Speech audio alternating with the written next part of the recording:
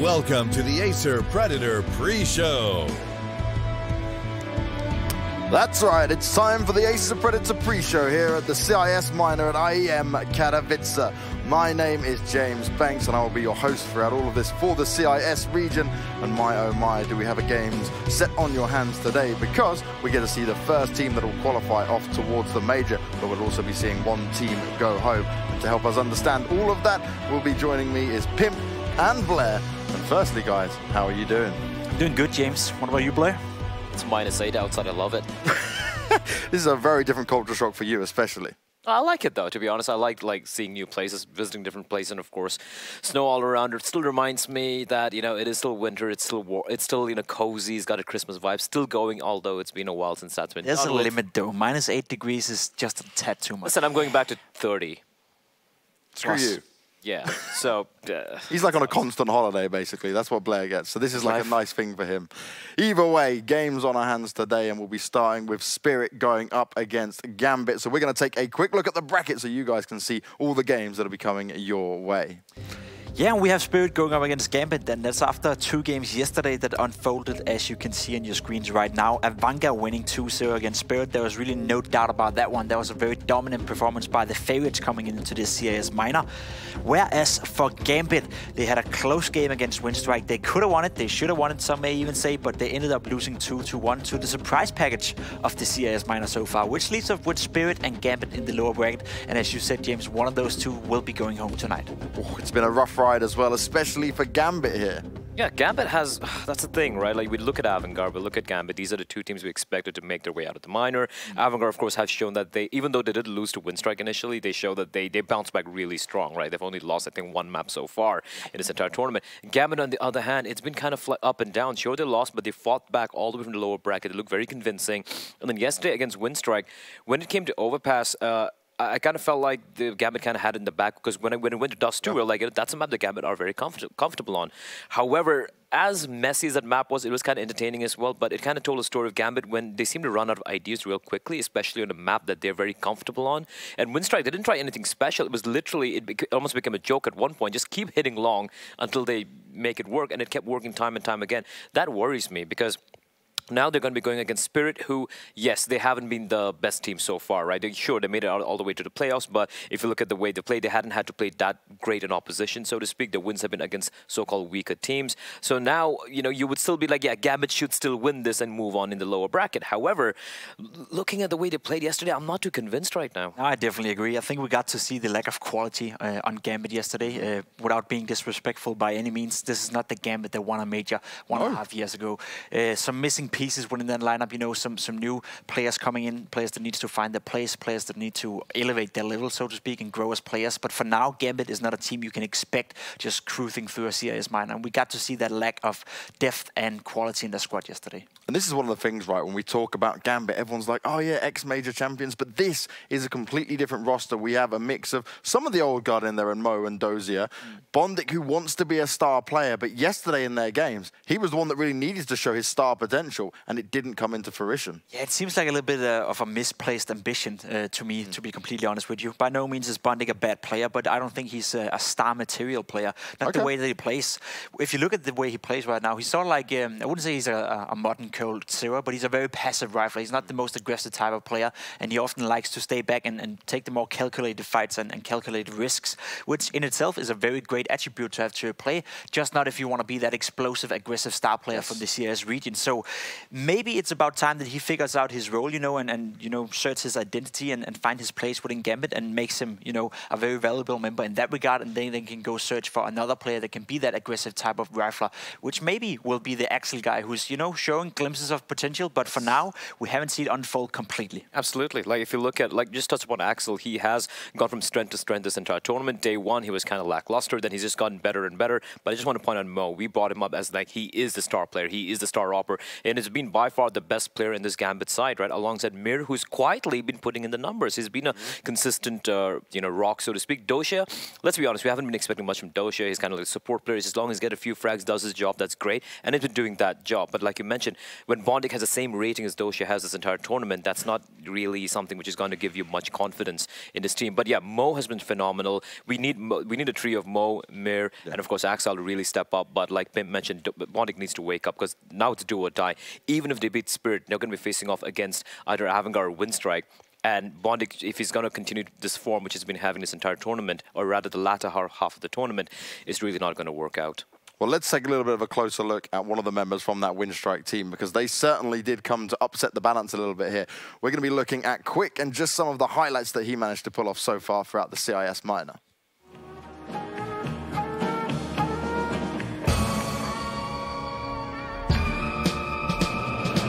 Basically, in the beginning of the round, our idea is to take long, and if we don't take long, I usually move either to city or ramp, and in the city, I usually play from information from Waylander, who's playing mid with me as well. I try to see what enemy throwing to the middle, and if either they molly the near corner or not.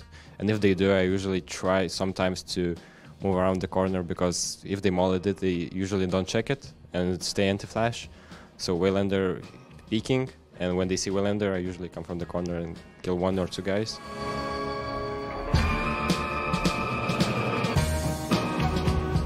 If it's too late, I usually just wait for Warlord to come, boost me on the box maybe. Or if Waylander dies and Norbert doesn't have a good position, we usually decide to save our guns, because it's hard to go out middle without any nades through the smoke. So.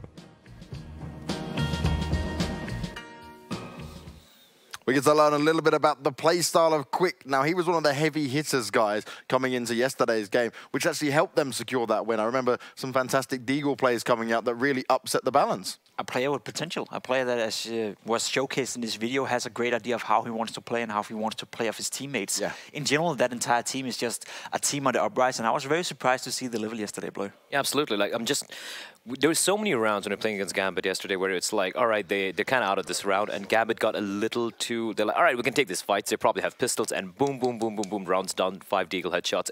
These guys are very, very sharp players, right, when it comes to just sheer individual skills and mechanics. And Quick, he was talking about how he's playing Dust 2, but keeping that aside, he's been such an instrumental player in this lineup, especially with his rifle work. And it's really cool. He's the only Lithuanian player in this lineup as well. Like, 4 Russians, Lithuanian. You don't really know about many Lithuanian players coming out and making a name for themselves. But Quick has quietly been one of the players to watch. Sure, you have Boomich, you have Warlord, you have Waylander, all known names, so to speak. And of course, Norbert as well. He's been a standout player. But Quick has been, I think, kind of like the foundation of this team so far. What are we looking, though, guys, real quick, to see from these players to ensure that they can make it the next step forward?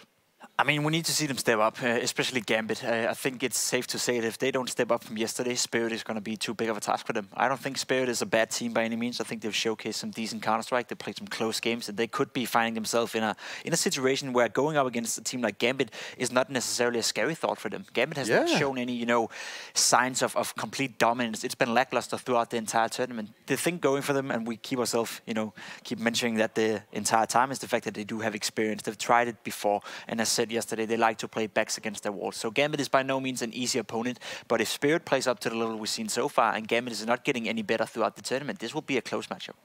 Blair, any final thoughts on that real quick? Yeah, not much to add to what Pim mentioned. I completely agree. This is Gambit's match to kind of lose. There's no scenario where I see them losing this particular matchup in a bad way, right? If you look at Spirit as well, they've only beaten like Nemiga and Simon Gaming. When they face off against Avangard, they got completely demolished. Like, didn't get double digit in either of those 2 maps. So just looking at, and Gambit in the meantime, they've played everyone because they came from the lower bracket, right? So everything is in place for Gambit to win this matchup. But like I said, what we saw from them yesterday was a little shaky. And if Spirit just able to shake things off and be like, all right, this like recompose ourselves, work on the weaknesses we had, and we can click and work on it, I think they might actually come out on top as well. I don't know.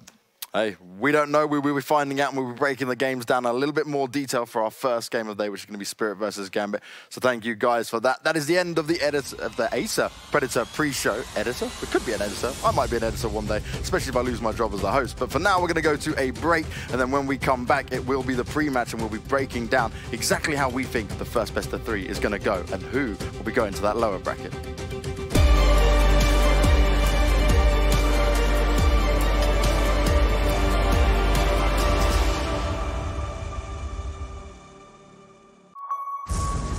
the champions of ESL One Cologne. Do you remember? Welcome to the Cathedral of Counter-Strike. Think you've seen it all? He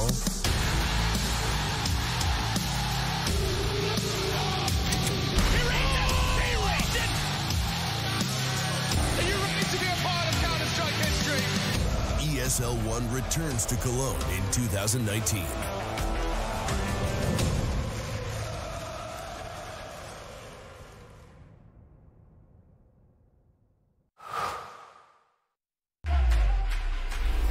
Think you can't capture a clutch in full resolution while streaming the play to the world?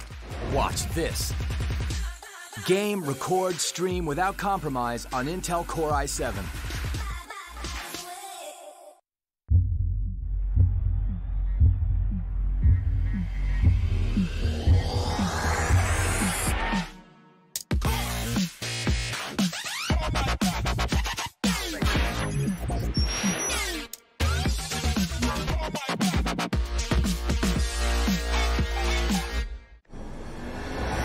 Synergy of brute strength, born of elite core power, to thrive under pressure in the most hostile conditions, and built to overclock.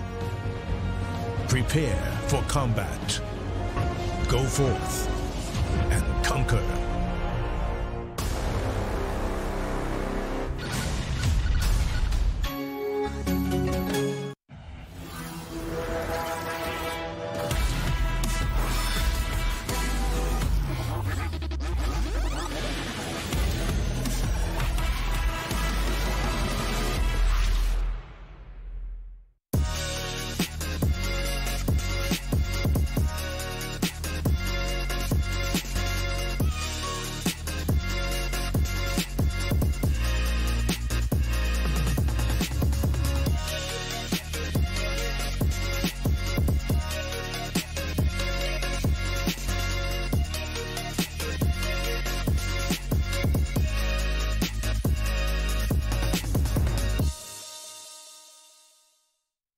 I've been there since the beginning.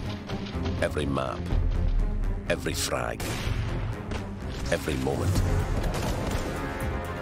I run, but I never hide. With knowledge comes power, and power is to be wielded wisely. Which is why, as the expert, I bet with Betway. If you know CSGO, then you'll know the best way to bet on esports is with Betway, for the love of the game.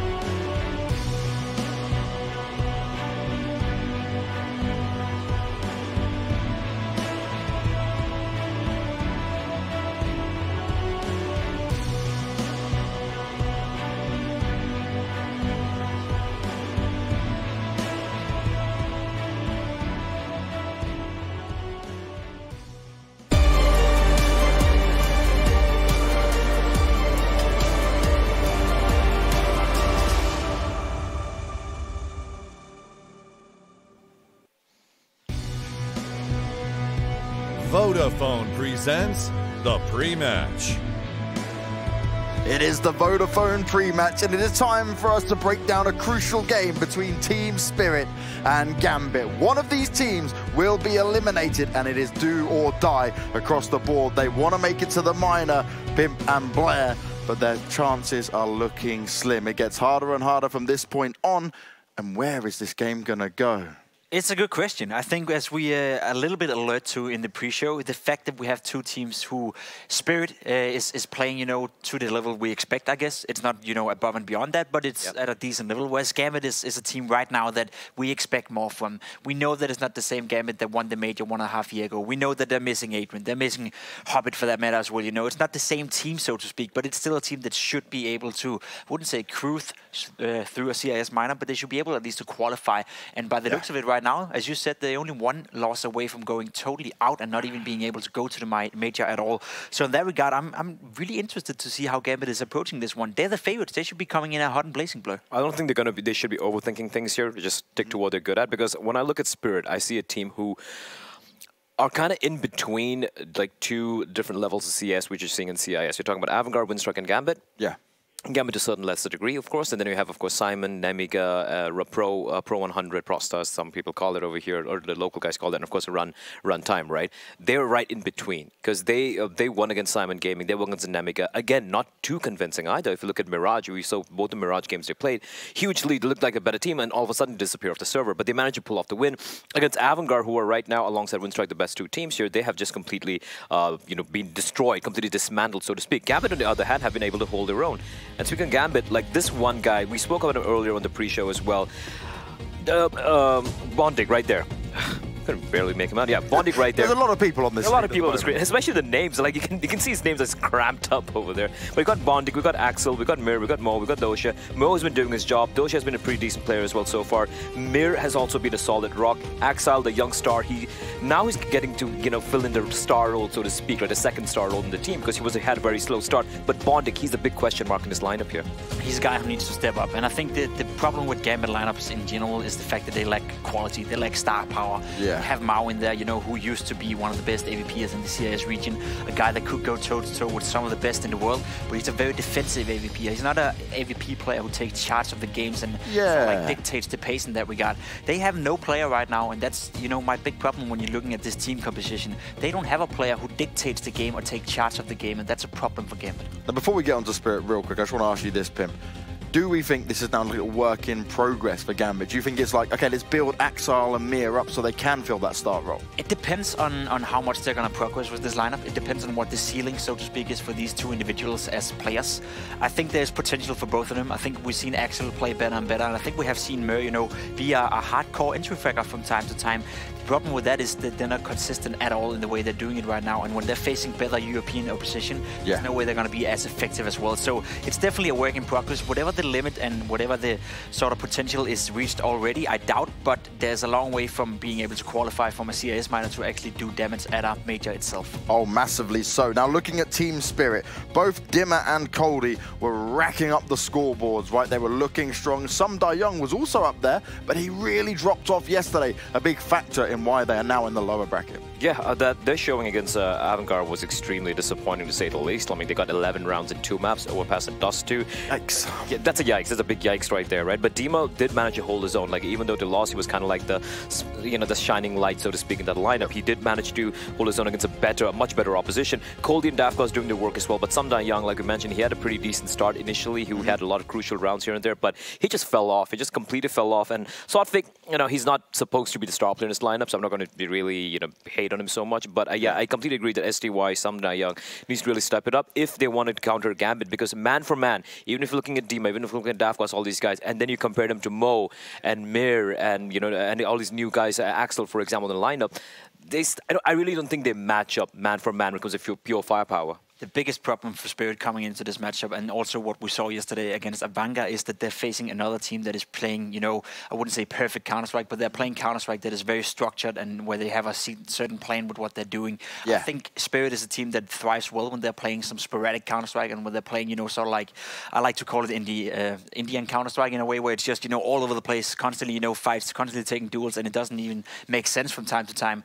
It's one of those scenarios where you then go in from having a mentality where you thrive in that environment. You're then facing Avanga, who's a very atypical CIS team who plays Counter-Strike in sort of, again, I used the comparison yesterday, like to Astralis, you know, they make zero mistakes at all. They try to minimize the mistakes by all means, and Gambit is sort of the same way. So I think Spirit will have the hands full in this one. It would be better for them if Gambit would play into the sporadic Counter-Strike, but I doubt they will. It also stop you there quickly, Blair, because I know you don't want to miss this one. It is veto time. So we are going to get into it, and we are going to see it, and we're going to literally have a little look at this in a bit more detail, right? Because a lot of these maps match up between these two teams. They're quite happy to play each other's style. That is true. But if you look at least the permabans here, I think Nuke and Train are going to be taken out of the picture. Here's why it gets interesting. Nuke is a map that Gambit's comfortable playing on as well, but Spirit usually go for the Nuke pick early on if given the opportunity. So Gambit usually goes to the Mirage bans, but now they're going to go with the Nuke ban. Train and Nuke taken out. I'm expecting to see a Dust 2 and Mirage coming out. I want Spirit to pick Mirage, even though they had a rough showing on Mirage's 2 times they played early on. It's a map that Gambit usually don't play at all, or they have a pretty rough record on, right? So I want to see this Mirage coming out, and it is going to be Mirage pick. And now Gambit. Now this is where are they going to go with Overpass? Or are they going to go with Dust 2? I'm not too sure, but I think the final 3 maps are going to be Dust 2 and Overpass, because both teams are comfortable in Overpass. They might let it through. I think Cash and Inferno is going to be taken out. Overpass comes through. Now, Dust 2. I'm not sure about this, Pimp. Like, I would allow Dust 2 if I was Spirit here. No, it would be cool to see. I'm just surprised to see Gambit picking into Mirage. I would have seen them go other ways. It was actually, you know, the other way around, so to speak. Gambit picking into to Mirage and Spirit picking into Overpass. I thought it would have been the other way around. Spirit, I know we've seen them play Mirage. It hasn't been too optimal, so to speak. It's been 2 close games in OT, but it's getting down to Dust 2 as well as the third map. It's getting down to the fact that I believe, you know, Gambit is the better team. I believe Gambit thinks they're the better team, so it doesn't really matter for them what maps they're playing, as long as they feel comfortable, as long as they can play their own game. And I think that's the right mentality to bring into a game where it is everything on the board. Let's not forget that loser of this one goes out. Loser does not even have a chance to go into the playoff minor with the other regions as well, whereas the winner is secured at least, you know, either a game for a spot directly into the major, or at the very least a spot at the playoff with the other regions that comes into play later on next week. And what I love about this matchup in particular is this is the true test of experienced lineups, right? We have the mix in there for Gambit, but the same thing for Spirit, like you mentioned. They stayed together for such a long time with a core roster here, and they are looking like a team that, against all adversity, they still able to battle back here. Yeah, they should be able to battle back here. And that map veto, like, it's very telling. It's 2 different styles of approaches. One is Gambit feeling confident. Like, we beat Winstrike yesterday on Overpass. Yes, he got a little sloppy, you know, at the end, you know, and also Winstrike kind of seemed to run out of ideas on the T-side quite early on. But still, they're feeling confident. Like, let's play this map. We are confident on it. We have beaten Winstrike. They're going to go with it. On the other hand, we have the guys from Spirit picking Mirage, a map where they usually go for it, but, you know, they struggled on the T-side, and it all went down to overtime both the times they played against lesser opposition like Nemiga, like Simon, but they had some time to think over it. They're like, all right, we can work on this, and the advantage they have here is like Gambit's not that good on this map compared to other CIS teams. So 2 different mentalities going into this. You know what, I'm glad you said it, because if our graphics are correct, it's actually the other way around. It was Gambit picking into Mirage and Spirit picking Overpass, which is what baffles my mind. Yeah. I don't know if I can confirm it was actually, so Spirit picked Mirage, Gambit picked Overpass. Yeah, the graphics were lying in there. Yes, the graphics confused you. It's fine, it was one of the... And I think that's confused with who chose the sides. That can be a little confusing, yeah. Anyway, it makes sense to see this map going down. And I think, you know, as you said, it's going to be a close one. It's going to be 2 different styles. The problem for Spirit, as I already alerted to, is the fact that they're facing a very composed team. They're facing a Gambit that is trying to play together, that is trying to implement team play into a region that is not necessarily known for having too much team play-based teams. So in that regard, I think it's going to be tough for Spirit, because we did see them yesterday against Avanga struggle a lot. Which is true, right? Like, this is something which comes down to like some of the more lesser-known regions like CIS and like Asia, for example, where many of these teams are used to playing a more loser pug style, a more free-flowing fragging style of Counter-Strike. What happens is when you play facing off against the likes of an Avangard or Winstrike or Gambit, a better opposition, so to speak, it's inbuilt inside you. You know, you're telling yourself, don't go for the 3 peaks, don't go for the solitary peaks, try to work the trade game, minimize risks. But when you've been playing so long against similar opposition in all these online leagues and, you know, all these local lands and whatnot, it's hard to break that habit. And I think that's what Spirit needs to do here. They need to break the habit. It's basically counterintuitive. right? And you don't want to play a game of Counter-Strike where you don't use your intuition and play a style of Counter-Strike where you feel comfortable. So that's, as you said, it's going to be a big problem for Spirit, I believe. Now, when it comes down to Dust 2, if we do end up getting there, right? For me, I looked at Gambit like, you are looking really solid on Dust 2 until we got to the game yesterday, and I went, okay, yeah, what is going on here? Listen, if it goes to Dust 2, Spirit just needs to rush along 15 rounds in a row. I don't think Gambit have it figured out, man. Like, it was painful watching Gambit trying to counter that. Just go A long, 15 rounds in a row. I think Spirit are going to be fine with it. We're talking about Dozier sat in pit, right, and then Mo just walking into his death because Dozier's like, oh, there's someone there. Ah, that does happen. Prediction times, though, guys. Which way do we think this is going to go? Is it going to be a 3-mapper? And can we really call who is going to be the winner just yet?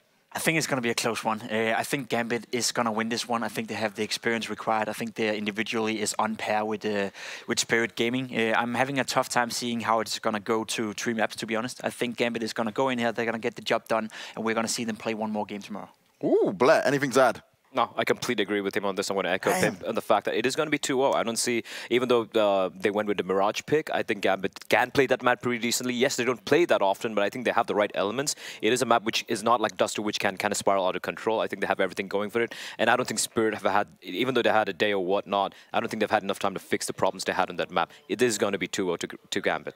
Wow, okay, the desk certainly thinks it's going to be a Gambit win, but it always depends on what Gambit shows up. But you know who else has showed up? Some of these epic commentary. It's going to be coming their way. It's going to be Scrawny and Launders. Guys, take it away. Andre. Thank you, gentlemen. I'm back, Launders, and so are you, and we've got more CIS action, folks. I had to put on my fancy pants today because we are crowning the very first new challenger of IEM Katowice 2019. It's exciting stuff, and I can't wait to get into it. We've got a very, very confident analyst desk this morning. Must be that coffee flowing through them. It's overflowing at this point, because honestly, I don't think Spirit are going to go down without some kind of a fight. Now, Avangard tore straight through them. We didn't see anything at all, and that's what I'm going to be left asking myself is, you know, if they didn't even give us anything to talk about yesterday, how can they be completely written off? That's a tough one. I think Winstrike were a really good team, so they made it tough for Gambit. They maybe made Gambit uncomfortable and look worse than they would normally play. And I think after some conversations that Gambit probably had yesterday, I'm sure they'll fix a lot of the fundamental stuff that they were doing wrong. Right. I feel like if it actually does go to Dust 2, Gambit shouldn't lose, at least not in the same fashion that they did yesterday. And it'll be a tough bout all the way through for Spirit to be able to take this over the line. Gambit, again, have the experience, and you would hope that each team is getting better day after day at the minor. Yeah, I mean, that's specifically what we saw with Avangard coming into this before the group stage even began. You know, a lot of eyes were on Avangard to just kind of sweep this minor through and through. We saw that shaky winners best of 3 versus Winstrike, and yet yesterday, my God, did they turn it on. So if Gambit can turn it on as well here at the beginning of day 4, then maybe these Betway odds will skew the other direction. But for the start of the series, Spirit actually have a slight edge, 1.7 roughly to 2 point something. Launders, it is time. It is time. Let's get into it. Here we are on Mirage Map 1, and it's Gambit's map pick, is that correct? Yes. Gambit's map. I'm going to double check, but no. Going back and Spirit's forth Mirage, Gambit's Overpass. Spirit's Mirage, right, okay. Okay, so Gambit here playing on the CT side. They've got 5 armor. They don't have any kits on board. They've got 3 players dedicated to the A site, though, so they're ready to hold. Got a little smoke towards stairs. Bondik ready for him to come in, and some Die Young with a flying headshot to kick off the morning. Oh, though, he's got a double. Tapping away for the third, can't quite get it, but at least he's still alive, and he's completely delayed this play for Team Spirit. Their smoke grenades begin to fade, and that's going to throw things in question, except rather than trying to retain bomb control, they just go on the charge. They straight offend the 2 CTs over towards Connector, pushing it onto Axile, who is not falling into his spawn. He's going to stick around a bit longer, continuing to tap away, damaging Dav cost down to 19, but the bomb plant on the other side of the box does come through. He's been given ample opportunities, and so they strike him down. Enough's enough, says Spirit, as they'll take this first pistol. I'm surprised that Spirit actually won after those 2 shots that Mo hit, and it seemed like the bomb was not going to get planted, but the trades came out, and again, as you mentioned, pushed through that jungle and stair smoke to get their frag. So now, Team Spirit are going to be buying up. They have a couple of SMGs so far. Davcost, we don't know if he's going to stick to that USP. We saw him do that in a previous round. So that, yeah, the recovered USP is just going to keep it for himself. And Gambit have invested absolutely nothing. Smoke goes into the window. Mo peering here to top mid. It's going to try to do some timing spam. And there was a stack from Gambit over on the B side. It's unclear as to whether or not Spirit are actually going to meet them here. Or on the A side, excuse me. Seems like that might be the case. Smoke to top connector. Softfit clears things out, and now they're actually moving up Cat. Good redirection there. Gambit, they did have the conga line moving quickly.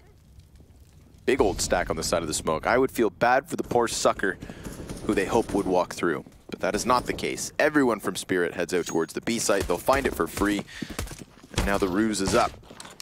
Davcost even spotting bodies back behind them. Not even a reason for Davcost to take these fights. They still got the SMGs in play. Just go ahead, lock down those choke points, and they've got control of everything else.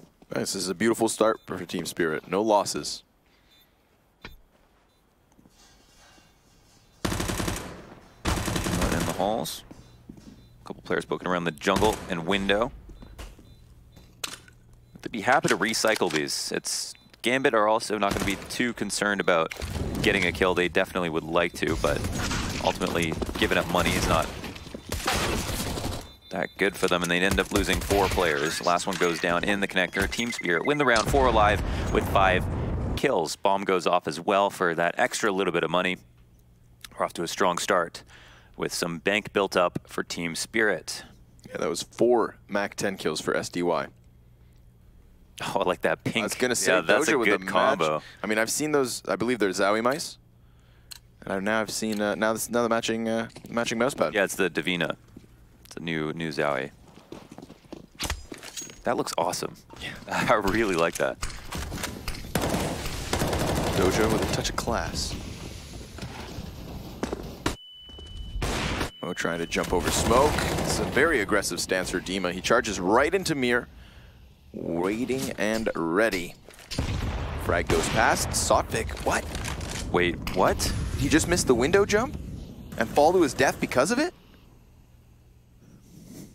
I don't know, but it's the round's turned on its head already. There's 2 players up for Team Spirit. They have window control and Davcost and connector, but 5 alive for Gambit. And we have no idea where that kill just occurred. It happened at the bottom of mid, but the question is how exactly? Yikes. Coldy, 43 health, last man up. So from a clean sweep and almost flawless round in the previous to an absolute halt.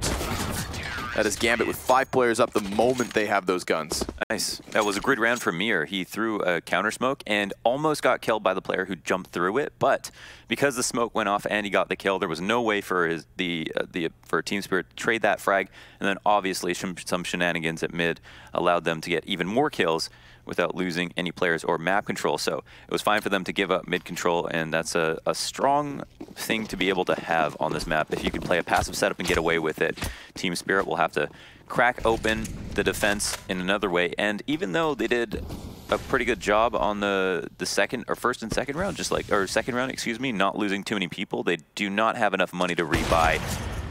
Almost grab Mo, however, as he's forced to fall back through the connector smoke, and seems like he's got a few T's on his tail. Good utility usage just to keep Spirit back. You can see Gambit getting closer and still remaining curious in Bondic's top mid peak.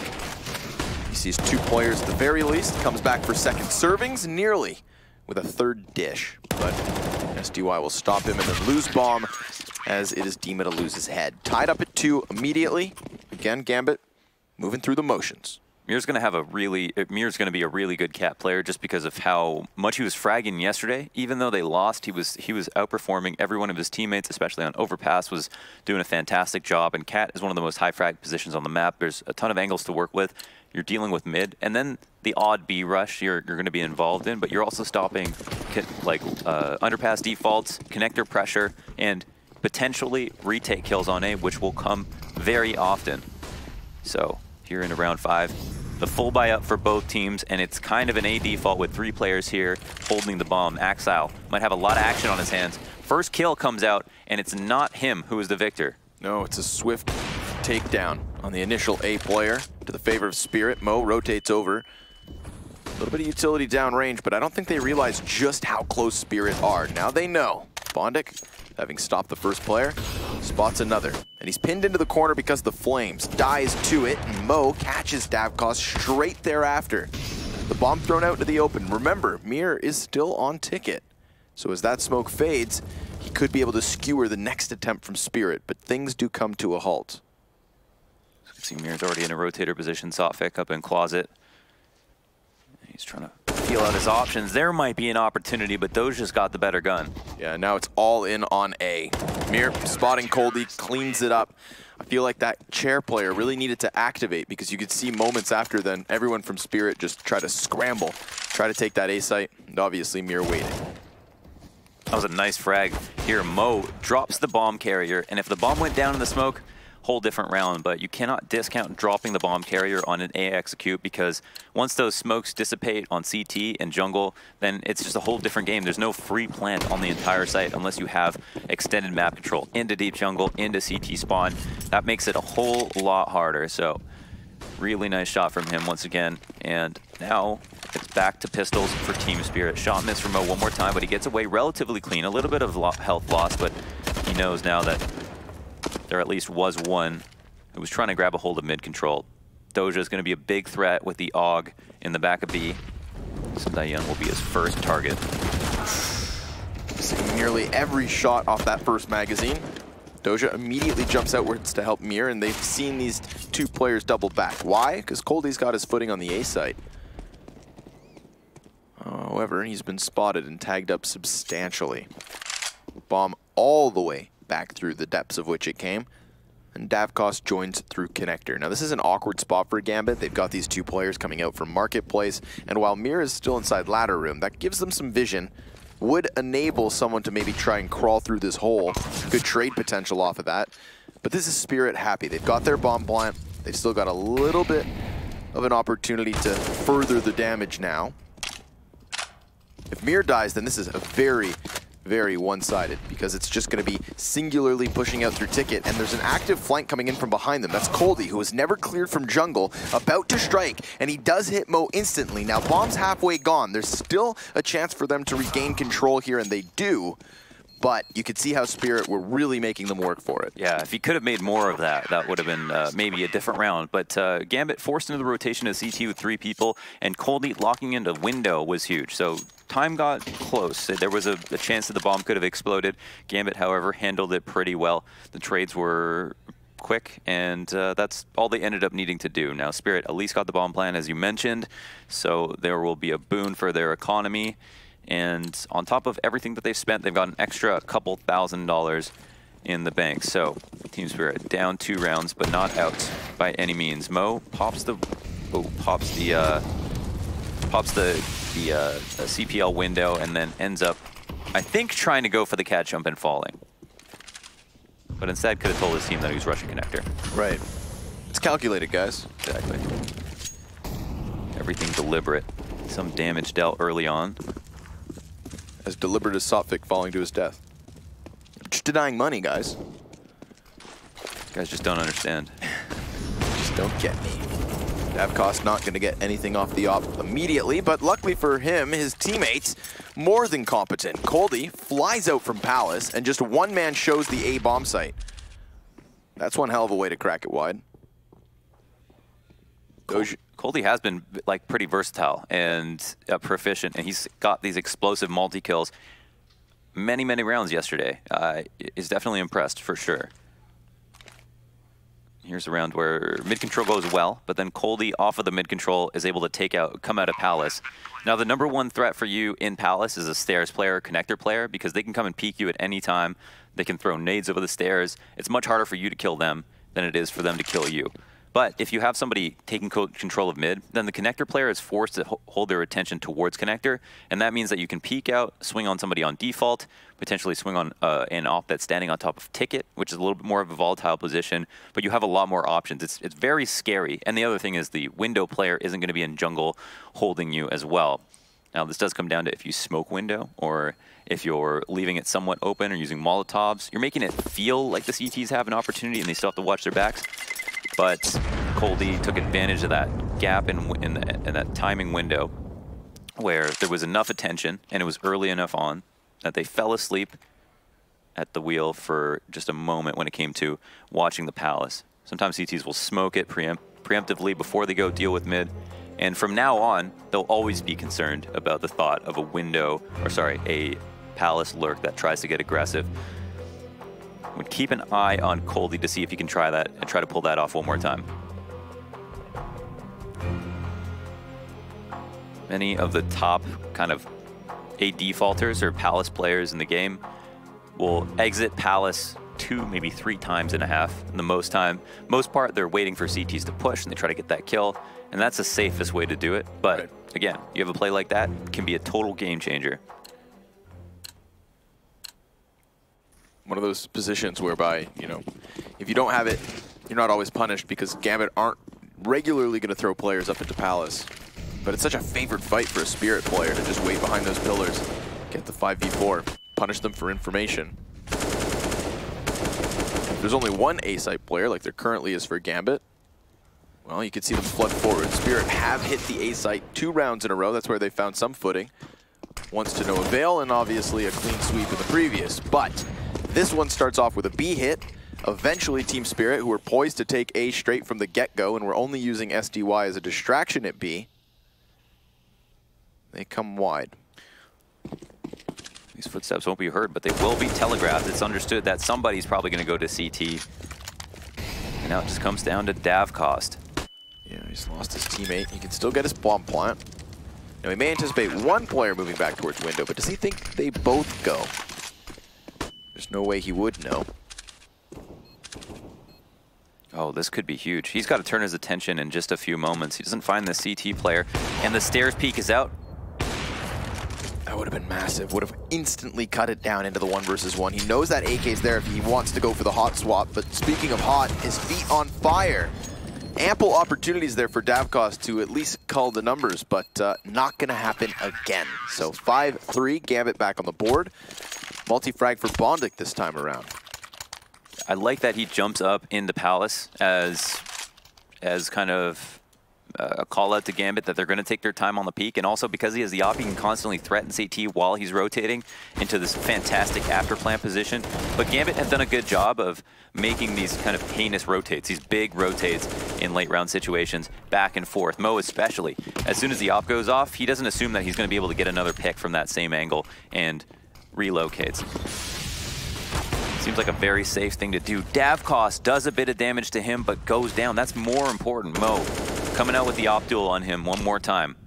4v5, Cold-E's activated his lurk. That was a nice shot. Actually, Mo is actually ripped already. Cold-E nearly finding him the headshot onto another, but his position known. Almost finding Bondik too.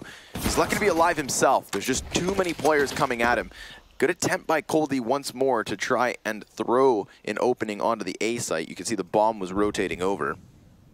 Meanwhile, Team Spirit's so split up across the map. Their demise yesterday versus Avangard was the consistent economic resets throughout all of the halves we saw. And already, this could be poised to happen yet again. We're only 8 rounds deep. Full passive setup for Gambit, and they're going to be happy to give up window control. The only important player here is Bondik to watch the back of the window. Basically doesn't have to move for the rest of the round. He can call if somebody crosses into jungle or kill the person that's actually jumped into window. And apart from that, Axile can be safe. Never has to watch his back or be concerned of the thought that a CT has passed their defenses. Now, there's some pressure applied to A, and you can see the rotations have started to swap, but Doja will pick it up. Yeah, finds the headshot on the Yogg. Exile's op firing off, could draw one into Bondik, but SDY takes the top side of Ticket, nails the 2K. Good on him. Unfortunately, he's left alone. 12 and 5 in the current moment, 100 HP, and 2 CTs trying to barrel towards him. He jumps back behind the silos. They're making a ruckus, so he knows they're right here. He could still do it, and he does! 3 headshots, 4 kills, and he cements his team back with a 1-round deficit. Look at Gambit's cash. This one back and forth already. That's one crazy round by Sumdai Young. They seemed like they were not all that impressed. Like, okay, we maybe lost some rounds we shouldn't have lost, but what an insane performance from him. Such fantastic spray control, and the 1v2. The only reason the round got close was because of his initial 2K, and then he had to clean up the pieces at the end of the round as well. So going above and beyond here for their minor life. Pretty crazy stuff, and the amount of damage that's been dealt to Gambit has paid off in dividends. They're now saving. Mir, the only player with half armor. Team Spirit have gone back to this kind of spider webby mid control where they try to keep it somewhat loose, have 3 players in the general area. And they're treating it like an anti-force. Moving up Cat one more time. This is what they did on their first anti-eco of the half. As they seek to find out Mir. Sotfik takes him down, but there's 3 players back on the site, now 2. Mo's angle isn't good enough, and Doja will get mollied out of position. He does. Easy cleanup. Good sweep from Spirit. Excellent anti-eco is just another notch in the belt in terms of making this half hard for Gambit. I think it's kind of important that a guy like Sumdai Young has this this heavy impact at a very crucial game. You know, we talked about how long this core of Spirit have been together, joining the organization on the 9th of June, 2016. You know, it's not often you have a team now, exactly, right, be together for so long. And yet it was Sumdai Young who was this last injection into the lineup, only joining in 2018. So he's been here, right, and they've already attended the most previous minor in the new challenger stage. Tom made a great joke yesterday. I think he went 0-13 on Dust 2. Yeah. And they said, oh, Sumdai Young got 0-13. And Tom said, well, Sumdai a lot. Couldn't kill either. But he went home and deathmatched. Right. Right. He popped some heads and did 1,000 kills in aim bots. And now he's back. He's ready to game again. Yeah, for someone who goes from 0 kills in 14 rounds to now keeping Spirit in control of the situation here on map 1. The day long from over, as is the journey. But regularity so far is SDY's ability to crack open this B site. We've seen him sent here alone at times when Bomb is sitting outside of A, and we've also now seen him charging forward on a very real entry. Gambit still have, or had, excuse me, one piece of the puzzle. Mir was inside of the smoke, but he's been found out. Bombs planted 2. Axile was just meant to get into position. That would have activated the marketplace players if they wanted to force this retake, but now that they've lost him, it's over. Spirit will take a lead. They would take a lead, and Gambit bought down to 0. Everything they could have. And oh no, the op goes down for Mo as well. They'll try to reclaim it. Bondik pretty close, but it's an opper posted up, waiting for him to cross to press E on that gun. And we've also got Sotfik coming up the A ramp to stop him from another angle as well. Bondik, what's he going to do here? I mean, maybe goes for it when the time has finally ticked down to the bottom of the bomb, but it looks like he's about to get flanked. Sotfik takes him out. All players dead for Gambit, and that was just a couple of a lot of things that went wrong that round. Mir had a really interesting way of trying to get back into the B site by sitting behind the cat smokes, throwing a smoke forward, and then pushing toward default, but they spammed him through it because they had that awareness. Now, Axel had this big flank, as you mentioned. It was 3v4, but if he had gotten up into the B apartments, could have potentially got one of the last people who would be alive in the post plant early, and then they could have had a retake. Again, Team Spirit did a ton of things well there. And now they have an option open on B. So far, we've seen a pretty good lurk strat from Goldie that allowed them to win a round at A. They seem very comfortable and adamant about going for mid control in the early round. And now they've opened up B site with kind of a full execute that they've seen work well. They take a small lead. Sumdai Young up to 15 kills. Wow, on top of the 4K with the 1v2 spray down, he's got 15 kills. So that was not an anomaly for him. It's a tough way to start a round. Mo getting knifed. I think it was a left click to the back. It's a combination of things that you could do, right? You could do right click to the front, left click to the front. Right click to the back is obviously the worst. That looked like a light swipe. Thank God it's reduced damage. Yeah, really. On your teammates. It was such a soft sound as well. Almost sounded loving, you know? there's a Palace flag. Gonna be found out though. Sophic ready for it. Mo furthered down the rabbit hole. Loses HP, but grabs an AK. So it's not all bad at the end of the day. Bomb will work its way into the B site, just making sure they meticulously clear corners. You never want to run into a stray 5-7 or have a corner unchecked, and that be the place where they reside. But outside of possessing a single AK, Gambit do nothing more in this round. And this was what I was talking about. When we came into this match, like, I think it's very, very easy to kind of mentally write off Spirit with the way they were dismantled yesterday by Avangard. But even Pimp, after the result of Avangard, said it as well, that, you know, Spirit had some promise in certain rounds. Like, Spirit just weren't able to give us a showing. That's why I was a little surprised to see him so confidently write them off this morning, because just yesterday he was saying that, you know, this isn't necessarily a result, the 2-0 of Avangard, of course, that says Spirit is bad. It just shows us that Avangard, who a lot of people favorited, did kind of turn back their form and get into control of the situation. I didn't have much context for the loss versus Avangard. Just looked like they got destroyed, and because they had lost to Windstrike in the previous day, I assumed that Avangard were not totally infallible, and the fact that they destroyed Spirit, who were another team that you rated very highly, that spoke so much to their form, and so little of Spirit's form. But again, there was some rounds to look forward to. I think it's mostly just the map pool here, and then also the thought that Gambit will have the experience to help toe the line when it matters. Yep. I mean, well, this is something that couples nicely when you consider the longevity of this roster for Team Spirit. They've been in the top 3 and top 3 of the CIS minor for the last 3 of them, qualifying again for the next stage twice out of the 3. The only people they fell to was Windstrike for E-League Boston. You can take that into consideration, that there's no real reason that they shouldn't keep that form up. Sure, they're versus Gambit, but it's not like Gambit have convinced us in any of the series they played this week.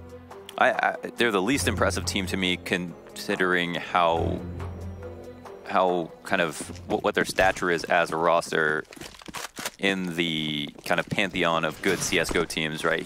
Gambit just played so unimpressively bad yesterday, and had so many things they couldn't figure out, even versus a team who looked unprepared. You know, we were on the bus yesterday with the Windstrike players, and if you guys missed it, it was Dust 2 where they kept rushing long, and the Windstrike players on HLTV reading that people were calling them long strike because of the amount of times that they went long.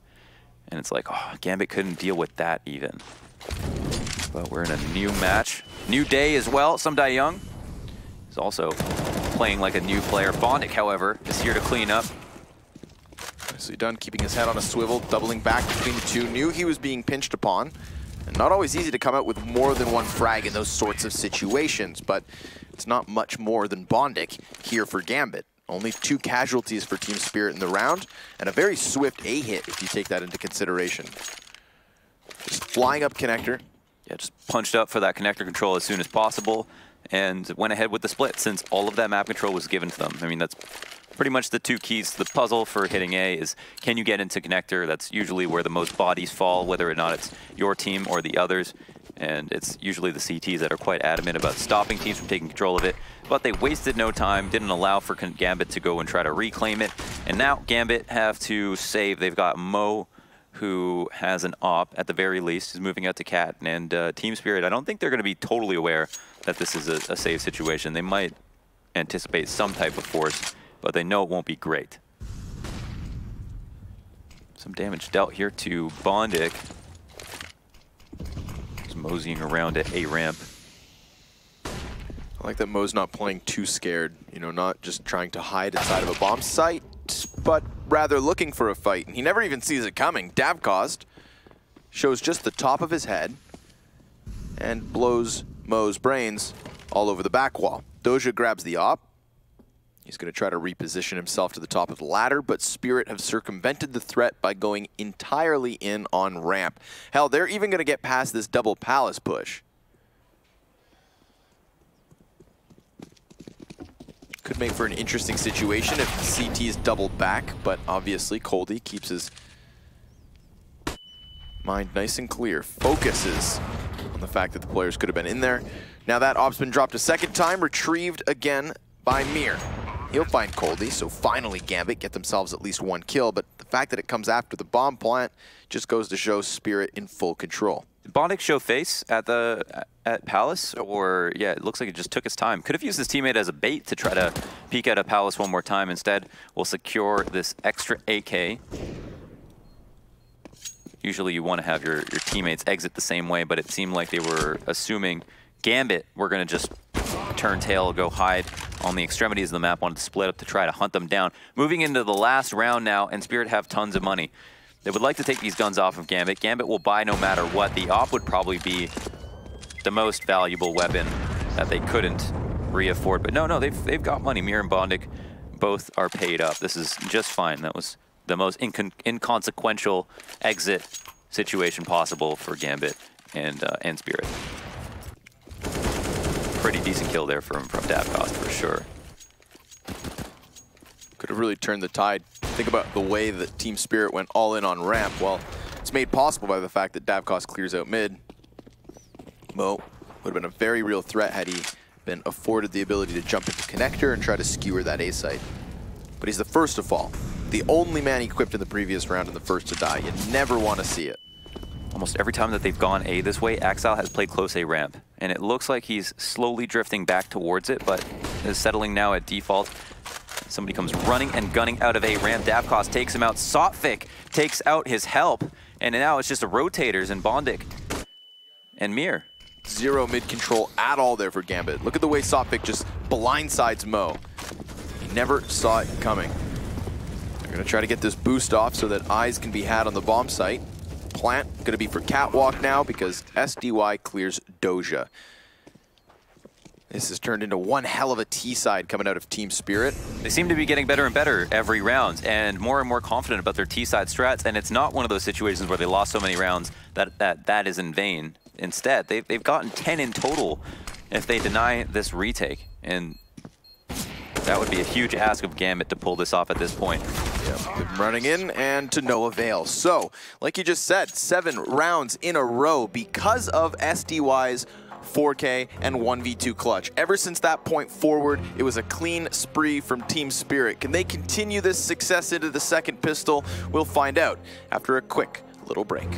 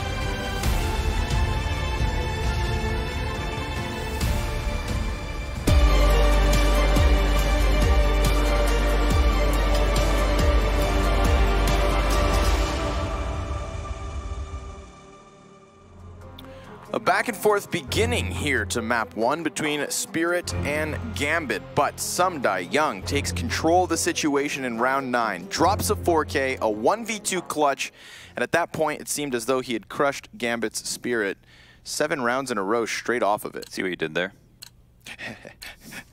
And yesterday we had the same thing happen to Gambit where they, I can't remember what it was an eco that they just never bounced back from. And you could see how the mentality could play a factor. Honestly, Gambit looks so close to Spirit and even slightly better there on the T side, in the CT side in the beginning of the first half. And how quickly, how far away that seems now as Gambit have only got 5 rounds moving into half number 2. Pistol would certainly help their comeback affair. This is big that Sumdai Young does not fall off after spotting. He runs the risk of dying up there, but because he had the flash setup, he's got more confidence in staying and taking that fight. And now they've got the information that it's not going to be a direct B hit, and he can peek whenever he wants. Let his teammates know that they can rotate. And Dimas here from the top ropes to even put pressure on the T's if they go up connector. Yep. Smoke grenade's not even going to completely block him off, and Coldie knows exactly what's up. Davkost in the corner, welcoming them inwards, but he's not going to find himself a kill. Finally, somebody gets one for Team Spirit. Slowing down slightly, Coldie throws himself into the mix. I mean, there's been ample opportunities for these Spirit players to hit headshots. You can see that with the damage done to Gambit. They just haven't managed so far. Sotvik, 100 health, his teammate only 9. So you can see a very real issue here for Team Spirit is just the fact that they knew exactly what was coming their way, couldn't seem to do anything about it. And Gambit, on the other hand, got the team ace. Everybody contributed, so there was just a sheer lack of frags for Team Spirit, who, again, as you mentioned, had so much information going for them. Rotations look solid. And instead, the bomb goes down, Gambit pull it off, and we'll get to see maybe a more full T side. And I'm happy about that. That should make the game more exciting for sure. It'd be nice to see it as well because so far, you know, we've been praising the CT sides of Gambit. That's where they've made their wins happen. The T sides have been the struggle. So if today was the day they would break said curse, it would just allow for us to believe in them a little bit more. Nobody has a good gun on the server for Gambit. It's 3 MAC-10s and 2 Galils. Up against USPs, it should be no problem, and they want to seem to hunt down this MAC-10. They'll eventually find it. Doja assisting Davkost and killing his teammate. But it's now just Sotvik in the window. All hope is lost. He should be doomed. And props there to Mo, really making fat stacks with that MAC-10. So I'd love to see his op come into play sooner rather than later. He was a beast on Overpass with the cannon just yesterday. Should be a tall ask for Gambit to come back into this map just because it is Team Spirit's map pick, and they also had a sizable, very respectable lead coming out of the first half, but the pistol round makes it a whole lot easier. They've collected some money. They do spend quite a bit more trying to buy back into these better guns. I don't know if they upgraded their MAC-10s. That's an interesting decision. They only lost a single player last round, but still decided to upgrade. Spirit players all have M4s, 2 AUGs on the board. Big map, a lot of long angles, totally AUG friendly. There is Sumdai Young with the Tonka truck skin. Yeah, man, that thing is ugly.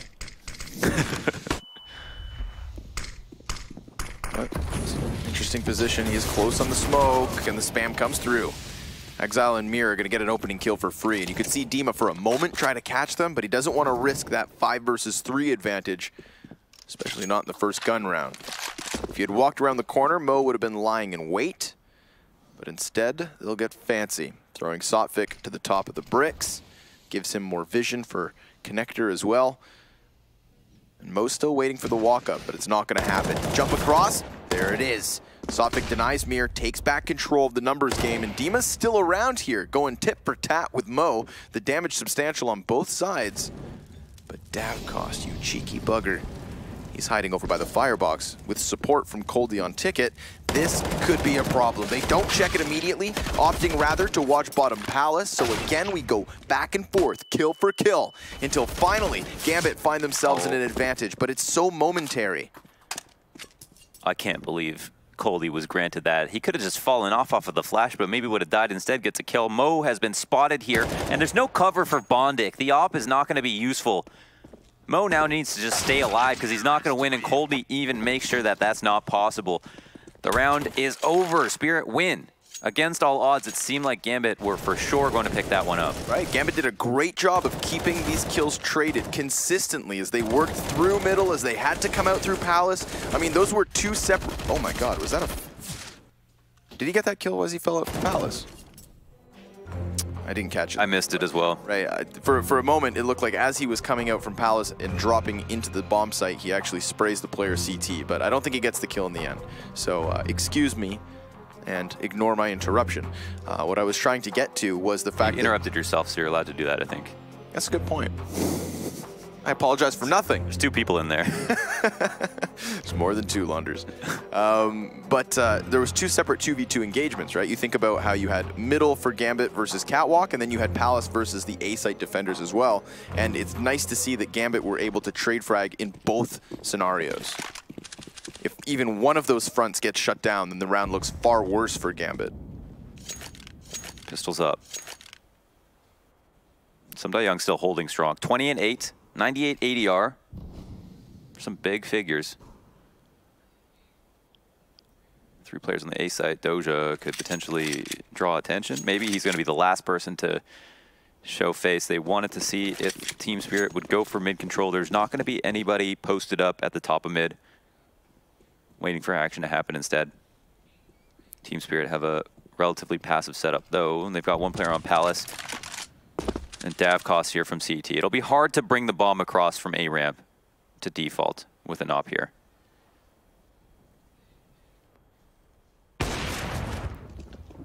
Coldy dinked immediately, so good little assist there between Mir and Mo. However, unfortunately for the rest of Gambit, they still have to trickle past the sniper. The rotators are confidently coming over, obviously.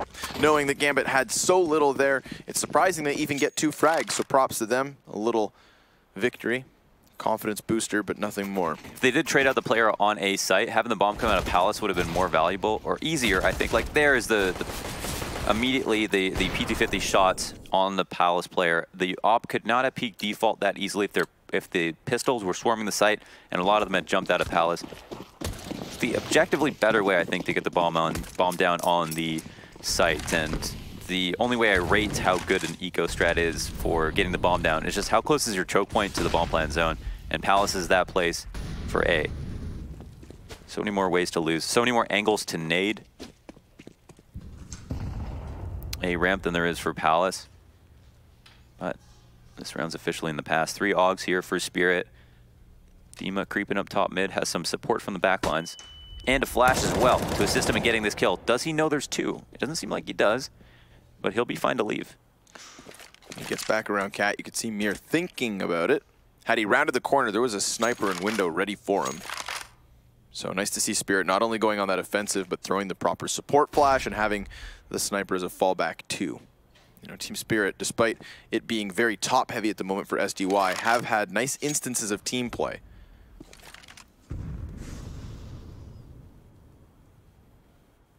A lot of roaming going on as the C's are very spread out. With 45 seconds left, they've not only got to recollect the bomb, they have to decide what bomb site they want to hit. And it seems like they're aggregating towards B now, so Sotfik could be the man of the hour. He'll be jump spotting and try not to die. This is the best case scenario for him. Here's the op. Knows that with time remaining that they're probably going to be hitting the site and is now prepared with his AUG. Yeah, smoke and a flash from the support of Catwalk. Immediately catching Mir on the edge of the smoke, and he doubles down into Doja. Sotfik holding the line. More bodies starting to line up for him. The support's rotating over, and this is Team Spirit locking it down on B. No bomb plant and only 1 kill. Again, the most minimal of accomplishments for Gambit. Absolutely. No bomb plant. It's just the worst case scenario, and they were lulled into a bad decision because they couldn't get anything done with their individuals. They lost a player, and they fizzled out in the round. It's looking grim for Gambit as they lose another round. 13 here for Spirit. And they're going to earn themselves another eco round, or it'll be Gambit to try to force up or half buy to make it a bit more competitive. And because I guess they haven't actually gotten 5-round loss, they don't even have that much money to work with. No, it's just going to be upgraded pistols. Oh yeah, they've bought a lot of Deagles here. I feel like this is kind of indulgent. You're not going to... I think you get diminishing returns out of buying 5 Deagles as opposed to buying like 2, and then having some players who have a P250 and a flash or smoke to support to actually close the round out. I mean, hey, maybe they'll be able to get the picks. But I personally feel like the Deagle is expensive enough that it's hard to justify 5 players buying it or 4 players buying it, especially in a match setting. Yeah, the question always is, what's better, 5 unsupported Deagles or 2 properly set up ones? In this case, there's an argument to be made for the latter, because you see Mo with his just peek into the windowsill. Ogg's going to take that duel any day of the week. And Coldy catching Mir as he tried to creep out from ramp means we now have Spirit with twice the score of Gambit and only 2 rounds away from a map 1 win. 0 pauses left for Gambit after this one. Not many chances either. And because of the indulgence, nobody's actually decided to save up for an op, and that might just be a stylistic choice. Mo is going to be rifling this round. Gambit look slightly agitated, a little frustrated. Don't know if they had a good breakfast. Got a good hotel gym breakfast. Yeah, did you? You had a good morning, good routine this morning, Launders? Yep, definitely. Glad to hear it. 3-course breakfast. I woke up still full from our delectable Indian delicacies last night. It's true. Man, that was, I mean, we had the pleasure of going to an Indian restaurant with Bleh. In Katowice. Yeah, and Bleh is, you know, he's from where, Mumbai? I think so. No, Bangalore. Sure. Yeah. So he's from there, you know? So I don't even know. I've only had my mother's Indian food, which I rate, you know, 5 stars on Google. But in terms of restaurants, he knows best. Well, let's see if Gambit know best off of the pause. They should have been able to figure something out, and they go for the top mid clash. Does give them a man advantage straight out the gate.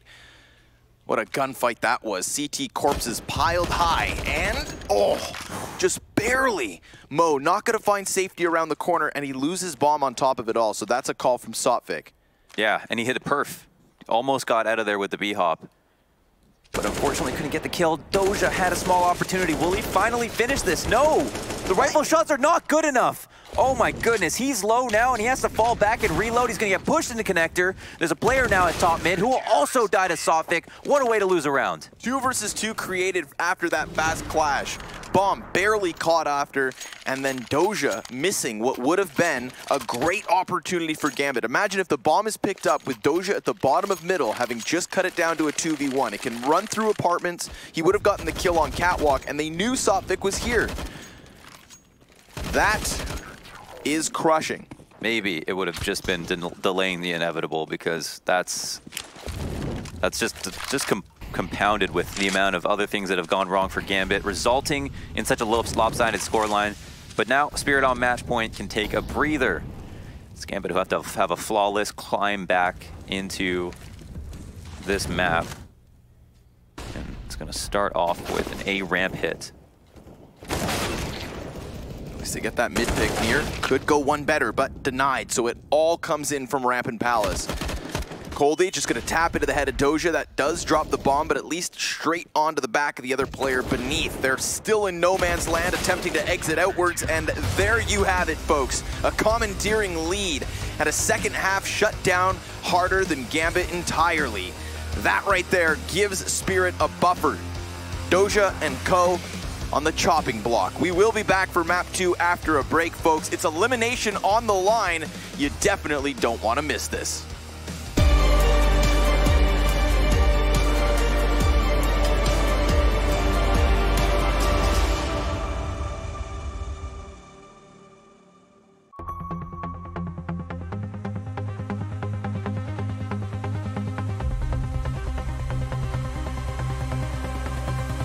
One more time. Are you ready? Let's get it on!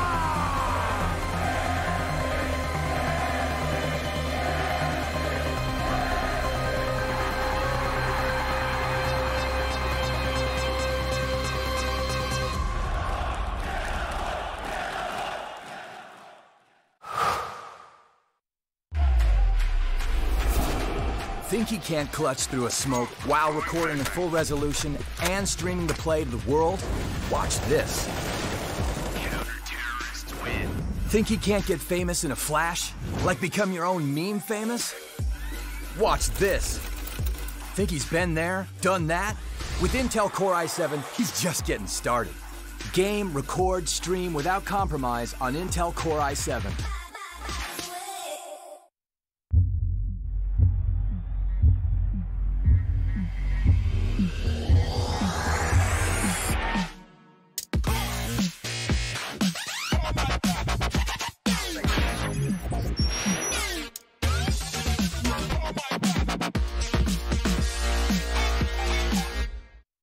Prepare for combat. Go forth and conquer.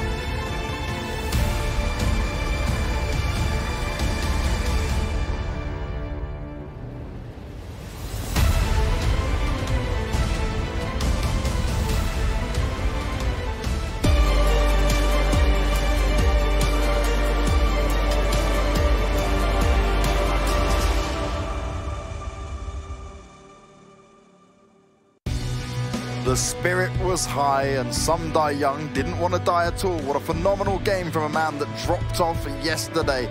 We will be breaking down what we just saw here on Mirage, which was a lot better from Spirit, right, Pimp and Blair, because previously they just forced themselves to overtime in games they could have closed out earlier.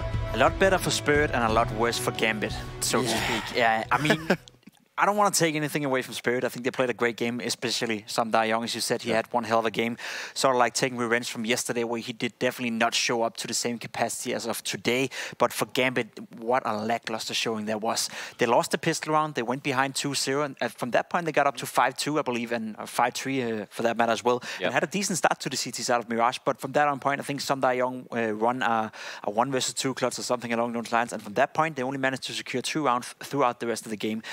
Looking lackluster, looking like they had no idea, no plan, no tools sort of to open the Spirit defense at all as well on the T side. So overall, very lackluster for Gambit. It seems to me that Mirage is not a map they want to play at any opponent at all. Which is surprising, right? They were contesting mid earlier on. They were taking the fight. But I think after that clutch, like you mentioned, after the 5-3 mark, something like switched off in Gambit's head. They kind of started playing extremely passively. You see the number of times they went for the A hit, and like 10-20 seconds into the round, they already, like Spirit already had connector control, pushing in, wrapping around, getting those kills, and just taking over the site so many times, right?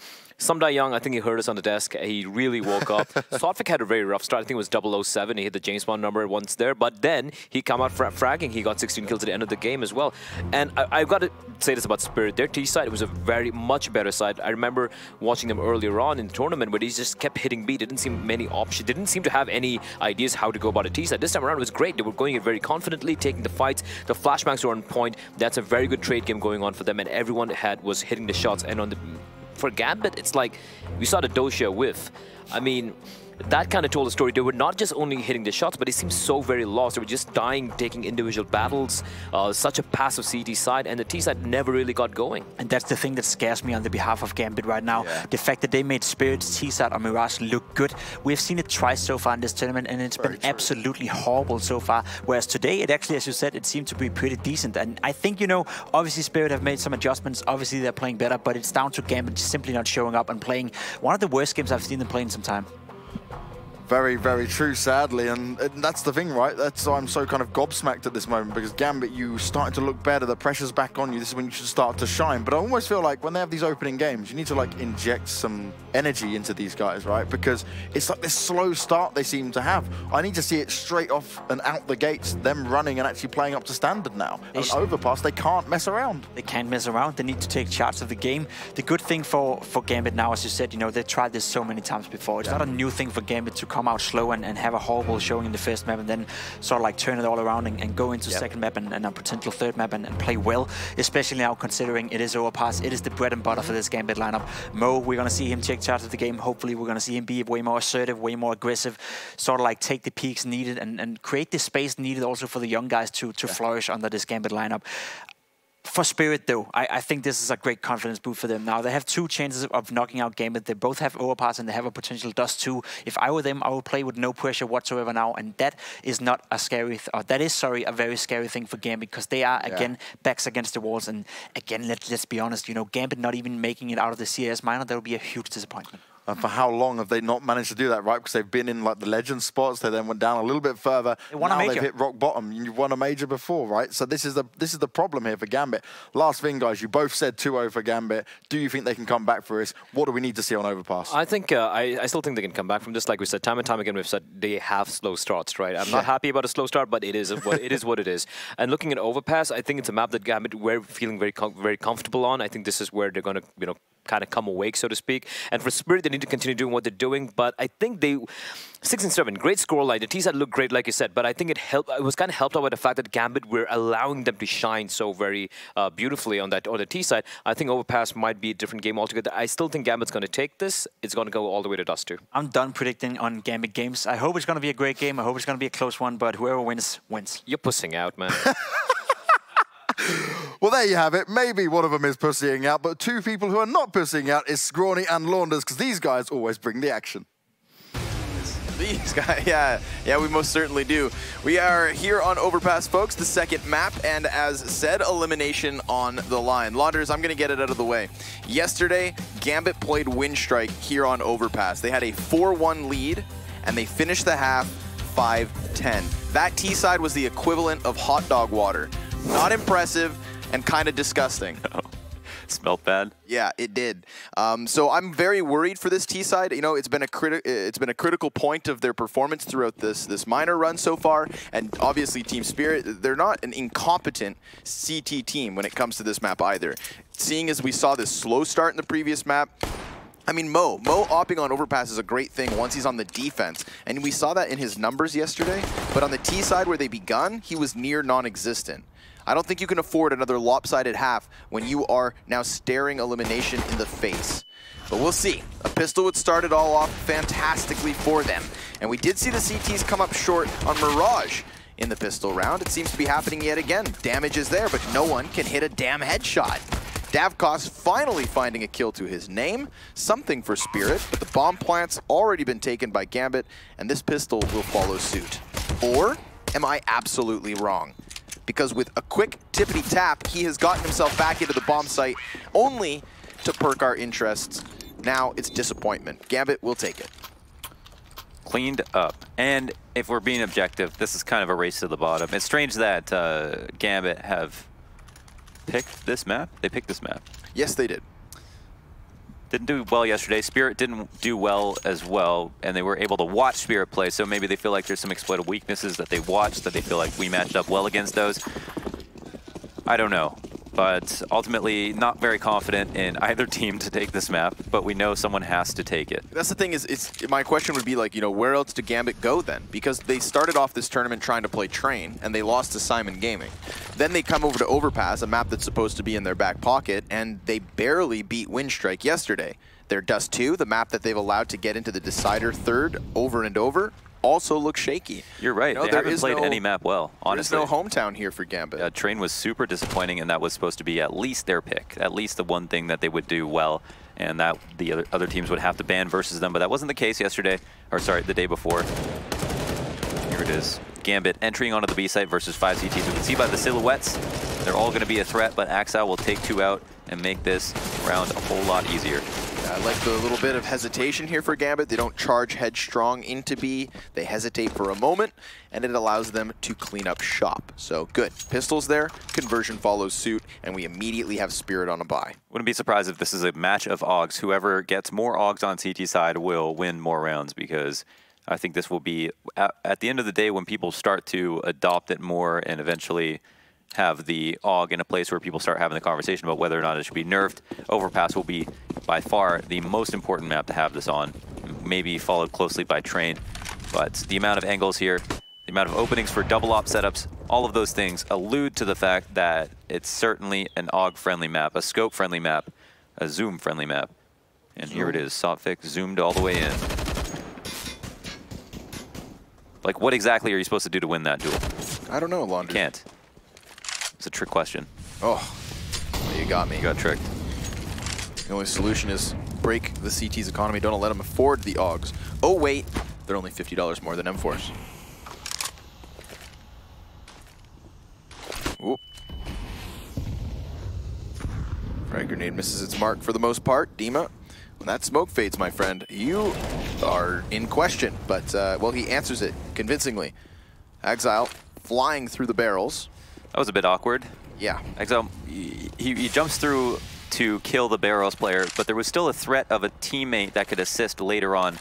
They maybe just needed to wait that out and execute while Exile was in a good position, maybe as the smoke dissipated, but sentiment early. And that is the trouble with trusting a flash. Like, yeah, you go through the motions, right? You did it correctly, you followed the manual, and you went off of a team's flash. But that doesn't guarantee you a kill. That might have been unsafe. Dima moves on to get another. And look at that, even chains it into a third. Yep, killer headshots. Obviously Doja with just a MAC-10 and so many players ahead of him. He is not fit for the situation. So this is a mirrored image as to what happened yesterday between Gambit and Windstrike. Gambit wins the T-side pistol. They get a second round. They lose then immediately to Rifles bot in the third. And in that case yesterday, they followed up this round 3 loss with a victory. They used it to then get an anti-eco 4th round, and we never heard from them again. So hopefully for Gambit's sake, they don't get blown out of the water and completely lopsided here following the first victory for Spirit. It's fair to say probably as well that because they both had bad T sides yesterday, that if a team doesn't have a dominant CT side, at least if Spirit doesn't have that now, then there's a huge window of opportunity for Gambit to come back into a game, even if they're down in rounds. We know that Gambit, in basically half of every game, did fairly well on the CT side. In general, it seems like they've been far more prepared for the CT sides as opposed to the T sides. And I find irony in that because one player they picked up in Blade was kind of known for being a good. In fact, if you are a good caller, you're almost always known for what you can do on CT side. T side. There are a few exceptions. But it's kind of the place where you can get the most tactically creative and in-depth and complex about how you appear. Right, because it's you setting the precedent. There's a lot more map control to be taken on T side on maps. And most of the time in the round is dedicated to allowing you to work. Here's an opening that Doja finds, and that's a good way to boost. It was behind the high wall, but it was over the short wall that he wanted to peek, and he wasn't at risk of dying on the jump up. SDY towards ramp, ready for the push.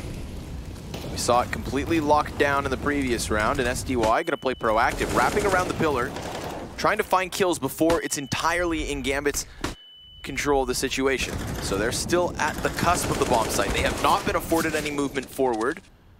And they find themselves 2v2. Sotvik just next to Doja, who's making noise as he retreats on such low HP. That's easy.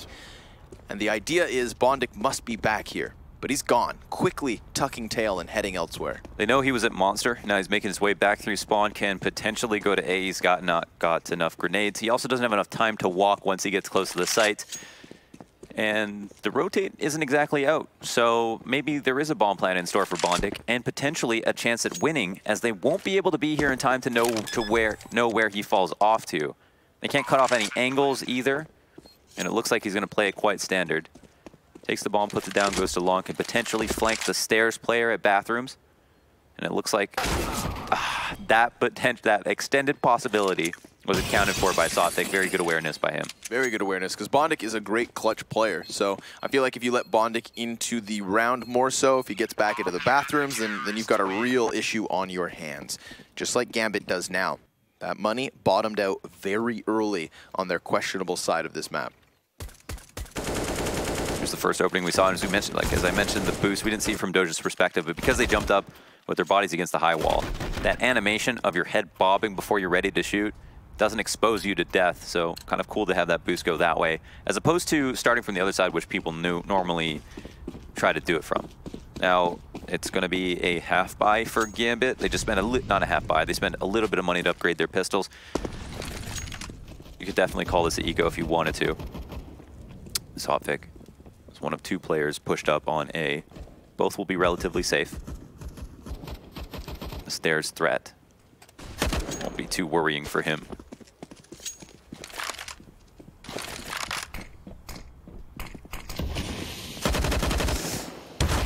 Here then down. Sotvik, of course, that's his own smoke that he begins to spam as Doja wants to charge straight through it. They have timed the long play properly, so they get it nearly. Launders. Everybody arrives at the right time, but obviously just outgunned. Mowed down by Coldy and Sotvik. They hold it very well. No bomb plant, not even a death offered over to Gambit. Really bare bones minimum here. It's crazy because you also feel a lot more confident with the AUGs sitting on site than you would other guns if they do give up that much map control. The reason that teams go stairs on T-side on the eco rounds is to make sure that nobody who's playing balloons can sit up there comfortably unless stairs control is involved. So it's a good way of kind of wrapping around the defense. If the CTs don't want to go aggressive in that tight choke point that is stairs, Davkos is going to take a spawn to A. Eats a flash initially, so can't actually call to his teammates that it isn't going to be A presence. There isn't a lot, however, so that flash might have done numbers. Great nades going over the wall into Coldy. That's a free frag, and Mo also with the SIG, opening it up with the first rifle entry. Nicely done.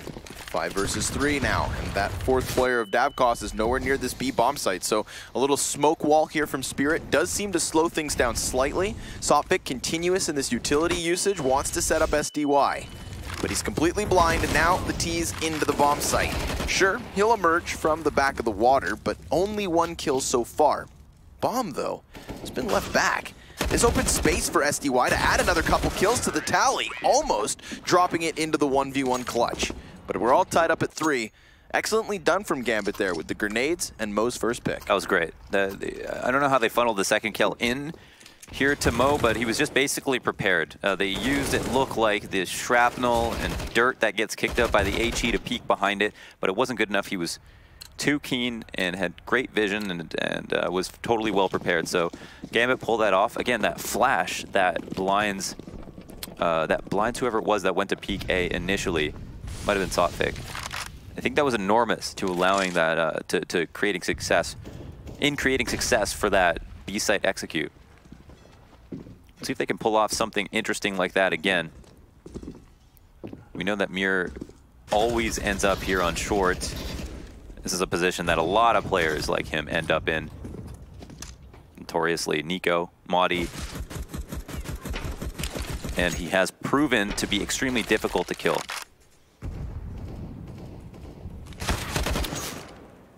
Scope in just after the time of which the terrorists round the corner. Important for Sotfik to not be too scared when he's playing around these bathrooms. And that nade, if it gets released at the right time, oof, that could be money. Exile's not dead, but certainly softened up. Nobody's giving him an angle with this boost. He's going to spam back ever so slightly, and Gambit going shoulder to shoulder as they prepare to push in through Monster with 40 seconds left on the clock. Now, Spirit do have a numbers advantage down here towards B. SDY scoped in, waiting for the headshots. Now he has confirmation that they are here, right on the cusp of the site. Little utility to try and support Dima, but he's just going to crouch, welcoming them forward. There is a man on the bomb site already. Exile just next to him, sees his shoulder, starts to spam around as bomb is meant to be planted. Bondik does get it down, but SDY comes flying on top of the wood. He's going to now re-back, and in fact, it is Mir. All alone versus 4. Spirit, this retake so quickly onto the bomb site because they never were pushed back to begin with. 7 kills in 2 rounds for SDY. God damn. Even on that last round they lost, he had so much impact, and that's going to result in Gambit, because of their rebuys, not being able to go forward guns now. We see 2 players that are over 3K. Those are the 2 players that SDY did not kill, and here he goes in with 4. Absolutely stellar performance. Aware of every single angle and every single fight that's about to occur. He is totally on top of things. Taking that form from Mirage and just throwing it here into Overpass as well, straight out the gate. Remember, this is the same kid who went 0 and 14 just yesterday in one half of Dust 2. Gonna miss his first shot. Fallback's fantastic. He stays alive, gets right back into the support of Coldy. And while he ultimately dies in the end, that's fine. There's still defenders here towards B. Dima dinked instantly, but dodges back and spams through smoke for a third. The greatest comeback since LeBron's hairline. You get that now, right? Yeah, because you've made it like about 6 times. I was the second time. You didn't get it the first time. I didn't get it this time either. I'll show you the memes. Somebody tweet him the memes. Did he have a hair transplant? You know, I don't know. Okay, I actually don't know.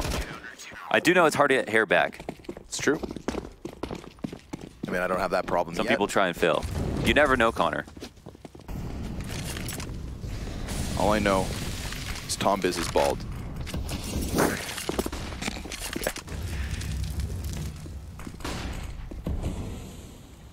Dav Cost is not bald. But he is good at this game. Competent opper. Funny to actually see SDY picking up that sniper first and foremost at times. But if you've got depth in your talent, why not use it? Dive to the bottom of the pool. Inside of the water, Dav Cost retreats just back around one more corner, tries to set up Coldy, and this time Gambit aren't going to get pinched like that. They've had enough.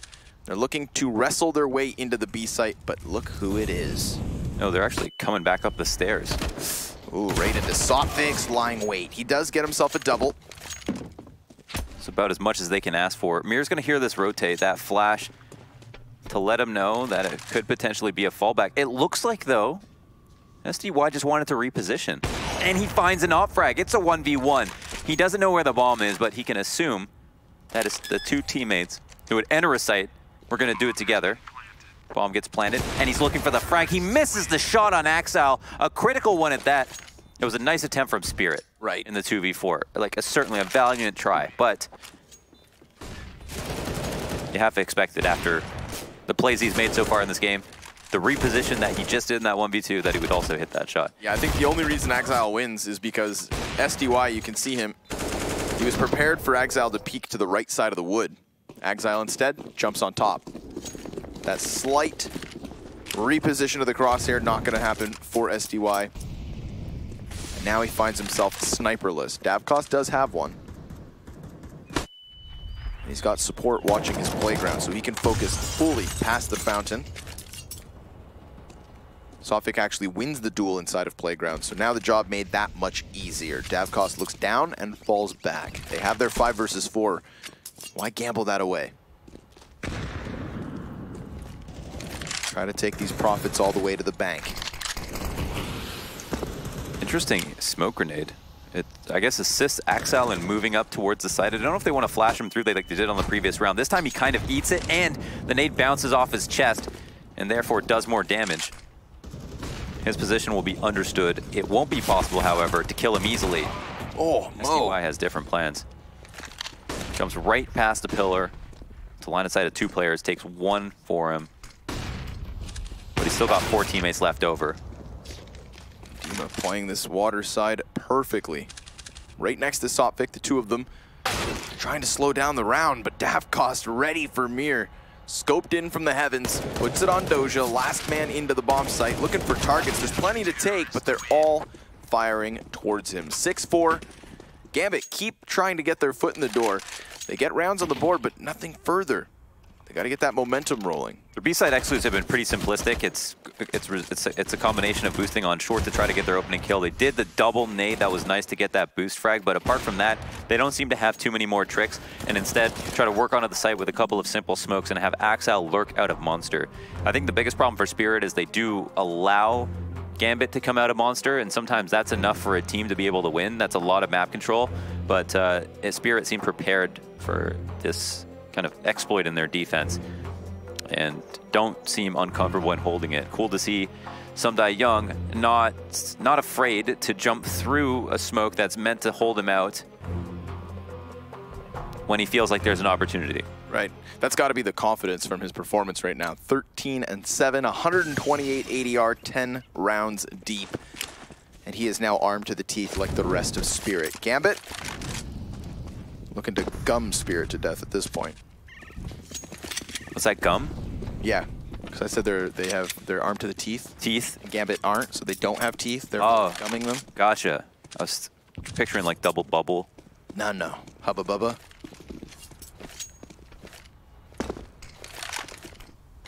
Okay. Granny gums launch. Sun's out, gums out.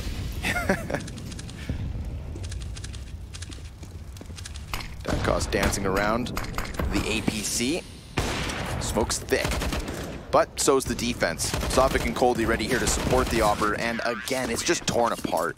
We've seen that before from Gambit. Exact same type of an eco round. Get through bathrooms, try to burst from that last cusp of the bomb site in for the plant.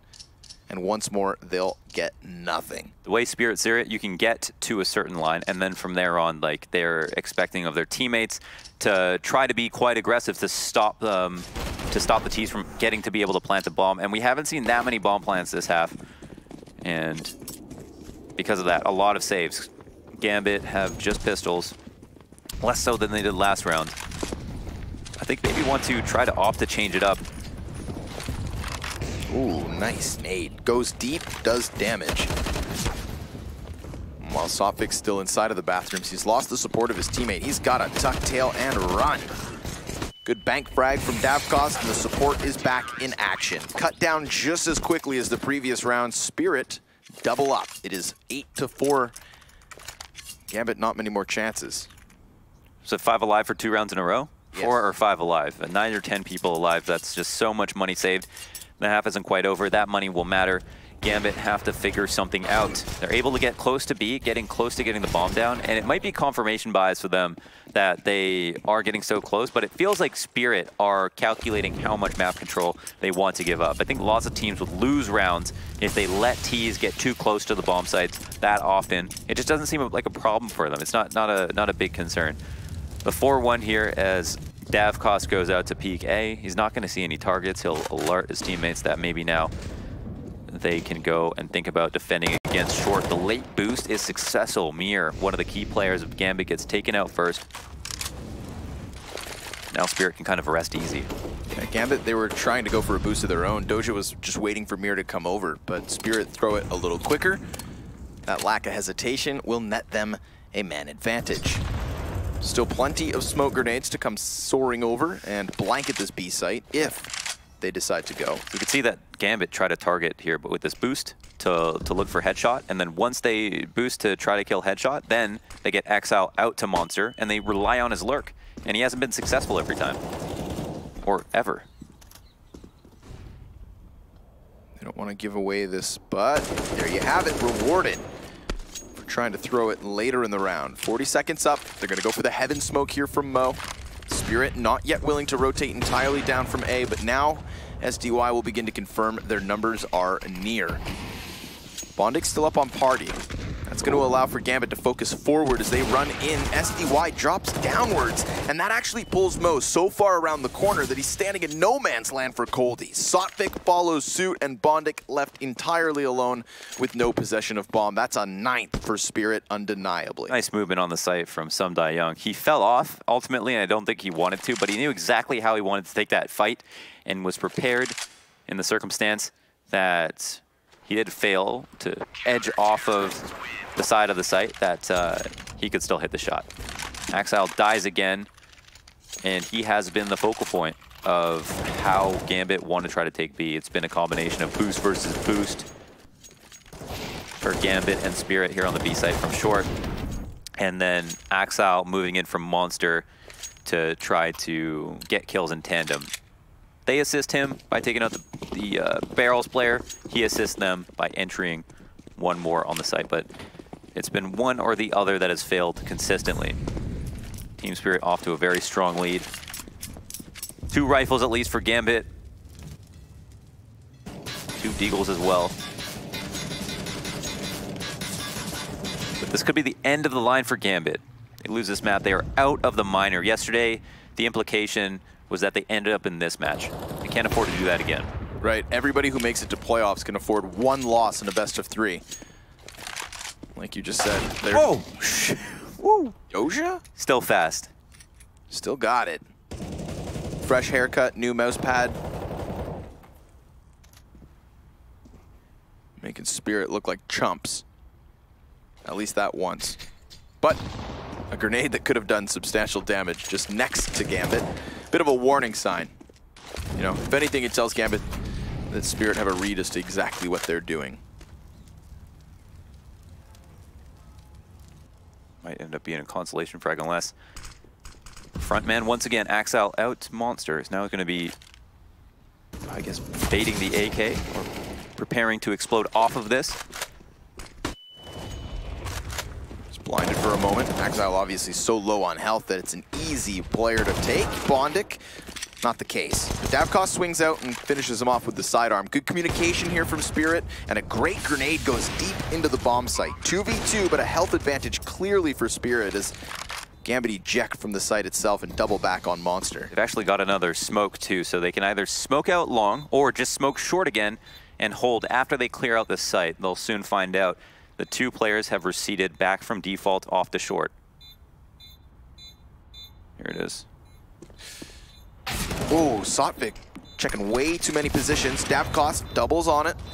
He's gonna go for the flash and tap bomb. Mo's spraying away. Now he's susceptible to being killed himself. 21 HP, he's hiding, and he's got his knife out. Gonna go for the gun kill, or not. He'll take it. Awkward shots going down there on the B site, but Gambit, they'll edge it out. A very strange 2v2. A very strange 1v1 to close it out. You know, not much to say there about what people could have done better. Smokes make things weird sometimes.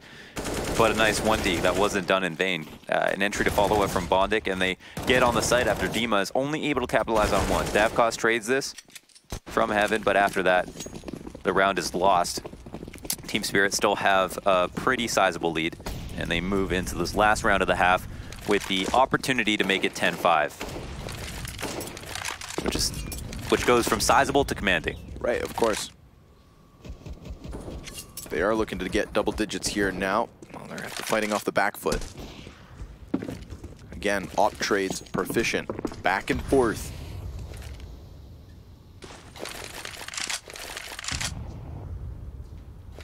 I feel like this is the first time in a gun round we've seen Gambit do something a little different. I was going to say, for a T side of a map that they chose to play, sometimes their strategy looks redundant. You know, eco rounds constantly walking up on A. The amount of times we've seen that B split in the gun rounds as well.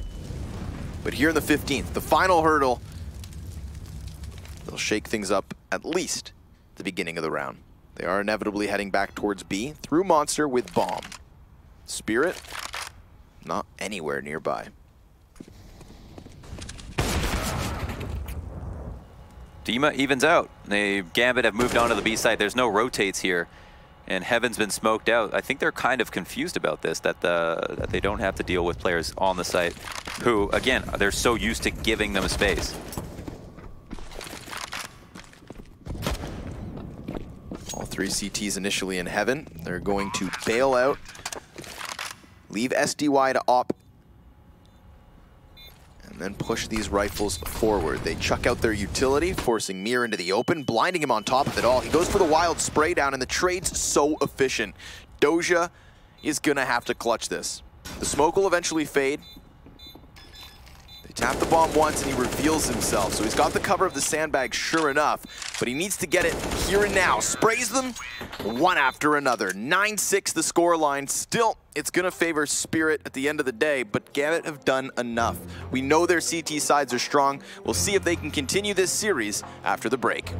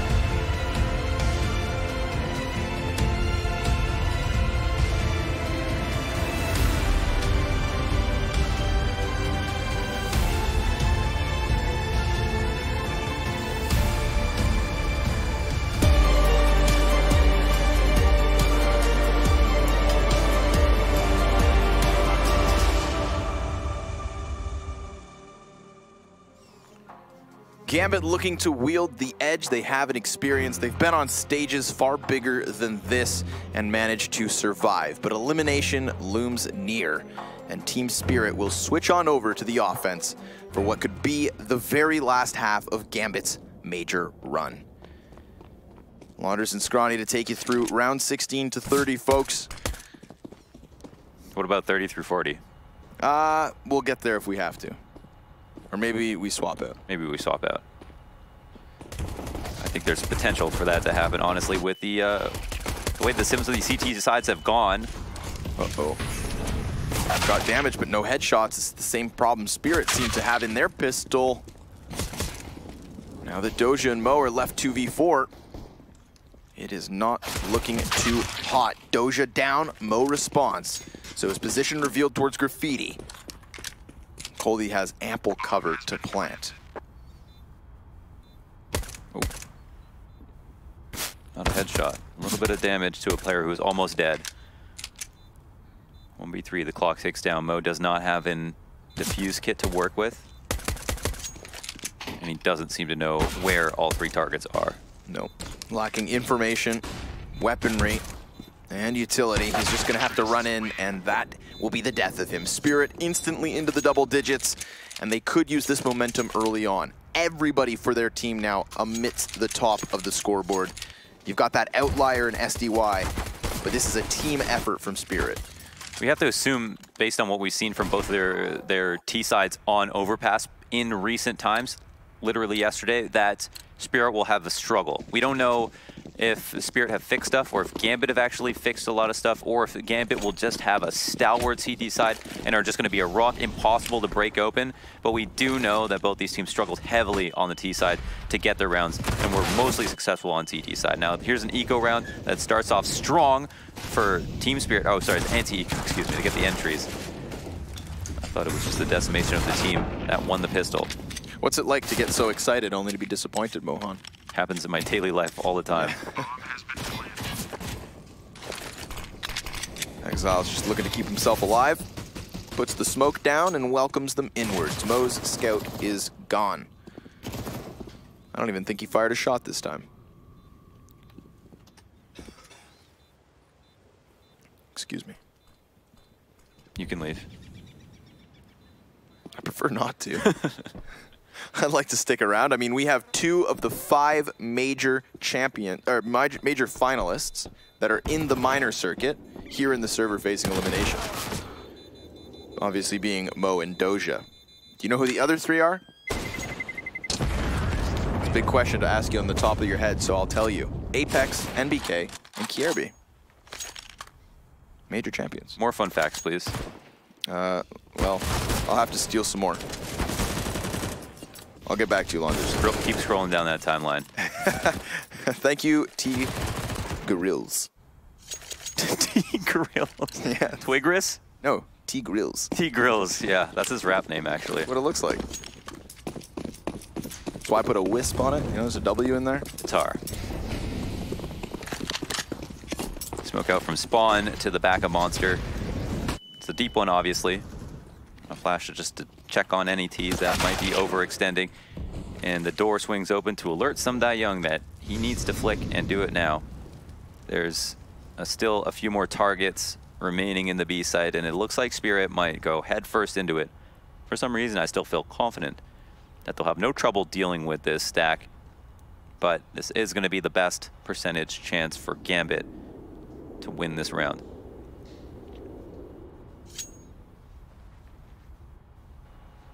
I love that they just go dead silent. Let Gambit stew in their uncertainty. It's a crock pot on the B bomb site. And then they all start shuffling. Although Coldy firing off kind of makes them stick around. Yeah, but as soon as he second deaths himself, Bondik pulls out of a very strong position on the left side of Monster. That no longer has to be cleared. Footsteps were heard. Coldy gets a kill. And there's a counter boost to deny anybody from peeking on short. I don't know if SumDaeYoung gets hit here. Looks like not. Boy. Bondik cleared out the moment they go on the entry. Like you said, it's nice to see that Spirit's hesitation pulls Bondic away from that committed corner spot, right? Allows the Monster players to come out for free, and look how effective they were in destroying that setup. Another simple round win with majority alive for Team Spirit here in the second half. Now we move into the first rifle, and we can see what Gambit can do.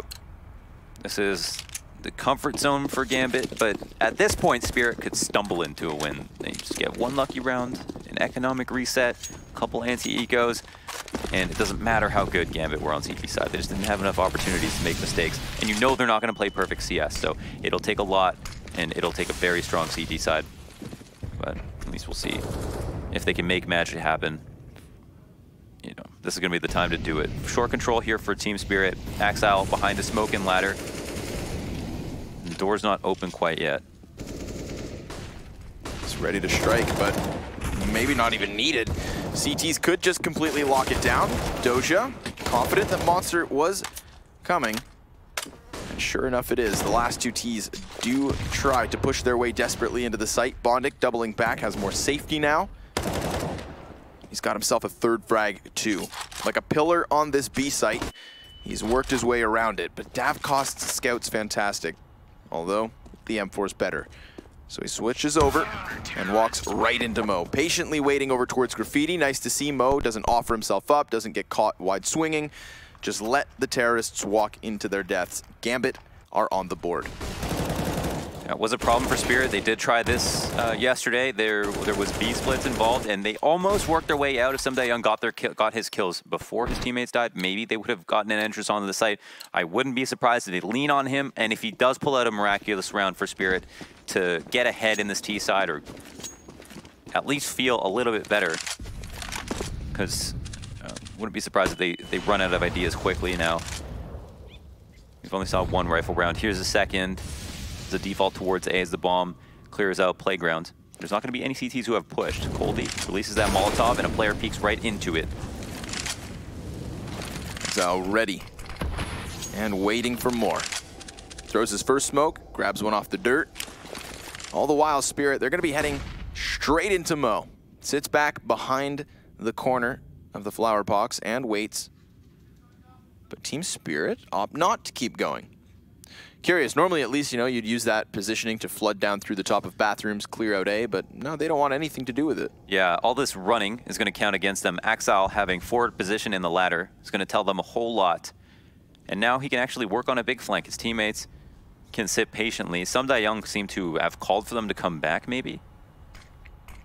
Yeah, consistent B lurker in SDY. Always either outside Monster or inside short. Smoke lands, and we're at the 40-second mark, and still Mir waiting. It's going to be terrifying to see, because they know that that smoke came from A site, so it feels like Gambit have the drop on them, and that's true. Right. Shadow advantage. My God. Dima still going to make the most of it. Doja peeks out, and then Sotfik denies him, but Bondic's gotten himself a double. Again, it is Bondic to be the difference maker here on B, serving as a single-handed defense. He's cut them down enough to put Davkost to another clutch, but again, he'll come up empty-handed. Props to Bondic, stepping up when it really matters. Could have gone down. It looked like Mir was going to be able to lock down Monster, and yet somehow Dima punctures through. Very unlucky, right? Throws that Molotov. Probably didn't want to throw it into the smoke. Right. Maybe could have just thrown it in front of the smoke. That would have been better, and didn't even have to be exposed to do that. But it was a very unfortunate timing for him to die in that situation, though he did run that risk. If they were standing outside, they would hear him like pull the pin on his incendiary and... Or, yeah, sorry, another smoke, an incendiary. And then they could have pushed him, which they did. 12-8 the score. That was a round that I was thinking, okay, here's a round, Some Young gets lucky on the entry. They push in the B site, they even get the second kill, everything starts falling into place. Gambit lose a terrible round they should have never lost, and then the end of the map comes close. I mean, that's the reason Gambit were losing maps yesterday versus Windstrike, was because they lost the rounds they should never ever lose. Rounds like this, when you see their opponents on just some pistols, Bondic gave up too many of those kinds of situations. I don't think I've ever casted a game where a team has gotten eco'd so many times. Right, exactly. So that's why today, when I see this similar purchase from Spirit, you know, they might not be just as good as Quick on an Eagle, but we know they're competent. And we know that Gambit have made mistakes. Not this round, of course. locking it down into the 5 versus 3. Unleashing Exile slightly. He doesn't find anything else at mid, but at least they know it's still behind smoke. Double frag for Bondik, and only 1 T to find.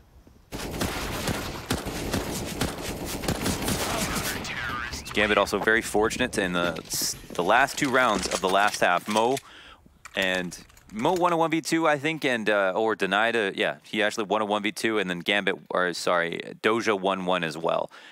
And that's a lifeline in and of itself. So Spirit here looking a whole lot different now. Another buy on their hands. Gambit vying for double digits. Mo's got a decent spawn. Just gonna go for the low pick. It's not gonna see a target, but it is a monster rush. Straight into the B site. They're gonna try to trickle their way in. One after another actually offers up the trade frags. Very efficient here from Gambit to keep 1 man above. Bondik again gonna have a chance. He's been so fantastic on this B site, but Sophic with deep positioning nearly catches another man off guard. It's 2 survivors for Gambit, and behold after behold, Bondik is putting in work. When his teammates have gone down, he has showed up, and that has been a key factor in their ability to win these rounds. Now, as for Spirit, I'm totally fine, like from my perspective, based on knowing that they're going to be a little bit rough on the T side, like seeing them do simplistic stuff, sure. B split, monster rush, these are all viable things, and because those rounds came close, that's good. That damage will count for something, but ultimately they need 4 rounds in total. That's getting it talking to Mo and Blade just sharing words right now. That's good, though. A bit confused. You bring in a guy like Blade, he should be sharing words in these sorts of moments. Countless years of experience.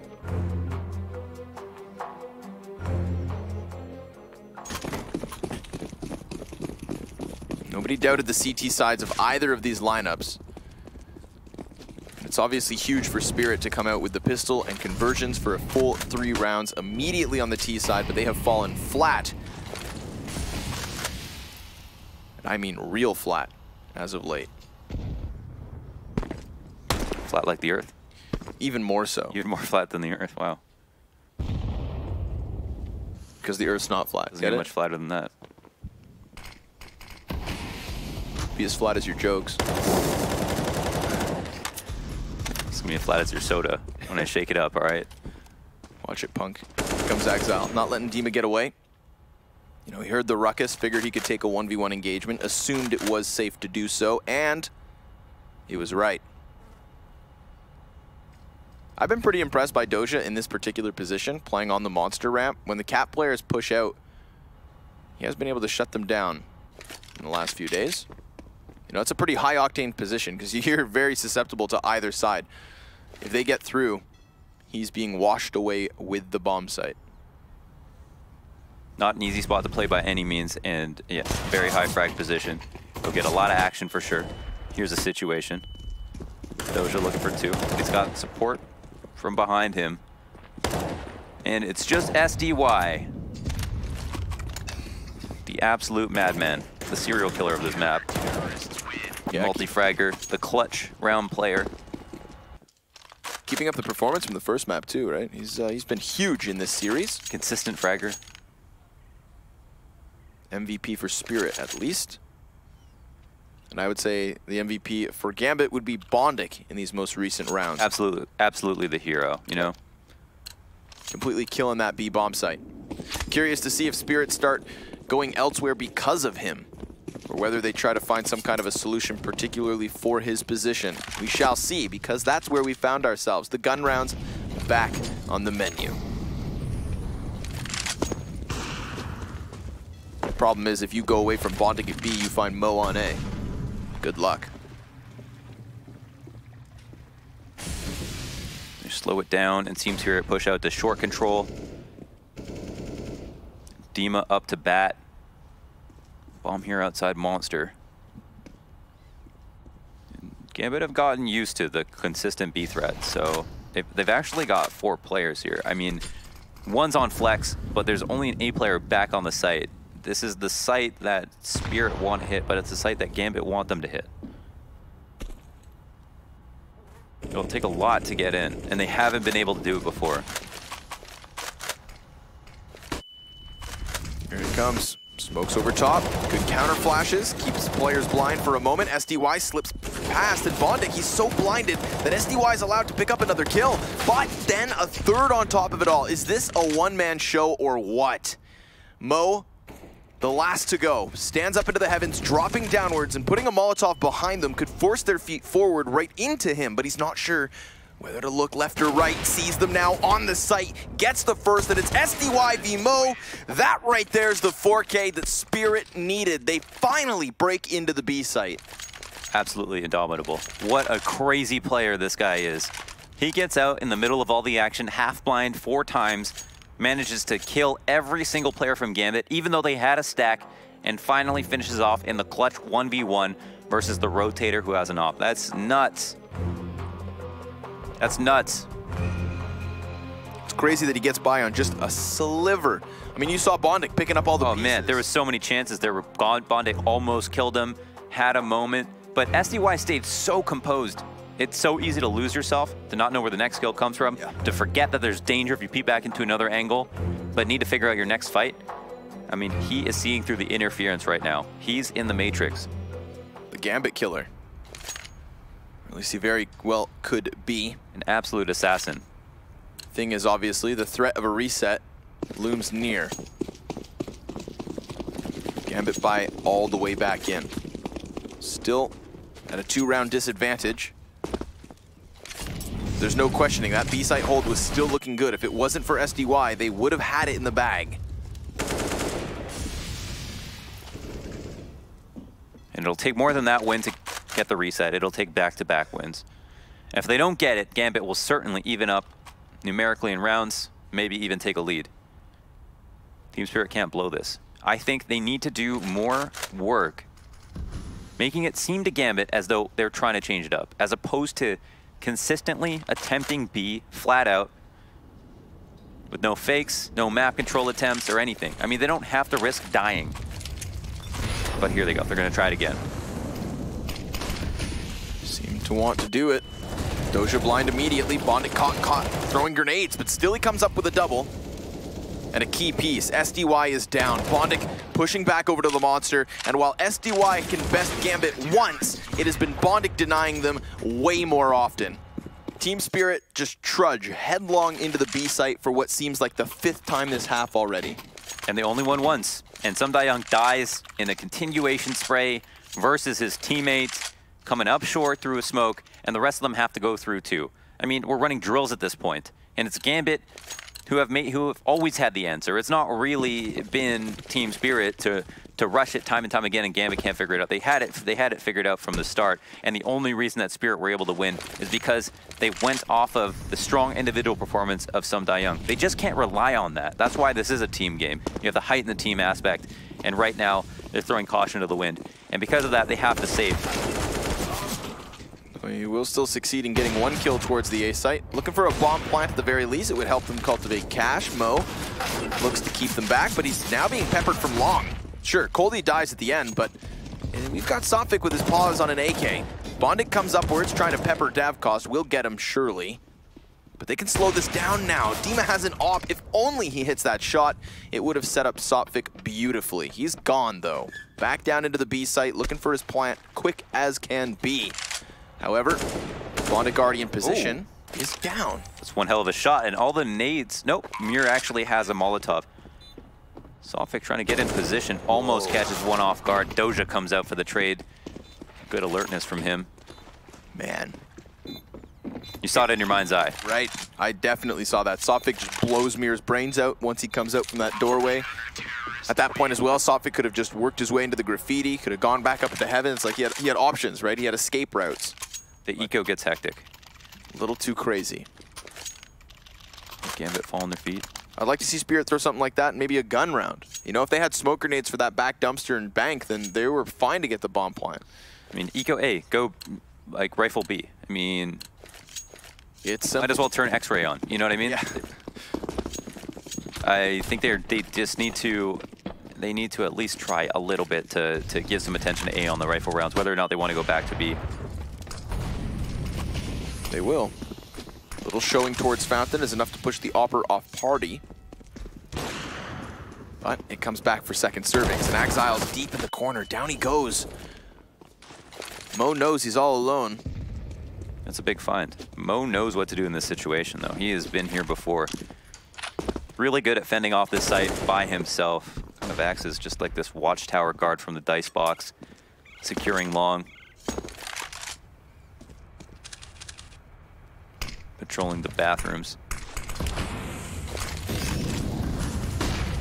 There's that little bit of pressure we talked about, because it's still going to be the B split. Oh my god. Dima gets behind him. Surely they come back for this. No, but the rotates are going directly out of B, and I can't blame them. Look at this. Here's left up. Double dink? No, Sotvik was tagged up earlier, but the rotates were at least hesitant enough that Doja's still nearby. Still dies to SDY, but it's Bondik who has been fantastic on this bomb site, and we know this guy can clutch. Oh, has he been spotted? It looks like yes. Bomb goes back to A. Dima peers over the railing at heaven, and that's it, dude. Dima makes his play. And Team Spirit, they bring out new stuff. Right. When it didn't seem like they had it. They faked A, and they did such a good job. Can you believe it? It worked. It worked.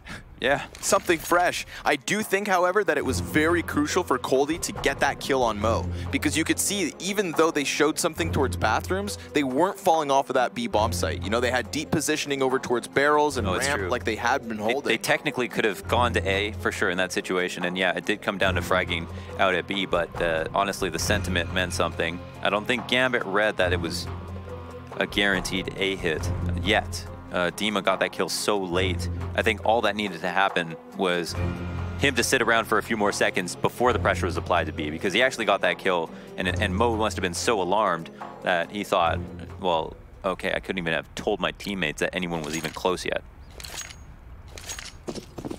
But this could be it, folks. The 2-0 if Spirit get 2 more rounds. And if they get this round, Gambit could be good on CT side, but they won't have the money to win. Right. Remember this one, round 28 could very well be the defining factor in what was a very B-centric hit from Spirit. Over and over they went, but having tasted success because of the early A aggression, I think they'll do it again. Different setup. Mo and Axile still just the 2 players at A, but rather than being in the middle of bathrooms, they're going to be here towards the top. But Mo, he gets caught. And Axile's yet to reveal himself. The rotator's already dead. That's an open route to the A site unless Axile goes huge. And Sotvik seems to clear it. So the ump player's down 5 versus 2 with an MP9 and 5-7. No money in the bank. This is an atrocious spot for Gambit to be in.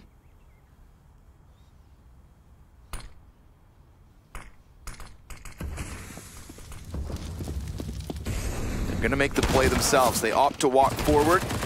1 trade frag is all they'll take, and Spirit have 2 map and match points to try and eliminate Gambit Esports. With winning this series, they would at the very least, absolute very least, have a chance at the Miners' 3rd place play-in on January 27th. And also, obviously, another shot at qualifying to IEM Katowice, the major, the first of 2019. That's such a big win. They can taste it. They can taste it. They are so close now. Gambit's map choice, obviously. There have just been so many things that have gone badly for Gambit. There's just so many tilt-inducing rounds last match yesterday. The reason that they're down here is obviously their 2nd chance. And now they're here and they potentially lose their map pick. Spirit poised for success. Sumda Young, key player in this map. And it's been a valiant attempt by some players. You know, Bondik here in the 2nd half has come alive. But Team Spirit have even shown us that they can heighten the team aspect when push comes to shove, and have brought out the A setups, the A fakes, better B hits. Push Gambit now into a situation where they have to force. Mo has a scout. We've got 2 SMGs, 2 pistols. Mo will now fall back as Team Spirit do another thing new, taking long control, treating this as an anti-eco, and you definitely know why. Gambit's broke, and it's no secret. And it really was the moment they started applying pressure towards this A site, the moment they tried changing things up, that they were able to find these last tidbits of success. You know, it was clear they wanted to hit that B site for as long as they could. But once they get into the last 5 rounds of the half, or rather map, they had no other option. Oh, big flank, however. Oh, yo, you're right. Exile already back in behind Playground. That's SDY as well with his back turn. This could be huge. Gambit, they have the long A. Oh, no! Just gets whipped on.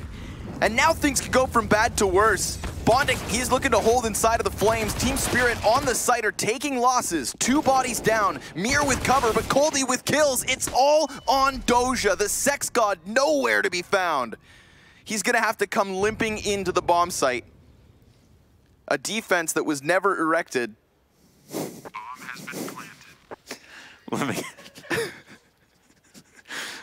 Why are you laughing, Launders? This is a very serious moment. And we have Doja with an element of surprise, denied, and just like that, they're gone. They have fallen, the first team in the CIS minor playoffs to be eliminated. They had their hopes high, and Spirit most certainly have denied them. What a turnaround compared to their performance versus Avangard yesterday. They were blown out of the water. They looked awful. It's crazy. And understandably, were written off by a lot of people because of that. But wow. What a comeback today. What a way to get 29 kills as well. Yep. Some Young. Axel was not even messing around. He just walked up to make sure that his CZ spray could not fail, hit the first bullet headshot, and got absolutely hecoed. Like, that's just unfair. Yeah. Poor guy didn't have a chance. Folks, we're going to throw this one over to the analyst desk to see how they feel about their predictions now that Spirit have eliminated Gambit. I'm quite happy I didn't make a prediction, but who would have predicted for the first time since 2016 Gambit will not be at a major? A crushing defeat for the team and a horrible situation to be in, but it was not meant to be. In Spirit, they brought not just their A game, they brought the damn pain, Pimp. I think that last round was quite a great reflection of how Gambit must have felt throughout this one. So yes. I mean, they were doing stuff right. I think they were having the right game plan. They were doing some decent stuff. You know, they got a good streak going on the CT side, and for a long time I thought to myself, all right, Gambit, you got this under control now. You have sort of like taking over the control. You have a game plan in place, and you know what to do. But all of a sudden, some Young comes out, and Spirit, you know, finds an extra gear, so to speak. They were just putting it up a notch, and I think that's what impresses me the most about Spirit, the fact that they had that extra gear going into this matchup against Gambit. I did not expect them to win 2-0. I did not expect them to win, but that said, I think they were the better team in this one. And again, Gambit, it's about time that you rebuild that roster or find somewhere else to play, because this is just not good enough. I'm stopping you there, Pimp, because when I started this off, I said, when it comes down to Gambit, they lost their best of one. Do they make changes? And you went, oh, maybe too early for it. From what you've seen here, that's completely flipped on you. I wouldn't say it has flipped on me, but I would say that the Gambit has been trying to rebuild this roster. They've been trying to use some of the same pieces from the old puzzle, so to speak. And so far, I just don't see this team composition to be good. We talked a little bit about it. I don't see the aggressive entry factor on this lineup that is good enough to be there. I don't see the second guy in. I don't see the aggressive AVP style of Mo coming out of him when needed. I don't see the bricks and the puzzles getting together. So they need a different composition of players or a different set of roles within this team. What we've seen so far has just been lackluster from Gambit. Well, before we go and break this down a little bit further, we get to hear from Team Spirit. We're going to be speaking to Coldy. He's there with Jason Kaplan on the sidelines. Thank you very much, Banks. Yes, Coldy, first of all, you guys have been able to pick up that victory and guarantee yourself at least a third-place finish out of this group. But before we get to that, Some Young, he had an interview with HLTV, and he said you guys like to watch a lot of demos, and you like to basically anti-strat and see what enemy teams do. Going into this match versus Gambit, did you guys feel confident in this match and what they were going to be doing? After yesterday, we prepared for this match we saw these demos a lot. We know how they're playing. Mirage goes smooth, and overpass not quite like we're planning. Like this. Okay, and then do you guys feel a sense of relief now? Because you did win this match, you're guaranteed to go into the last chance qualifier at a minimum. You guys obviously can still win tomorrow and get through to the major. But were you guys thinking about that today, or were you just focused on your own match and just beat Gambit and then focus on the next match later on? Yeah, we will be focused on this next match. We're really disappointed because our main goal was won this minor. And we should take the second place after that. Okay, well, I don't want to take up too much more of your time. Let you relax, go celebrate the team, and of course, focus on your match tomorrow. But congratulations on that victory. Let's head back to the desk as they break down what's going on in that last match. And of course, what's coming up a little bit later on today. A happy Chappie and Coldie there. They did win, but I guess he's still very unhappy in the whole position that we should have done better than this, right? We should have achieved this a little bit further. Now, we've covered Gambit. We don't have too much time, guys. So, Spirit, this is at least a good sign, right? That, okay, you got manhandled yesterday, but now you've done the same to Gambit. Yeah, completely. But I completely agree with Coldie that a little disappointed because looking at the series, both the games, Mirage, obviously, Spirit were the better team by far. Yeah. Looking at Overpass as well, they had a massive lead. It was 12-6. And then, again, they seem to lose thread of what they're supposed to do. Like, so many times, maybe you and I were just watching there wondering what the hell is even going on. Just like pushing it through the smoke towards it. They kept hitting the B bomb set again and again and again, hoping at one point it's going to crack. And the one time they went A, hey, it works out. They go A again, it works out. It's almost like they forget there is another bomb site, and that's frustrating to watch. And that's why the scoreline got a little closer, allowed Gambit to kind of get it back into the game. But it is extremely disappointing to see that Spirit were by far the better team in this entire series. Gambit just didn't show up at all. It was lackluster. There was never a point in time where it felt like they were in control of the game, of the round. They were playing very reactive, so to speak. And yeah, congratulations to Spirit. They did a great job overall. But Gambit... Yeah, I definitely agree. I just like the ambition coming out from the Spirit players. You know, the fact that they're disappointed after not winning the entire minor tells us a story how much they rate themselves and how good they think they are to themselves. So cool to see them going through now, and they at least secured themselves a playoff spot, you know, for the CIS combining playoff thing that has been going on next week. So after all, you know, not a bad display right here by Spirit. Not a bad display at all by Team Spirit, but next up we're going to have Winstrike going up against Avangar, another matchup that they've already played, but this time around, will it be a different story? We'll be finding out soon, so stick with us as we go to a quick break.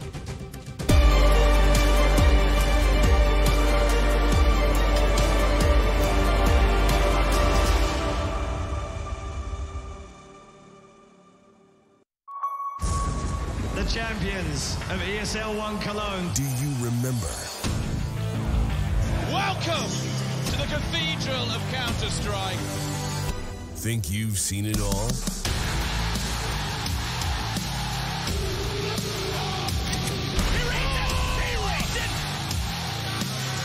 Are you ready to be a part of Counter-Strike history?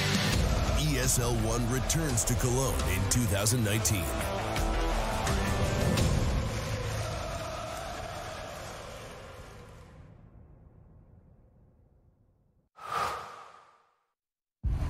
All eyes are on you, so give them greatness with Intel Extreme Masters certified PCs and notebooks and game like the pros. When you see the unique IEM certified stickers on the outside, you'll find high-grade components with Intel Core i5 and i7 processors inside. Every purchase includes in-game content and supports the prize pool of Intel Extreme Masters. Game like a pro, because the world is watching.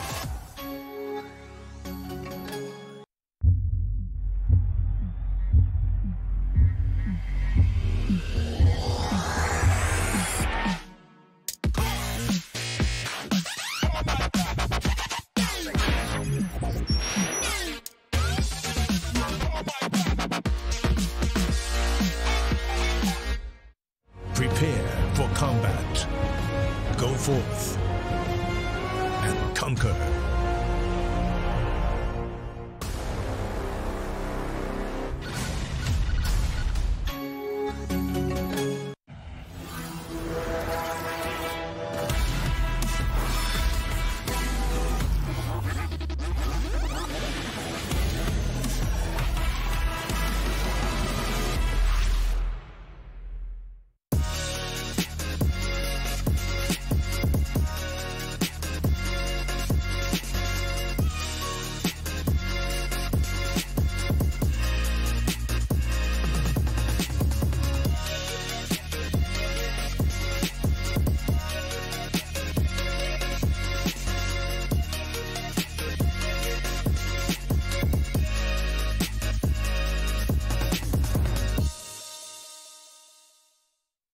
I've been there since the beginning. Every map, every frag, every moment. I run, but I never hide. With knowledge comes power, and power is to be wielded wisely. which is why, as the expert, I bet with Betway. If you know CSGO, then you'll know the best way to bet on esports is with Betway, for the love of the game.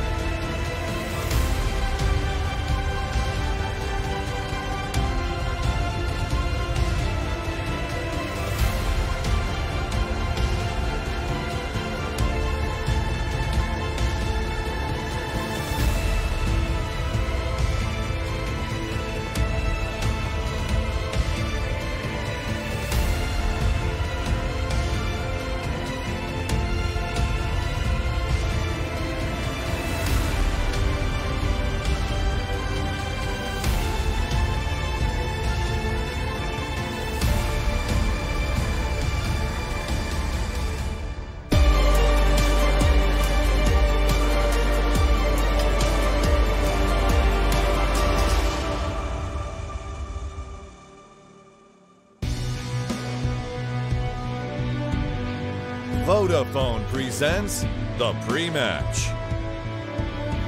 It's our time for our next Vodafone pre-match. One team went home, and now it's time to find out who will be making it to the major. Which team out of Winstrike and Avangar? Both teams more than capable, but they get the rematch that we would love to see, because the first time around, that game was kind of the unexpected. Avangar, the clear favorites, but Winstrike playing a lot more smarter Counter-Strike than we expected. It was a little bit of a weird game because it was obviously a 3-mapper, and obviously Winstrike ended up winning, but it was two very one-dimensional maps where Avangar won, I think it was Dust 2 16-5, and then it went on to lose, or was it Train, I think 16-7 or something along those lines.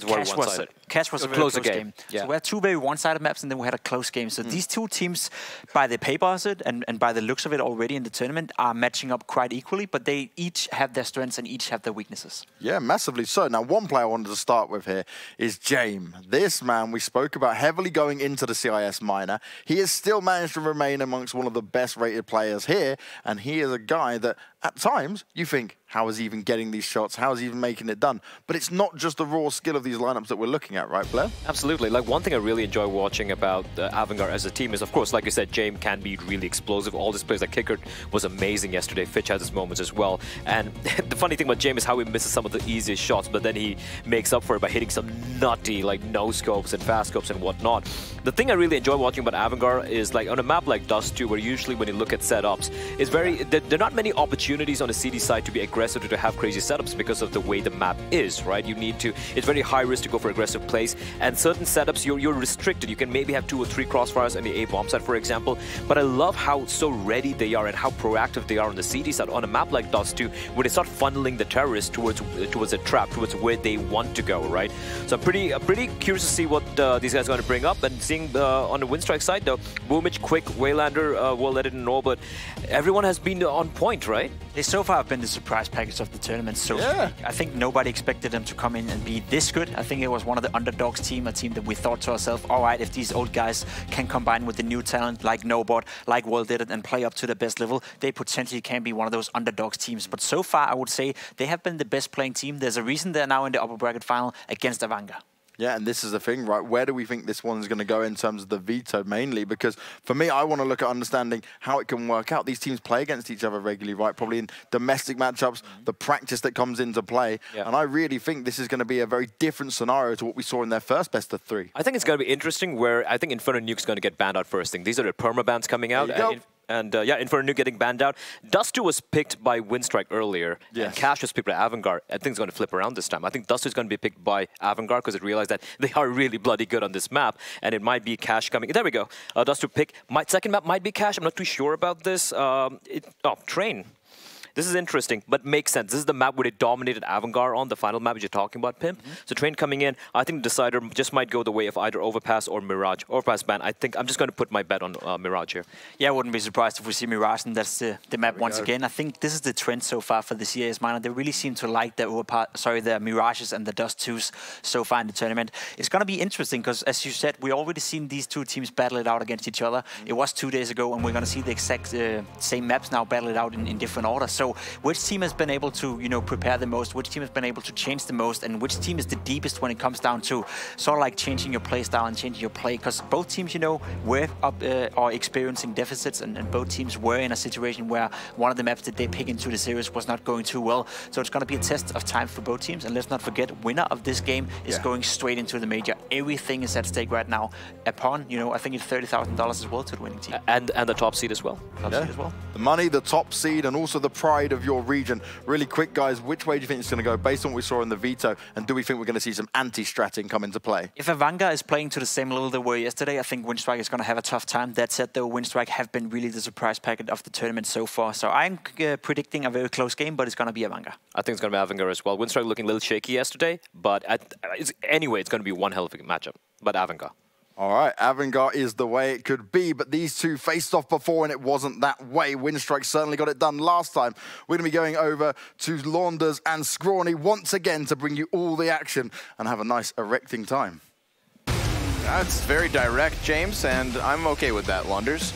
We're here with Winstrike and Avangard, and it is the rematch of the winners game in the group stage. I personally feel like Avangard have just gotten better over time throughout this event. Yesterday's showing was obviously fantastic, and seeing as Spirit were no slouches today, you know, maybe that win really does go to prove Avangard are what we expected, the top favored team at this CIS minor. It would make sense then for them to win this BO3, and as they said on the desk, take that $30,000 prize, and more importantly, the top seed at IEM Katowice 2019. I am looking forward to it. Avangard looks so good and looks so good on Dust too. Let's see if they can continue their performance from yesterday versus Spirit. They look so damn insane on this map, and I feel like every team could take a page out of their book when it comes to being more consistent on this map. So now Winstrike have taken the T side, moving out to long. 5 armored players on the CT side, 3 up on the A site. This is where a lot of their really cool setups were. The pistol will be a bit of an anomaly in that they don't have the appropriate guns or equipment, but they've got the long lines of sight. Here it's just a jockeying of position. So there are enough players from Avangard that they can now span out into a cat setup, and they're just waiting to see if Winstrike are eventually going to get up long. This is a team that really likes long. A lot. And they're actually quite good at taking it. Let's see if Avangard can teach Gambit a thing or two about how to hold. Right, exactly that. Should be more of a defense. Oh, nice tap there. Oh, excuse me, no. Well, it was a ruse. It looked like Kicker just denied it entirely, but it was actually Krizen coming in with some support. So good team play here from Avangard, sharing the kills evenly so far. Norbert trying to make this cat flank successful, has everything to do now. 1v4 gets a headshot. Good way to kick it off. The 30 seconds means his feet will be forced into the open, and that's what Avangard want. They want to trap him here on elbow, but he's actually getting even one step closer. Not that it's going to make a difference. Krizen with the final kill, and Avangard win pistol 1. Norbert was particularly crafty on the CT side when they played, and we had a lot to say about how lackluster their T side was and how they struggled, but still managed rounds. Well, he did a pretty good job on the A side, and we'll see more of that in the second half. But for now, it's going to be an eco round here for Winstrike. They aren't going to be buying up. They didn't get the bomb plant, which sometimes can supplant enough money that you can get an early buyout, but in this situation, Avangard realizes it's probably not going to be a buy. They have an AUG to kind of support all the SMGs that'll hopefully be funneling all the kills into them. Maybe follow-up frags. Nice damage there from Fitch off the MP5. A couple of pistol kills at the end. 1 back for Kvik, and that's something for Winstrike, but barely anything at all. However, it's a technicality, Mohan. Let's get into the gun rounds. I see Kalashnikovs. Yeah, into the next rifle. I think we'll see. What do we have now? 1 player who needed to upgrade. Krizen, who is just going to potentially grab the MP9 again. So they got a couple of SMGs. We've seen Jame in this situation decide to, well, play the CT round out, but play it quite safe so that if his teammates die, that they don't lose the op, they can recycle it. Here, he is going to be taking the first frag. Really nice spawn for him to go for that duel. Spots ahead of a player in pit, drop a smoke to defend for himself, but he's going to need some support, Connor. Yeah, most certainly so. At least it's coming in from Catwalk. You see these flashbangs popping over, so that's meant to be his evacuation plan, and he's most certainly evacuated. Corpse thrown to the ground by Kvik. Good headshot. One of my favorite players of Winstrike. He really stood out yesterday in their performance versus Gambit. He was amazing, for sure. And again, Winstrike, back to basics. Fitch picking up the AWP, not quite as proficient with it, but has certainly used it a few rounds, even at this tournament. Here we go. The cross smokes are out. Fitch tries to peer over top of the smoke. Doesn't realize how close the targets are quite yet, but drops them all top. Yep, and Kicker helps him out with that closer of kills. Krizen ready to fly through smoke at a moment's notice, just being told when the green light's there, and it doesn't seem to be yet. Fitch's op denies bomb. That's a real problem for Winstrike now. World that it finds himself alone, pinned in behind the taxi. So 1 kill is all he'll get in the end. First gun rounds, Avangard's just like the pistol in conversion. And we see a round where Jame wasn't necessary to stay alive, which was not something that we saw yesterday. He was very important, pivotal, especially on the A defense, but his teammates seem very capable. and are ready to be able to hold in the circumstance that he dies. He tried to make kind of a Hail Mary rotate when he jumped out from car and attempted to get back into CG spawn. That was a bit of a risk. Whoa, okay. It's like everyone just gets up and leaves. Yeah, there's so much cool stuff to talk about with Avangard CT side, and I'm just waiting to see the rifle rounds to show us with the way that James gets set up and the way that his team supports them, and also how they defend against cat plays. Such cool setups for sure. World-class setups, if you ask me. Winstrike, not much money here. Just going to be pistoling up. I think we had a small tack pause called to talk about things there that can be extended into this round if they want to delay. The clock is on their side, as the CTs will most likely be somewhat passive. We do have a peek into lower B. Kicker deals with the threat, and Boomich at top mid, and there are 3 players in the offense in the lower tunnels who've now fanned out a little bit. Nice. James already getting his impact off the op, denying any footing for Winstrike. That's a long-range deagle at the top of mid. Definitely not going to be fully accurate. James will have a better chance of winning. The wallbang headshot to close out the round. Avangard up to 4-0, another rifle round. Let's see what happens. The spawns are there. They can pick either side of the map right now. And World Edit has his AWP. Just so curious how Winstrike are going to set the tone. The other thing that they had that was interesting about their T-side was a really good cat execute. Now, Fix making his way over to long, but 4 players have moved over to B. They're not spotting mid. They are open to a lower push, even though there isn't one. Initial Molotov from Buster to deny any kind of B rush. We are in CIS, so always we got to be concerned about that. Take note, of course, before this big hit comes in, or excuse me, we'll get back to that because they're not waiting at all. Buster comes in from the corner. James on door. Quick rotate just back behind him, and Fitch. He's trying to play around here with the flashbangs, waiting for the fire to fade. Nobody's gone for the cross, but as the smoke comes in, James nearly knocks one off. Fitch goes over top with World Edit trading 1 kill. They've only seen 2. 1 straggler out at mid. Kvik could make the difference. Minute up on the clock too. Can he take the long way around? Drop off into cat if he wants to. Even assist the bomb and going back. Boomich might have seen that boost. Oh, that smoke could be deceptive at the same time. Yep, Molotov's gonna force his feet.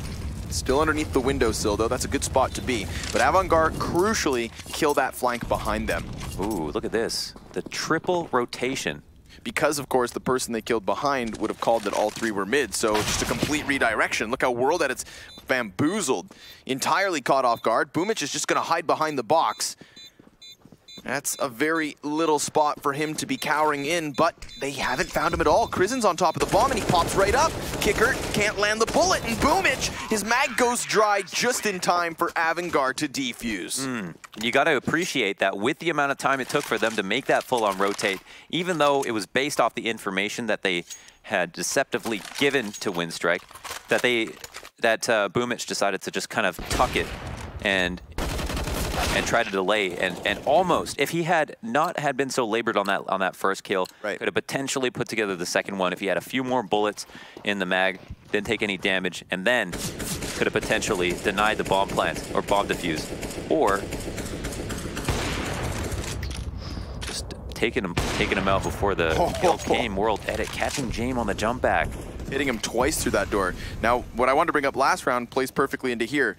Of the 2 times we've seen these teams play on Dust 2, this is the first time World Edit has actually killed James with an op. On their first matchup in the 16-5 to Avangard's favor, it was 7-0 in op duels for James. That was an insane lurk.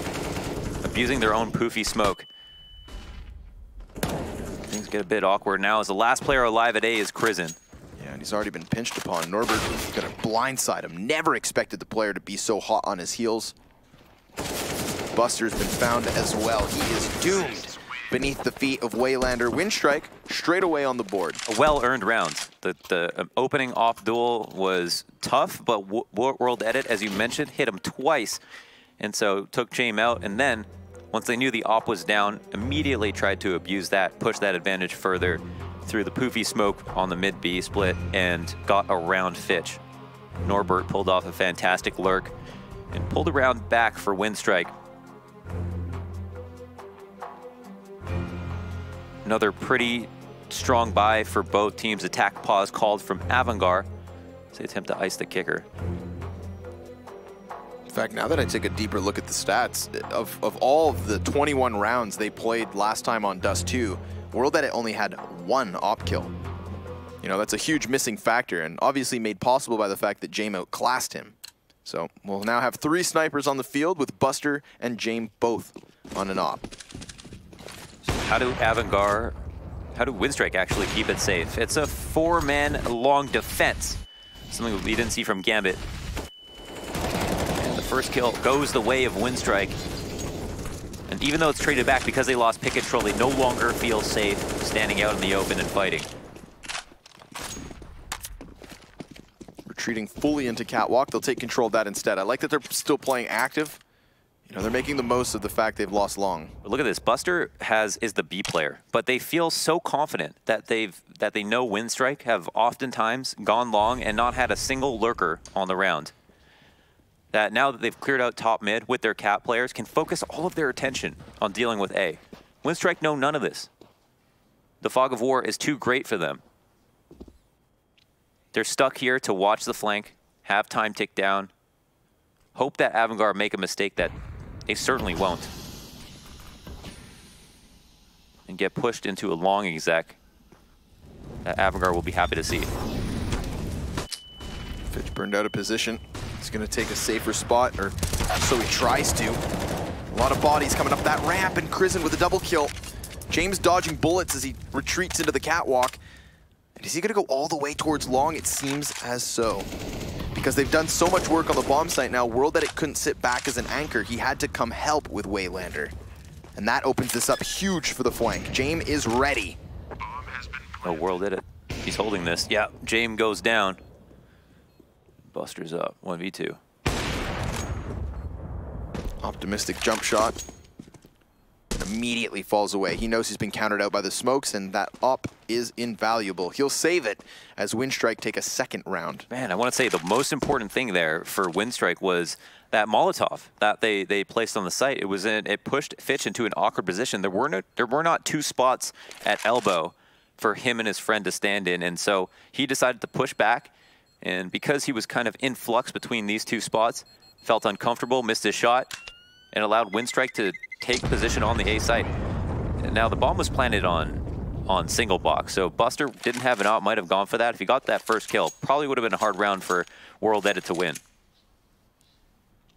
And if he was rotating from any other spot, you know, we could have seen a 1v2 come to fruition for Avangar, but instead Winstrike get the 2 in a row and push Avangar into a save, looking a whole lot better than we saw from their last map on Dust 2.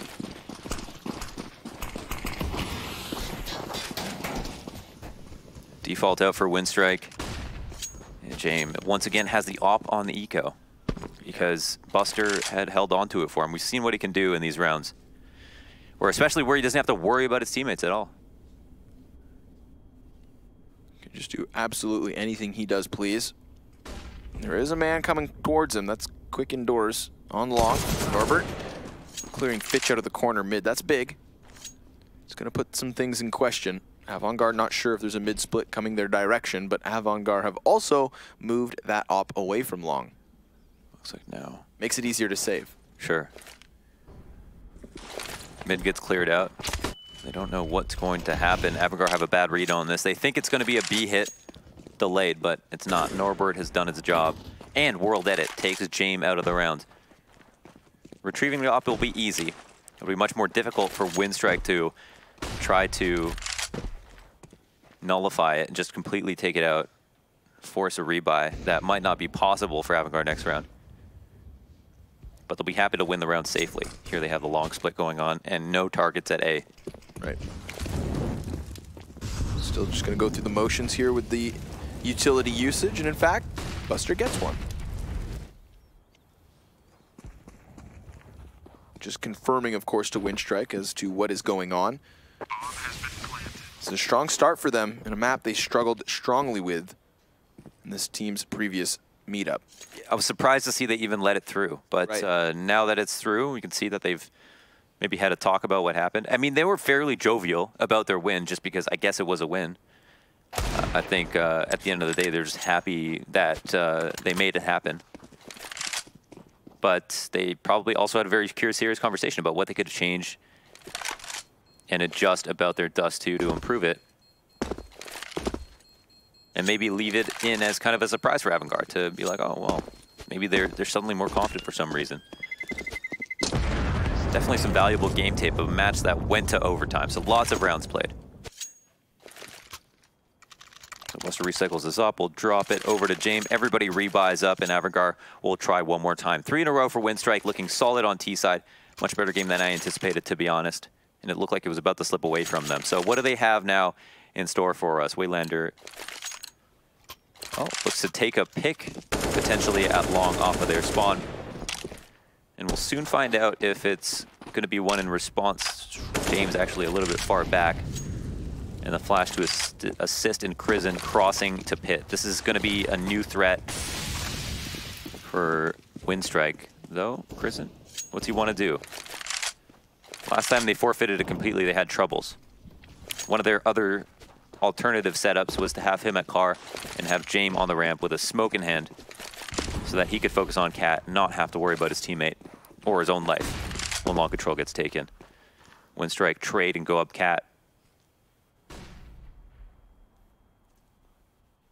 And have options covered. They've even got a player in lower as insurance.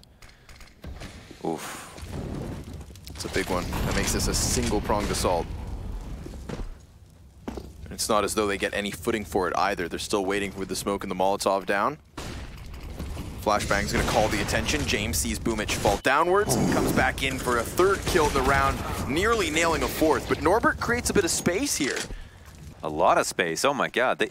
It's actually just rotators, one coming through the smoke. The spray isn't good enough, and that leaves World Edit now in a 1v3. Right, he knows Fitch is down there towards CT spawn. May anticipate players from long. The longer he takes, the closer and closer Avangard get. They certainly have him outnumbered. He's lost half of his health, distracted by the hop-up, and he misses 2 chances at cutting down the numbers. So Avangard will win this round and keep 2 ops for the next. Could have been a 2v2 with World Edit alive and his teammate at car to defend against Long. That would have been a whole hell of a lot harder for Avangard to win. But even in that 1v3, as you mentioned, 2 shots missed. Yep. Gotta hit those. Props to Norbert, though. Really definitely brought this one back, seeing after James just completely dispatched of the initial push, made it very difficult for Winstrike to find footing on the bomb site itself. Absolutely. That's got to be frustrating for Norbert, doing all that work, and then a player comes through the smoke, just as you're staring at it. Fitch, as we saw in his POV, wasn't even ready. Still gets the better of him. Waylanger here just checking to make sure nobody goes into lower.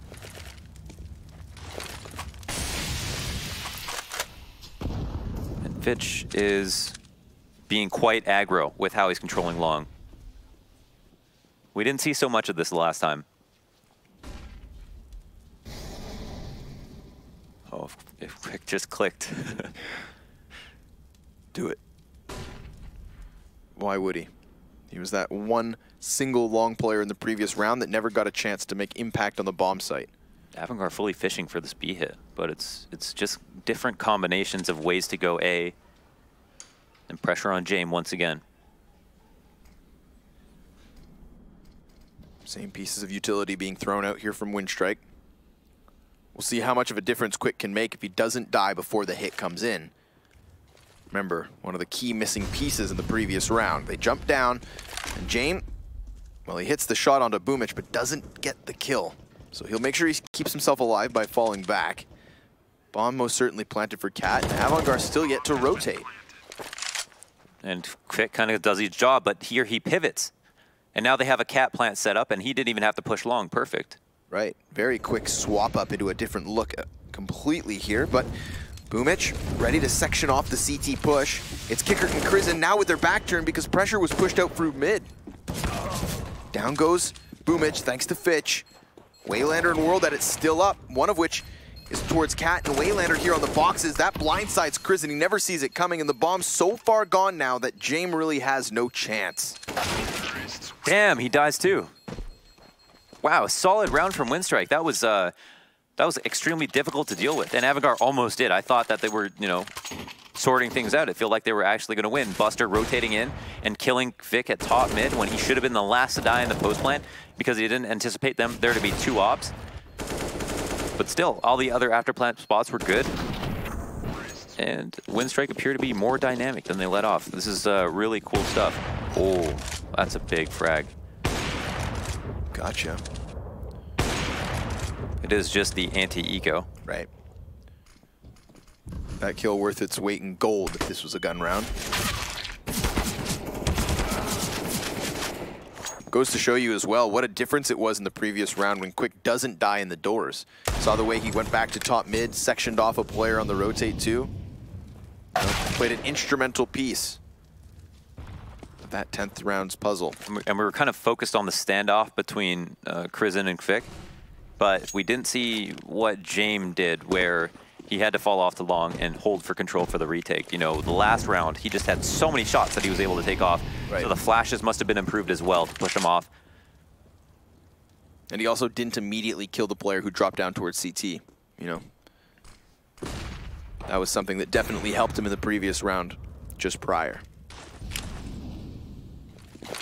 Finding an empty A site yet again. Winstrike thinking this one's too easy, but Krizen is nearby. Looking to dish out some damage.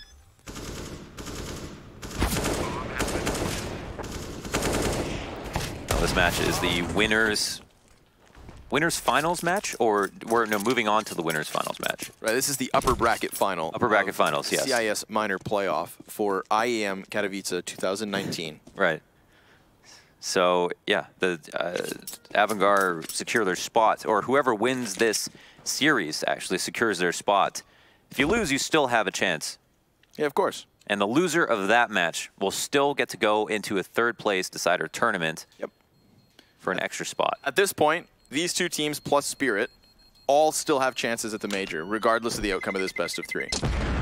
Whether that be here for the CIS minor, playing regional teams only, or as we keep alluding to, playing the play-in. Yeah, and the circumstances are still very serious because although that will be a 3rd place decider tournament, it's not going to be region specific. No, exactly. It's going to be much harder. Right, of course. It's going to be the teams that nearly made it from every region, so made it almost all the way through their own respective minors, and now have to go up against each other. So for these teams, they're looking for a win here. They're looking for a place in the finals of this minor, and anything else is going to be completely stressful, nerve-wracking, you name it. Push up from Catwalk, bomb drop. Fitch and Krizen ready to receive this. Long A setup gets aggressive, but who else than Norbert to bring it back again? Just like last time, when he throws a round that looks convincing into question, it begins with him. World Edit then follows right up with another kill. Norbert out from doors already, but James heard his footsteps. James knows. Oh, he knows. Oh, wow, just goes for it. Even a bit early. I was wondering if he was going to hit that wall bang, not do the damage, and get traded out, but it becomes a very pivotal kill. Speaking of pivots, World Edit just turned back round to watch Long. He had an inkling as to Buster being mid, and he'd be right in assuming so. But he has no idea that Buster's really this close. They're just chilling. World Edit would love for James to just creep into that angle. So we know A is safe. Oh, and was quite safe about the way he was clearing angles and just barely saw the barrel of Buster's AUG. But Buster had the drop on him. Got the kill and took the round. Avangar 7-5 as we move into the final moments of the first half. Nice kill there versus Kicker. Again, that's a round that would have fallen flat on its face if it wasn't once more for Norbert. One of the newcomers to the team. He's been an X factor. Yep. And he's not one of the names that, you know, is necessarily right on the radar the moment you look at this lineup. No, it looks like a LeetSpeak generated name. Yeah.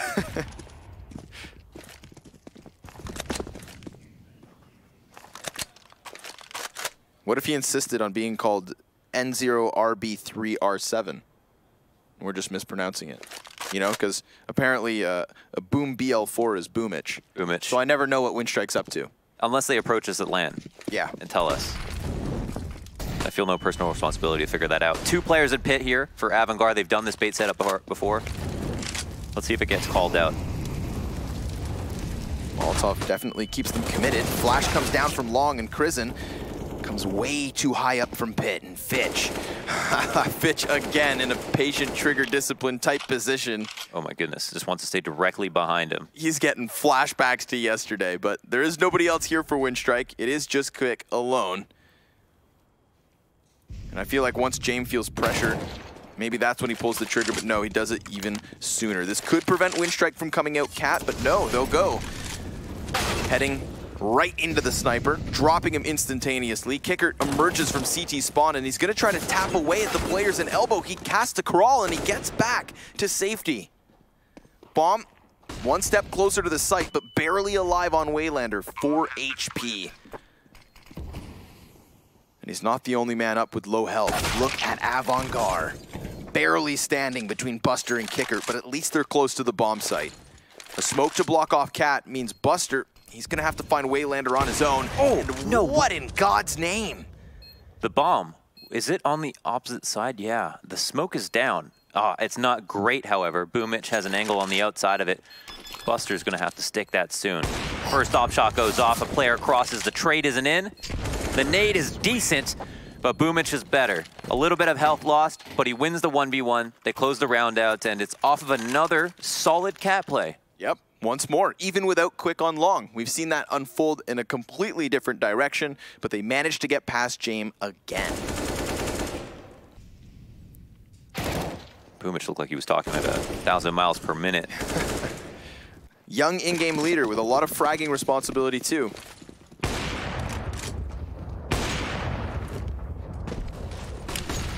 There it is, back to basics. But it is 4 players here with pistols, ready to frag.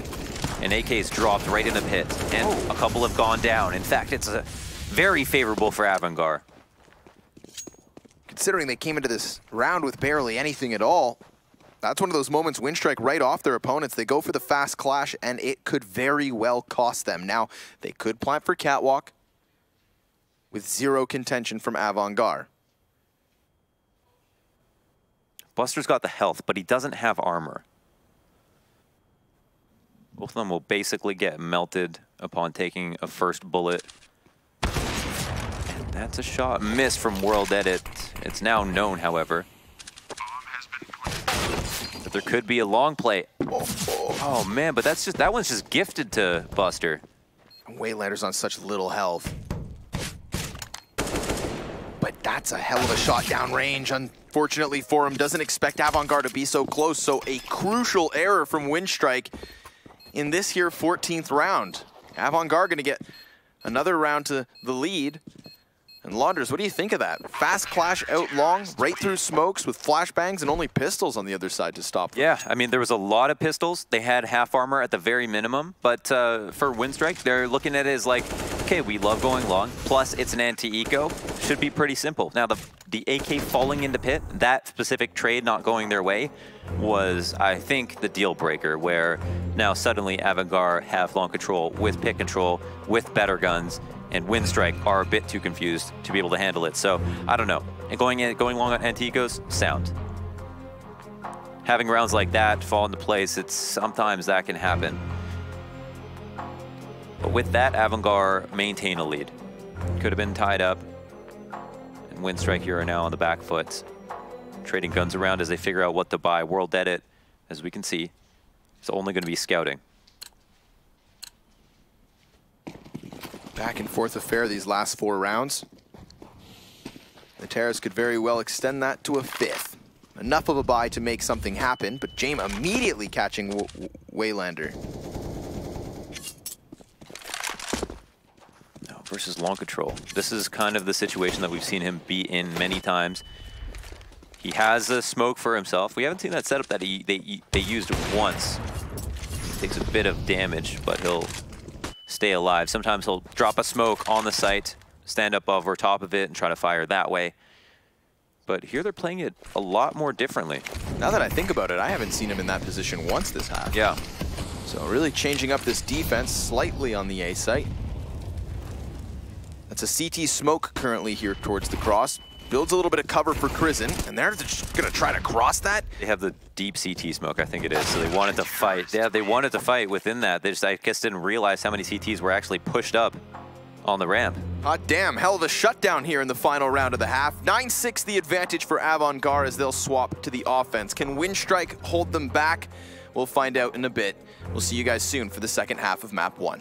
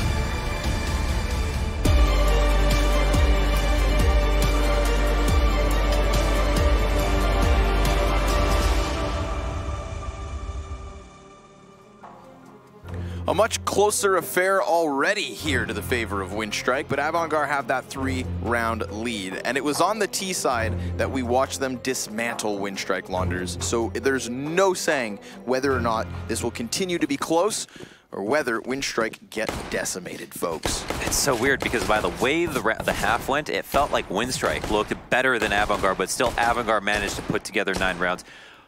A huge part of that is obviously because they got the early 5-0 start. So, you know, we look at this game, I think Winstrike feel a lot more confident. They look good for sure. Unfortunately for them, didn't get enough rounds to make this half easy without a pistol, but I think there's still hope if you are a Winstrike fan. Avangard here waiting patiently, and we know they kind of draw these T rounds out.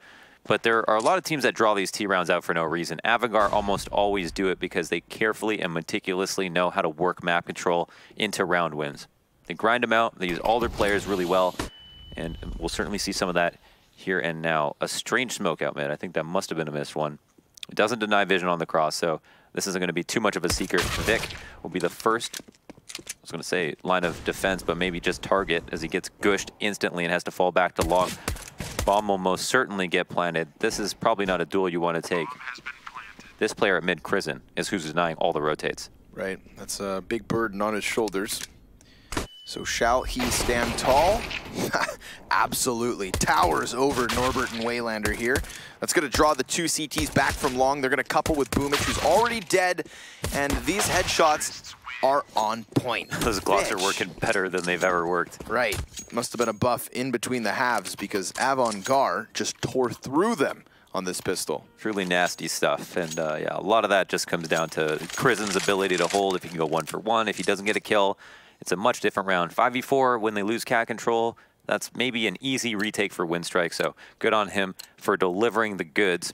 10-6 now as Avangard move into another anti-eco. And again, 2 pistols in a game, I mean, that can be enough to really push it over the edge. They have now not only secured their lead, a decent first half, but move into that dominant kind of overshadowing scoreline in the double digits. Leaving Winstrike in the dust a little bit, but Winstrike's goal more so than anything this round is just to get a little bit of damage if he can find it. Well, there's some right there. Well, that it really wants that kill. You know, it's a bit of a tease once you get your first dink. Oh, that's the sweatiest spot ever. Fitch using that car. What is this, a match or something?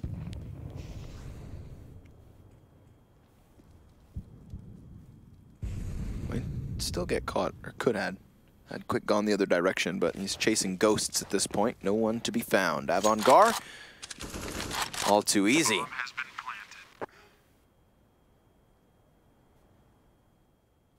Can't remember what their CT side was just decent yesterday. That is Winstrike, I should say.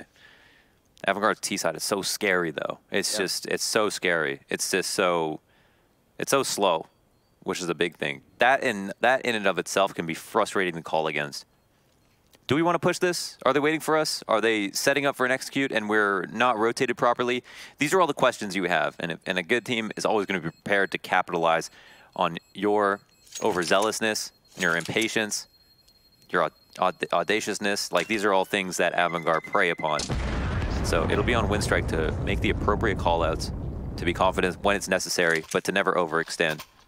Because in all those situations, they'll lose. Full buy out for both teams. The weaker buy is certainly Winstrike's. No head armor on a few people, but they do that so they can have that extra smoke. It's just that they've also only got 2 FAMASes. There it is, the sweatiest spot of all time. Never seen a kill. I haven't seen a kill in a match from that spot so far on this Dust 2, so it's cool to see that that car was implemented for a reason.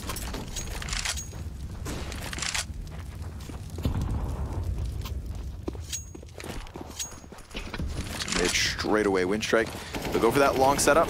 Moving back pick already. You've got to be fast, because sometimes Avangard can just pounce here on the T side of Dust 2. I love the way they play around with pacing at times. Like you said, either meticulously setting things up and playing proactive in a slower pace, but other times just bombarding bomb sites. This looks to be one of them. Got the smoke low, and that half smoke too. It allows for them to come out and still have decent vision. Molotov's high, but not as high as that flashbang. Does slow things down, certainly. Quick's waiting for a head to present itself, hoping somebody tries to chuck themselves down into the lower tons, but that's not going to happen just yet. Avangard waiting and inching their way forward, slowly but surely. Waylander takes the place of World Edit, both CTs down for the count with 0 response in frags. In fact, it is empty-handed for Winstrike until Boomich comes in from long, has another target to take, but can do nothing more. It is 12-6, and Avangard just cut straight through that A site. It's absolutely not the optimal way to have to deal with cat players by playing the low ground in CT spawn at elevator. On the ramp is normal, but these players that were at the ramp, both of them, I think it was World Edit and Waylander, couldn't get a kill at all. So the counter grenades were fine. They actually set up quite well, and there wasn't even a molly on default. So there was potential for them to play that a little bit more differently. They could have also implored Goose, but Goose is so committed that they had to be sure it was a cat play, and they didn't have much mid presence to do that. Because of their weak buy, they only had a FAMAS spotting from the left side of mid, and he could only know so much without putting his life at risk. So Avangard capitalizing on mid control and the misinformation that Winstrike had, or just a lack of information, to allow them to play a really solid, committed A setup. Said they were kind of 1 foot in, 1 foot out, and Avangard just gave him the boot. I like those rounds from Avangard. They've done it versus multiple opponents on multiple different maps where they set up a play based on smokes and utility, and it looks like a full-blown execute, but then it just goes dead silent. You know, Winstrike are waiting just for one person to come around a corner, and there's 0 confirmed spottings of the tease at all. So is it a fake? Absolutely not. They then transition to the full-blown hit. You know, they're comfortable to let their initial utility fade away. And obviously comfortable in rounds like this. Winstrike, they had a lot of upsets with their eco rounds versus Gambit yesterday. I don't anticipate Avangard giving them those sorts of opportunities. 4 up at long, and once again, Fitch is just here on the anti-eco. This is standard practice. They don't have to get tricky with it. One time teams give other teams problems from the CT side is when they can half buy and grab scouts. That's when long becomes a little bit more competitive, even if the other team is saving. But this is not one of those situations. 2 players low on life, and Norbert goes ahead and takes his own. In B bomb site, where there's absolutely no one from Avangard. Sometimes wild things happen. That's how in his head they are. I can't take this. Just explodes. I didn't even know there was a place that was high enough in the B site to die from falling. How do you even take fall damage in the B site? I don't know. It looked like it was outside tunnels too. Okay. It's a head-scratching instance of death. World edit. One parting Deke, perhaps? No. He's just going to walk away alive for now. And that's a 13th on Avangard's behalf. It's daunting to have to think about how much money is being made on the rounds like these, you know? These look like kind of just like intermediary wastes of time. And just like you have to go through because of the economic system. But in these matches, it's really everything to kill 2 or 3 players when you have pistols. Yeah, you're not favored to win the round, but you are expected to get something out of it.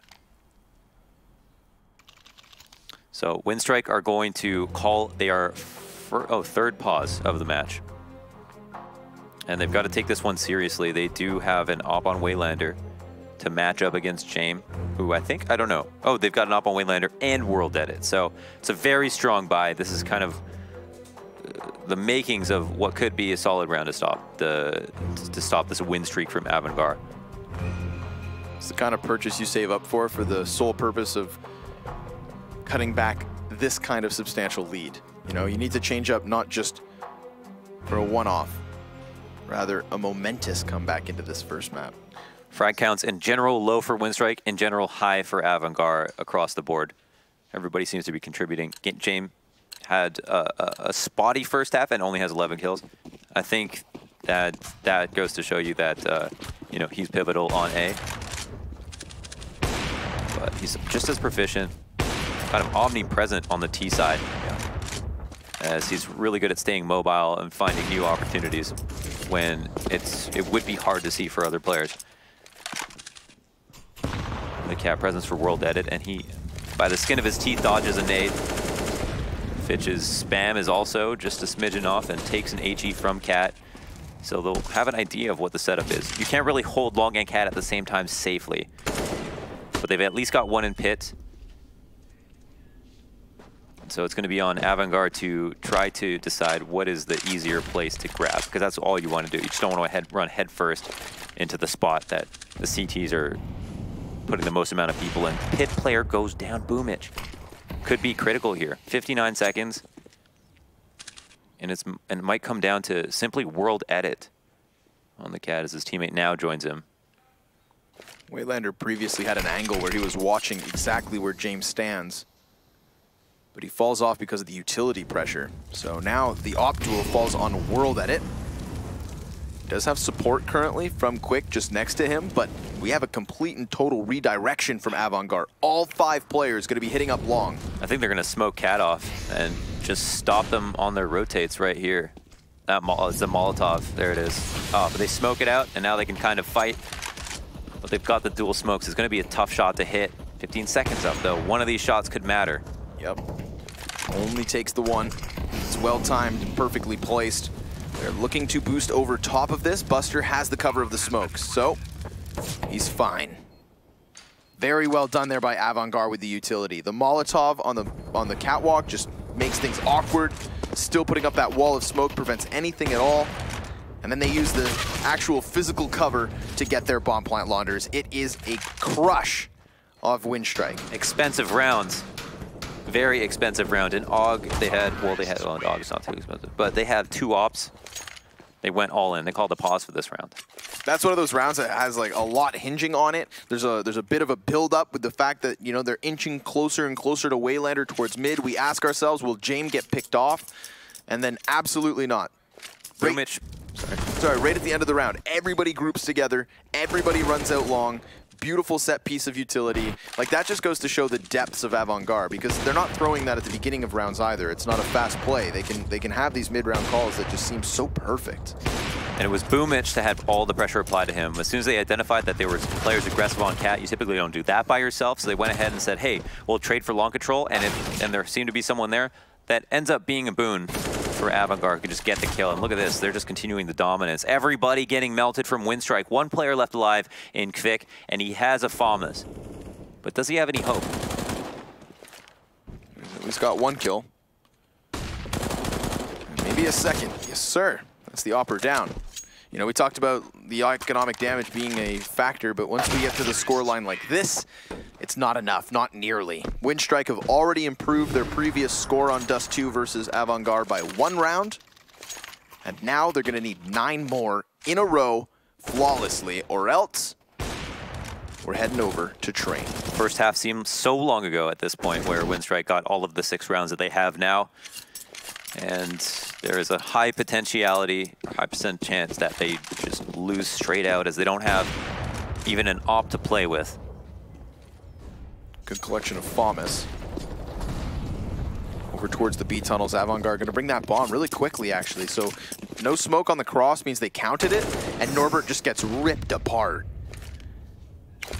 Fitch could easily section off this rotate through spawn. That's 3 of the 4 Windstrike members coming upwards, because Waylander's the sole B defender, and as he dodges the flashbang, he takes the bullet to the head. Right after which Boomich dies. I mean, this is a clean sweep from Avangard and their T side. Flawless. Not a single CT round has been won. This could be the difference if World Edit continues to disrupt the plant attempt, but no, nothing at all. 2 kills, and Kvik flanked.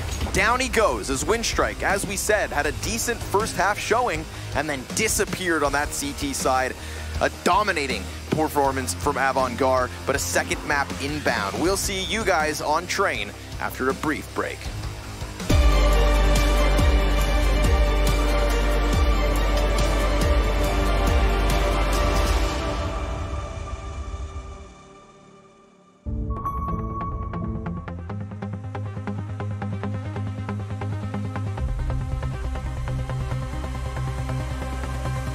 One more time.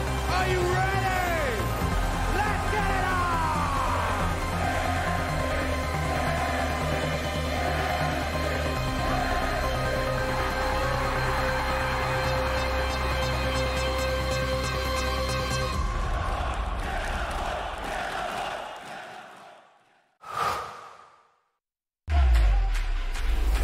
Think you can't capture a clutch in full resolution while streaming the play to the world?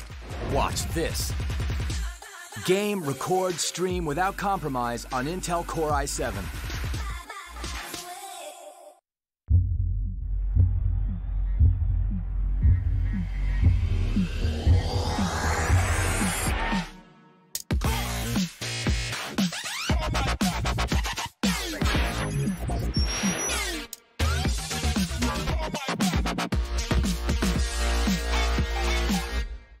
Prepare for combat. Go forth and conquer.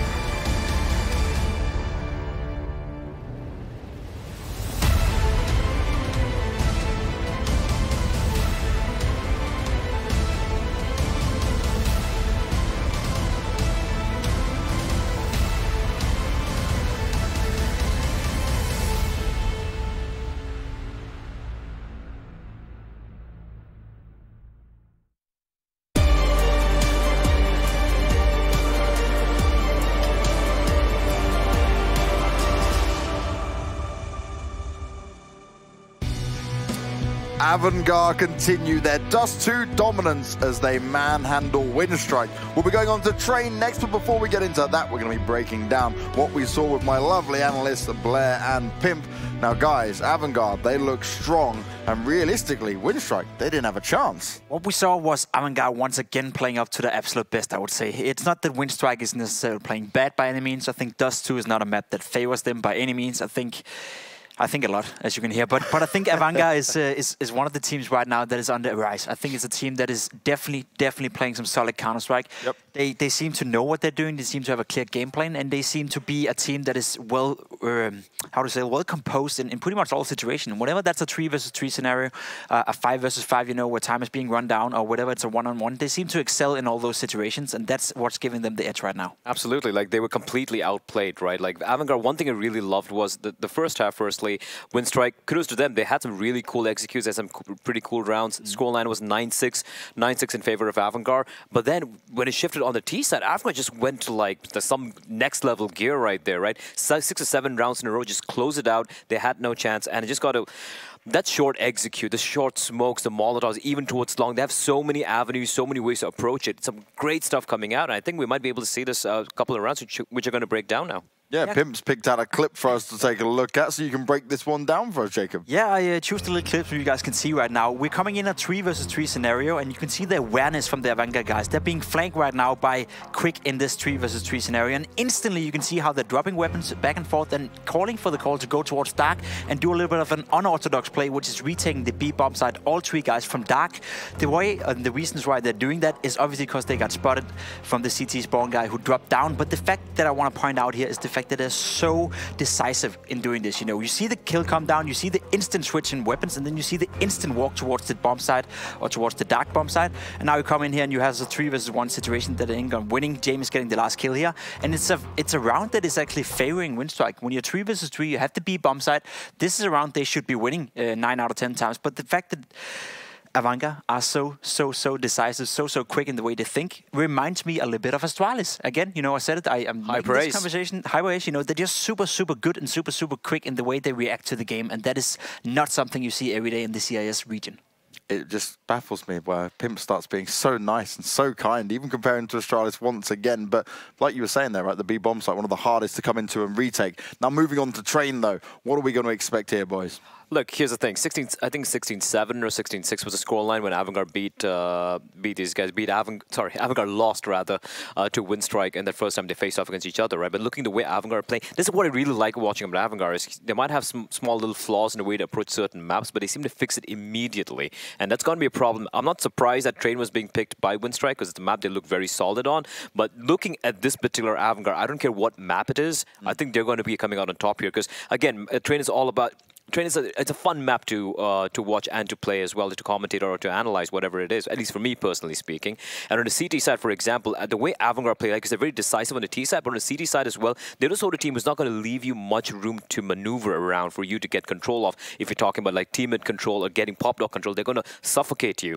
And for Winstrike, like that's the thing, they sometimes seem to run out of ideas. So I'm still going to side with the boys from Avangar because what I saw from Dust 2 was phenomenal.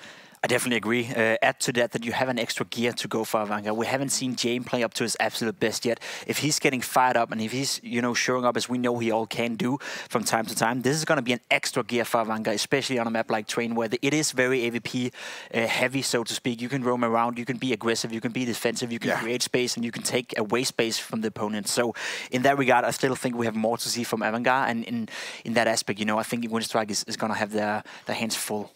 So quick decisions on this then, boys. Are we still going to be going with the Avangar Train, or do we think Winstrike can even this up and take us to a third? It's definitely going to be closer, but I believe in Avangar. Yeah, I believe in Avangar as well. I think they're going to take this one. Okay, well, the desk is siding with Avangar for this one, but Winstrike did it last time around. Let's find out what Launders and Scrawny think about it before getting into the game. Oh, James, Launder's opinion doesn't matter too much, but we'll ask him anyways. You siding with Avangar in the 2-0 here, Mohan, or are you feeling a Winstrike comeback? I don't see a way where Avangar would lose this match. I mean, I think it's going to end here. I think they win the next map too. It doesn't seem like they're going to lose. In the first game, yeah, Winstrike had a decent start to it, but Avangar won the majority of the rounds, even though they had looked very good. Right. And then in the second half, it didn't win a single round. to help us build a case for them. They just got decimated. Didn't win a single round. 6 rounds in the whole game, all coming from the first half. And that's depleted all hope for me for Winstrike. So I feel like Avangard all-time high in terms of confidence and are delivering on the goods. Winstrike confident in the pistol. They're just going to charge right out into the A site. Down from ladder and trying to get out T-Con. They find a little bit of resistance at first, but now they have punched through it and then some. Norbert has James dead in the heavens above, and Kickert left alone.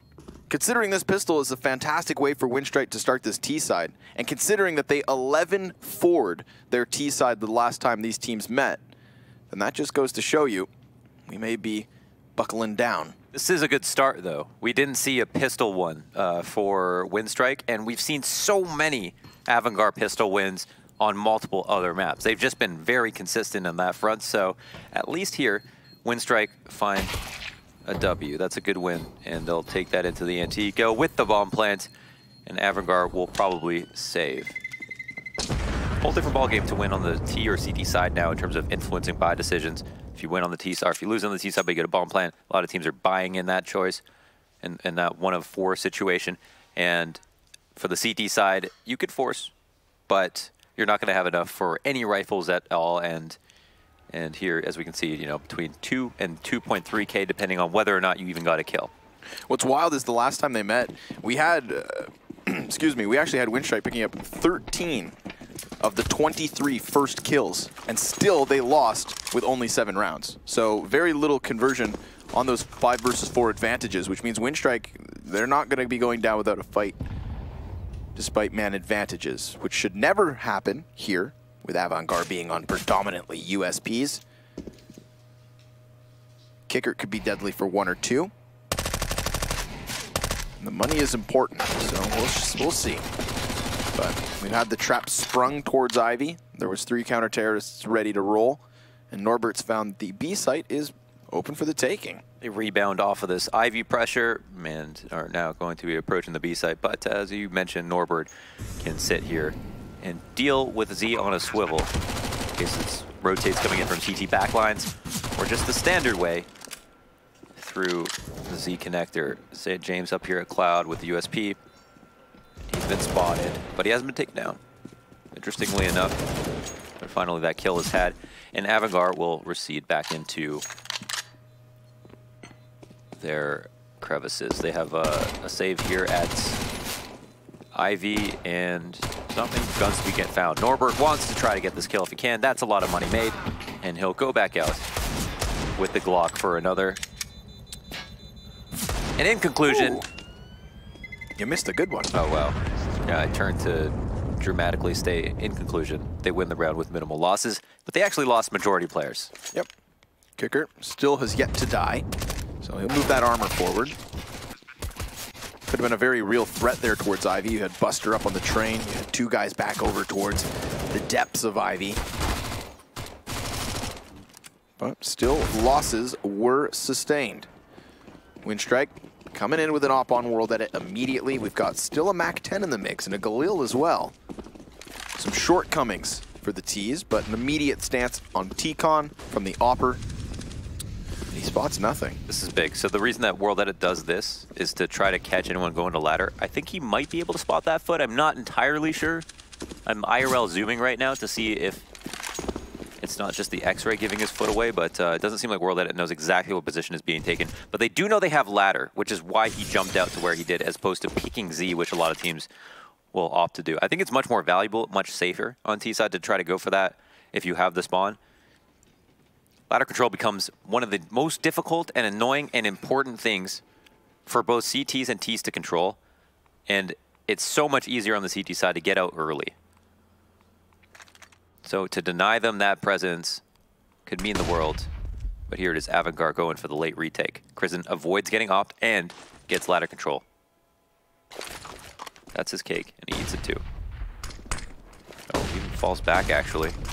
Defensive smoke thrown. The Molotov's too good, however.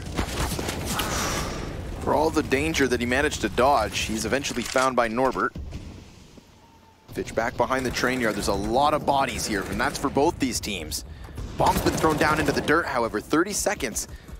That makes things a little awkward at first, especially considering there's an additional kill and even further damage. Waylander on 3 health, lucky to be alive, but Boomich flies from the skies and just stomps him with the MAC-10. Fitch is going to come into fruition, but only with 1 kill as the bomb has gone all the way over to B. Oh my god, just a couple of very important moments on those kills, and it could have gone back in the favor of Avangar, but instead Fitch is forced to save now. Take the op and fall away. That was a good rotate there in the last few moments when they killed James. They realized that that is the most important frag they could get. And they make the last second adjustment and hightail it out of there. A nice round from Winstrike. I'm surprised. It seemed Avangar were going to win that for sure. 3v4. They had the smokes to push them out of position, but Avangar had done so much damage. They looked like they were going to continue getting kills. And then everybody fell like dominoes. That was one of those rounds where, because of the setups and just all the bodies that were in position, you have no clue who's actually going to walk away with it until it all starts unfolding, and it unfolded quick. Wild to me that Waylander's able to create an alley whereby Boomich can get through Z with bomb and get over to that B site. You know, I thought that MAC-10 was going to be a very real liability, but it ends up helping him considering how, you know, fast and forward he was flying. Mm-hmm. So 3-0 for the start, and Winstrike take the first rifle round. James, once again, he always manages to find an op. Either someone finds it for him and saves, or he keeps it himself, and then he brings it into a round like this and is a total game changer.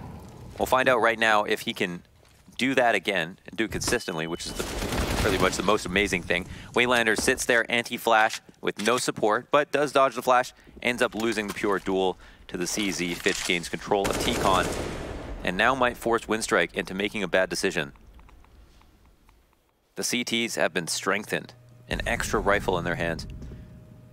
Kicker is locking it down on B with just a 5-7, but Norbert sneaks out the A ramp, and this is the kind of play that Norbert likes to make. Right. He's a sneaky man. You can do this pretty consistently. We're going to have the rotates over. Bomb is inbound. There's a little hesitation at the top of ladder, so it could always double back if need be. It's that extra picked up AK that ends up getting the kill towards the A site. James inside of Zed smoked off, may opt to push Boomich. No. He waits. There's way too much at stake.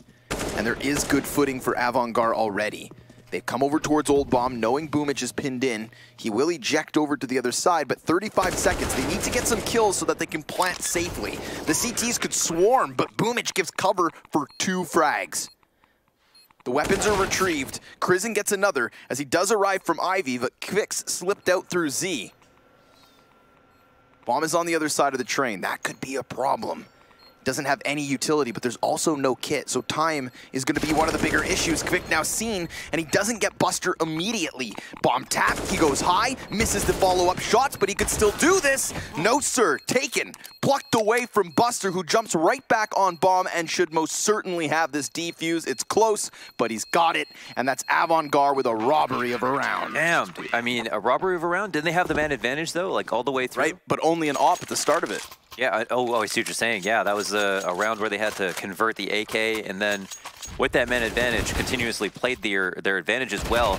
But here, yeah, when you see Norbert come through into B and sneak that 1 kill on the player who's alone, think, okay, that's it. And Avangar, before, as you mentioned, getting a rifle round in full effect. Go ahead and steal this. Kvik, nice attempt in the 1v2. I like the target selection there. He hit a lot of bullets and only had to dodge a couple, so movement positioning were solid. But Avangar were particularly clear-minded in the way that they positioned themselves to try to deal with that 1v2. When a player was low, he switched off the bomb. The duty for killing Kvik switched hands, and they did it seamlessly. Now, it's Norbert who's taking a bit of damage into this round. We'll let it go for a boost over at Ivy, but there's not a lot of CT presence here. And it's T main control on the ducket again for the CTs. Personally love T main control. There's so many safe ways to bank nades into it. Wide open choke point, an incendiary to the left side, a smoke to the right. And it's easy enough that 2 CTs could slip in with a great, and there's so many different easy pop flashes you can throw. Even off-handed ones work quite well. And it pushes the clock down for the T's.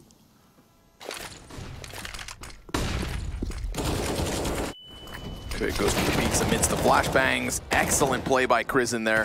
And that's just going to give Buster such a sense of confidence. Safety net around him thanks to the teammates.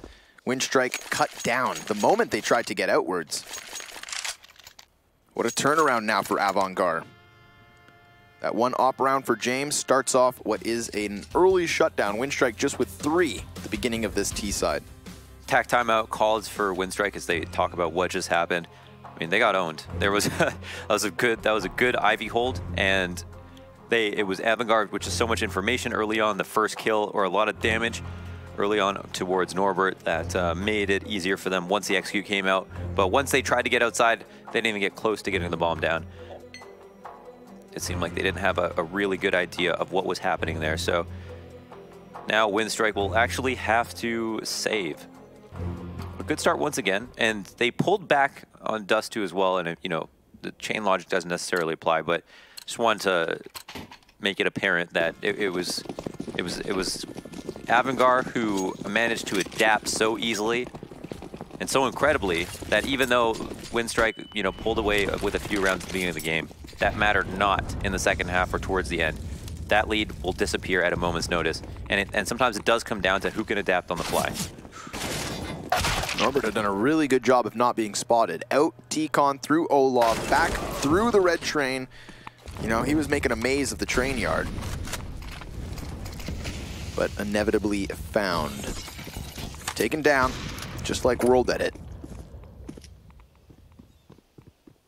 But at least there is one death already versus Avangard. You know, you get a second one, you're cost effective. Question will be where? Where do they try to throw the Hail Mary that remains in the round? And Bomb, well, it's joined its teammate towards Ivy. It's Fitch ready to receive. Double peek, good for a second kill. Kvik is really good with pistols, be that Deagles, P250s. Plays in the disadvantage and picks up frags aplenty. There's another, Waylander from downrange.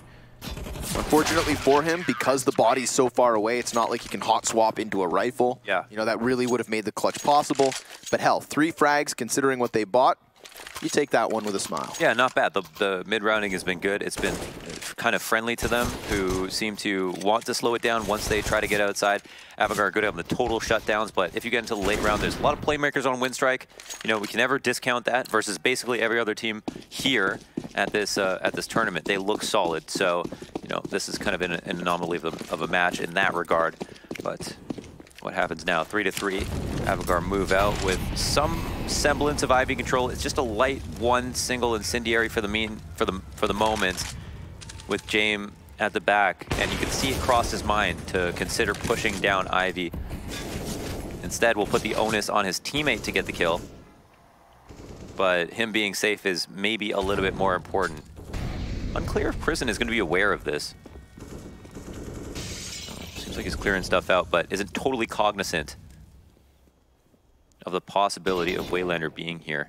And you can imagine, if someone takes his attention away at T-Con and he fires off, Waylander can find a kill. And oh no! He gets the drop on Fitch. It doesn't get much better than that in terms of setting up a kill. Because Fitch obviously just arrives to the position, right? So much less aware as to all the workings. That's true. He knows less, and that's better. Yeah. So there you go. Slaps him back. Bit of a spanking inside of the train yard. Kicker doesn't gonna have the cover of that half desk, so Kvik's gonna get him. It's been efficient Ivy plays coming out of Kvik so far. In terms of frags, Windstrike have been going toe-to-toe. And, you know, Avangard are just a multifaceted team. It's just they have, like, all the team play and stuff, but they also just have such strong individuals, so it's cool that Windstrike can keep up in that, on that plane.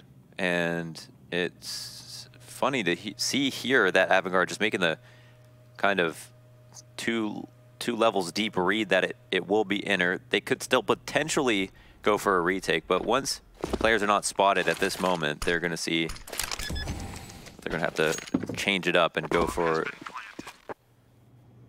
an outside retake. They're given a lot of time to pick the best spots possible. Part of me was hoping Fitch would go all the way back around through CT, the marathon run. But it is currently being watched. In fact, Down goes Boomich. I don't know about this, though. 16 HP, first one's easy. Fitch was tagged up already. However, Crizant does have the kit, and he's got the bomb down. It's not covered in the smoke. He's going to tap it for the peek. Here comes Quick, and he almost had a chance at a headshot. It looked good. The crosshair placement was so close. It was millimeters away from making that a fantastic 1v2, but instead, Crizant will come out and win the round. That was nice. They also recovers the op for Avangard. The retake was good. And there was just so many layers of awareness, like Crizant to get this kill in heaven, Fitch to be on top of the potential threat at Old Bomb, even though they weren't totally aware of where the bomb was planted. They weren't close enough to hear exactly where it went down. He still had that read. So now it's a tack called for Avangard. And we're seeing sometimes tacks being called from the team who's winning. But sometimes that's still important, especially if there's some kind of small disagreement. Right. You know? And I think it's fair as well, on top of this all, just when you consider the amount of losses Avangard have had to sustain. Like, you really want to make sure you smooth things out so you can have just at least one round where 5 people survive. You know, you play to be perfect.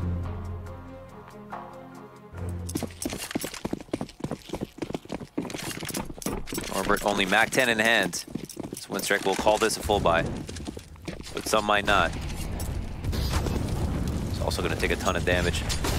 He's really not afraid. Oof. Boomich tagged up. Ivy players are starting to get their way outwards. Fitch is inside of the corner, and it's 3 frags to the favor of Avangard. Make that 4. Only World Edit left, and it's not like he has the trusty op, rather a Galil. Damn.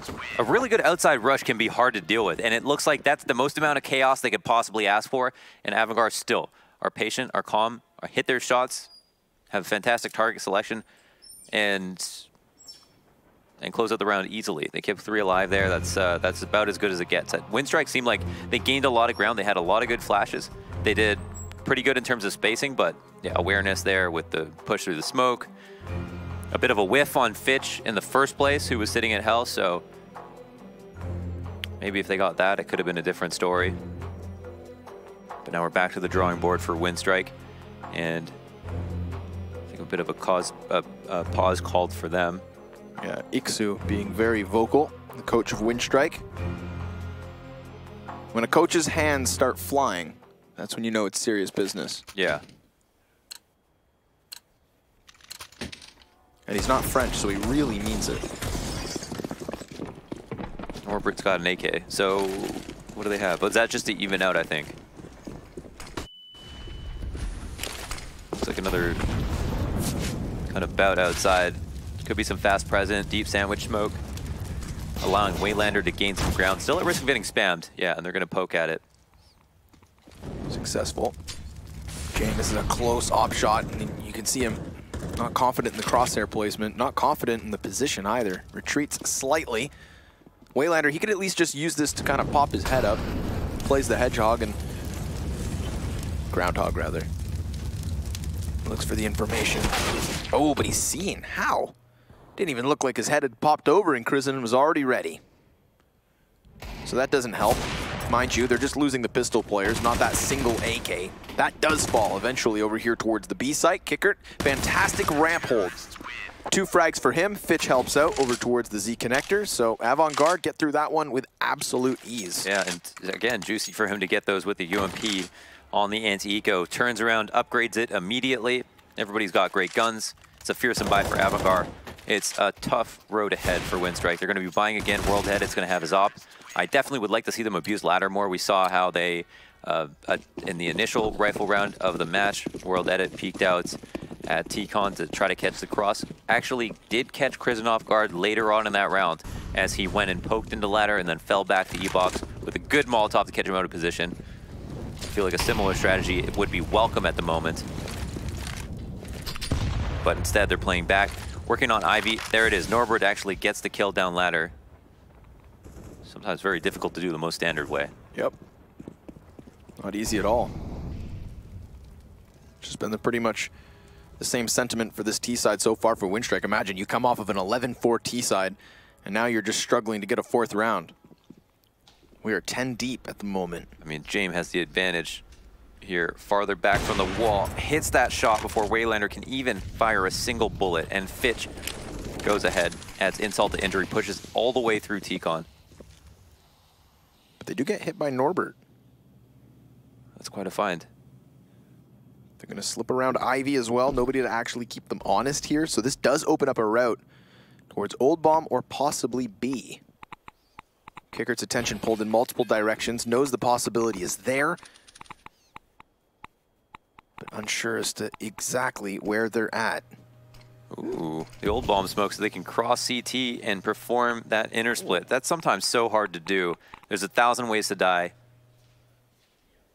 going this route, but will Avangard bite, or will it look like a fake to them? There's nobody to stop them on this B site. Yeah. I mean, they pretty much give up at this moment if they think anything of that smoke once the bomb gets planted. That's a tier 1 smoke grenade on Old Bomb that has enabled this entire thing to unfold. Bomb plants down, and obviously Avangard, they were willing to go for the save, you know, hoping that they did come A. Very common on train. Not the case. Overstack a site, wait. If it is the other site and you're already low on numbers, go ahead, take it into the next round. It's not going to be easy for Winstrike to recover these guns, but they do get the round. Finally, breaking a 6-round spree since their first 3 on the pistol. It's patient, it's calculated. Elaborate. Very elaborate. Yeah, no, I mean, sometimes teams will smoke right side Ivy, run through Ivy, run across Old Bomb, get tagged by nades, get hit along the way, have a rotate come to stairs. But there's a way to do it, and I don't say like I'm going to explain to you the way. I'm saying that the way that they did it was a way that you can do it where they do it slowly and they don't alarm the rotates. They use a smoke that could be interpreted as a smoke to help people get out of ladder. Right. A two-way smoke, if you will.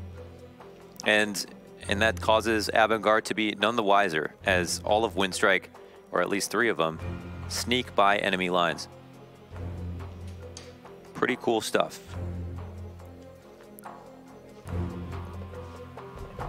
Bomb plant to help with the economy, another buy up, and Avangard will have no trouble putting together a buy of their own just because they saved 3. They've still got almost 9K on James. So if they want to have another situation where they eco but he opts, they can do that. They can indulge if they'd like. I highly recommend it. Little indulgence never hurt anyone. We'll bet it down ladder. Quick pick. Farewell Crizzen, who has been very active on that forefront of the A bomb site. Curious to see if Avangard throw a bit of a play, seeing as they're at a man disadvantage. And if they do so, it's got to be fast, because Winstrike are looking at that B site already. Bomb, sure enough, is in tow. They could leave World Edit above with that op. You can see Avangard getting closer on all fronts. They get that deep Ivy commitment, then Fitch outside ladder. Kickert and Buster crawling up B. Smokes and utility over the top of the inner sight, however, that's going to call Fitch over. AWP not a part of the defense just yet. James very hesitant as he still remains on A. Waylander immediately picking up a kill, but it's traded efficiently. Bomb thrown down into the open. Buster could find cover, knows there's players here, but doesn't know if he's being flanked already. He makes the right call, and that smoke makes things awkward. He uses it to a T, tapping away into World Edit, and just leaving Quick. I mean, a one-man defense in Buster, 4 frags for him. And James has now arrived to help to seal the deal here in the 11th round, or does Quick bring it back? He's dancing around the red trains, 25 seconds left over, and there you have it. The blindsided ace by Buster, 15 and 6. He cracks the 11th round wide open. Absolute madman. Whose smoke was that? I think it was a T-smoke. Oh, yeah. Was it their own smoke? Because that is exactly what messed them up. As soon as he saw that, he used it as a call to action. Moves up to the left. Here didn't even want to fight for a second when he saw that he lost that first opportunity. When that smoke went down, he was like, okay, here's a situation where I can peek one guy and the other ones can't see. The ones will be, someone will be smoke blind or someone's going to be on the lower ramp. I can go ahead and take all these engagements 50-50. I'm happy to do it. We're already down men. And then he turns it into 5 kills. Kickert's now the one inside. But that hero play, I mean, That brings Avangard back into sizable lead territory. There's no one here from Avangard. I feel they're actually kind of weak in this area. A lot of free kills to be had holding ladder if you have the spawns. And having a fluent E-box player is critical for outside, especially for dealing with aggression from ladder. But instead, they play quite passively. And sometimes let them out into situations where they surmise multi-kills after losing an opening frag. Like, Windstrike still come alive sometimes when they get on the outside yard. Try their hand at B once more. Buster not yet in position. We do have Kickert over towards the top of Spools. Nice spray down for Fitch, a double, triple headshot. That's ridiculous. Dude, 3 headshots from that distance? Like a maximum distance spray down. Maximum distance. You couldn't find a longer lane. World Edit was convinced off of the ramp as well. He's going to try his best to pluck one from the top side, but no targets present themselves. Avangard do a very good job of just getting into cover and keeping Windstrike grasping at air. Wow. Considering Buster used an ace to shut down Windstrike in a disadvantageous position when they had finally won a round since Pistols, and then you follow it up with a Fitch lockdown. Big multi-frags coming out of Avangard. World Edit just wants his op. He's not asking for much. That's a spray you can't account for. I mean, they needed to kill him. They also, I mean, we weren't thinking about their POVs. They're all spraying at him too. So we could say, yeah, maybe it's a little bit fortunate that he's able to get a kill like that or get 3 kills like that. They also had the chance to shoot back. And so it's hard to account for a spray to be that good, but at the same time. He was crouch walking when he got that third one. I wish they could see the dance you just did. Yeah, just slides out a Z. And damn, just like that, they've siphoned out the economy of Windstrike. Just about 2K apiece, and World Edit has bought an op. Maybe he just bought armor and had the op? No, they didn't have the op, they all died. He saved Lunders. Oh, he did save? Yeah. Oh, okay. Yeah, he got away. It looked like he was about to die, but he got the kill and then So, yeah, so then he spent the rest of his money. Oh, sorry, he saved and he had no money left over. Yeah. I'll figure this out one day. Yeah, you're new here. Ooh. Molotov at the feet. Opper ready and successful immediately out of the gate.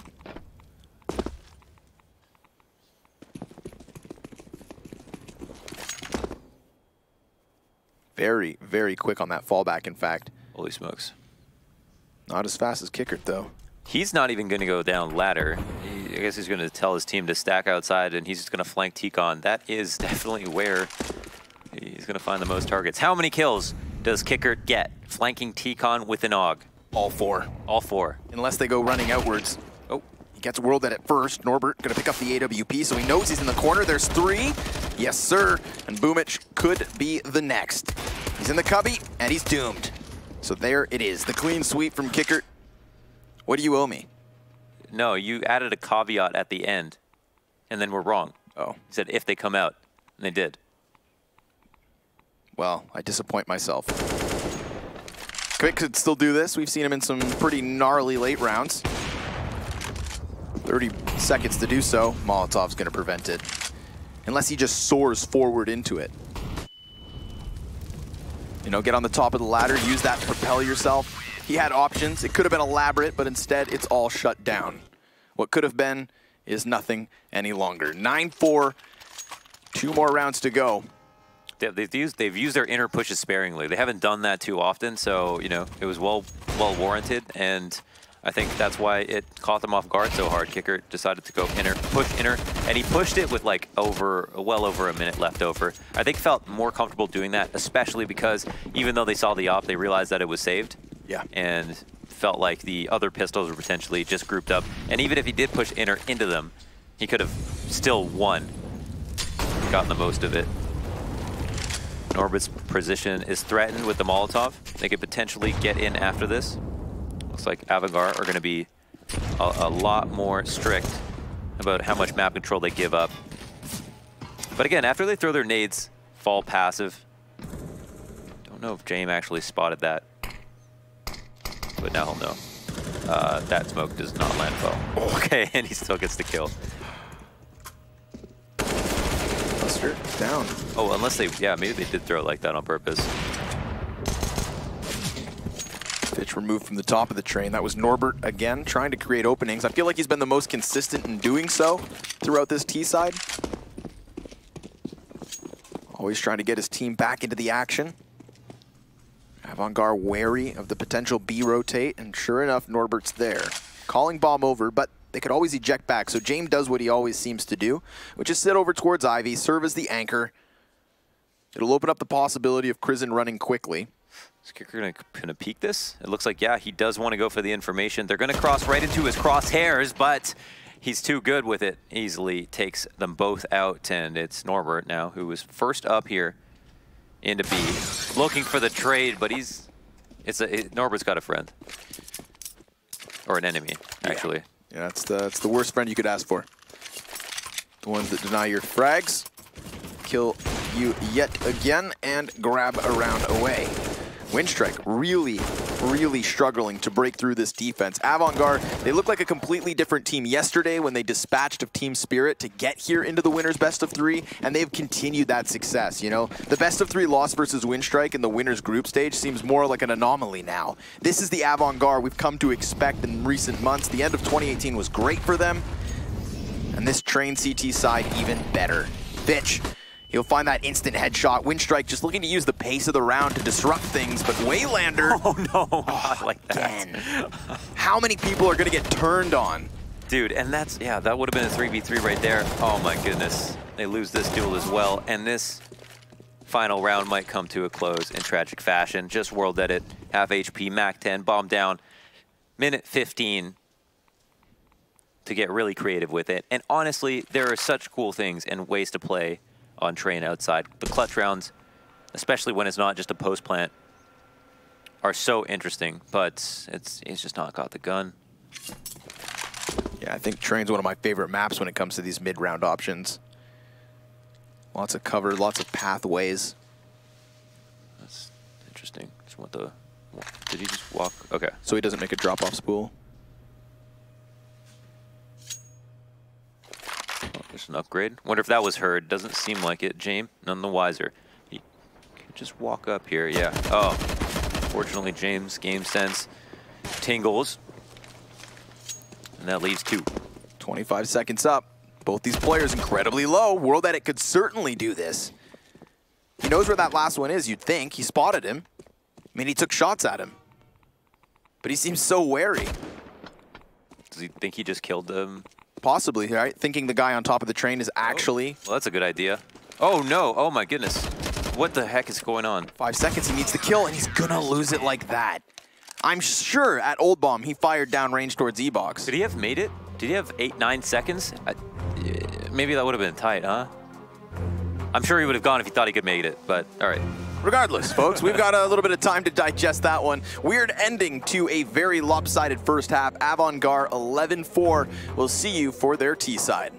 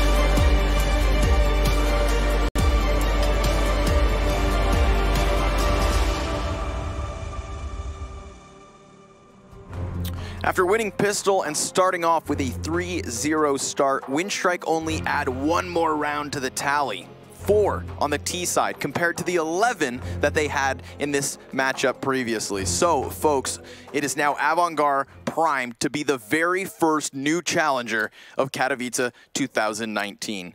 They've got a T side ahead of them, a Pistol round to start, and a very real chance at finishing this. That's crazy. I didn't even realize that. I totally forgot that Winstrike were the ones who actually won the Pistol. It seemed like they had more rounds beyond that, but it was just one outside rush that went their way, and a lot of the mid rounds that they were explosive in and brought close, Avangard closed out, and that's just been kind of the tail of the tape with Avangard matches. Looks close for a second, and then Avangard run away with it.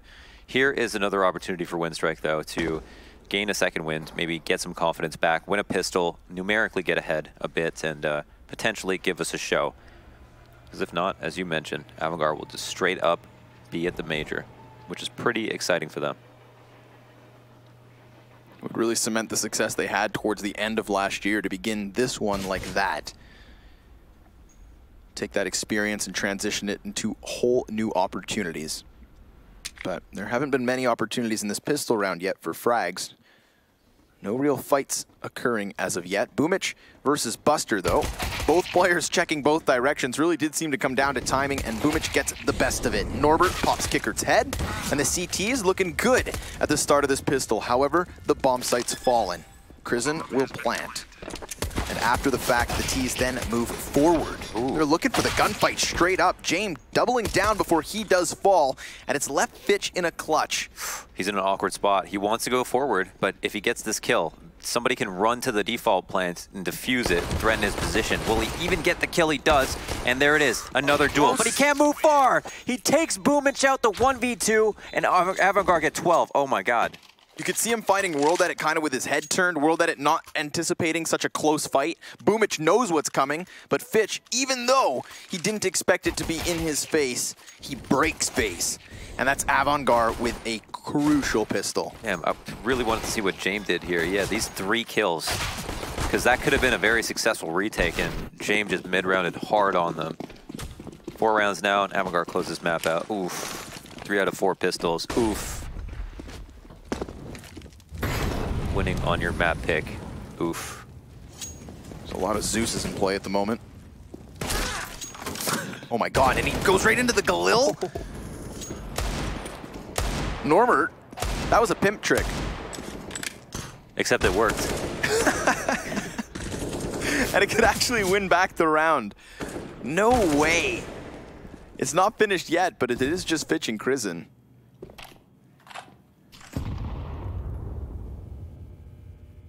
Boomic ready for one. There's a small chance there. Aye, ships in the night. Look at Boomic. He's waiting. He has this locked down. They are stuck.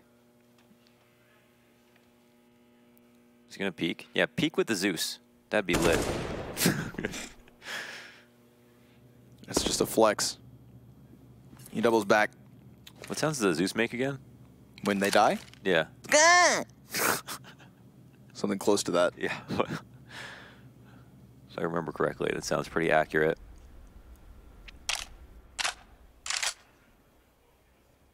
They're just gonna hide and spawn, Launders? I'd be terrified too. Oh yeah, they're just gonna give up. I guess they, what can they do next round? Huh. They're just that safe. Yeah, I mean, you've got yourself one hell of a tantalizing task ahead, so all right, let it slide.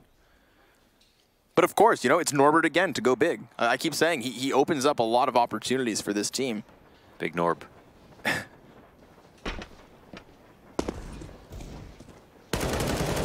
He adds a lot, like, of unique play to this team. And it's full of fraggers. It's interesting though, because again, you know, you look at Winstrike as this kind of combination between what was Flipside Tactics in Waylander and World Edit, and then the remaining QBF players of Kvik and Boomic. Where does Norbert come from? You know, he's kind of the 5th man in. And, well, first man into the round that time. 16 and 14 he is. World Edit, 13 frags behind him. No one else double digits for Winstrike, but they've poised themselves to change that. A big old bye for the boys in blue. Everyone's armored up, as you can see. We know that they intended to buy, and that's why they wanted to save those guns so they could try again. It's not an amazing buy for Winstrike, but it is an opportunity for them to make a lot of money. So, how much can Avangard do with no utility? Got a single smoke on Crizzen, and that's about it. Jump to the left side of Ivy to make it unsafe to peek, and they immediately encroach on this. Moving out quite quickly, because again, they don't have any nades to throw. Waylander's spotted, and he moves back. This was their one failsafe here at Ivy. Things could get ugly. Crizzen denied his opening kill, though.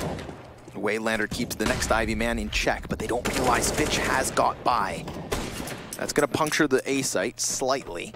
He's going to take their time now. There's a reposition here, as James deemed it no longer safe to try to peek that again, and they've snuck someone into hell. They know Fitch is here, but can they deal with him? Not as of yet.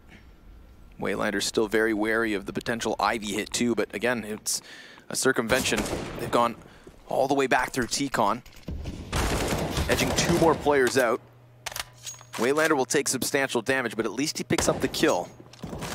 And then they start to trickle down all around it. So Avangard really trying to throw as many bodies within the train yard as possible. Doesn't seem to have worked. They had an initial setting. Fitch changes course for the rest of the team.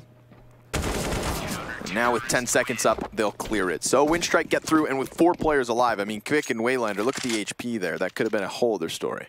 Yeah, honestly, it was actually a really good attempt for the amount of utility and stuff that they had. They moved quite quickly, they didn't waste time, and they got into good positions. They got that opening kill. Waylander, though, was solid from his spot at Ivy. Didn't rotate around fast enough to get in control of Ivy before they escaped, but they ultimately didn't die, got his 1 kill, and continued to be a threat. So Avangard now have to fully save, as Winstrike throw everything in the kitchen sink at T-Main. Boomich here is going to hear those P250 shots going off, but wants to be somewhat inconspicuous knowing that he has ladder to deal with as well. Oi. Hear that Glocko burst. Like that's supposed Glocko to Omega. Like that's supposed to scare him away. It's all he can afford to do. I'll kill you. Oh, whoa. Oh, counter Zeus. Yeah, counter. That was a weird animation. What was that giant? Saw the Zeus. We saw Zeus go off before, and then, like, before he switched to it. Scripted. Cool. Like a lightning bolt. Another T-side attempt. Avangard 12-7. So 5 arrow on the difference. Got another full buy up, but it's not totally full utility. How often do you get Zeus fights? Twice on a train match with Avangard and Winstrike.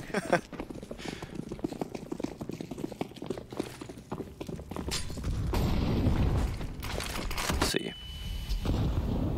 Just grenades on Ivy. A little bit of chest puffing.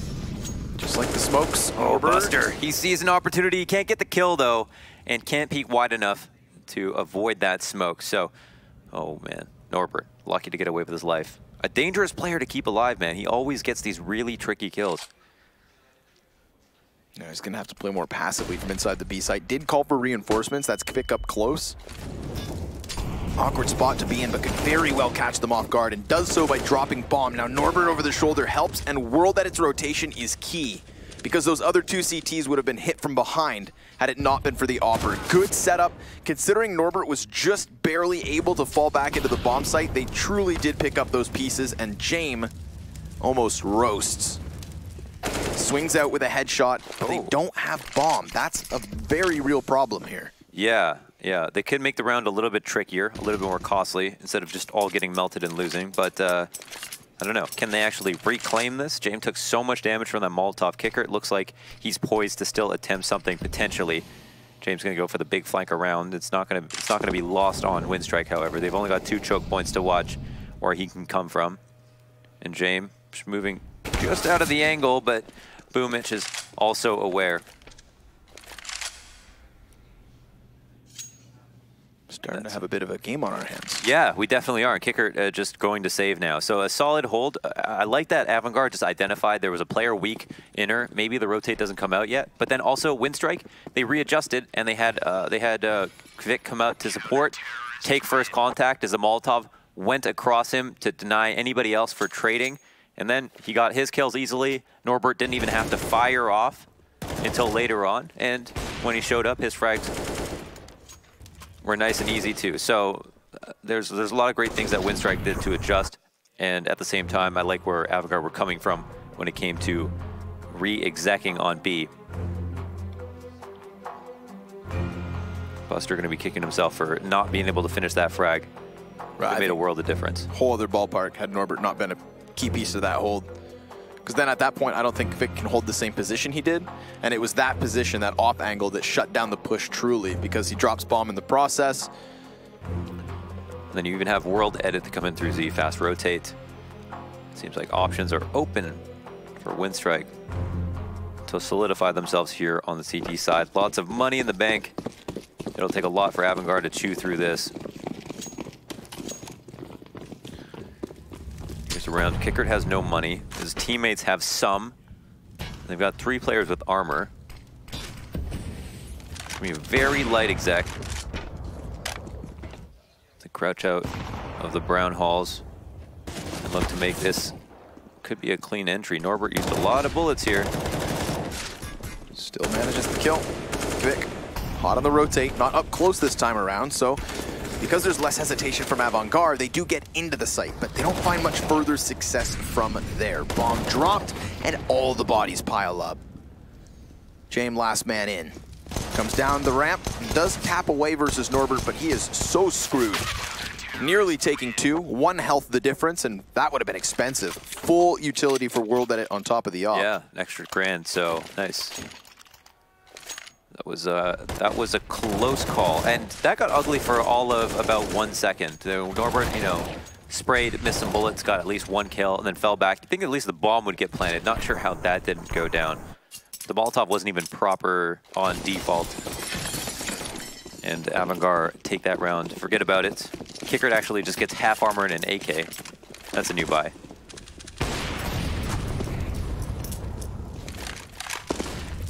That is hyper aggressive into the Molotov. Does he fall all the way back? Seems so. Prison punishes the push in mid. Boomich gets very close to T-Con. That is not a fight you want to take whenever you can avoid it, just because the shadow is so blatant. Norbert's going to see 2 targets. Buster gets his 1 kill. And finally, follows up on that entry that he could never get. Just looking to dish out the haircuts.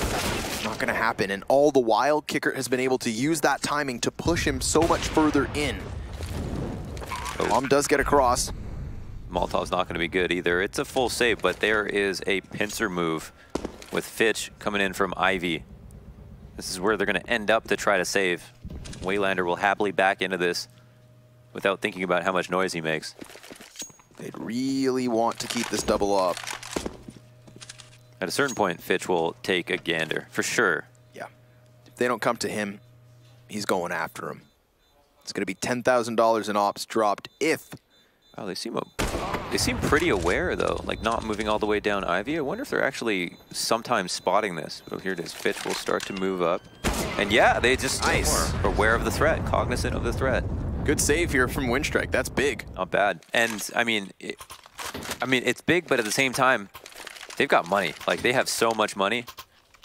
Avangard really just didn't want to lose anybody there, so I think they found a good opportunity to try to get a kill. The entries were massive. This was a beastly round. Dangerous for Windstrike to let any of these slips just because of how close Avangard are to the finish line. But they do look solid.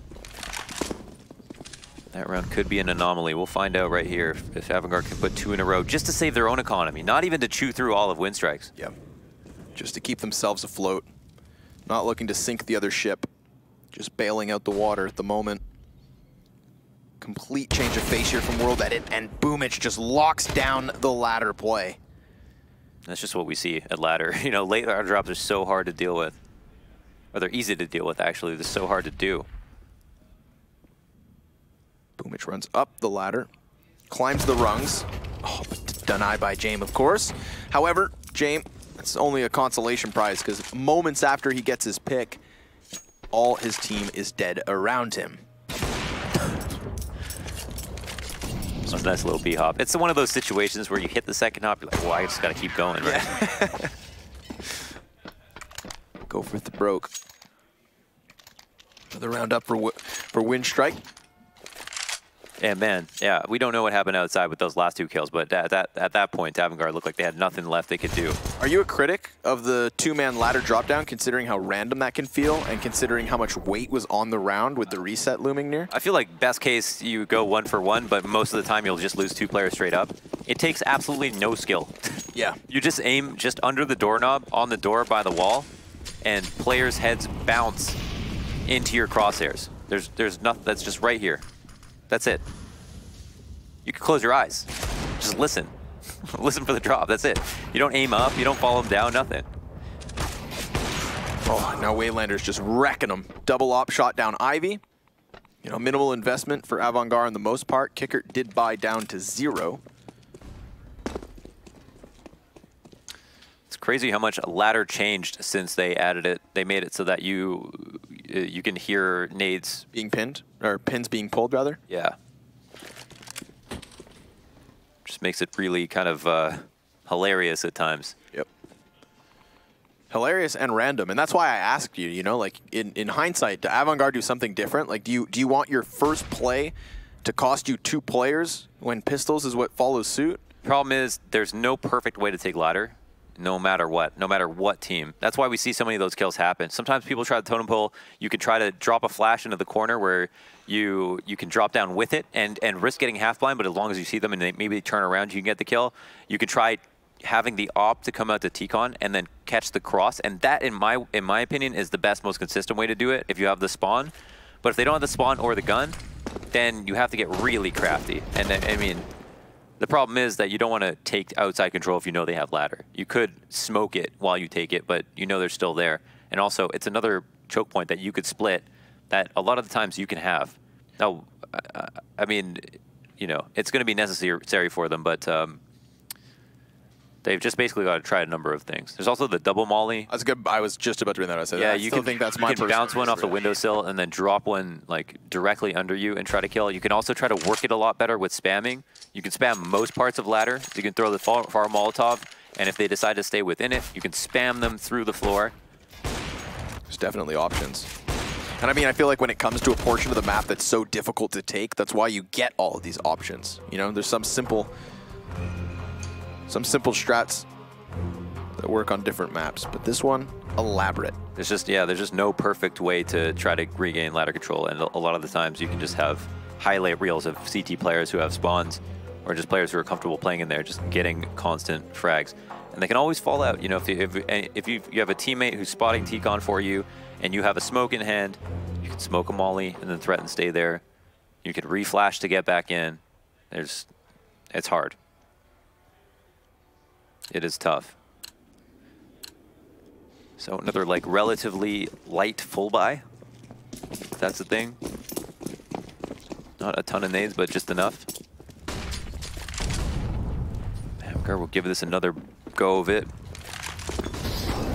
Rolled at it, taking that same little bit of molly damage as he goes for the peek on upper. Reveals himself with a shot though. Boom, potentially to be bested. Whoa. That's a tier 1 camera slide. I'd definitely like to see the antics again. Where is Jame in this situation? Right here towards T-Con. Players in front of him. Crizzen, the man with a pistol, meant to set him up.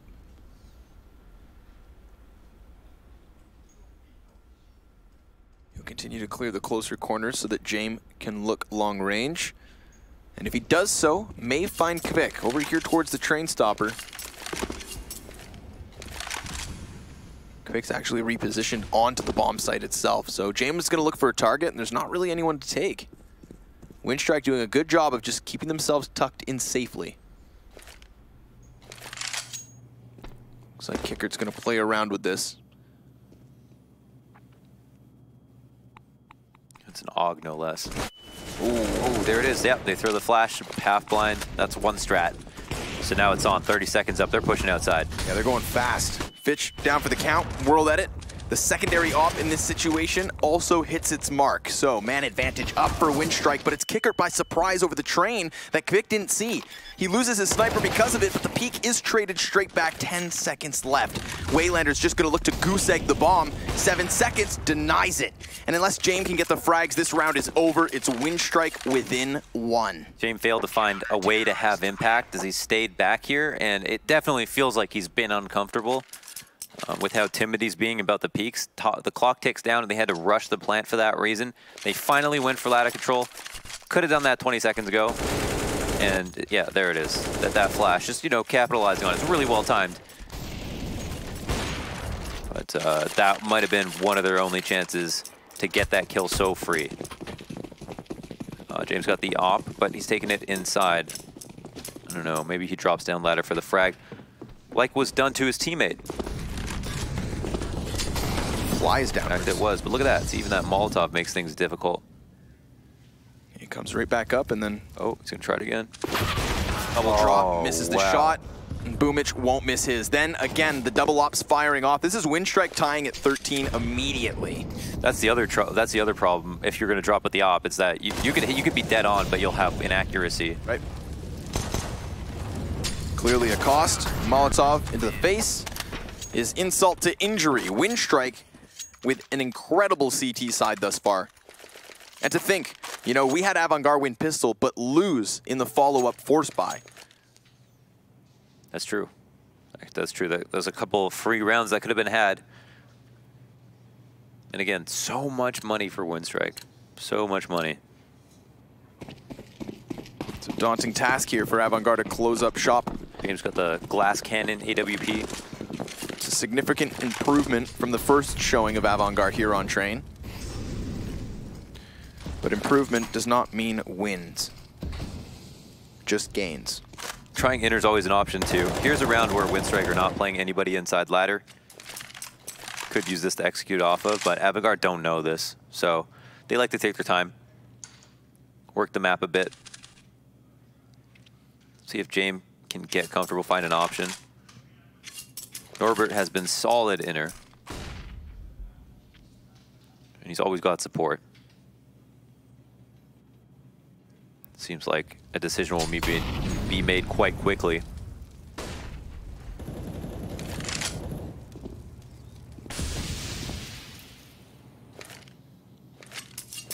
Bit of indecision with Avangard. I was gonna say, they're just kind of lulling themselves here up in the brown halls. Not making Windstrike uncomfortable at all.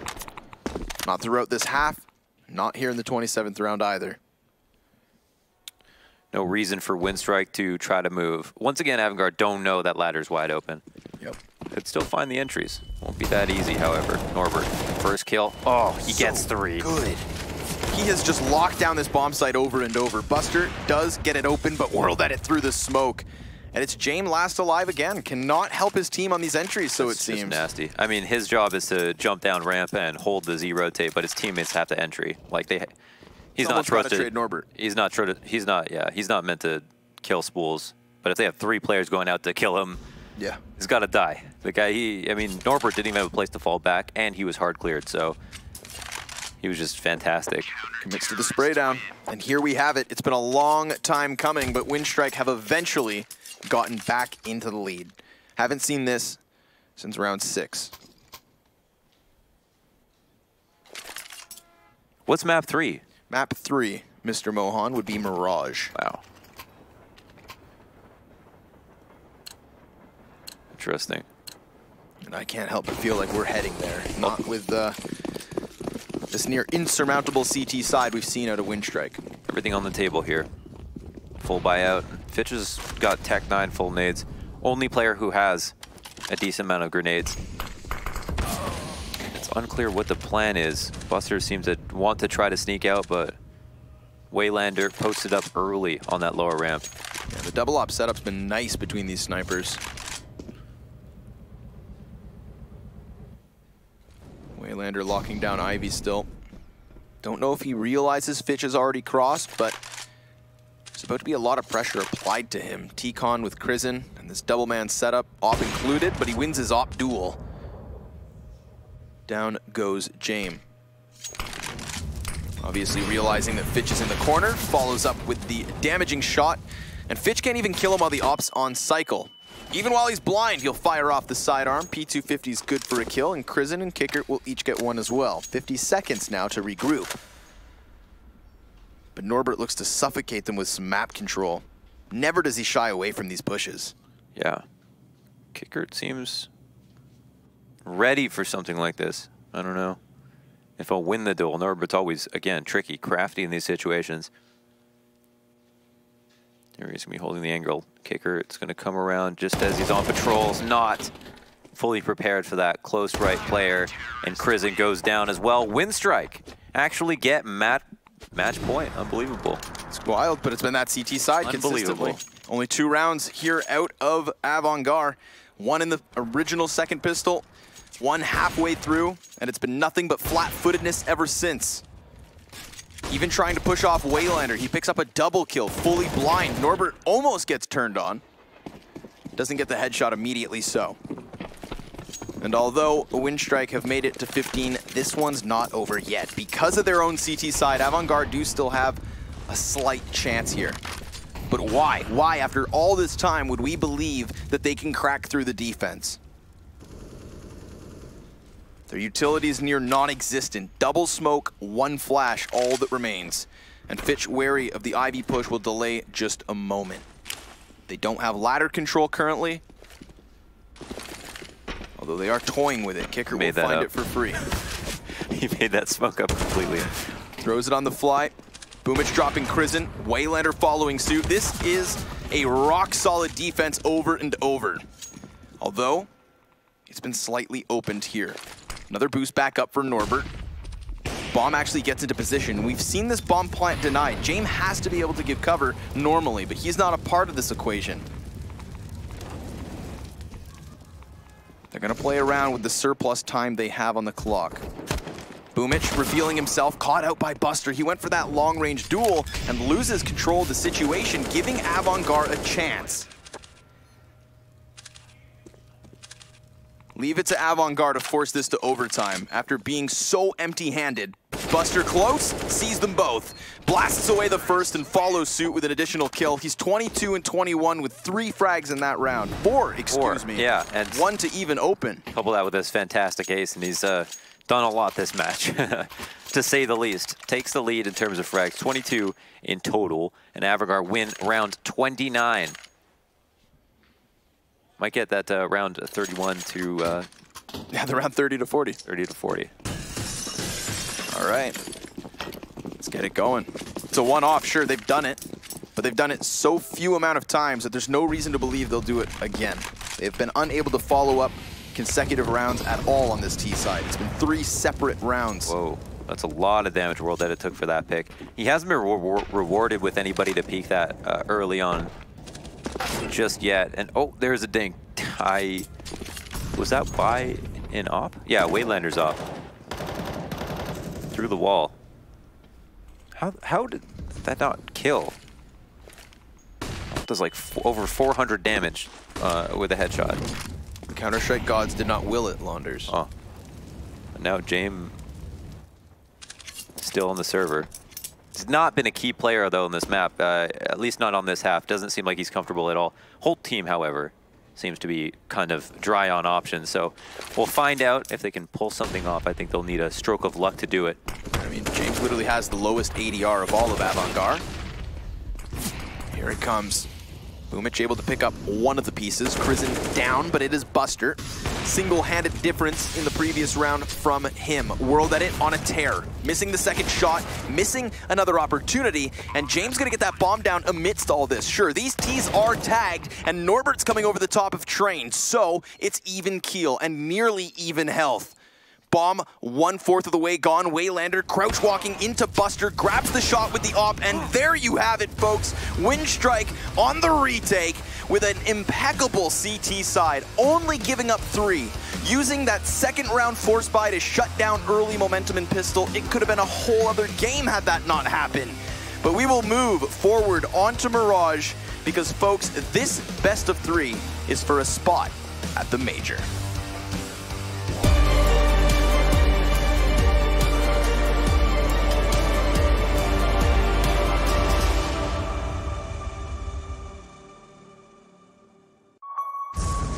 The champions of ESL One Cologne. Do you remember?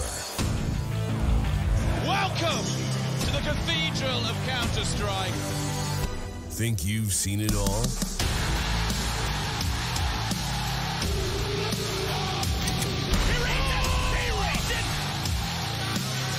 Are you ready to be a part of Counter-Strike history? ESL One returns to Cologne in 2019.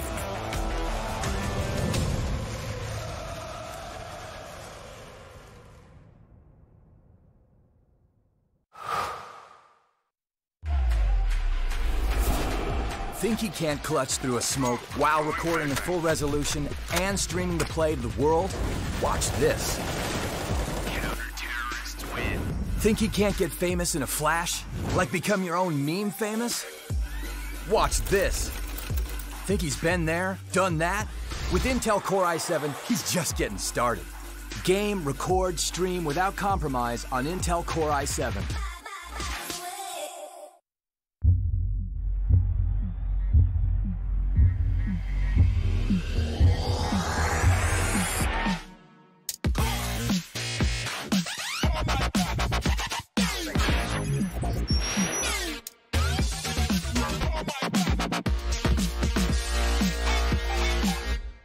Prepare for combat. Go forth and conquer.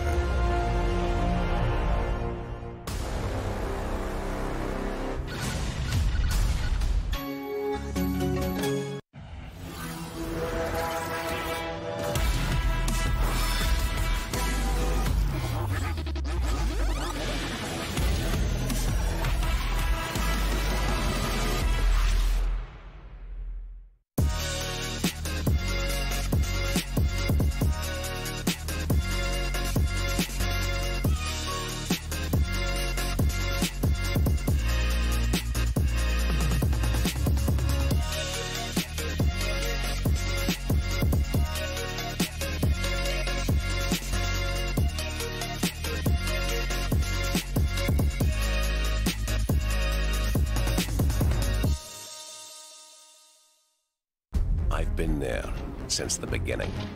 Every map, every frag, every moment. I run, but I never hide. With knowledge comes power, and power is to be wielded wisely. Which is why, as the expert, I bet with Betway. If you know CSGO, then you'll know the best way to bet on esports is with Betway, for the love of the game.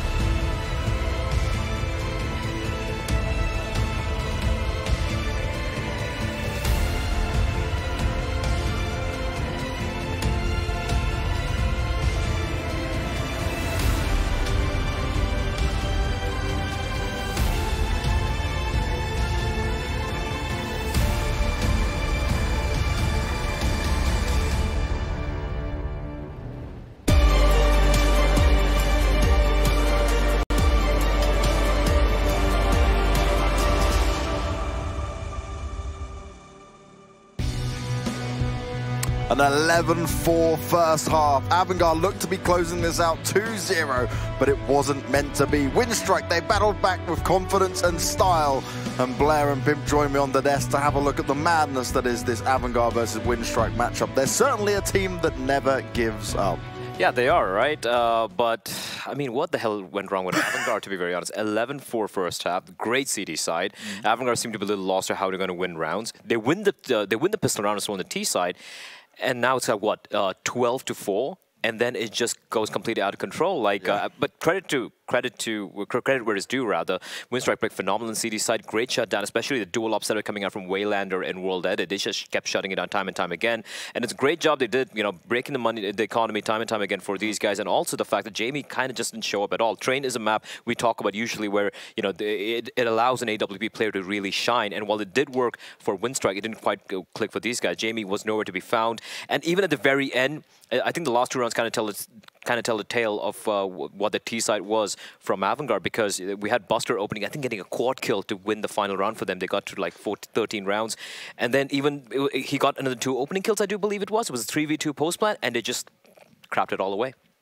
Crapped it all away. I couldn't make it better myself either. Pimp, when we look at these two teams, right, we spoke about what they can deliver. You said how Avangard was looking to be in a good shape, similar to what we saw from them yesterday, but it certainly didn't show up here on Train towards the end. I wouldn't necessarily this was a bad showing by Avangard. I think, you know, coming into Train as a map in general, we did see Winstrike completely beast them early in the tournament. So in that regard, it makes sense that they would be the winners of this one too.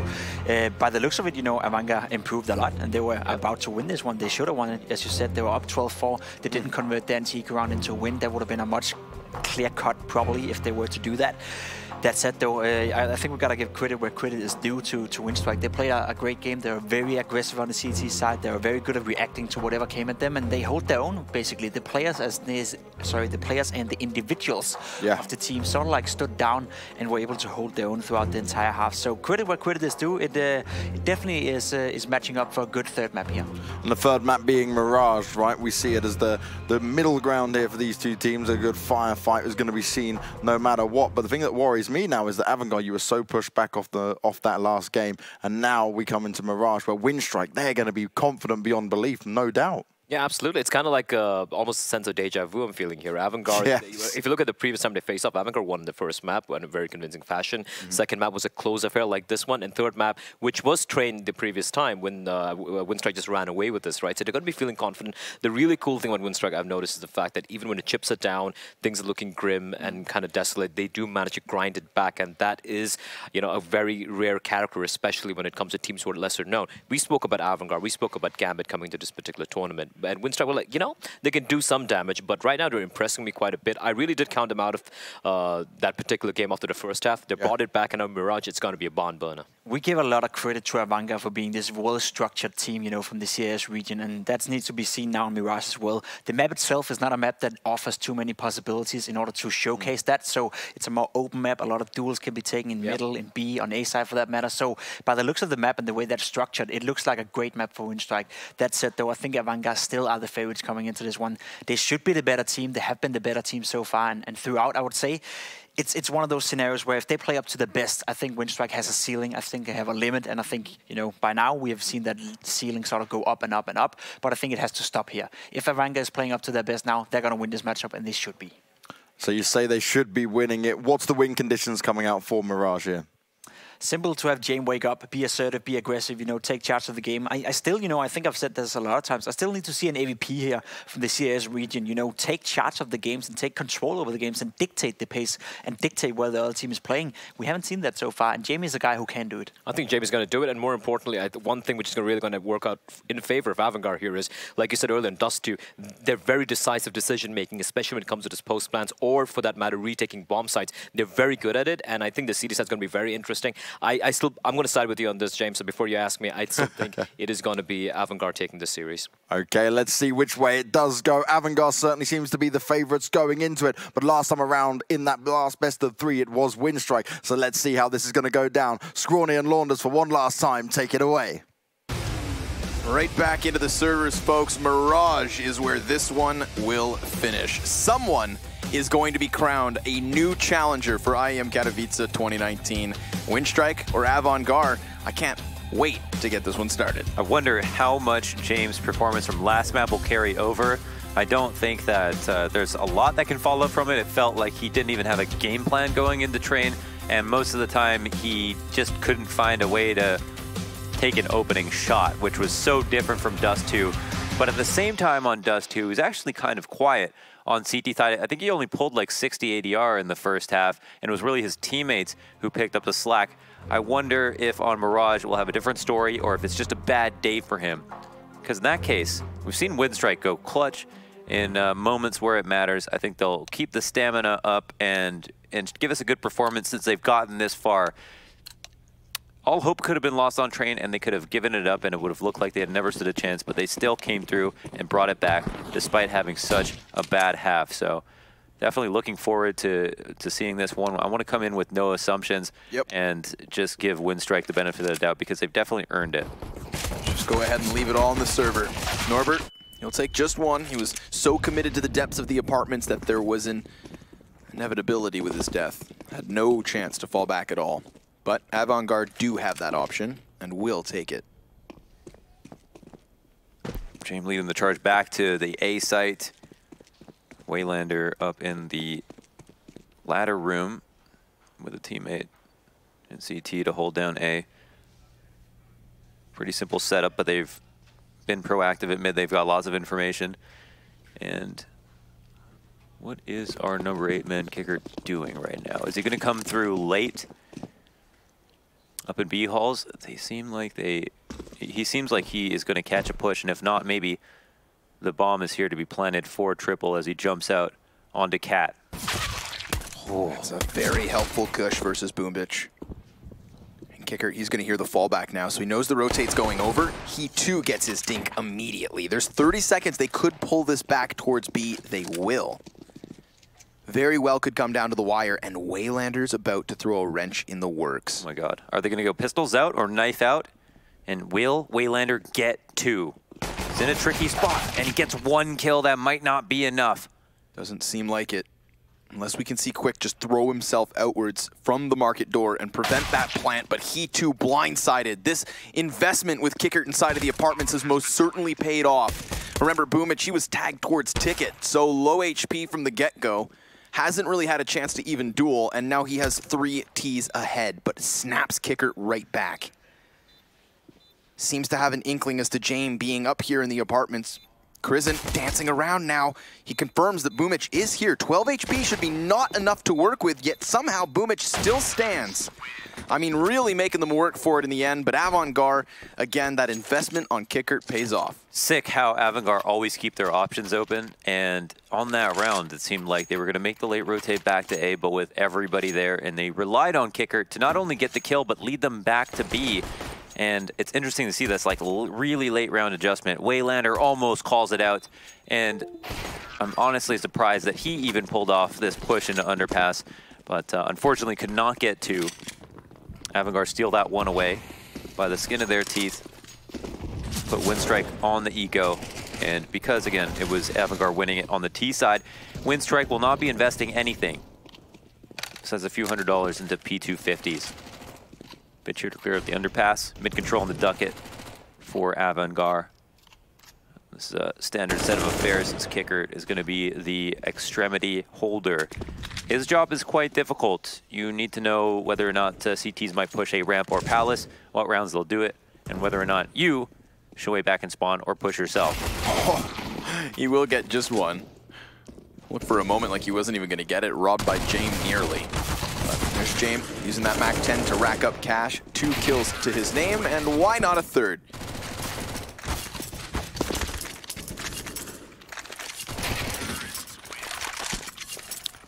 Easy cleanup, no problem. They get up the connector, they get the kills, they get on the site, and they lose no more members.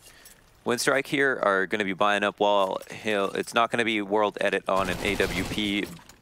Boomich also is only going to get an M4. It's going to be half armor for most players. No kit on the board. They've all decided to go straight for utility, and you can definitely put utility to use on this map until the end of the round. It's all valuable.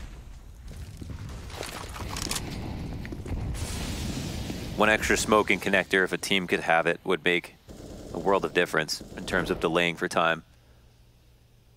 Here's Waylander. Poke around at Cat. Oh, and the aggression, it doesn't pay off. Buster going up on Cat and getting taken down. Well, Waylander was flirting with that Cat smoke. Decides to push back in. Just gets 2 headshots. We only see the front man, but there was a player behind him next to the boxes on mid. So the good old twofer. We've got Windstrike in a 4v2.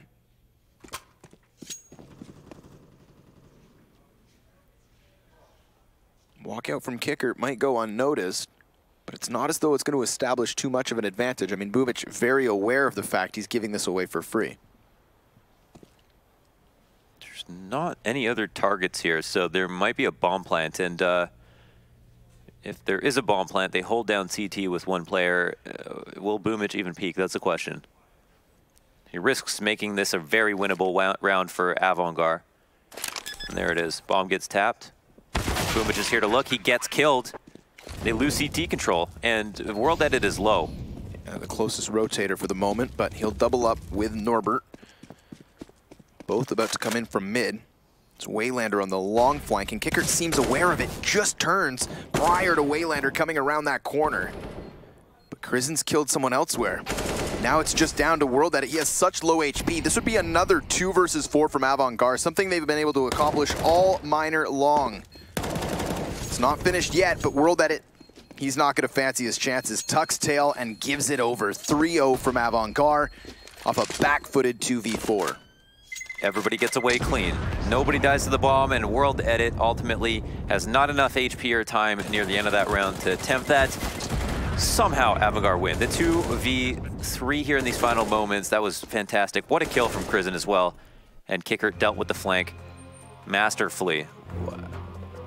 I mean, I feel like I could see their way to victory obviously when Boombl died. But I could even see how Boombl could die if he peaked slightly. He needed to wait for his team to have the most chance, because they weren't close enough to activate on that kill, nor did they have anybody right behind him to trade. Right.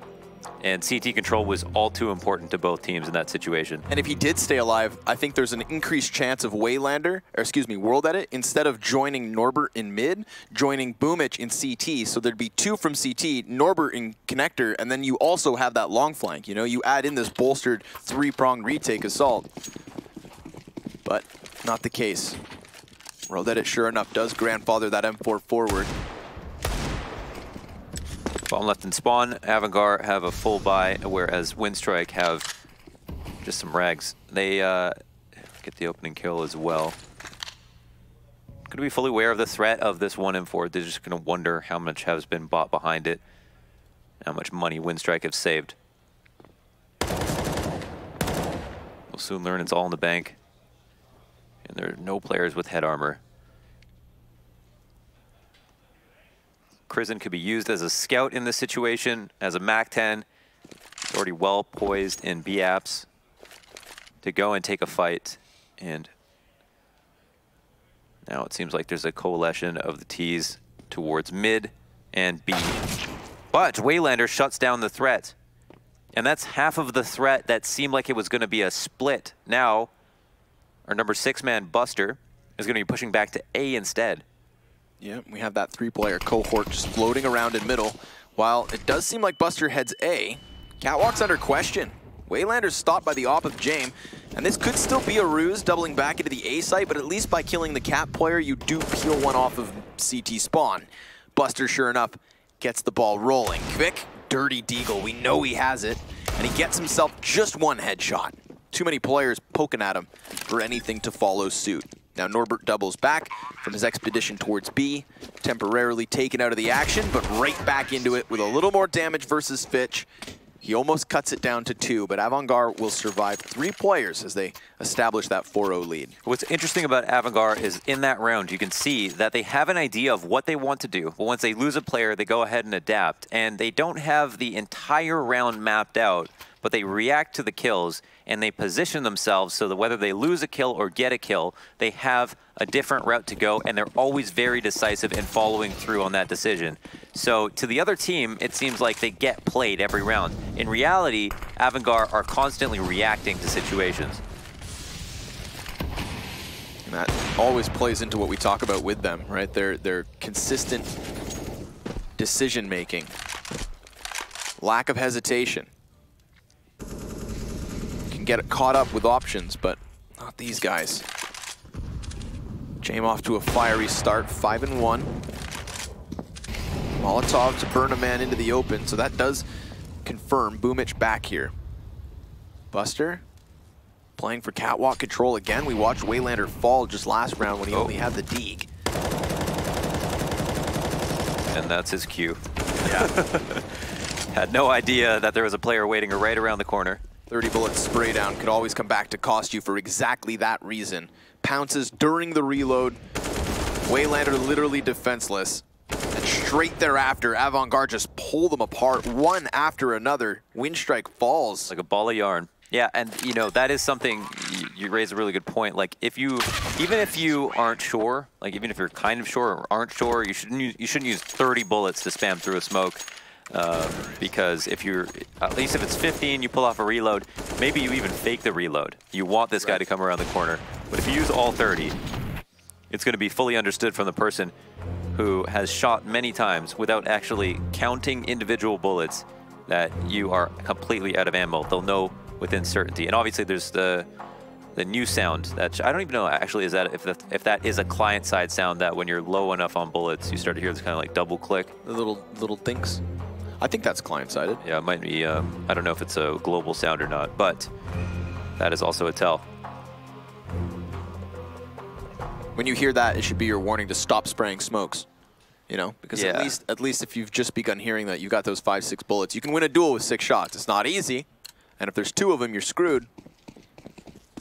I mean, Waylander, he just wanted to call a pause when he saw that terrorist round the corner. But there are no breaks in this action. 5-0 start. Deagle's back up for Windstrike, and this is the Avangar we saw on Dust 2 launders. You know, I'm starting to feel like it's just an affliction for Train that can hold them back at times. Deep grenade. Fitch follows suit, softening him up and knocking him down therefore after. Chance to kill the A lurk. Fitch goes ahead and opts one out of the rounds. Few players left with decent pistols, and that's all they'll have. Vic here, peering over top of a mid smoke, and Fitch kills him too. Just going through the motions in rounds like this. Windstrike not able to make any shakeups. Said it before, I'll say it again. That was a key piece to their victory over Gambit, was winning rounds when they only had upgraded pistols. Hasn't happened at all here today. Would be rough to fall flat after having to grind all the way back through that last map, but Avangar are off to a strong start. 6-0. Windstrike's adjustment is interesting though. They get the double ops. And we'll have a most likely 1 in CT.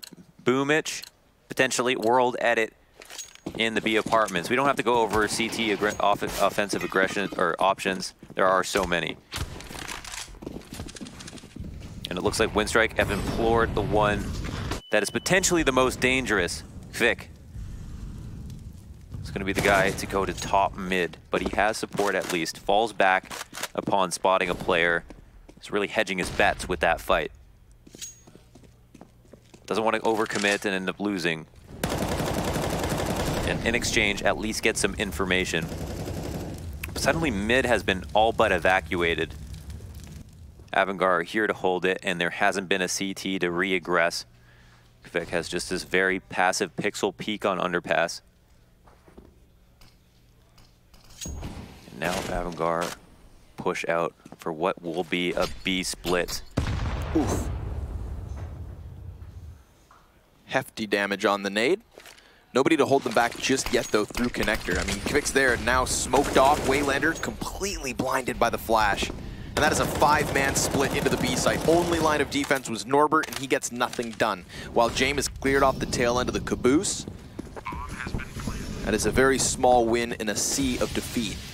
There are some aggressive options that get you permanent advantages in the round. If you push through B apps and you can hold from there, then you're good. But some aggressive options are just too dangerous to hold on to, like pushing up the top mid. And I mean, you can, I suppose, but it gets very nerve-wracking to think that I've still got to worry about underpass flank. I don't have a box to stand behind. And so for Kvik, you know, falling back made the most sense. But once you leave there and you see that there hasn't been a T who showed up, Avangard will outpatience you. They'll make that worth nothing, almost. And so it was good that Winstrike decided to go for a change. It's also good that they retained the 2 ops and it allowed them to try something new next round. But there might be a better push for them to do. They could try to get some Halls control, especially if they feel like Avangard are going to take mid. And double push into B apps is strong as well. But something more full committal could be more effective, as it's rare enough that Avangard will just full commit to something at the beginning of the round. There was a mid hit. Kvik stayed out there, potentially could have gotten kill. Trying to disrupt this mid presence. It's Norbert at the bottom of mid. Ooh, that flash was specifically for James. Underpass is open for a push. Norbert wants to do it, but it's the windowsill that serves as an issue for Avangard. Now Buster has no smoke on connector to cover him yet. Wow, good awareness. Oh my goodness, I didn't think he had any idea that someone crossed, and Norbert is here at the underpass. Peek up from Boomich, loses more than half his health because of the Molotov. Only 1 smoke left over for Avangard, so if they want to cover the cross, it's got to be stairs or jungle. Either that or they just look for the duels. It's going to be top CT, or excuse me, connector. Good op shot from World Edit. Nicely done. Boomich then follows suit. So the double op setup, Mohan. That seems to be the difference maker. Winstrike, they finally went around, and it's in a sweep with 5 alive. They had those 2 ops last round. They were just totally avoided by Avangard, who decided to go for a split B. This time, Buster getting killed on Cat, I think, was the difference maker. World Edit, again, so aware of the thought that he had lurked up past the scope of him and his teammate. And then, when it went to A, it was no problem. So the dry peaks fall to the ops, and Avangard give up a round. 1-7. Not insurmountable. But still fairly hefty. Crizzen, he's going to hear that. Oh, sick movement from Norbert. And then 3 ops fire off. If 2 works, buy a 3rd. Just dismantled was Avangard. 0 trade frag responses, 0 damage even dealt as of yet. So Kvik will be confident in his mid attempt. Only James left over, missing the first bullet he fires off. And that is therefore Avangard empty-handed. They don't have that much. I take that back. They have plenty of cash in their coffers. Damn, dude. That was a nice pick. 2 rounds for Winstrike with 5 players up. Yeah, 2 rounds, 5 players up. 3 ops now, and I mean, this is a round where you use smokes, and fortunately for Avangard, they still somehow have 10K on 2 players, 7K on Fitch, 4.5 on James. Kickert's the lowest with 3. They can rebuy whatever they want. Kickert's going to get the drop. They can pick up an op here, but I wouldn't. Yeah, they're just going to get AKs. You know, this is the kind of round where you pretty much just want to full execute. Right, with that many ops on the field? Yeah, smokes are huge right now. It's hard to retake. It's basically impossible to retake with 3 ops. You're also going to be less encouraged to drop your op for another gun to try a retake if you think you're going to lose. So the thought of not being able to carry that over comes into your head.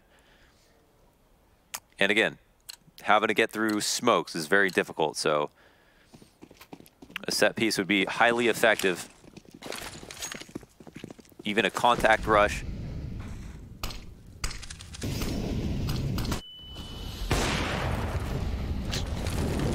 Vision knocked off for Boomich. Talked about that full execute. Looks like they're going to try to work underpass first to join here with the 3 outside of a ramp. Now the beauty of this, of course, is that if the mid play doesn't go well, if you're not able to obtain control of mid and connector, then at least you still have the full-blown execute coming out from ramp. Oh, window boost. easily caught by Quick. He's going to drop the frag at the feet as well, and World Edit takes the high side of Ticket Booth in order to slow down the push. So this is not going well so far for Avangard. They've been slowed down on both fronts, but not cleared out of either. So they'll trudge along, working closer and closer to the bomb site. And a big question is, what's Fitch going to get off to? You try to work this individually. Again, you always risk getting off. Oh my god. Tucks right under the scope of Norbert. Every one of these kills could just mean the end of things. It's so hard to get back in. An entire bomb site taken right now. Is Fitch going to get caught here, or is it going to be patient? So Vic is... Ladder. But all the while, he's clearing out more corners in B. We do have Waylander working his way around in Abs. What the hell is happening right now? Crizzen gets into jungle. I mean, they could sit and wait. Oh, plant's just open. They've got Fitch on Cat. It's planted for him. This is crazy how spread out all the CTs and Ts are. And Boomich just misses the vision of his head. That's an easy pickup versus Kickert. Oh, seems wary of the potential Cat play. Crizzen then comes revealing himself from jungle, but Fitch picks up another kill. It's down into the 2 versus 2, and World Edit's already on bomb, tapping it to elicit a peek. Here's Fitch dodging bullets, trying to serve as a distraction now because the diffuser's in. Here it is. Crizzen has to come up, and within a second of the defuse, he'll take it. What a weird little mid-round exchange. That's an insane mid-round from both teams. Insanely tenuous. I feel like with the positioning that Winstrike had, I mean, everything rested on a hairpin. It was a nice early round, but Fitch getting that opening kill, ducking under the scope and getting into B was the main play. The funniest part was that even though he took that site by himself, it didn't even cross Avangard's mind to go B. Instead, they put 2 players lurked up into the site, planted open, and hoped that nobody was ready in connector, and then had the bomb ready for Fitch, who had taken the site in the first place. Pretty ridiculous stuff for them to do in the mid-round, and then they win. Again, we already had a 2v4 on this map. Have ourselves another wild ride. Just when it seemed like Winstrike was going to get back into things.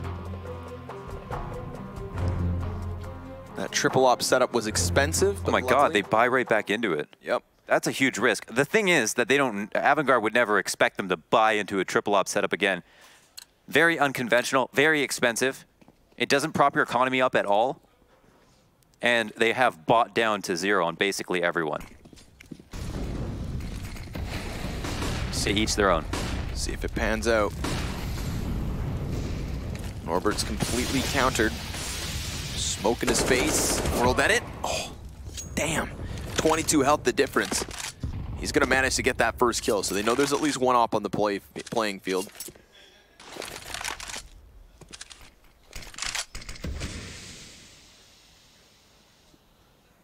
Window smoke for Fitch to play around with, but nobody else is here. In fact, Winstrike, they seem to be welcoming the push, whether that be up catwalk or through connector.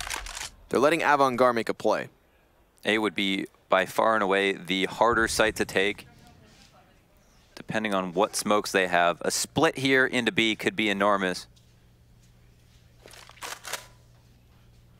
There's a lot of pressure on the 2 players holding. Again, retake's just not very viable.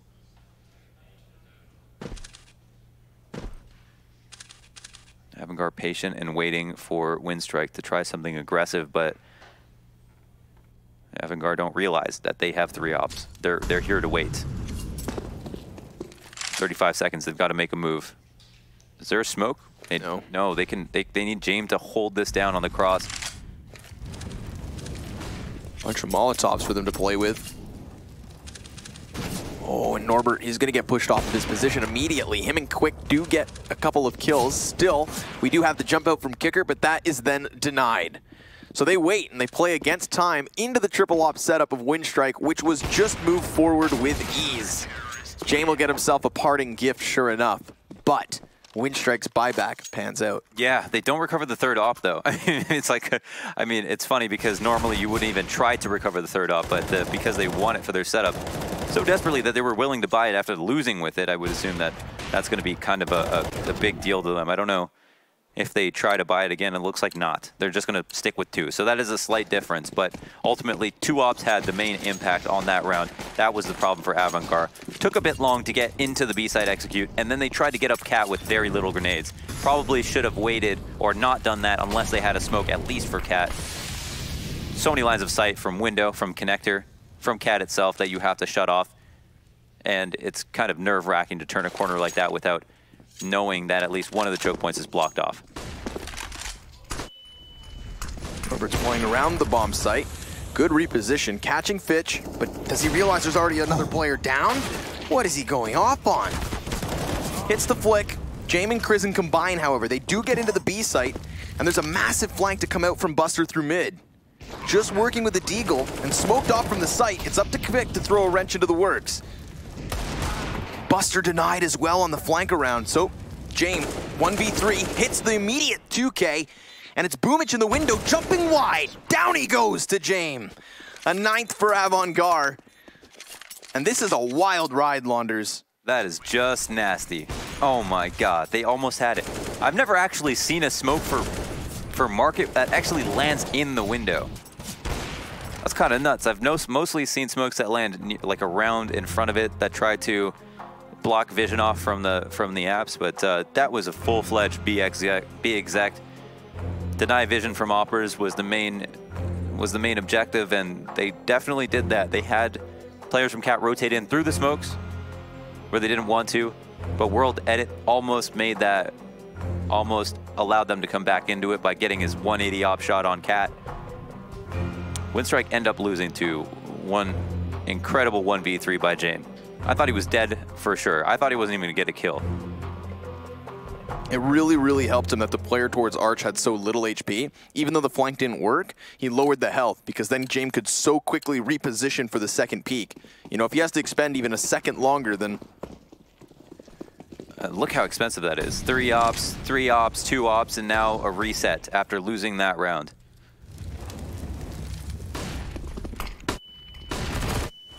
Blinding flashbangs all over the ramp. Players getting stuck on one another.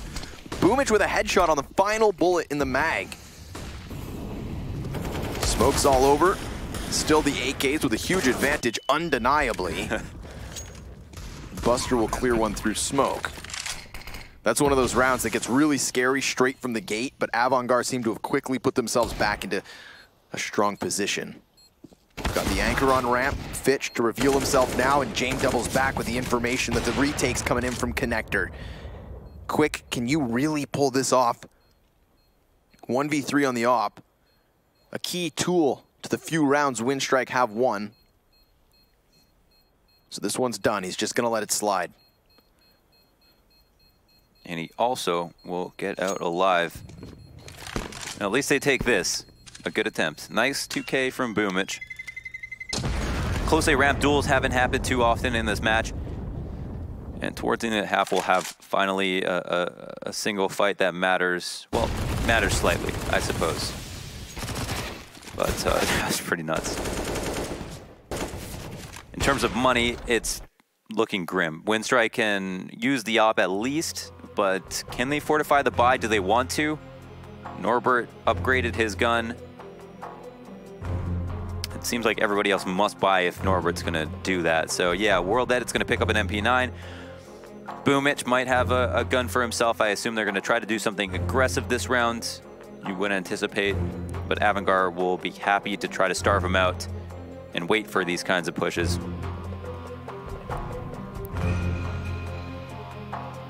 Buster's actually just got a straight up MAC-10. I guess in terms of money, they're not like totally in the clear. They can't just buy this and upgrade for free. Next round, if they lose this, might have to potentially save or compromise on a couple of full buys.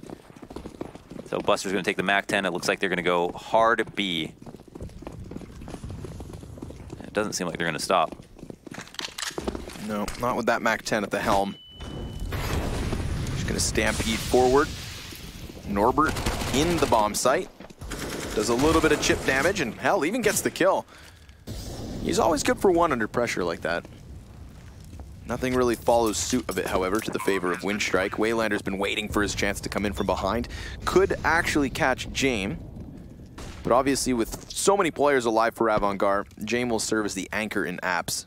Turns his head back and waits. You know, he is one of their best clutch players, so they always make sure he's safe and sound. Waylander, speaking of sound, okay.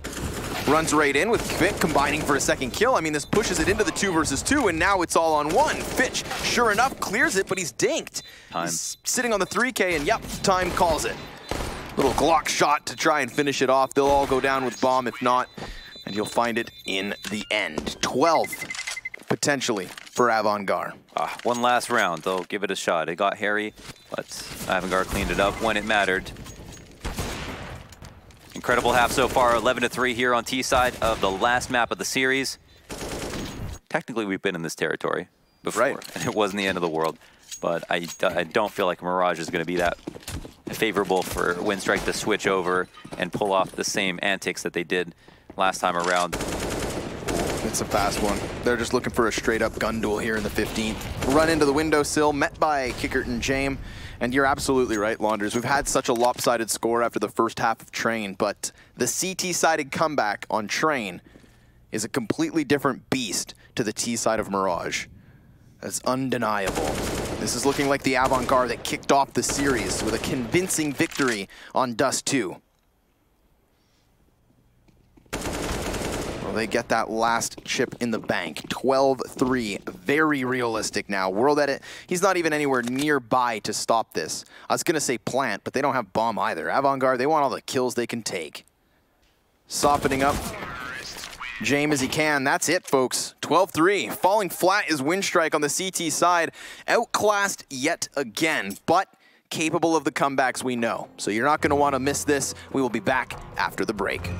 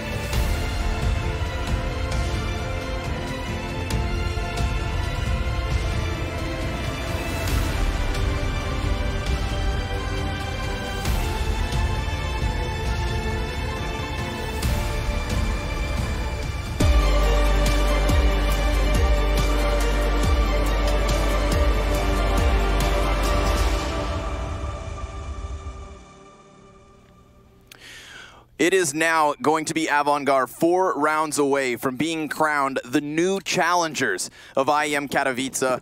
That, my friends, was a masterclass in the T side of Mirage, and it pushes Winstrike into the same position. They have to start this with a desperate pistol. Charging straight towards the B bomb site, they'll find it for free. There are 0 defenders here from Avangard. This is like a hard read. Why do you need this many people to defend a site you can retake? What about B where you can retake it? How are they going to do this, man? Oh my god, it's the perfect strat. Fnatic B works every time, folks. See if Avangard can just finagle their way back into it. They do go through the window jump, so it's a heavy cap presence. Norbert tucked away into the corner. Headshots aplenty between him and World Edit. But then it does go back the other way slightly. James, you see why I call this guy? What's he doing? I guess just waiting for his teammates to get kills. No one pushes through. I mean, what the setup just seems so crazy. Like, yeah, he gets to. I mean, the setup allows. So if there's an A rush, you know, it's over. But but if it's a B rush, it's over. So a fourth one's found. All right. I mean, listen, they've got a huge mountain ahead. They have strange setups. It's just that B is objectively harder to retake. I mean, a little bit easier on the pistol, but still. There's lots of good spots for the T's to stand in, so it's not that fun to try to come back into the site. I think they just needed a few more seconds because it felt like James was making his way back. The one thing they left open was the really fast rush into B. Yeah. The fourth gear rush into B, which I guess we saw. And here, to make up for last round, decided to stack up in the site. These guys are really all in, right? It's either 5A, 5B. No in-betweeners. It's a team game. Oh, they're making too much noise. A couple pairs of footsteps, and it should be understood that there is very little chance that a team is going to just play a standard 2-3 on USBs. Yeah. Bomb makes its way back to the A site. Norbert going to turn tail. And actually, just hold for a second. In case there is some kind of egregious push by the CTs. But it's too late. Avangard, the jig is up. You guys made noise. Windstrike are going to play this smartly. Take their talents up the A ramp into an open site once again. And Avangard will probably just sit here and wait. And try not to die. Accomplish nothing in the meantime. I mean, technically, that's what we're all trying to do. All right. Stay alive a little longer. Yeah, just, you know, get the most of it. So enjoy it while we can. Soon enough, they'll be well equipped to the teeth, and their deaths will matter more.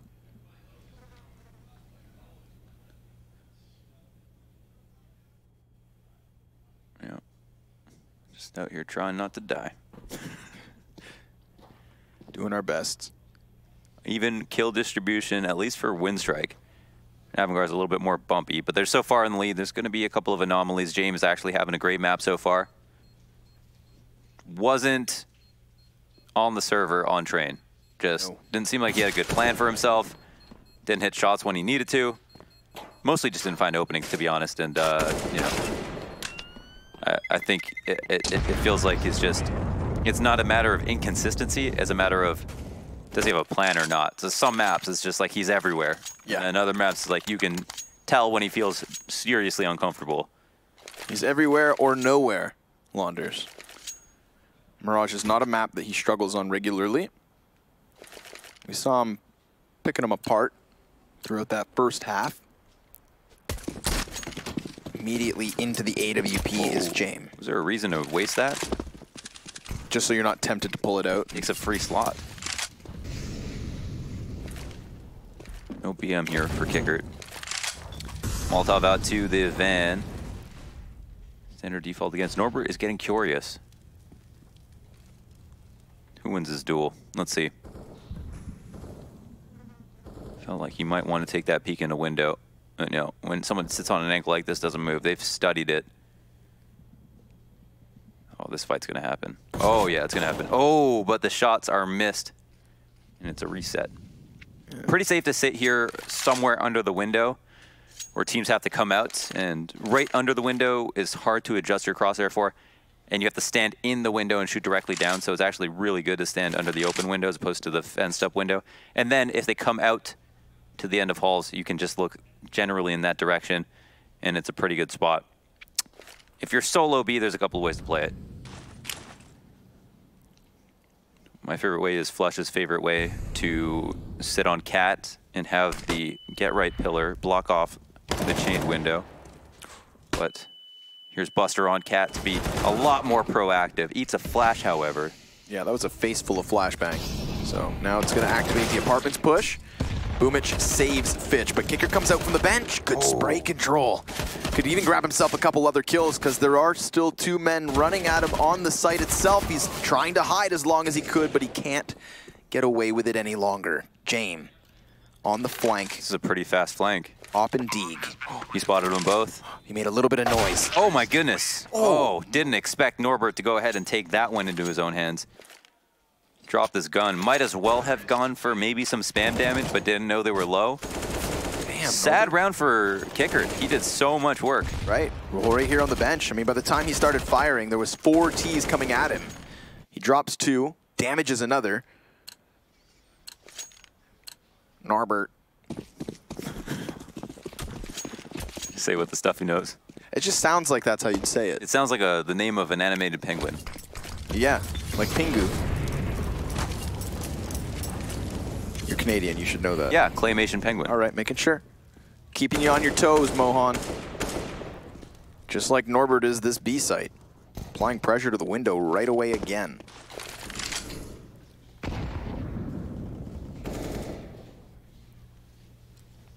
I'm getting flashbacks to train already. I know it's a long shot. I know it's a far, okay, just far time from here, but I'm ready for it. My heart's pounding. You need to relax. My hands are shaking. Another Canadian reference. Let's see if they can still hit some headshots.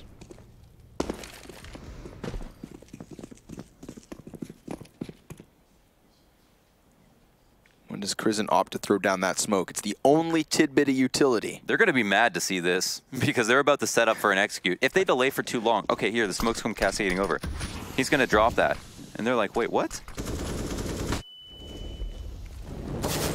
They can't just let these dissipate. I mean, he canceled out the smokes that they threw. Oh, and there's a kill. Oh, but Kicker caught jumping upon the boxes, and good job by throwing that flashbang over. It definitely helped Norbert clear the closer corner. 2 CTs still up, 1 down. That was a tight flash for sure. James, oh, he's gonna get cleared. Yeah, he's just a little backpack sticking out. Boomich. Is he waiting for? Is he gonna try to, go for a quick chance knife? Nope, not gonna be good. 2 of them go down. They drop the AK to James. Don't give an AK to James. You never know what's gonna happen if you give an AK to James. Waylander will wake up to find that he luckily got that kill, but could have died very easily. That's a lot of damage dealt for no reason. Boomich really wanted to get in on that knife kill. He even had a flash to help him. All right. Let's see if that cost comes back to bite them. Let's look at the money here left over from Windstrike. No, they've got Sugar Daddy Norbert. $8,000 in the coffers. See how long that lasts. Level op set up right away for Avant-Garde as they come back into the gun rounds. Little fire damage licks the feet of James. No one in the window, but they still got mid-presence.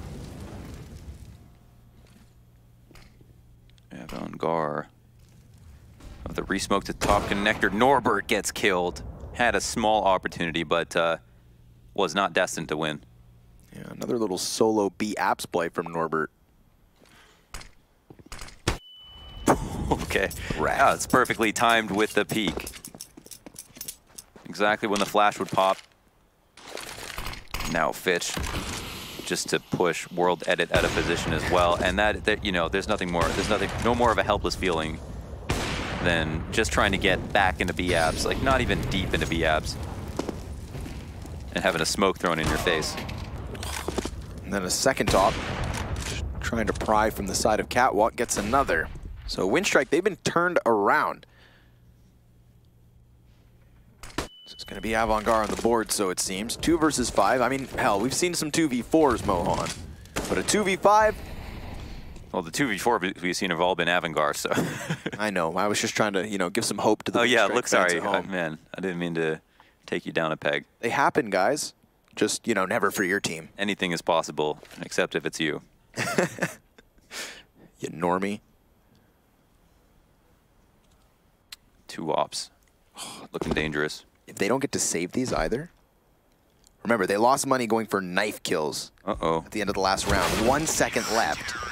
Luckily for Kvik, he dies right before the time concludes.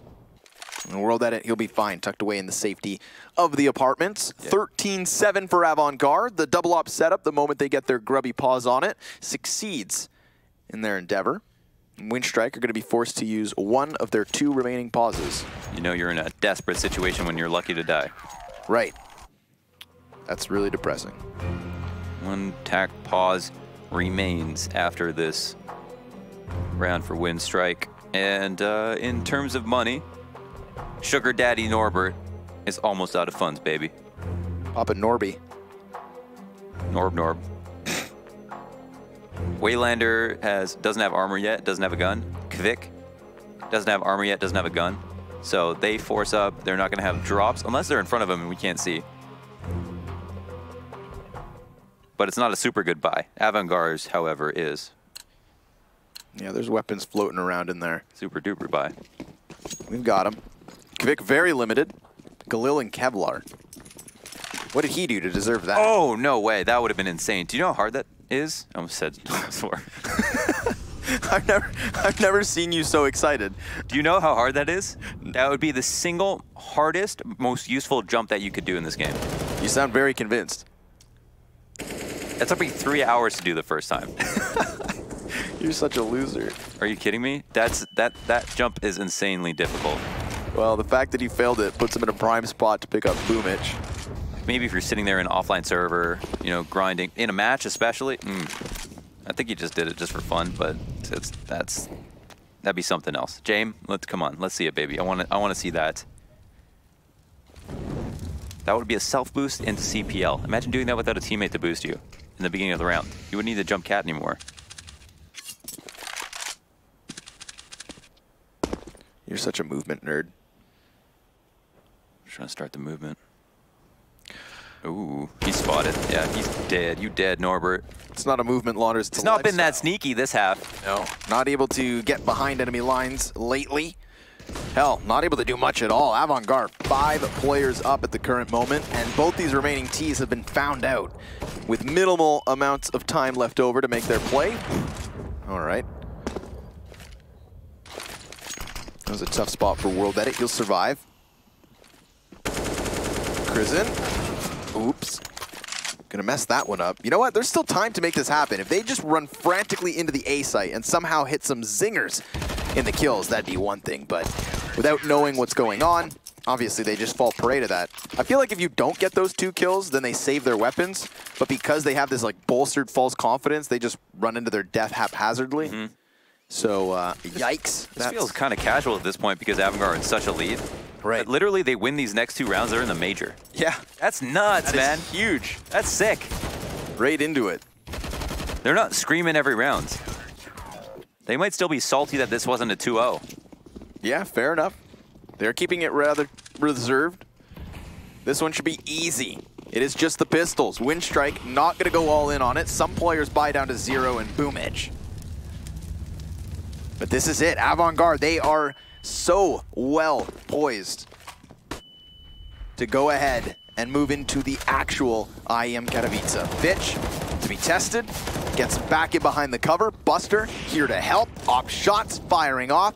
And while Kvik will do something, it's oh so little. World Edit left all alone, and Avangard have 8 map and match points to do this. $30,000 richer, but more importantly, we'll be upgrading them to the new challenger status. And stickers. They look so cool. I know, they're just chill. They must have earned it. You can tell how much preparation the team puts in. It's so apparent. Like that. Not a lot of teams have that. You know, very few teams at this minor have shown that they are different, that they're really good, consistent, fundamental, and creative. And like Avangard, just tick all the boxes. They're super good. And they must think, you know, we can beat a team like Windstrike, and that's great. And Windstrike might also make it to the major. But they have to be able to beat teams like this and do it and make it look easy to get anywhere at the major. You know, that's how far they're thinking. They've already been there, so yep. At this point, they're shooting higher. 2 of the 5. More so even, actually. That's true. It's Waylander and World Edit. You know, this is a majority major attendee team. This could be it. This could very well be the final push, the final round. Avangard gonna let them out of ramp. Boomich with a drive-by CZ frag. there well. The face of Norbert popped wide open. Buster with a double from Catwalk. He's not even amidst the execution, and yet still he finds such heavy impact. World Edit wants the kills. He's going to try to trudge forward into the CT spawn, giving chase and falling prey to the trap of Kicker. There you have it, folks. The very first new challenger status team from the CIS minor is Avangard. And they don't even break a sweat here in 2 of the 3 maps. Unbelievable. They're just like, yeah, good job, guys. We made it. We beat Winstrike. It was great. Enjoy it. You know, they move on to harder challenges, but they've done a lot so far at the majors. They've definitely impressed, and they have shaken off any land rust that they might have had coming out of the break. So a lot of the preparation, it shows, has done a lot for them. Wonders. It's just considering, you know, what they did to Spirit yesterday. I thought Avangard have already kind of proved how they can just completely dismantle teams. It is reassuring to me, Winstrike's form currently, best of 3 win over top of Gambit, best of 3 win over top of the boys here on Avangard, and now one more chance tomorrow versus Spirit for that last spot here straight from the CIS minor. We'll hand this one over to the analysts so they can break down the final CIS game of today. Avangard, your first team through to the new challenger stage. They've made it to the major, and they do it in a more convincing fashion as we get into the final map of Mirage. It was a super impressive performance throughout. I think it's very fitting when Fitz said in an interview, I joined this team to win the CIS minor, and here he did, you know, and they did it convincingly. They're playing a Winstrike team who is so far, you know, the surprise of the tournament, I would say. Obviously, they're not done yet. They still have one more game tomorrow where they can secure their spot for the major as well. Oh, yes. But a very impressive showing for Avangard. I think they were very calm, very controlled, and they had pretty much everything under control. Also, do believe you have a clip for us that's going to showcase a little bit about why Avangard is playing so well. Yeah, I think the really cool thing about this particular matchup was the small little nuances, right? Just this clip in particular, it's an anti-eco route. I like how Avangard is just like spread out here, just waiting for the aggression from Winstrike, because Winstrike obviously are on an eco, and they have a couple of guns saved from the previous round. We have Buster over towards Palace, we have Jamie waiting towards top of mid, we have 2 players towards B Apartments watching B Apps, and the push coming in from Underpass, that's Fitch watching over there. And we of course have another player, I do believe it is Quickert, who is watching, who's watching for the push towards Cave, towards A slope, right?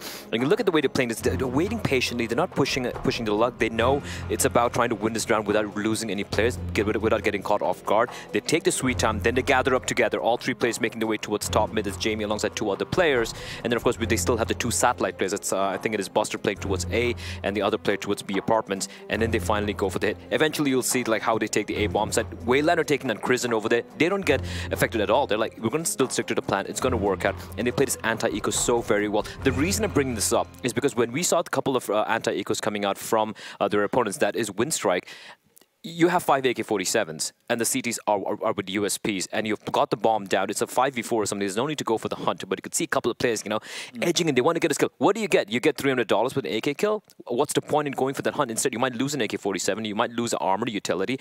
It's about small little differences in the way you approach CS. Like you said, Avangard, the closest you've seen in amongst almost all the CIS teams to our very own Astralis. And that is the small little thing which gives them the edge here. And in this game in particular, it's not just that. They just went all off. I think it's a super cool clip to showcase, so to speak.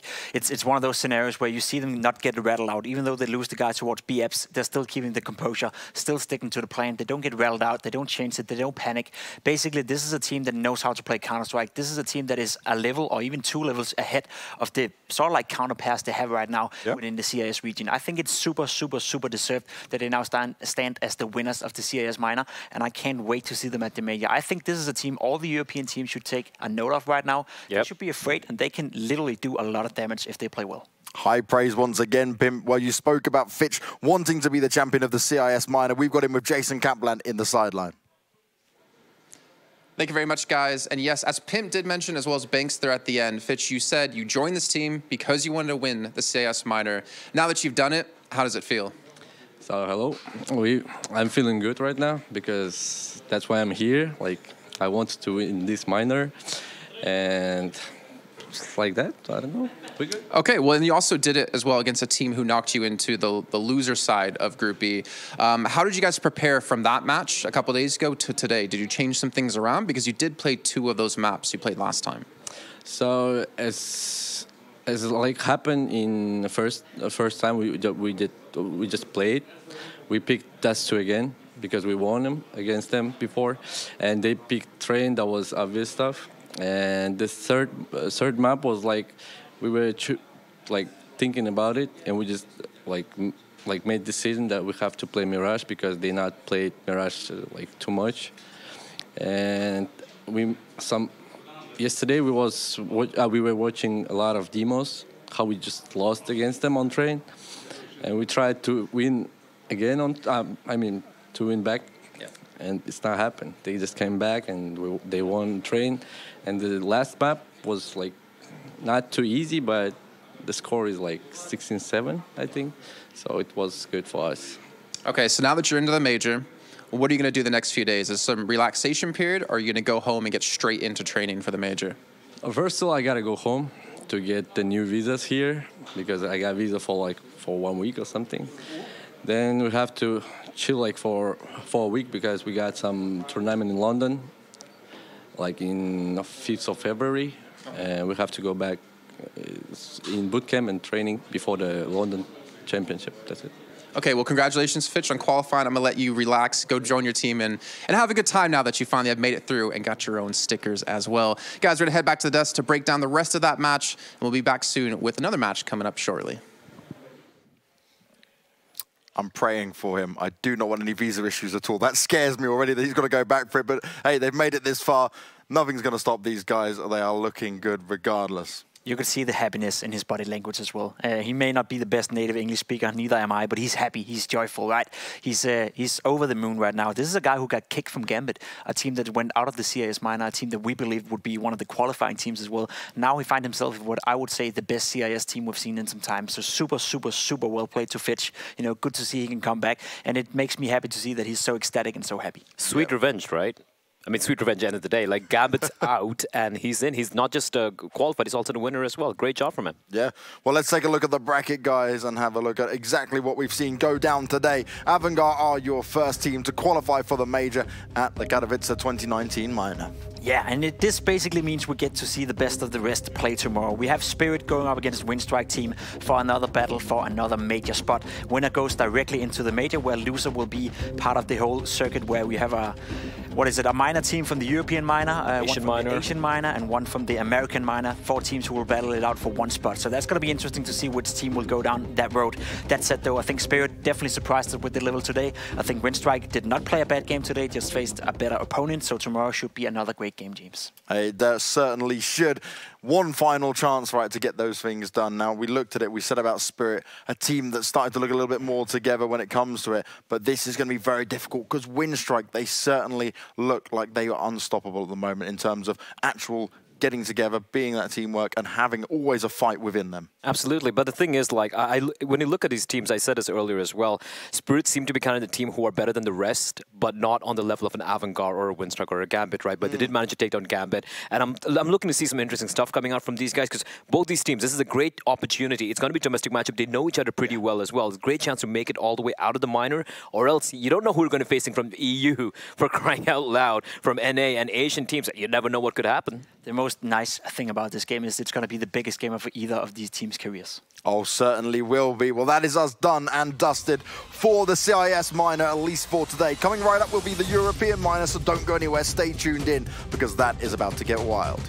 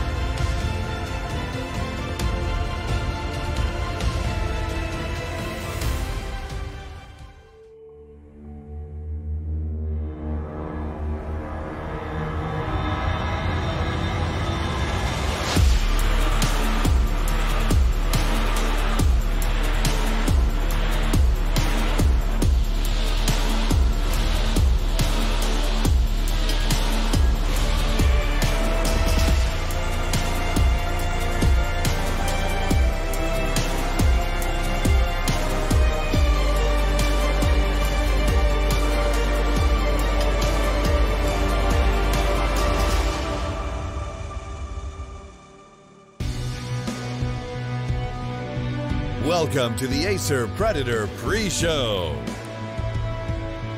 The Acer Predator pre-show starts right about now. All the ALMALs can stop because it's time to start talking about the EU minor. We're getting down to the nitty-gritty. We're getting down to the final parts of this bracket.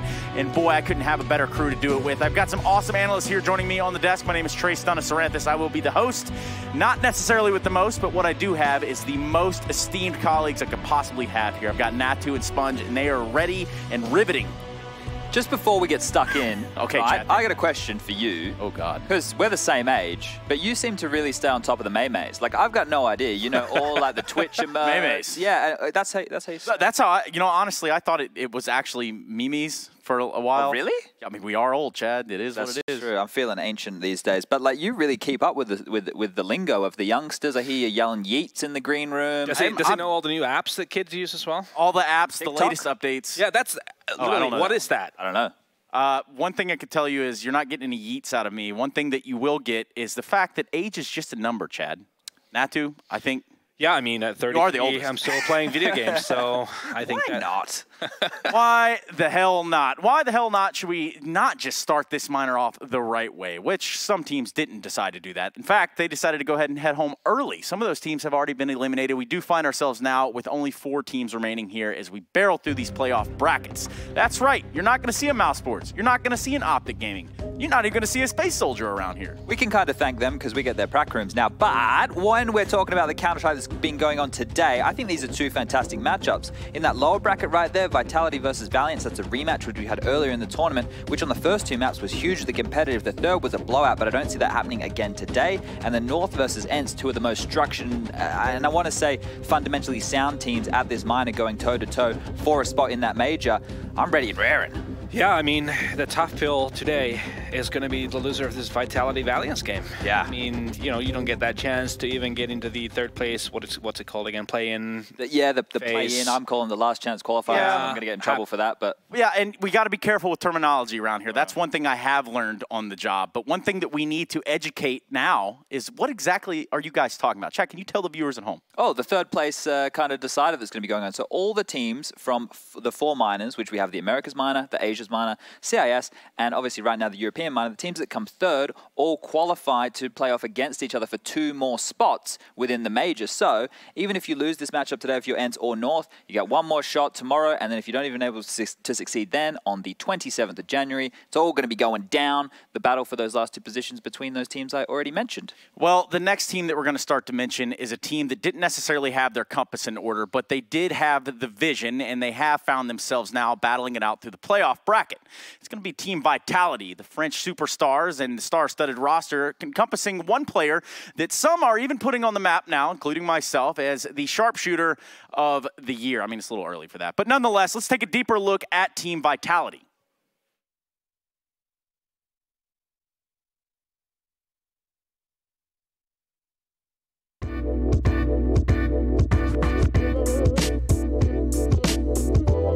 So Alex joining the team is actually fairly big for us. He was mostly the in-game leader for LDLC, and now he is more going to be focused on himself in his pure lurking role, and on CT side taking care of big bomb sites, so taking care of RPK and ZywOo mostly. So now that he can focus on himself 100%, and with his experience as an in-game leader, he's a very, very hard-working person, so him focusing on himself, he can just find the best tricks, the best way to approach what he has to do, and the best way to really control and micromanage some of the players that are a bit more quiet, that are just fraggers.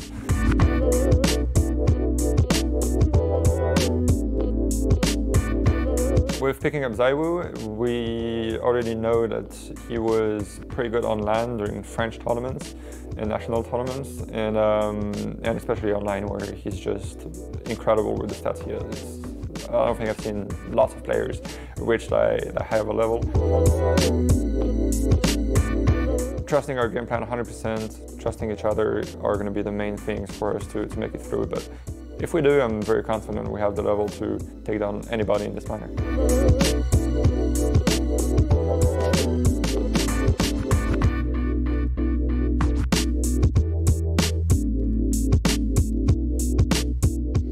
Well, we're not carpenters, but we have constructed a ladder. That's right, we have built a ladder, and we have built a bracket system here, guys, and we have barreled down to the end of the pre-show. Unfortunately, I need to ask you guys kind of a overall big picture of what to look forward to now that there has been some massive upsets. There's been some massive names sent home. No, I really wanted to just mention, do that video about just bringing in Alex to this Vitality lineup. Sure. I mean, he's...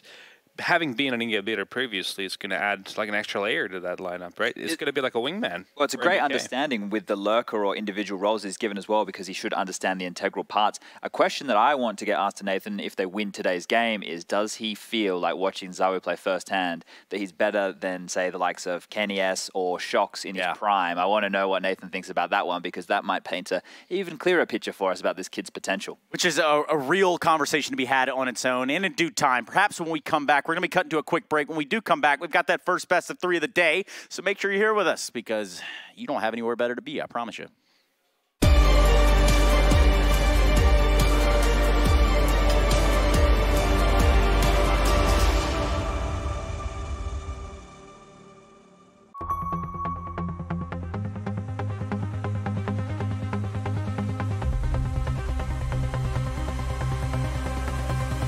One more time. Are you ready? Let's get it on!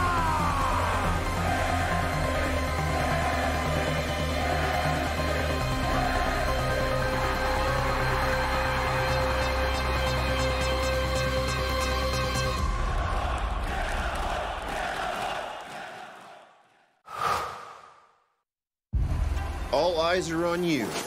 So give them greatness with Intel Extreme Masters certified PCs and notebooks and game like the pros. When you see the unique IEM certified stickers on the outside, you'll find high-grade components with Intel Core i5 and i7 processors inside. Every purchase includes in-game content and supports the prize pool of Intel Extreme Masters. Game like a pro, because the world is watching.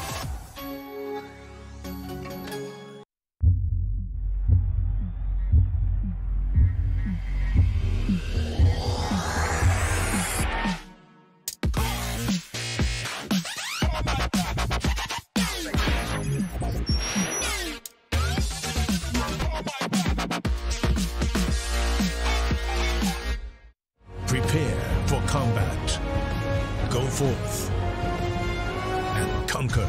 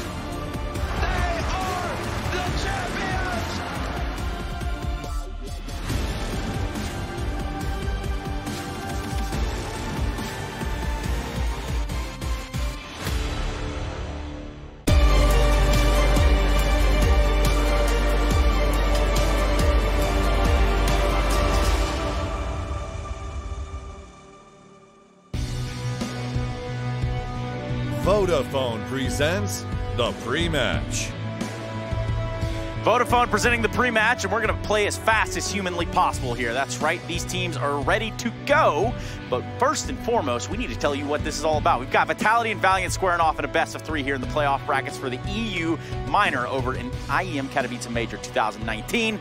And to my left, I have some dashing young gentlemen. I know we talked about age earlier, but the fact is, we are the age that we believe, guys, and that's just how this works. What we can talk about is perhaps Vitality. We could talk a little bit about this team having that younger superstar and what he's been able to prove and accomplish in his short tenure as a pro player. Well, he almost feels like the bailout option for this team when things aren't clicking, right? We noticed yesterday on Nuke when they were playing against the likes of North, when they weren't finding opening kills, they were just executing into an absolute wall and not playing the mid rounds. And I brought up in the green room now too that I feel that maybe it's a symptom of French Counter-Strike, that they struggle to get into that modern era where they just either do something off the bat and it fails, or do something very slow and it's not very well thought out.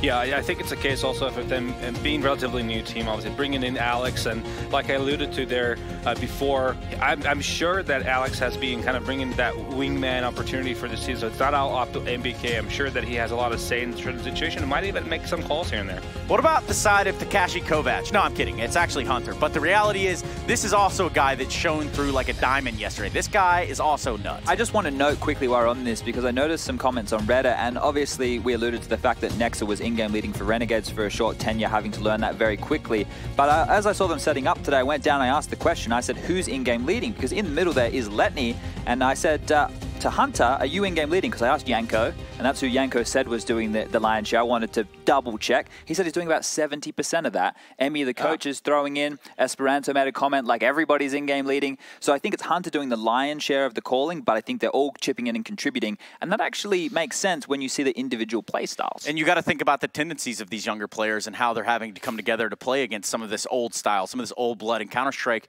They have a tall task ahead of them, but the fact that they're able to adapt on the fly is something that they have in their pocket not to. Yeah, I think that's also what's a little volatile about this team too, right? We've seen it time and time again that they like to make a lot of plays, they try to be intuitive, but then there comes a time where a team realizes that, yeah, we need to be a little bit passive and wait for those type of plays to come in, and we can punish them. So I feel like they need to find that extra key. They need to be a little bit more structured so they can switch around. They can do those aggressive plays, but then they can also fall back to a more traditional way of Counter-Strike. And before we move on past the fact of their style, I think we should point out the way that the first matchup went. It was a Mirage as the opening that went overtime, falling in the favor of Vitality. Then they went to Inferno that was picked up by the side of Valiance.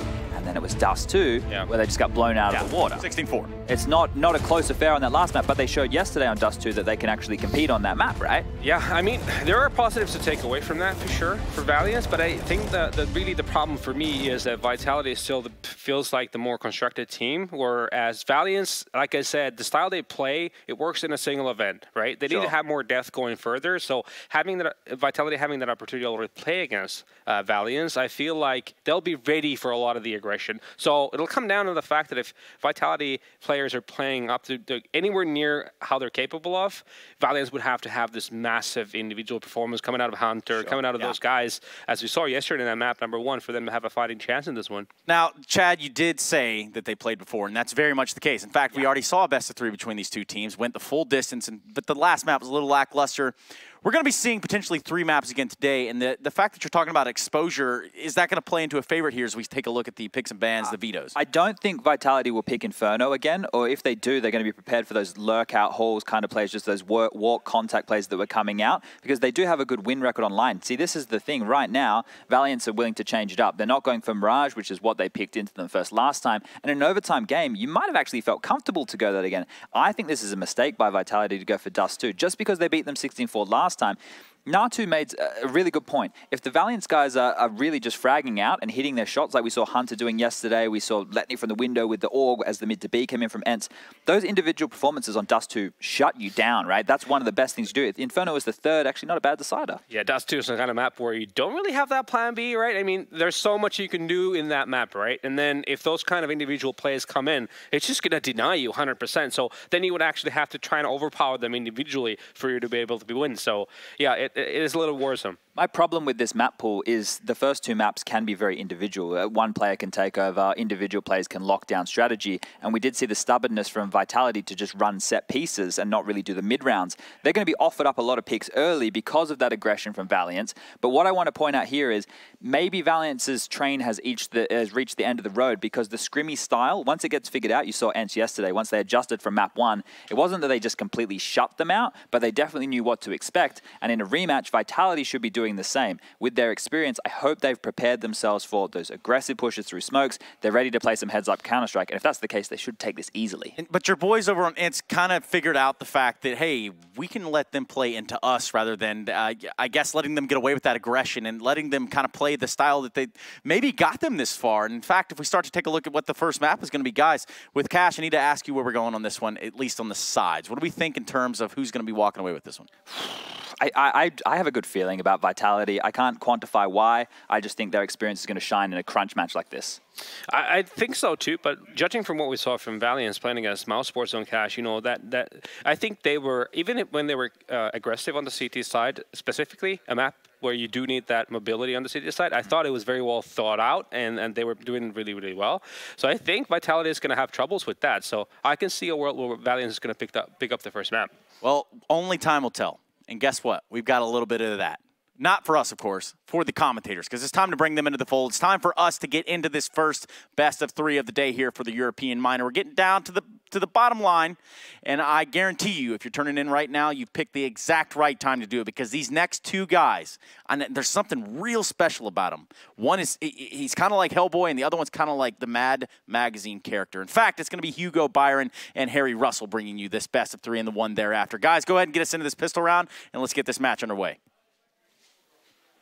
Wow, great. I really feel complimented there. Thank you very much, Trace. Yeah, this is going to be a good one. We've already had Valiance bounce back from, you know, that game against mousesports, able to, you know, get that win and already knock them out. They're looking to knock out another big boy here in the European Minor, that being Vitality. But will the Frenchman be up for the task, Harry? Yeah, I mean, it's the rematch, right? It's the rematch from that group stage, so it's a chance here for Valiance to try and get revenge. Vitality, they're just looking to try and do what they did the first time around, right? They want to try and close this out. The Dust 2 pick, that's where things get interesting, right? Because if you recall, that was where Team Vitality were just able to walk over Valiance the first time around. But when we saw them play it yesterday, you know, Valiance, they looked pretty damn strong on that map. Oh, careful.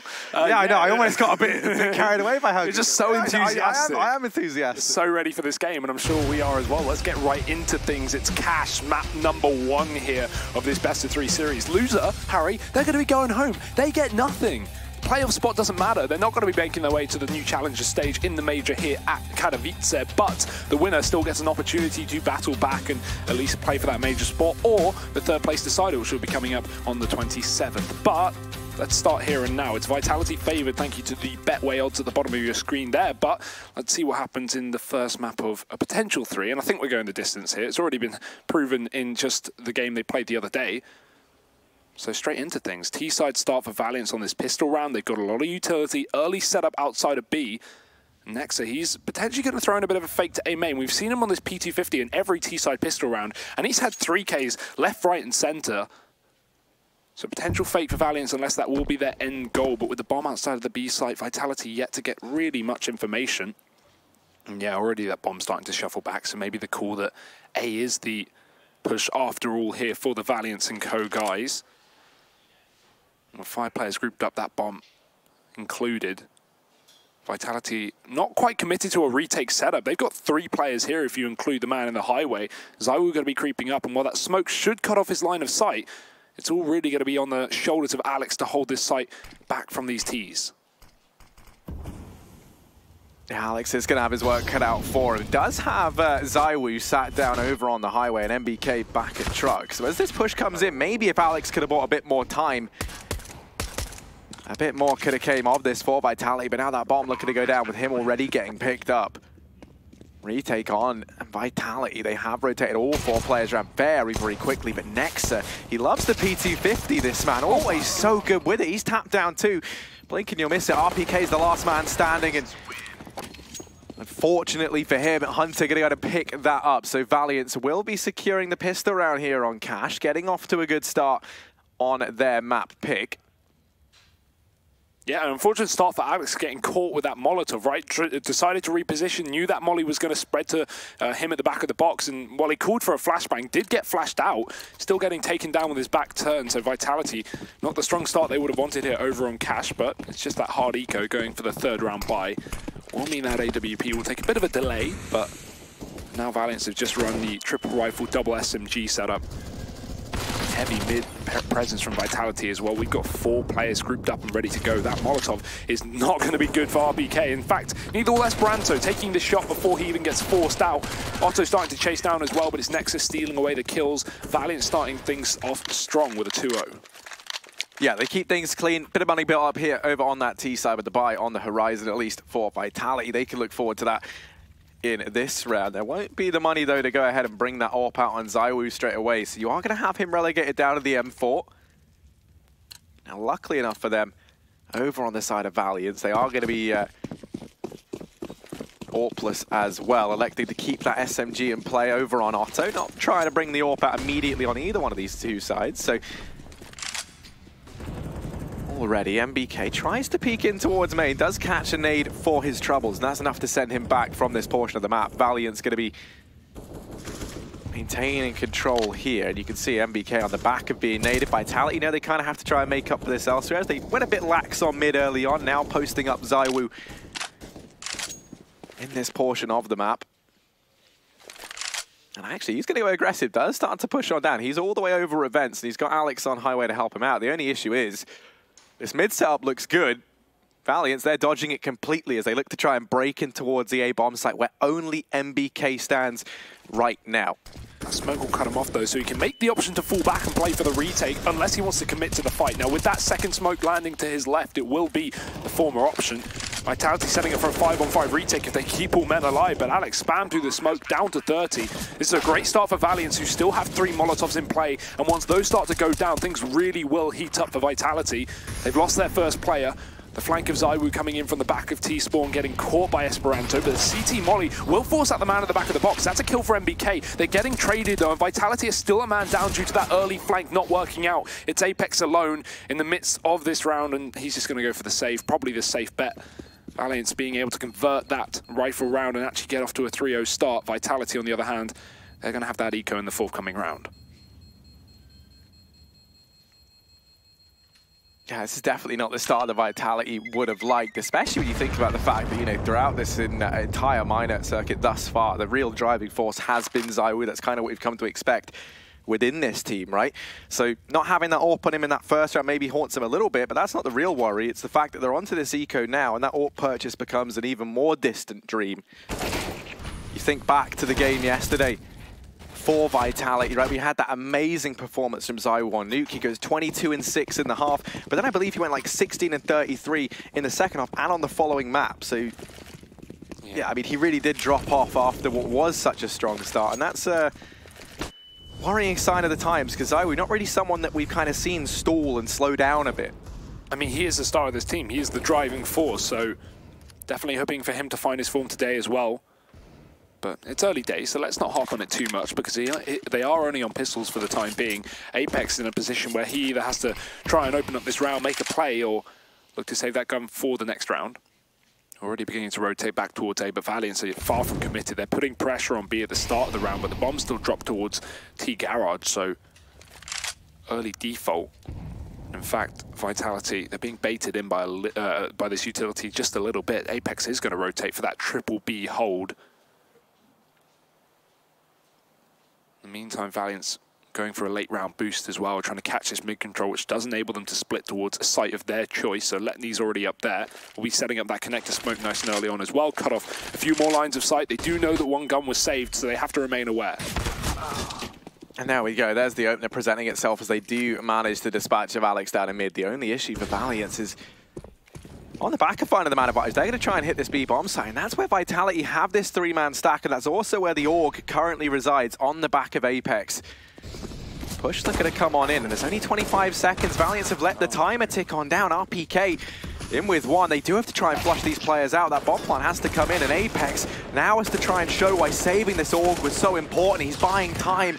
We managed to deal with him, though, as Otto and Nexa get a leash back on the beast. Valiance, 4-0 start, but a buy back in for Vitality here. Yeah, still a good round for Vitality as well, right? They have one safe gun and everyone else on pistols. They find 3 kills, almost win the round. And yeah, that definitely hurts when you know you came so close, but realistically, you didn't put too much money into it. So, you know, if you can get 3 kills on a round with such a minimal investment, then this rifle round hopefully should be, you know, turning up a little bit better for Vitality now. Interesting thing to note, Otto had the option to pick up the AWP over on the D side, instead opting to go for the Krieg, so maybe going to suggest they're going to try a bit of a faster play, and that's now reinforced as 3 players head over here toward this A-bomb site. You can see they have Otto.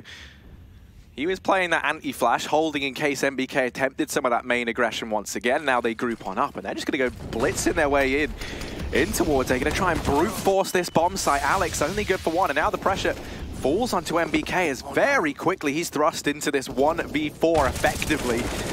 Makes a bit of noise as he tries to get up on top of the forklift to see over that smoke, and that gives up his position. Vitality get picked apart in that round. Almost looks too easy for Valiance there. Nothing fancy. You know, no smokes and mirrors, it was just a flat-out A play. Yeah, and that's really unfortunate for MBK that he gets caught while hitting his head on the catwalk, trying to jump on top of that forklift, falls off, makes the drop noise, but Otto was right behind him in the smoke, so he telegraphs that to his team, gets 2 kills, and yeah, the one real defender of the A site after Alex got immediately traded is not going to be able to hold strong. And yeah, I think if you're Valiance and you're kind of looking at this, right, the main man you're going to be trying to avoid, especially while he's over on the CT side, is ZywOo. That round there, you notice they throw down the smokes, they try and eliminate all those long angles where the AWP might be playing. Suddenly you're thrust into these fights versus, you know, MBK and Alex inside of the A-bomb site. But you're negating the fact, because, you know, ZywOo did have the AWP in that round, but, you know, they didn't know that. They're able to go ahead and pick it up, they make it very, very clean, and they use that utility to nullify ZywOo on his AWP. So in this round, Vitality, they've gone for the AUG back on Apex, a bit of a partial buy. They will still have money to invest in the round coming up. Yeah, Apex had extra cash spare because of those 2 kills he actually got on that B site a few rounds ago, so he is able to buy up and actually find an opening kill. Now, the issue is here for Vitality, for Valiance, is they've seen 1 player and they've seen 1 gun, so maybe under the impression that Vitality have fully forced this round. That is in fact not the case. Have to be very, very careful. Apex position back now in the B site. He's moved off of mid, so if he gets a second opening kill that doesn't go traded here, this could get very, very hairy for Valiance. There's only 1 man fighting B, and right now he's just hiding. He will hear that rotate, and as a result, the bomb's going to come back in through the T-spawn towards his B site. Good call from Valiance here. They give up control of A that's triple stacked right now, and with only RPK here on a P250, if Valiance hit the site, it should just be their guaranteed round. There's RPK dinked, and yeah, I mean, this should just be the follow-up, as you say. Apex holding from CT. Maybe he can find something in through the smoke with the AUG, and if he does, and in with a chance still, I mean, they don't have much to lose here, do Vitality? Hunter was trying to cross there. He didn't want to cross earlier because of the AUG. Okay, so Esperanto might actually be the MVP for Vitality in this round, as now he's given them the man advantage. Nexa is quick to reclaim it, and Esperanto is looking for redemption. Is able to frag Apex back in CT. That's the AUG removed, and Valiant 6-0 lead here as they steamroll over Vitality early on. And the worrying prospect here for me is, you remember yesterday, Vitality, once they did get stunned, once they kind of got knocked back, it was that resilience, it was the building back into the game. That was the skill that they kind of struggled to demonstrate, right? If you recall, the only man who was really able to kind of keep his composure was MBK the other day. Silver lining, I guess, if you want to look at something for the Vitality guys, is right now Apex is finding a couple of kills, and he was pretty quiet the other day for them. So if we can have him showing up, maybe they can look to try and build something on the back of it. Still though, 6-0 start. This is damn good for Valiance. They've just got to try and keep it up. Vitality looking to break back. AWP in the hands of ZywOo on that A site, and now we're seeing some aggression on the CT side. They pushed up into main. RPK is taking deep control, so now Vitality actually having a little bit more of the map to play with. As a result, they should be somewhat aware of the possibility of this B execute. They have 2 players here. Already a mid-man, that's Esperanto trying to catch these rotates as well. He may be met with Alex, who looks to go for a bit of a peek, but in the meantime, his entire team are executing towards this B site.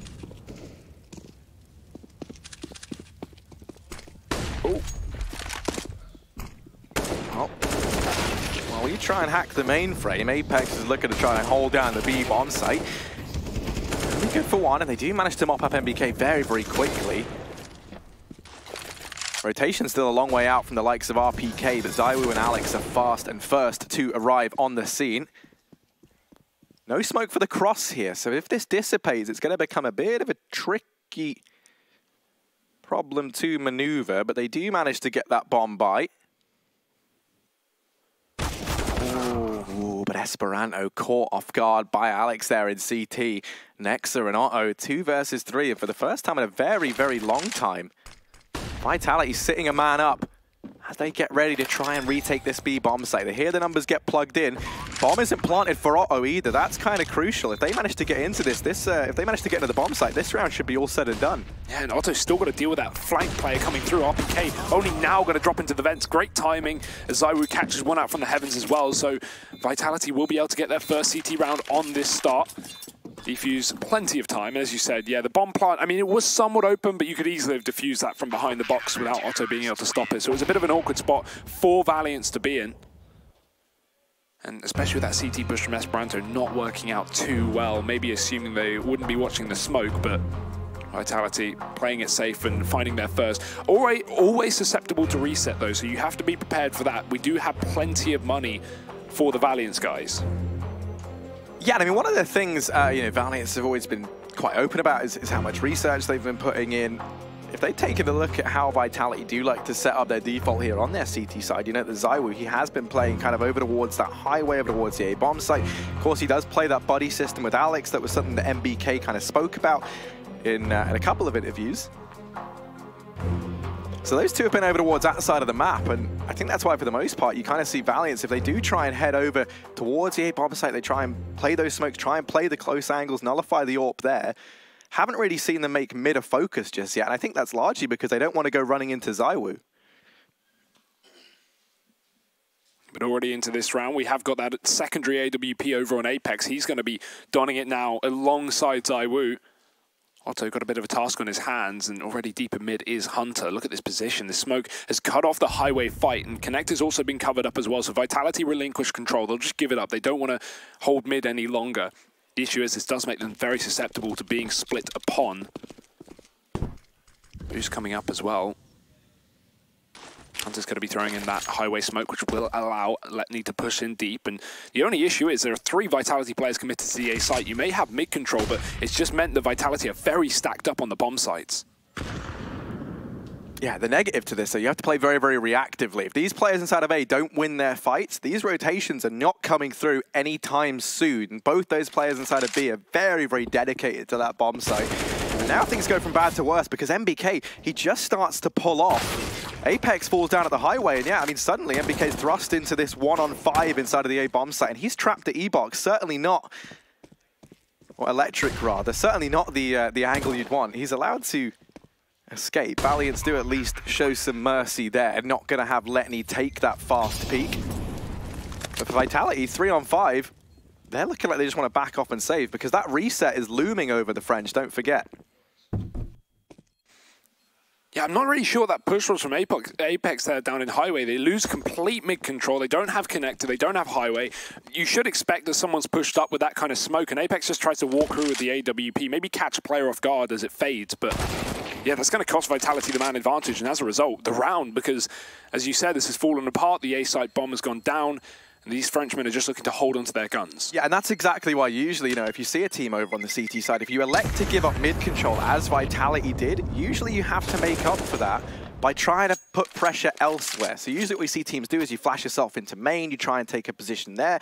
Maybe you could have had ZywOo and co try and take some aggression over towards that B bomb site, try and take a bit of control. Now you can see Valiance, they were ready for that because they had Otto posted up back in CT, keeping an eye on the angle. And you saw what happened, right? Vitality, they had no information anywhere across the map. That's why Apex just ends up walking blindly to his death down in mid. And on the back of it, that entire A bomb site just falls to pieces. This is a stomp so far. We need a recovery round from Vitality.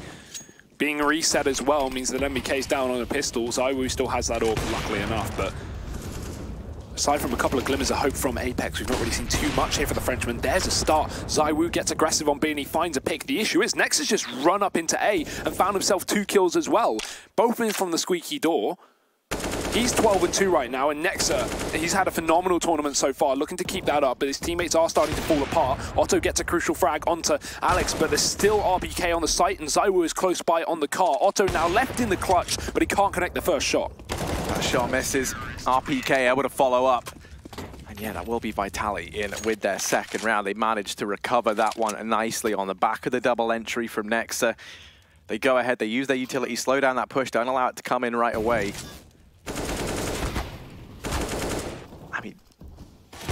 really didn't imagine there was much of a way that that round went the way of Vitality. Not on the back of that A-bomb site. Once again, being a bit of a weak point for the French team. One thing I will say is it's very important the Valiants are starting things off strong here on this map. If we remember, that second map coming through is going to be the pick of Vitality, being Dust 2. Now, a new day, everyone's playing differently, but this was the map that Vitality were able to get a 16-4 victory on when they played Valiants just a couple of days ago. So if you've got that in the back of your mind and you lose your map pick, it's a very realistic chance you get 2-0'd.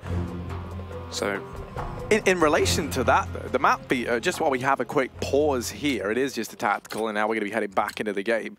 The map beater to me is a very interesting topic. That's something we'll talk about actually looking to the future, because in this round now, we can see both teams' economy at breaking point. This becomes a very important round here for either side. This could be a means for Vitality to start to build back into this, start to find their footing and their confidence here.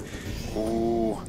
Or it could be that reset, an early missed shot from Apex. He is hung out to dry, but he's able to go back, and Letni was a bit worried there that the trade wouldn't come through, but it does. Fantastic how Apex manages to get a kill there. Even though he misses that opening shot, he backs off. They're pressuring him with a Molotov behind him in the checkers. He has nowhere to retreat, but he still gets one frag.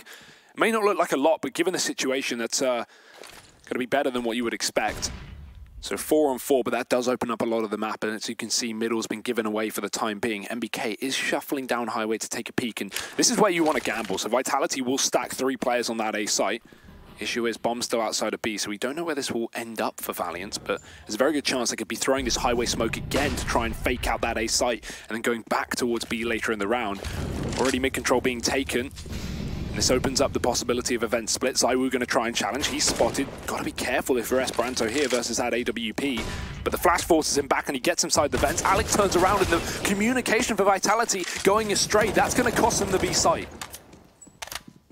Such a shame as well, because that was looking like it should have really been a Vitality round. MBK got flashed into main just moments ago, gets the information that no one's there, and you see that RPK, ZywOo, they both started to peel away from the A-bomb site. They could have almost reached B in time had Alex just held his ground for a few seconds longer. They had the information that the player was in vents as well, so as you say, maybe a bit of a problem on the communication side of things there. But that will be this round falling apart. ZywOo dropped RPK, looking to try and hold on to that AWP. Well managed to pick it up. If he gets away with it, though, and Esperanto not too keen on that idea. Trying to hunt him down, and indeed he will. Great flash as well from Otto to actually get Esperanto into the spawn there, right? Without that, he definitely dies on the initial peak. But RPK losing the sole AWP in this round for Vitality, and MBK hears his footsteps, but he's got to be very careful. 2 HP, and the pistol will finish him off. Valiant's 8-2. That big swing round that we talked about, Harry, that could have turned things around for Vitality, could have got them back in this half, has now been lost. A very, very dire situation here for the French. As a result, more pistols.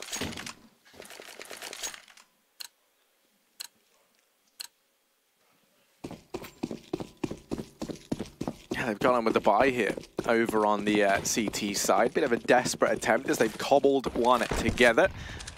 They lose this, will be running that eco over in the next. So hoping to try and find something, maybe at least damage, because they do still have Valiant's economy down low. And actually, they might get more than that. ZywOo and Alex already managing to secure a heavy man advantage. And the issue for Valiant is that bomb's down. There are players near it. If that gets discovered, this whole round could get thrown into disarray for Valiant's. Letni trying as hard as he can to claw back this man advantage. Esperanto is going to help him out that much more. And in fact, that's the bomb retrieved. So that danger has at least been dealt with for now. Hunter's opened up the B bomb site and they could just walk that bomb in scot-free. Yeah, Letni just being in the spawn there in the connector allowed Hunter to get into B, because the one solo B player of Apex was so focused on getting wrapped from his CT spawn, he didn't prepare for the push on the B main. Oh, the timing of the push from Alex is perfect, and he gets another kill to Hunter. It's a 2-on-2. He's not got a gun yet to play with. He has to win this duel if he wants to win this round, and he will. An AK now dropped, and the bomb in the hands of the CTs. This round has gone astray. Letni needs to win the 1v2. And he needs to get this kill to Alex before his teammate can rotate in time. But damage done and the shot hit from RPK up in main. Great round from Alex. Absolutely saving the day there for Vitality. Oh, most definitely. And you know, almost making up for the fact that in the prior round he was that man to fall and be the anchor to go down. He's able to get his redemption, and this was the squeaky push from Vitality that netted in those first 2 kills, and that's kind of what I was hoping to see. You know, if you're going to go that lax on mid, when you've got this force, it's a good time to test the waters elsewhere, see where maybe, you know, this Valiant's default is lacking a little bit. They're able to find a hole and exploit it. The issue is you're not going to get away with that 2 rounds in a row. You can see Nex has been posted up over in the squeaky door. Valiant's perhaps a little bit worried that something similar might go down in this round. You can even see Esperanto and Hunter were kept over towards that B portion of the map early on as well to deny any aggression at that side. Now all 5 players grouped up over here towards the A-bomb site. Esperanto trying to line up utility. MBK takes that early peek, but all he's done is offer himself up on a silver platter. Now it's Alex and ZywOo trying to hold back this 5-man push. Yeah, Alex, good flashbang, and they got their back turned. The issue is he's blind as well. Hunter trades 1-for-1, and ZywOo can't hold the forklift for long, so this bomb can go down. That Molotov at least delaying it and allowing RPK to push up. They do not know until now. RPK showing his face, but only getting a kill for it. Apex now stuck on a 1-on-3, and there's a gap in the smoke, but Esperanto is peering through. He's got his eyes trained on it. And as that starts to fade, it's going to be surprise, surprise from Apex. 1 kill, spotted from the car, 40 HP left up, but a full belt of utility, and he's peaked straight away. Nexa not giving Apex the room to clutch. And a questionable push there into A main as well. MBK, the timing of it was the real issue. Not only did he not get flashbanged in, but it was right as his teammates rotated to highway. So MBK, he gets aggressive, he goes down, and Valiant's just spur off the back of it and rush the A site. And by that point, no one was really in position for Vitality. Alex has only just gotten back onto default. And that will be Valiant converting the 2-on-1 at the end of the day. 9-3 here as Vitality call in their 3rd tactical pause, Harry. We're not even a half in. Yeah, I mean, that is kind of the worrying factor, right? As you look at, you know, the 3-man core of this team is very, very experienced. You have MBK, RPK, and Apex, right? These guys do kind of have that resilience, the ability to try and grind some of these wins out, to keep the morale up. You look over at ZywOo and Alex, and you wonder, you know, do they have what it takes? Alex obviously did have the IGL role back in LDLC, so maybe he's a little bit more used to these high pressure, trying to grind out a win comeback scenario. But for ZywOo, as we've kind of said, Counter-Strike has always come very, very easily to this guy. You know, he's very, very talented. The kind of downside to that is when he does get knocked back, when the things he is so used to working don't, does he necessarily have the ability to switch it up? Because, you know, right now he is sitting bottom of the board for his team, which is certainly a worrying sign in of the times when you think about the fact that, in a sense, he's sometimes viewed as almost like the simple of Vitality, you know, the man who has to show up if they want to be picking up wins. Again, the mid-execute here for Valiance, but more aggression. This time from MBK, it works wonderfully. He grabs 1 on Nexa and a 2nd kill as well. MBK almost finding 3, but Esperanto does contain the threat, eventually getting the trade. And we've seen Valiance in these positions before, but this time it's still not proving to be an issue. ZywOo going down in mid after only a tag. 3-on-3 here. That bomb needs to be retrieved if they want to commit towards the site, and this push from Alex could get sidelined. Esperanto's holding the angle. Unfortunate push.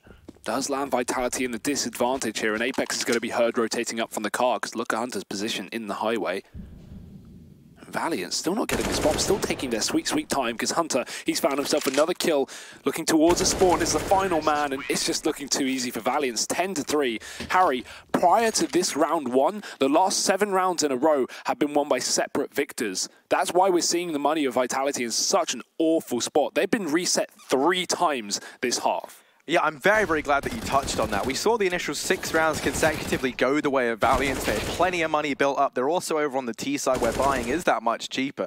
And then you kind of think about the fact that those initial 6 rounds that we saw from Valiant, they didn't run that AWP. So they've had these cheaper buys. Otto's feeling very, very content with running this Krieg, which is saving them a boatload of money.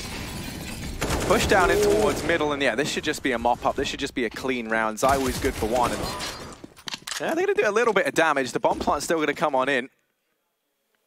At this point, the damage they're doing to Valiant doesn't matter all too much. And now if you're Vitality, you're just going to look to try and hold on to these weapons, give yourself that much more utility to work with into the last round of this first half. But yeah, as I was saying, those first 6 rounds all going away with Valiance. They build up a big bank account. Then we see Vitality manage their first, but only one man survives. And that's kind of been the case in a lot of these Vitality victories.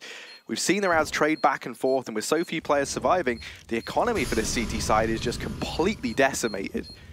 And you think about this team's dependency on bringing these AWPs out, how they've liked to be running this double AWP setup between Apex and ZywOo. And they just haven't had the cash to do it. Not at all. 11-3 here in the first half. One more round. And Vitality, they're getting desperate here. They do have the money to go for one final buy, one final attempt. ZywOo can even glass cannon, but we'd have to give up everything else. No utility, so he'd rather go for the rifle and actually get a full buy in here for that CT side. 2 kits. So far from a great buy here from Vitality, but, you know, they've got to get it done. No more excuses. Do not want to be going 12-3 into the second half. This is Valiance's map pick for those wondering as well. And already setting up early 3 players outside of this B site here for the T side. Making sure this squeaky part of the map is at least held somewhat, because that has been a bit of a problem in the past here for Valiance. We have seen a lot of aggression for Vitality over towards A. Not as much towards B aside from that one Apex round with the AWP. And he's going to be tasked as well. It's actually RPK down in the checkers where Valiance are just outside of B. Even Esperanza trying to cross mid, but he gets caught from ZywOo playing close. Great flashbang. Letney going too slow though, and it had already worn off, so Apex wins his fight. Trade is there, but they're already down 2 men. Valiance in a very uncomfortable spot, and Vitality finally looking like they'll be able to convert another rifle round. It's always a shame when it feels like you start to find your footing, things maybe starting to fall into place a bit more, but it's right in this last round of the half, so let's hope that that penny didn't drop a little too late here for Vitality. Nexa and Otto grouped up and in main. Only one man here, so if they're able to find him, they can cross into this bomb site. ZywOo's down on highway, so he's going to have a fast rotation, but they've got smokes for the cross. That much shouldn't be an issue. They just have to be able to deal with the point man. NBK currently sat eagle-eyed, looking down towards main, picks up the first and the second as well. Vitality going to manage 4 rounds on their CT side.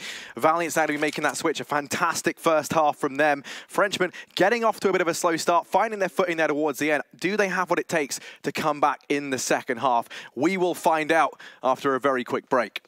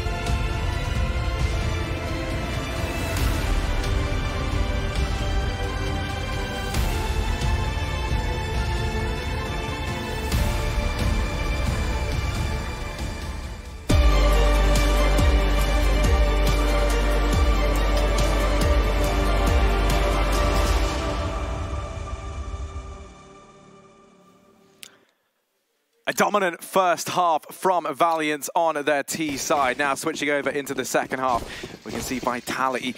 They have to try and pick up the pace that if they want to build back into this game. Alex and MBK are going to be donning utility here in this round. Interesting to note, lots of utility over on Valiant's. Kick going to be on Nexa along with that smoke, and then Sindri on Otto.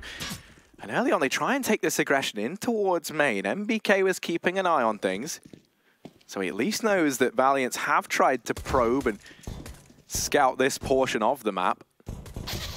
And actually, a little bit more than that, Letni gives up the first frag. So Vitality, this is a perfect start for them as they're handed a man advantage on a silver platter. And they still have all their utility as well. If MBK died there, it's one of the 2 smokes that Vitality have. So extremely important to see that we've still got this for Vitality. We've got a couple of players still outside of B on that boost. But for now, that bomb rotating back up through the squeaky door. It will be that late A play. Valiant's not committed to B, which cuts their rotation down a little bit in time, but still only 2 players on A. These guys need a kill apiece each, preferably more.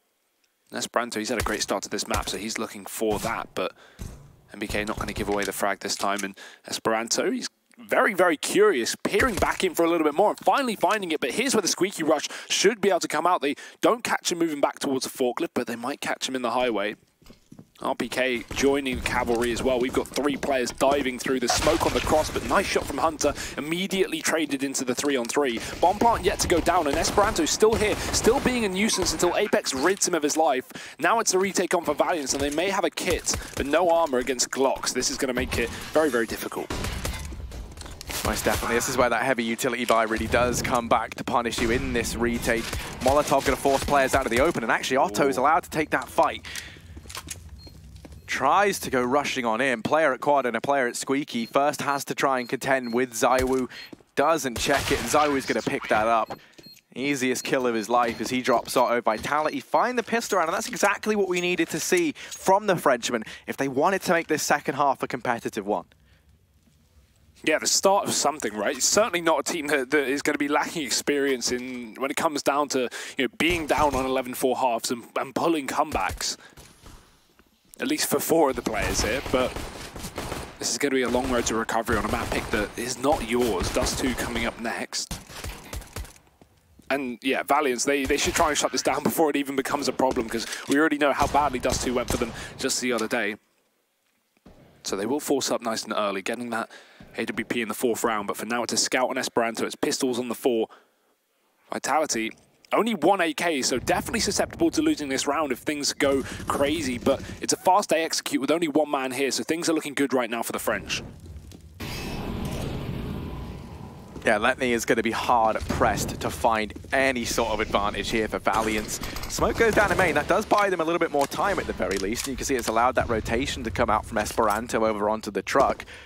And actually, Valiant's looking like they might just hedge their bet, start to rotate Nexa and Otto to this portion of the map as well, leaving Hunter alone at that B bomb site. Vitality, they do have MBK towards this side of the map, but as he starts to peel off, as he starts to rejoin the rest of his team, it looks like they're going to try and hit this A bomb site.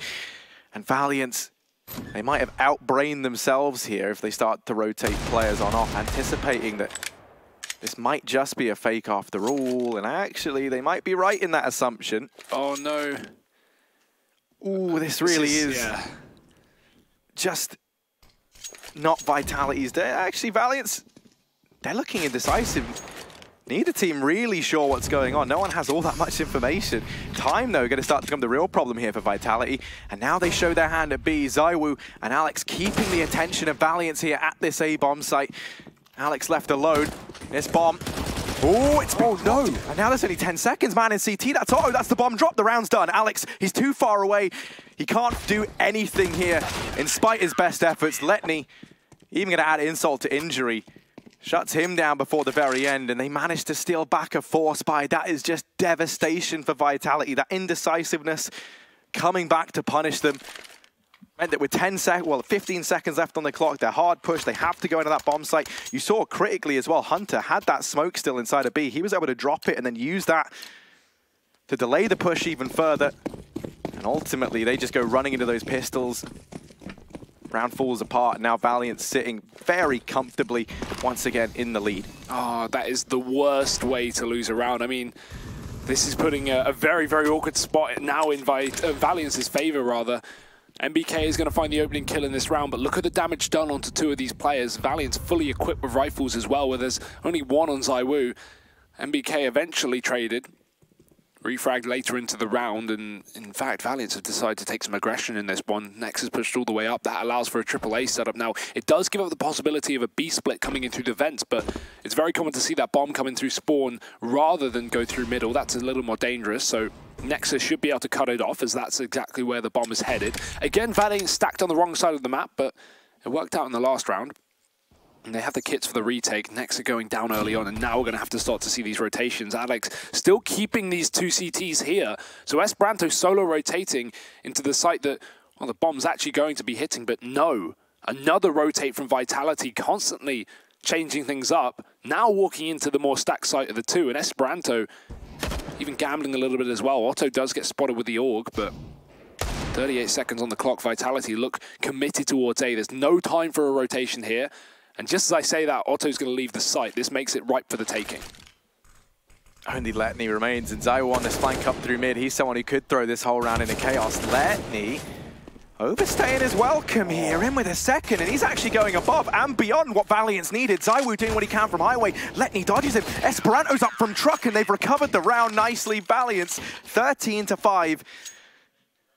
As Esperanto and Letni, brothers in arms, managed to lock down that A bomb site. One of the big problems for Vitality right now is they're just trying to take these aim battles a lot of the time. And you know, when you're going up against a team of such phenomenal individual players, yes, okay, you may be more experienced, but in terms of the fragging department, Valiants have just been shining through. And look at all these dry peaks from Vitality, round after round, fight after fight, never getting blind players.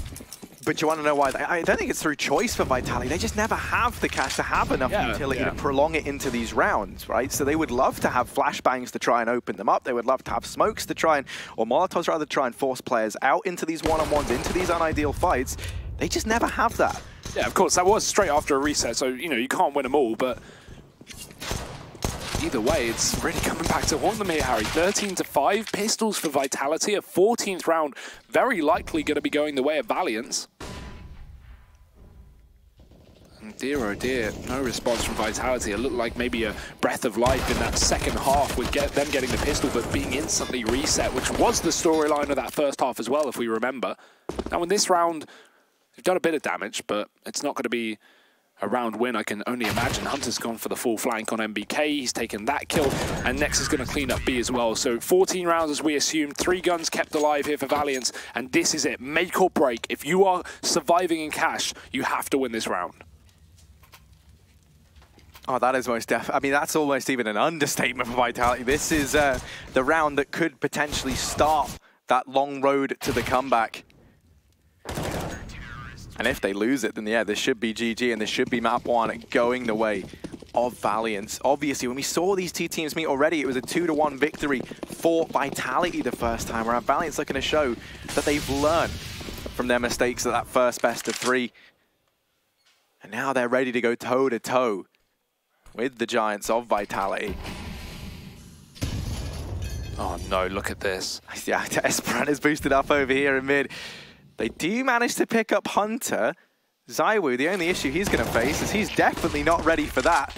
4-on-4 secured, and now it does fall to Letni and Nexa to try and hold back this push, but Letni's been doing a phenomenal job at just that. Yeah, this is where we need those flashbangs for Vitality. We need them to use their utility well, because Letni's still here. MBK's found the entry. Esperanto spraying from the highway, but eventually getting overwhelmed. Dry peaks as well, but Vitality at least winning the battles. Apex with 2.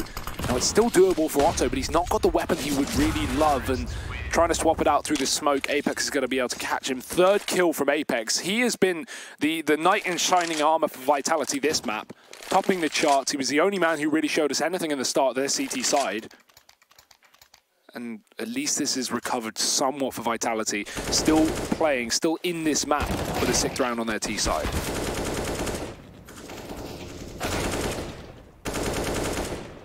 As we saw Valiant's demonstrate in the first half, if you're able to take control of that money, if you're able to keep the CT side on the back foot, then you can rebuild back into these games.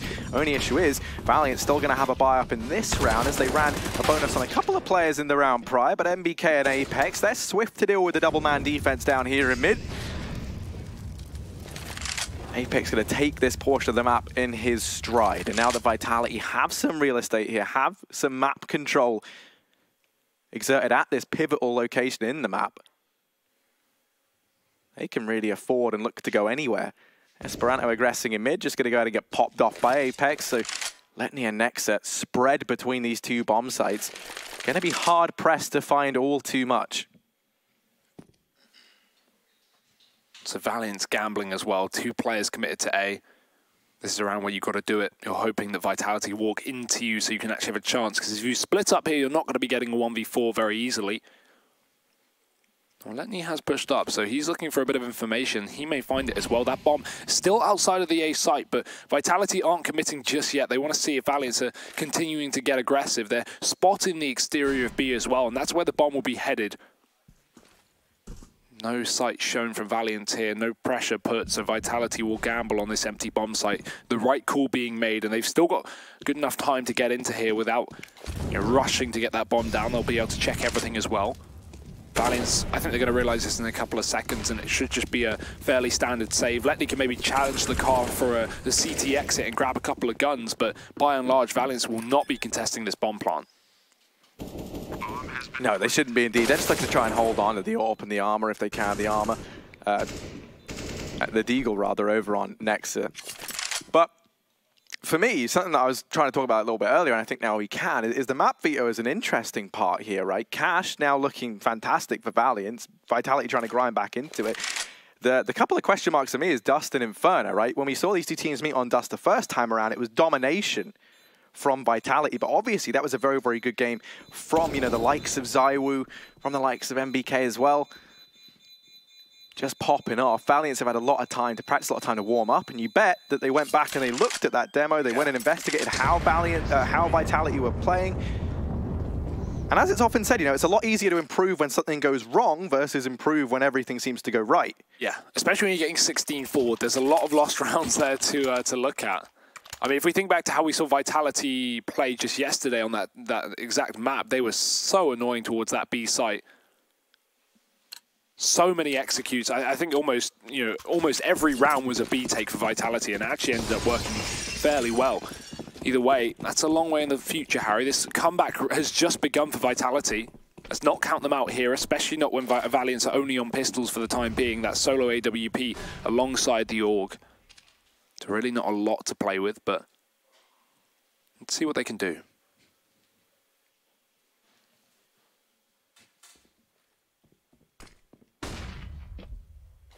Once again, they've put a lot of faith in Letni over at the A-bomb site. He's sat there solo with the AWP. The rest of the guys grouped up inside of B. Esperanto just scouting over in mid is going to go ahead and spot that smoke. So now they know that Vitality have gained control of this portion of the map. Letni, peeking down range, is able to open things up. And for Vitality, they have to be careful. While there isn't much for Valiants in this round, this little bit of firepower that they do have, now all grouped up inside of this B bomb site, can do a lot of damage. The one silver lining for me is Alex over in Squeaky can at least look to try and peek on out, maybe get the information that this A bomb site's clear. You can see the bomb now wrapping back around. Vitality just about looks like they've dodged this massive bullet that was waiting for them over at B. Yeah, and with that presence being shown in middle as well, I think Valiants will be less reluctant to hold on to this quad B setup. They might actually decide to rotate. They know MBK has mid, and as a result can split up this highway. That's exactly what he's doing. With 20 seconds left, Vitality are going to get that bomb plant in, but Valiants, who are already a man up and have nothing to lose with a buy round in the future, they could realistically just go for this, at least peer into the site, see if they can get a kill or two and spur something for a retake. There is a kit, there is a smoke. This is very much doable for Valiants, but they've got to get the kills behind it, and MBK is disallowing that at every junction. 2 frags as they exit through the connector. Alex even finds another, and this is a clean sweep from Vitality. Nice shots from Alex as well. So Hunter's just going to be saving for the time being, or looking to come in and backstab ZywOo from the squeaky door, but he's got to open that up first, and that's going to make a lot of noise.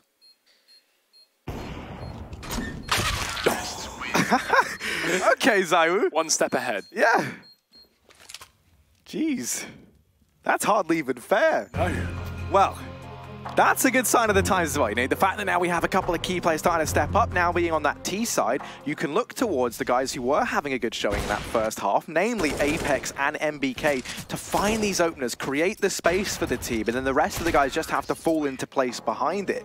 That was kind of the issue over on the CT side. They never had the information. The fights were always on Valiance's terms. On the T side now, you can use your high-performing players, your big impact fraggers, to try and find the openers, try and get that ball rolling.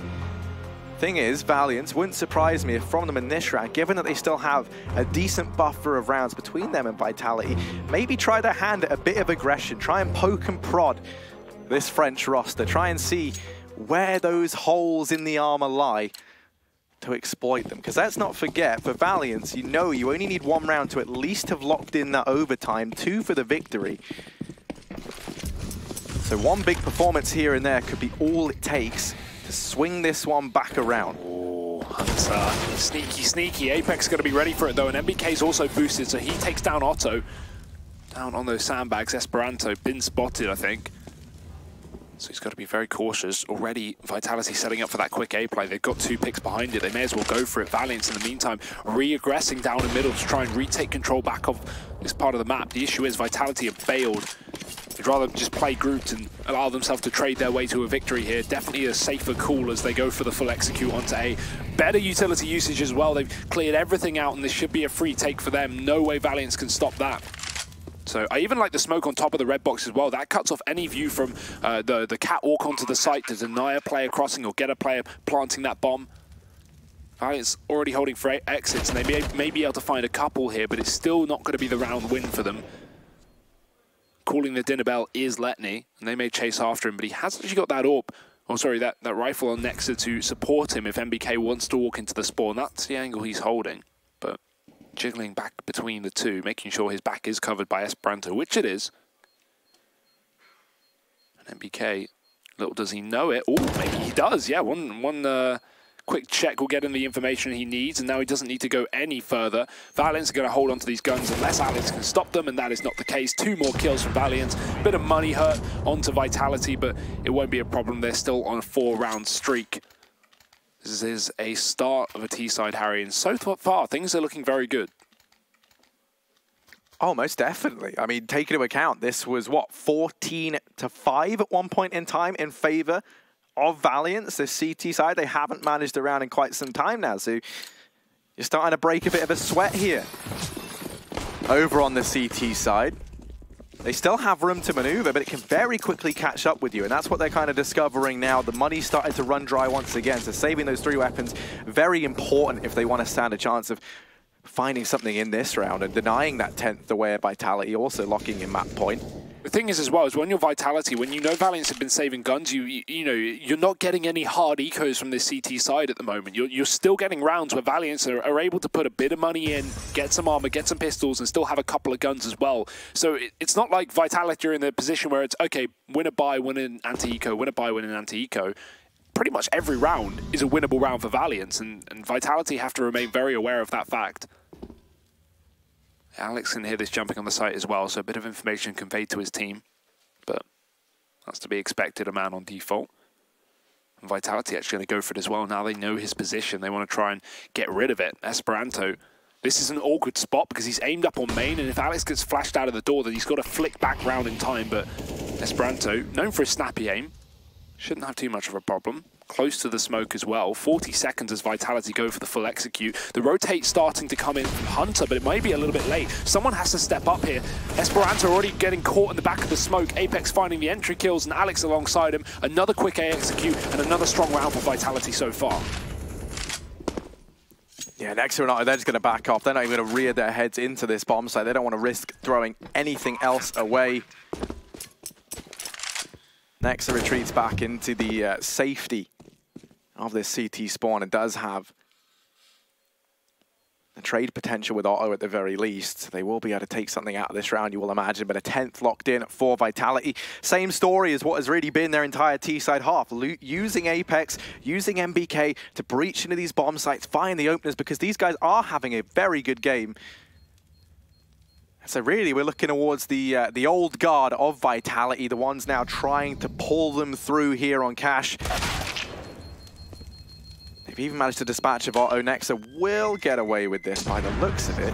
One thing I'd like to see now from Valiance is them trying, when they get the AWP, play a more retake setup on A. You know, if you're going to hold that A site, and Vitality have been going for executes round after round, you've got to have those two site players get a kill each at least if you want to go for a realistic retake. So if you're not winning those duels on A, and if these executes from Vitality that are smoking and molotoving everything are being that much of a hassle, play for a 5-on-5 retake, set up that AWP up on the car, catch an aggressing player down by the forklift, and maybe you have a man advantage, maybe you have a chance, because Valiance have not once attempted this A retake due to the fact that their defenders on that site cannot get kills.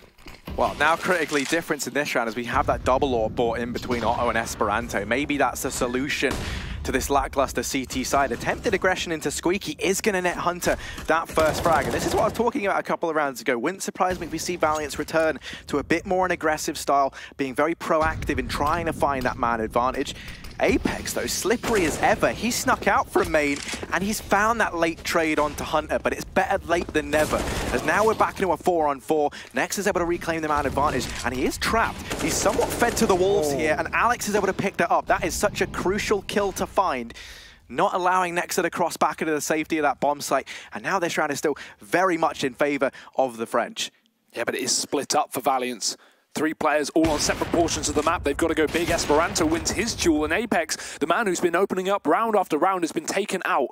It's a 2-on-1 on the B site now, as Otto's left to defend, but smoke towards the CT spawn, flash to cover him as well. He's going to have to give away his position with a blind shot, and they're closing the distance on the right side. He won't hit it, and Alex will find another opening kill to take this B site under the control of Vitality. That plant's coming through. And now it has to be the retake. Valiance can't afford to save in a 2-on-2 situation. So Alex deep in the vent. Well, the checkers room will spot Letney in the vent, winning another duel. And this is all Alex coming up huge for Vitality. 3-piece already. Esperanto looking for the 1v2. He does get that first frag, and he knows there's a man at the back of the site, but can't find the angle. ZywOo just playing with his food, hiding.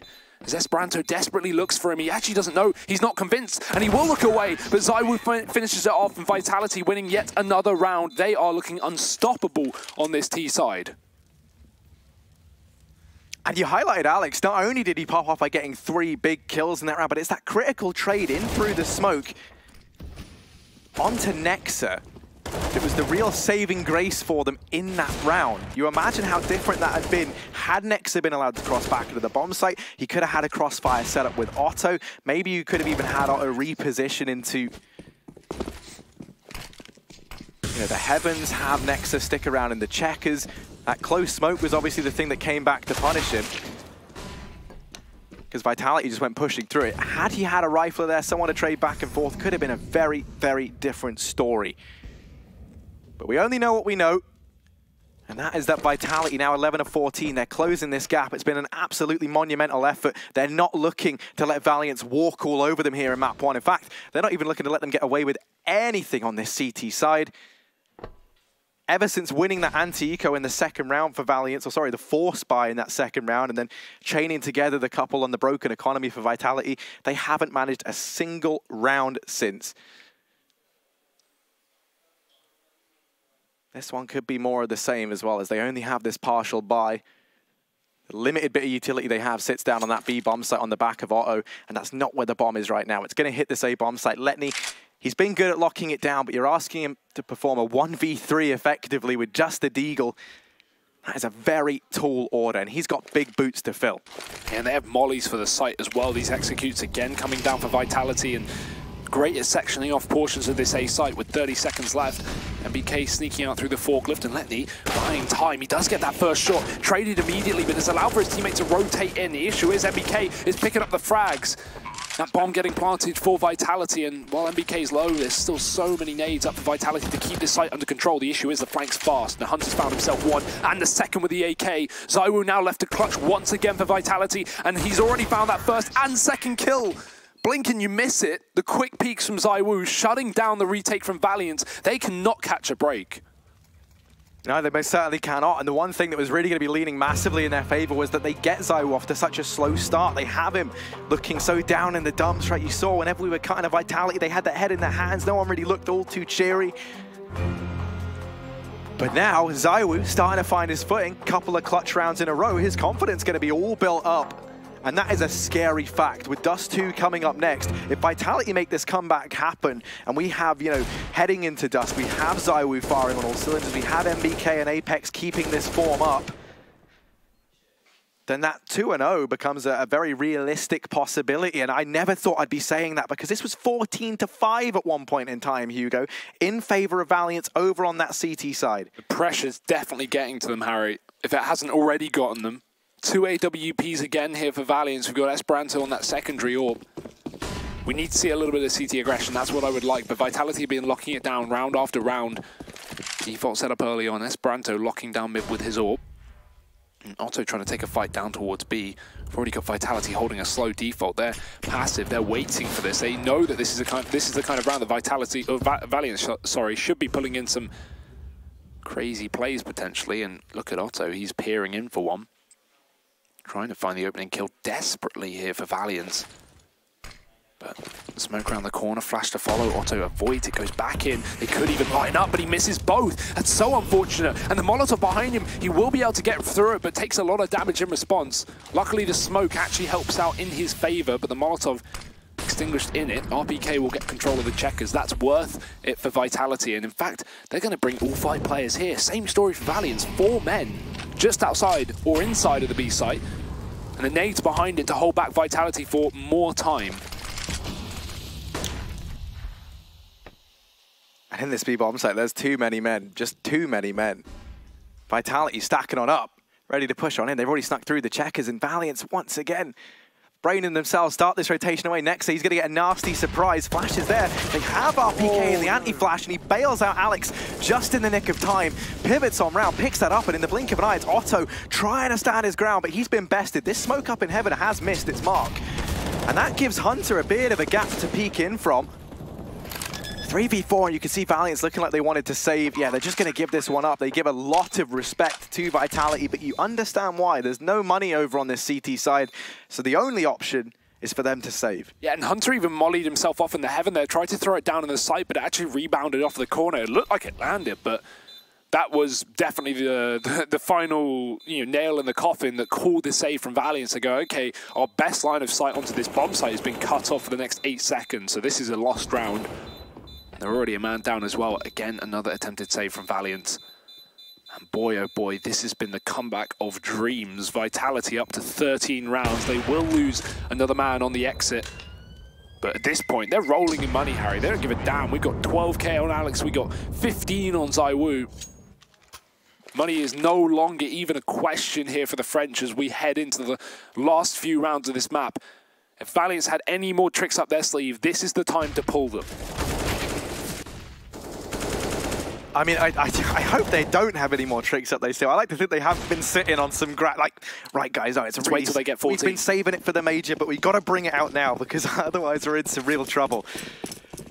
And I mean, realistically they are. Let's not forget the loser of this best of 3 is heading home, which for either one of these teams is such a devastating reality that one of them is going to have to face, and Hunter does not want it to be Valiance. He's gone aggressive through mid. MBK was certainly not ready for that.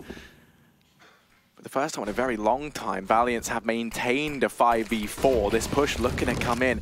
That Molotov from Letni buys him precious time. Alex actually goes rushing through it, but he's going to burn him out. Hunter from up in the heavens going to go to drop Apex. Blink of an eye. It's ZywOo in a 1v4, and Letni over here on quad looks to try and cement it. ZywOo's in with the first.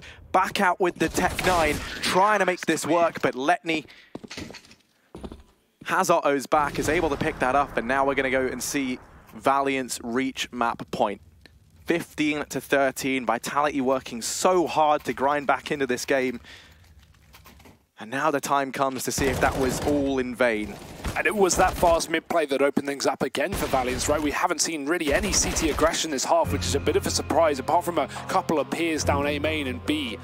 That's the first time we've actually seen anything further than, close mid position. And, well, it works wonders. It gets them a man advantage. It somewhat telegraphs that A play. And at that point, Valiant's more than ready to deal with it. Finally going to get around after an unbelievably long streak of 8 for Vitality in a row. Valiant, keeping enough players alive, are going to have this chance to close it out here and now to cement their first map in their favor. But The CT side has still been a massive hassle for them. That's their first rifle round taken since the initial 3 that they started off the half with. Vitality using their last tactical pause as well, just to try and make sure they can pull this up to 14 and break the money once again of Valiance. Get that reset to 15-14. That's the perfect time to do it. Get that overtime in play. ZywOo's even going to get boosted watching the highway, but there's no one here for now. Esperanto not going around that corner, but he's got to be very, very careful. Little does he know it, ZywOo's got his sights trained. And this isn't something Vitality have thrown in on this map, so great time to go to break it out. This little boost up on top of Truck. Esperanto towing the line between danger and death, but he's been granted another day on this earth as now they look to try and boost ZywOo up into middle. Hunter going to be here to try and play off of Esperanto, try and be available if the flashes rain over, if he falls, you do have that fail-safe, and once again, it's Vitality setting up for the A-bomb site. The difference this time around is that they have these players over on highway for this fast rotation. ZywOo's even been tagged down low. Within the opening segments of this round, Vitality, they are able to win 8 in a row to get us back to this scoreline. Let's hope it wasn't all for nothing, as this push is about to come on in, and this decides the fate of this game. Hunter, he's gonna go ahead, finds the double. Trey does come through, but Esperanto's already here in Letni, the smoke demon, the boogeyman that Alex was told about. He's going to get dropped. RPK does what he can, but a 1v3 required from the tank. And he needs to live up to that nickname now more than ever, and he does not. Valiant 16-13. They take their time, but they pick up cash. They pick up their map, and they're going to move up 1-0 in this elimination best of 3. Next up, that is going to be Dust 2, the map pick of Vitality and a shot for redemption. Join us for that and more after the break.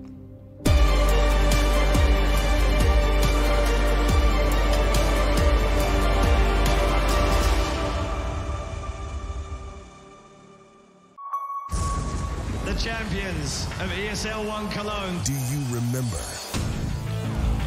Welcome to the Cathedral of Counter-Strike. Think you've seen it all? Are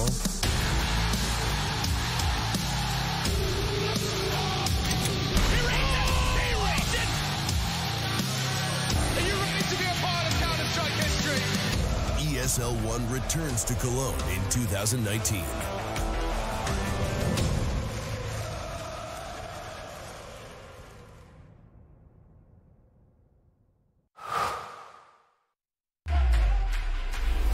Think you can't capture a clutch in full resolution while streaming the play to the world? Watch this. Game, record, stream without compromise on Intel Core i7.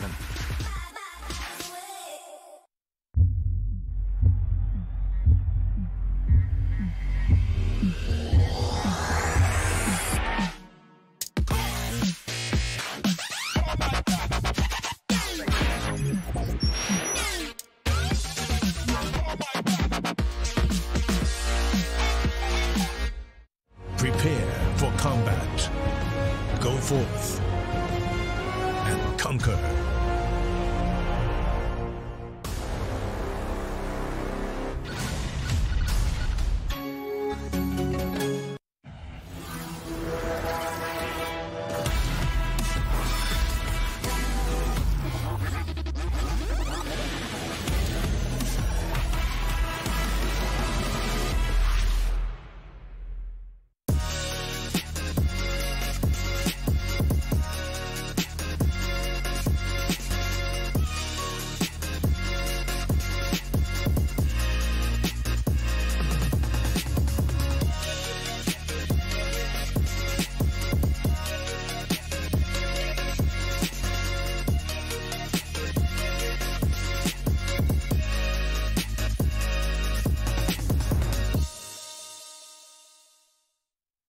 I've been there since the beginning.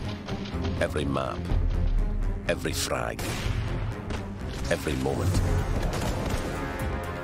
I run, but I never hide. With knowledge comes power, and power is to be wielded wisely.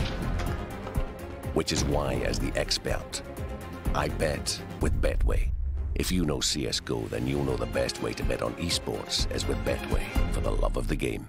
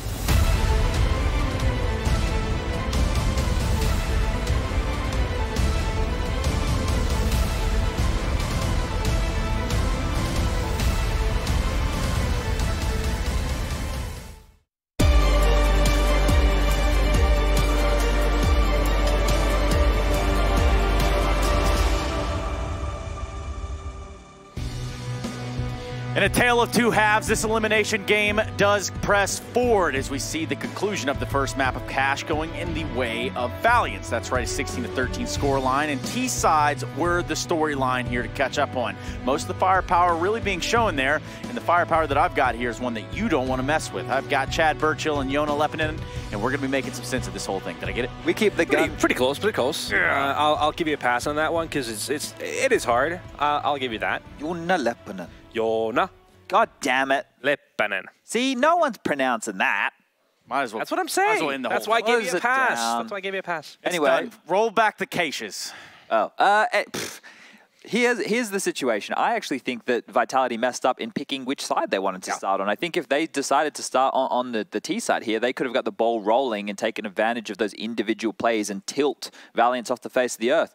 Instead, they started the CT side, and they got reset time and time again, and it was so difficult to get the economy going just based off that Valiance approach. Yeah, I think there's definitely a case to be made about starting T side, first game, well, the only game of the day, right, too. Right. So, in the same token, you have to say that, Valiance is really on point with the way they started off their T side. They were changing pace effectively. It was almost like we were watching the game against Enstar and us, too, yesterday, honestly. I mean, very straightforward, no many too, quirky moves. Instead, they were really early on the bomb sites. A lot of the times we were discussing in the green room, there were situations where they were on them, at like minute 30. So, yeah, it's hard to play against. And obviously, Cash is a map that is T favorite as well. So, putting those together, still great effort from Vitality to come back. I think in the picture of this whole series, that is very, very important for them going forward. Yeah, and what is very important at this point is making some sense of some of the things that we saw here. We actually have a clip, and we can kind of take a look at it big picture-wise. So the approach that Natsu was alluding to yesterday, that very direct and aggressive approach, we saw that earlier. This is round number 5. You can see how quickly they're all heading over towards that A bomb site. They set up a very nice execute behind the smokes and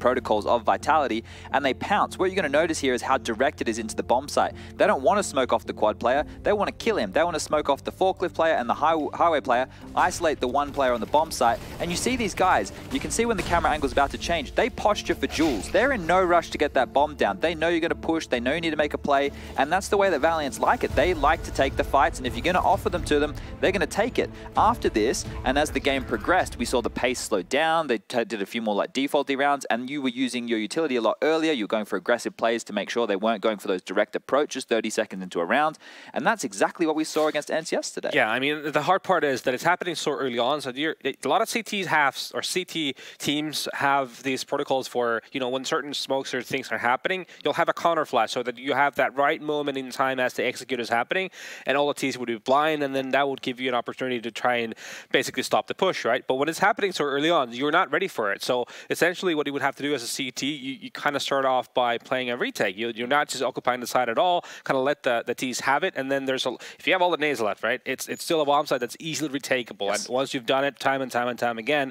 you'll find ways to make it happen, sometimes even relatively easily.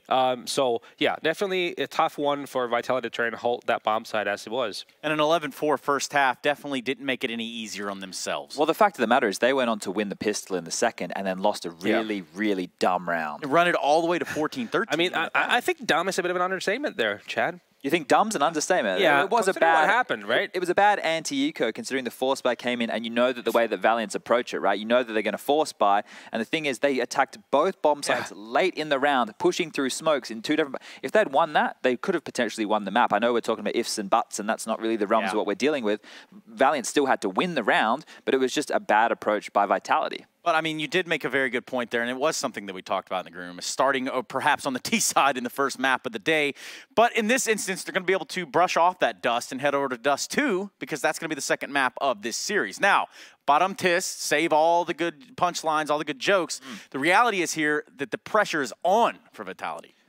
Look, definitely so, and it appears that they, as I'm in the server right now, I can see that they want to be starting on the CT side. Valiants get the choice. Valiants get the choice right now. It looks like they want to start on the CT side, which I'm a little bit curious of because Vitality actually had a better CT side when they played their earlier matches on Dust 2, but the thing was, they could also be exploited over towards that B bomb side. MBK and RPK were struggling to hold that, so I feel that the individual style of Valiants could have just really pummeled them there, right?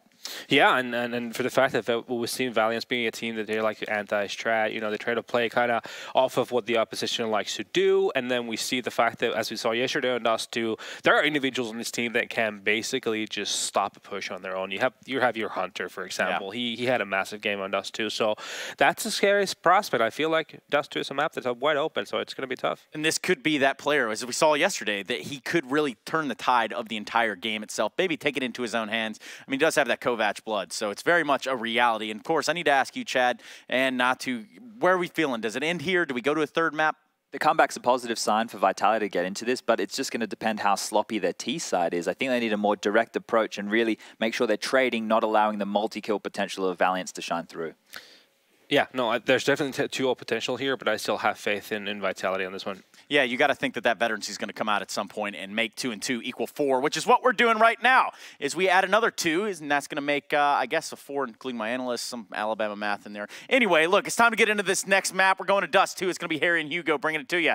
So let's get right down to it.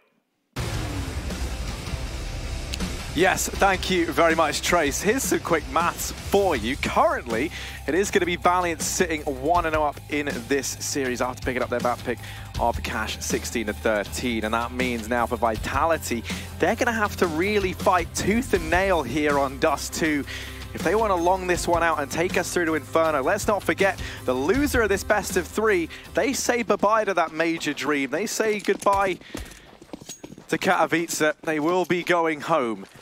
So Valiant's over on that CT side. Nexa already posted up at long, is in with the first, and it's a bit of an awkward fight. Him and Otto combining for 3 between them. Bomb drop back in T-spawn, and well, in the opening 20 seconds of this round, it's all fallen onto RPK and MBK to try and do the impossible in a 2v5. About as bad as it gets here for Abyssal. This is not how Vitality wanted to start. And MBK not convinced on the corner check. Nexa will be able to get back and throw in a smoke as well. It's actually a decoy. Oh no, it is a smoke, not a decoy. Still getting the kill is MBK. Keeping this round alive for his team. He actually dropped the bomb back, so has to go and retrieve that. He will group up with RPK. But look at the cat push from Valiance. They're willing to take control back of this portion of the map, and RPK solo walking to his death. That bomb was left back for him by MBK, who rerouted to middle instead. And, well, they don't know he's here just yet. There's the spot from Hunter. There's the information gained. Now they can just start swarming on him. Moths to a flame as MBK looks to put this fire out. But he's still got 3 more to get and an ace to find. Real issue here is Letty all the way back in T-spawn. That's the easiest kill of his life. MBK just meandering up through mid, trying to go quietly, trying to sneak up, anticipating that the majority of those Valiance players would have been sat on the bomb. Certainly didn't read into the fact that Letty would have gone so aggressive and pushed all the way into T-spawn. So pistol round locked in for Valiant. So they look to try and get off to a good start here on Dust 2. You think back, obviously we've spoke about it quite a lot, but the last time these guys played on this map, Vitality 16-5, and they made it look incredibly easy. That was a breeze for Vitality, and they really need to turn back to that form now more than ever. Eliminations on the line. MBK, he's got the scout in this round. He's going to be aggressing down through short. Esperanto's looking a bit desperanto for a couple of frags over towards the short position. He has shut down Zywo. That's $600 made. And that nade going to go ahead and follow up with a bit more chip damage onto Apex. Already Vitality, they are sent packing out from mid.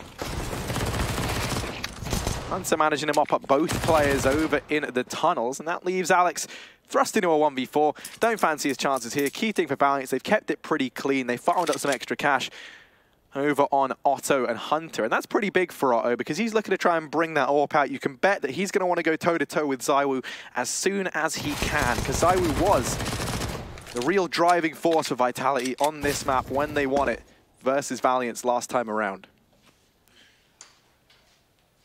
Got to give it some time though. Still Alex trying to get into this B site, but we've got the rotates back in. Valiance did give up B to fight middle, but now realise they don't want to give away a bomb plant, so they will regain control and fight towards the tunnel. Alex is dead, and there it is. Valiance 2-0 start. Vitality now coming in with the early buy. There will be limitations. MBK is only on 3350, so far from pitch perfect, but let's see how they choose to disperse this cash. Very scary to think that Vitality are up against elimination here in the minor, leaving G2 to be the only French representation over in that major. Definitely not what most people expected, considering Mousesports and Optic were eliminated earlier on in this event as well. Some people thought Vitality surely a free spot, but they've got to earn it here, Harry, as they try and fight out through long. The Molotov cuts them off from a retreat, but instead it will be Valiance to give up control. Nexa falls back to the site. Vitality do have long at least, and they can position a player in the pit, post them up even if they don't want to commit towards the safe site. Such a powerful position, especially when Valiants are running this SMG round with the AWP that is reigning supreme on long. Dry peaks to their death as 2 men go out. And just like that, 5-on-3. Yeah, and a really important thing to note there, by the way, Vitality, not sure if you quite caught it, but you would have. Top left of your screen as we kind of switched to that camera at long, you saw there was a missed smoke. Now, had they held on to that, suddenly you have the option to smoke off the cross. You deny Otto a bit of vision inside of the bomb site, but instead, they're forced to peek that long angle dry, and we saw exactly what happened when they tried that. That's 3 kills for Otto, and now they turn their attention towards this B bomb site, but there's still plenty here for Valiance. That smoke delays the push even further. They're looking to try and boost on over the top to try and spot something, and ZywOo, I believe he did just see Hunter get into this position. Letney has to bail him out now, and instead, Hunter's been fed to the wolves. ZywOo double entry. The man who was the star for Vitality last time on this map, getting off to a big start in this round as he's somehow locked down the B bomb site, but the bomb plot is denied by Nexa in the window, being a nuisance. ZywOo now trying to bait the peek on in, and how much is that Nexa in the window? He's ready to go peeking on through, but the bomb's stuck this time around. So Valiant's on the clock, and ZywOo in with 4. He's making this round more than possible. He gets the ace, and my goodness, he might have been quiet on Cash, but he's roared to life here on Dust 2. Doesn't even need the AWP, Harry. What a recovery round from, well, I was going to say Vitality, but more so ZywOo on his own. A 5-on-3, the instant long control lost, and they just run into the B site. ZywOo getting every single frag. That is a great way to start off your T side, and considering that, as we've already mentioned, the elimination on the line, Vitality, they need every round they can get, so they can't afford to give Valiance these bonus rounds, let them get away when they have a weaker buy. But either way, it's still the rebuy coming out from Valiant, who did run SMGs in that previous. The only lackluster thing is the AWP. They will still have 1 on Hunter in this round, but what a performance from ZywOo. And definitely a good start as well. I mean, confidence really does make a big difference when you've got a player this inexperienced in terms of, you know, playing at these large events, playing on these big stages. So, yeah, ZywOo starting off with an ace now. Valiants definitely have to be worried. The AWP is out for Hunter, but there's a few bits and pieces missing here for Valiants in terms of the buy. They don't even have a single smoke. Hunter's dotting this AWP over at B, and NBK certainly was not prepared just for that dry peek in. No flash, no smoke, nothing to indicate that Valiants were going to attempt that, so NBK gets caught trying to take that peek on in. And already, this man advantage secured now leaves Vitality under pressure once more. But we've already seen ZywOo, when he was feeling the pressure in the last round, he rose to the occasion, he stepped up and answered back when Vitality needed him to the most. And now we have to see that happen once again. They're setting up for this B play, and right now, Letney, he's going to get dispatched of in through that smoke. Apex there to pick it up. Hunter comes rotating in, and RPK just going to go ahead and guillotine him as he attempts to entry in from the window. The flash blinds him, forces him off the angle and into the bomb site, and for the rest of Valiants, this save call's got to come through. Vitality will be securing this second round. Worst part is that AWP got dropped within the B bomb site, so they can't even pick it back up. It's now under the possession of Vitality. Otto holding for the exit down lower. Alex did miss that cross because he's holding a tighter angle. And a cleanish round so far for Vitality with only 1 casualty. If Alex exits through the T-spawn, he will not die either. So Vitality playing things safe, not wanting to give guns away to Valiants when they know that this was definitely not the best of buys, at least for the CT side. So 2-2 equaled up by Vitality. And we do remember back to that game versus North, Harry, where it was just B take after B take for Vitality. You could very much see Hunter was ready for it after that previous round, hence why he went for the early pick. But I assume Vitality knew he was going to rotate off there, not wanting to run the double B the entirety of that round. And in fact, that was the case. He'd gone back towards middle. It's just unfortunate Letney got picked there trying to fight over the top of the smoke, and Now it is going to be the eco coming through for Valiant. They've got to rely on this one rifle of Nexa and the single SMG on Esperanto to find anything here. Whereas Vitality, they're armed to the teeth and looking to take a bite out of Valiant on this A site. Already a fast play up Cat. MBK flashing himself through. Nexa's blind, he's got to get off the angle, but he can re-peek in. In the meantime, Apex is running out middle, and he's found himself a double. MBK winning his duel with the one rifle for Valiant, and blink and you miss it, it's down to the 1-on-5. Yeah, Hunter, I mean, as good as he's been, there is just physically no hope for you here. He's in a 1v5. That gives us a bit of time there to focus on a few other talking points that I think it is worth bringing up. So, you know, if you're looking at this in your Valiants, one silver lining you can at least look to, right, is even if you couldn't necessarily find the strat, find the tactics that matched up against Vitality on this map, you have a fantastic case study to look to in their matchup versus North just the other day. If you recall, when Vitality switched on over to the CT side, it was that B bomb site that was a real problem for them. We saw North exploit that a whole bunch. So I'm curious to see how that affects Valiant's playing things over on the T side this time around as well. Similarly, Vitality, they loved a bit of B when they matched up versus Valiants on this last time around. You can see how they've already been a bit conditioned to stack towards this portion of the map early on. I do think it's very interesting. Valiants being a team that showed that they're very, very keen on doing their research, doing their homework. There's certainly an abundance of information to go off of on Vitality on this map, because it has become, you know, I don't want to say necessarily a signature map, but it's one that Vitality very, very proficient on. They love picking it up. That makes sense. Dust 2, bit of an AWPer's paradise, so it does allow ZywOo to just come into his own.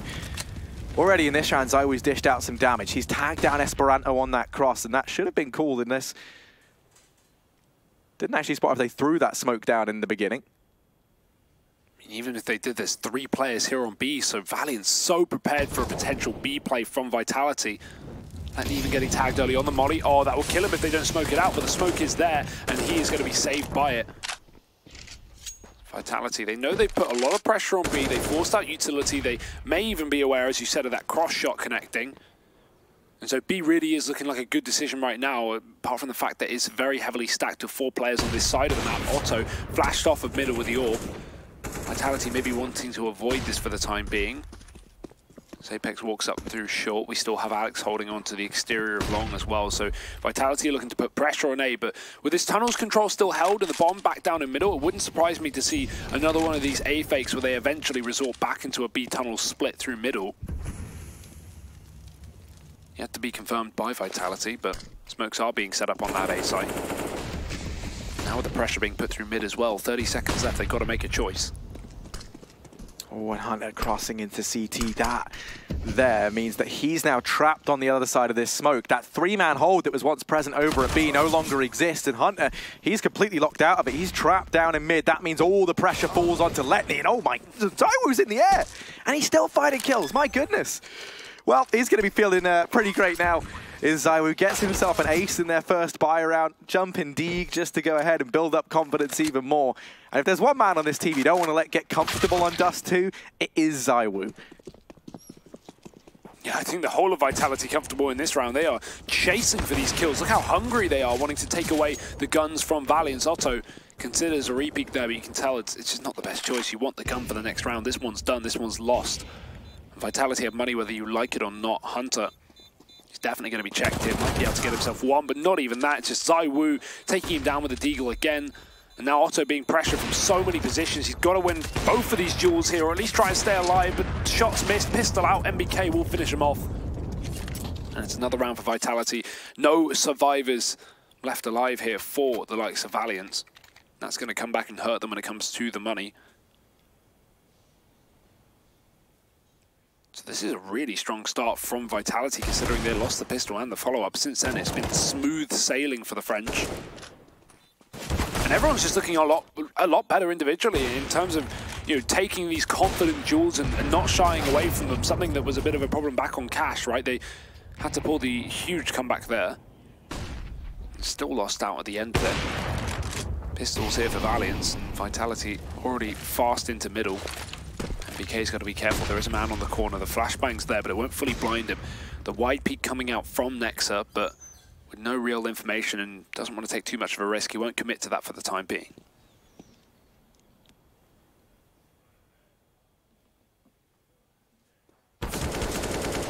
There's that eventual peak. MBK just homing in on the angle, so there's no chance for Nexa there. No love for Nexa up on short. Instead, he finds a 7.62 round to the chest, and that'll be him dropped from the equation. And this goes from bad to worse of Valiance in this partial investment round. That B-bomb site open once more. Vitality, they feel right at home in here. They've started planning the furnishings. They've started rearranging the furniture, painting the walls. This is their property now. Valiance, they've got no one inside of the bomb site. Letney is waiting down near the window. Ooh. Oh, that's gonna hurt. And yeah, can Letney get anything done? You really don't imagine so. That Molotov holds it back. Apex actually goes peeking through the Molotov, maybe trying to catch a player off guard by surprise. Certainly did surprise Letney, but sadly that element of surprise was not enough. Regardless, going to be a 5th round on the board for the Frenchman. As once more, this B-bomb site yields fruit. Vitality have a sweet tooth here. It's a bit of a chase again. 2 more players holding on to guns for Valiance, but minimal. They're waiting for that next round buy anyway, so it's not really too much of a problem whether they save this or not. It would be nice to have the armor just to cheapen the purchase into the follow-up round, but Vitality keep 4 alive. They run towards the CT spawn, so the bomb is no longer a problem. And 5-2 start, keeping things up. Second tactical pause called out from the likes of Valiance. Chance for them to mull things over, try and work out how to approach this upcoming round.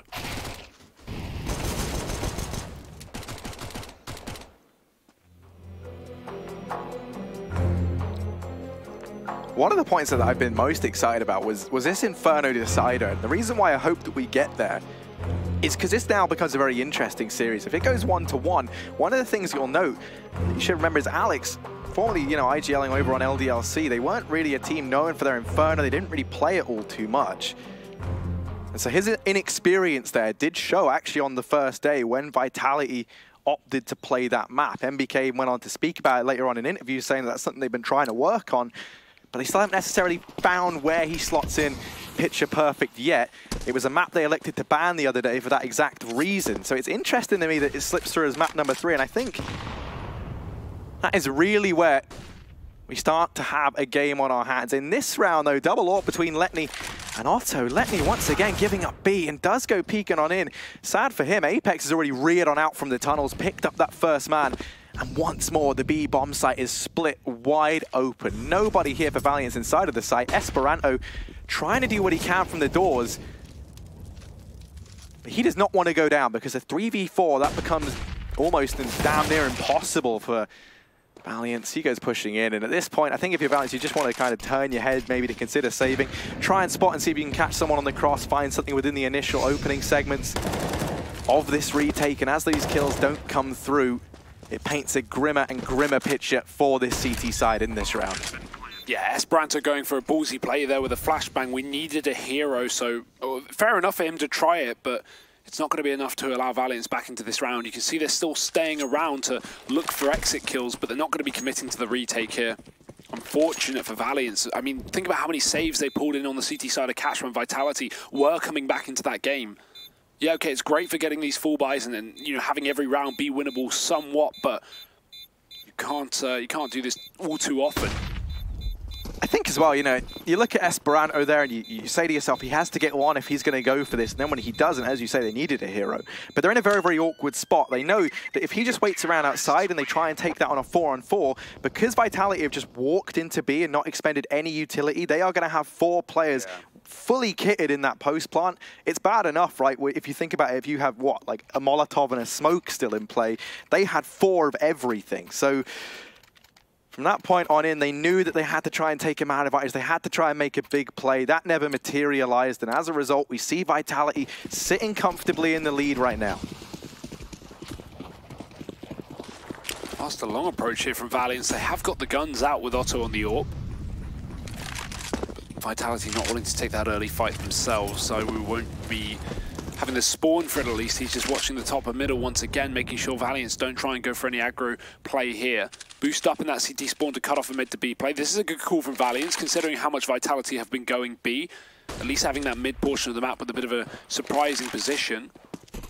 Otto's even there with the AWP as well, so if he can get an opening kill, that would be fantastic, but only a tag onto Apex, putting him down to 20. Not quite the frag you would have hoped for. We'll just double back towards the A site, but in the meantime, Vitality, they're up on Catwalk, so Otto's aggression here, his re-aggression up on Cat, might be a very good decision. He's finished off what he started. Apex going down. Vitality commit towards his A site as well. There's not only a man in the pit to cover off long, but also Otto who can play the car, cover the short position. No one in the tunnels here for Vitality, so if they do want to go back towards B, they have to reaffirm control towards there. But for now, it's looking like another A execute. Valiant's very heavily set up on the other side. Yeah, Vitality, as they get ready for this A bomb site, not one that they've really elected to go to. It's a bit of a brave new world for them.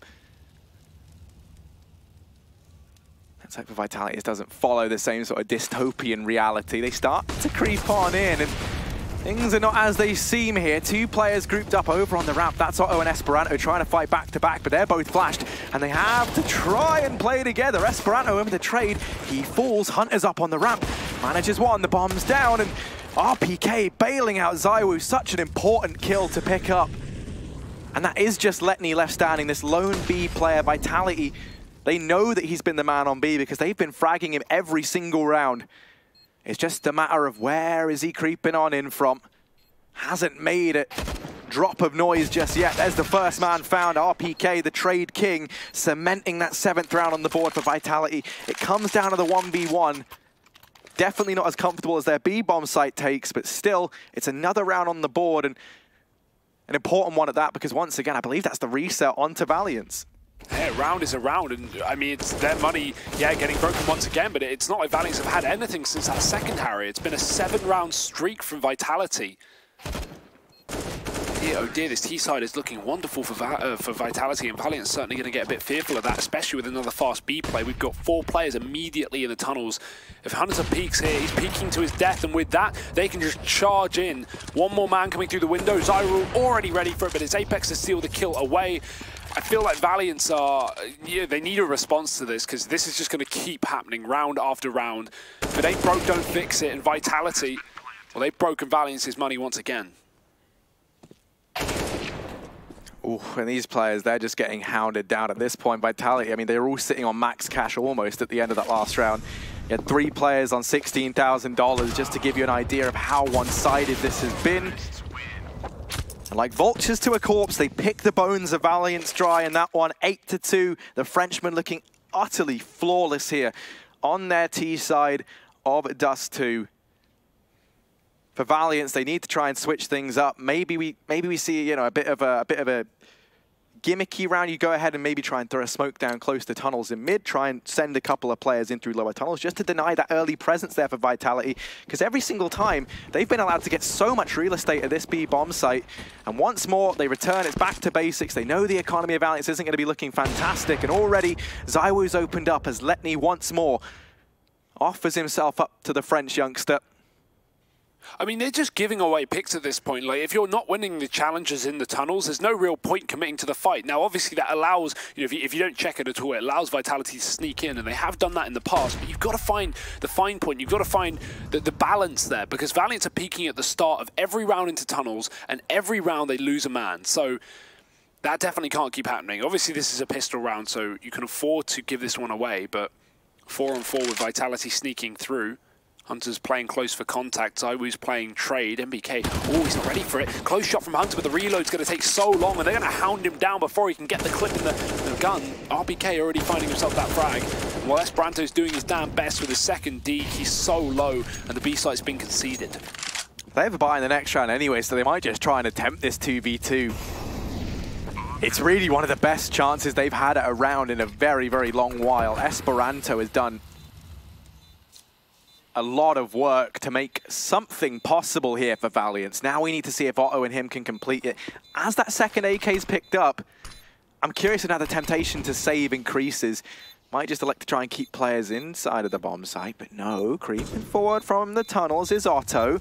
Molotov out to try and force ZywOo into the open. That allows Esperanto to take the peek, but he's read it well into the 1v1, and he might perish in the Molotov, but not before. He clutches in that round, locking in a 9th for Vitality. 4 kills for ZywOo once more as he is just unleashed on Dust. Yeah, he is just outperforming everyone on the server. Another AWP pick. It seems like no one can shut him down here, and even swapping out to the rifle and finding success there as well. Great work from Vitality, again proving that, you know, this is why this is their map pick. They are so well prepared coming into Dust 2. Not that this is even necessarily preparation, they're just hitting their shots. They're going for these consistent B executes that have not been stopped by Valiance at all. The issue is with this map, of course, is the second you start throwing 3 players down on B, that's when you lose long. So it's always in the back of their minds that at any point Vitality could switch it up. However, they haven't needed to so far. 9 rounds to 2. Valiant's back on the buy. 3 AWPs. Screw it. Why not? Yeah, I mean, nothing's really been working, so at this point you just kind of throw, you know, the strat book out the window. The normal laws of Counter-Strike don't apply anymore. If you're Valiant, you're looking for anything. Whatever means they can to defend themselves, that's what they're going to look for. Otto, missed shot from him up on short. No issues, able to drop on back, and he does have a man here to help out. That's Nexa. You can see MBK was keen to try and capitalize on Otto being forced out of position. Vitality know that they're in the heads of Valiance at this point. But it will be denied. MBK may be getting a bit too big for his boots. Now Esperanto down here in mid. If the triple AWP round is where they find success, then I'm not too sure how long they can keep that up. That's the only worrying fact. The second you realize that if you're Vitality, you can just know that that fast play in the B bomb site, for example, just looks tempting once more. Hunter holding close over in mid. The bomb's down, he's sitting on it. Flash goes over, RPK is already up and through. He's been allowed to retrieve it, and he just walks out of there with the bomb. Fight a little goblin, he's stolen it, and he's running off into his little cave. Down into the lower tunnels he heads, looking for safety, looking for this B bomb site. Oh, but this cross might be spotted. Alex gonna grab the AWP. That's definitely been noticed. And now Valiance, they should be somewhat aware of the possibility of a B play. Both players in the tunnels, but still only one man on the defense. He does have an AWP though, so Letni, in theory, should be able to get a 1-for-1 here. But there's so much utility for Vitality. Are they even going to go for this? 20 seconds. If they are, they need to move fast, because now that second rotate has come through, Valiants don't need to hold mid, because they know there's no split coming through with this low time. Missed shot from Letni. He only gets the tag, but Hunter lines up both. 3 rounds for Valiants. They finally get some more success, and 4 AWPs are saved, Harry. 4 AWPs. I don't think that one's purpose, but at this point, I'm not even against it. I mean, yeah, why not? This is certainly an interesting take on a CT side from Valiance.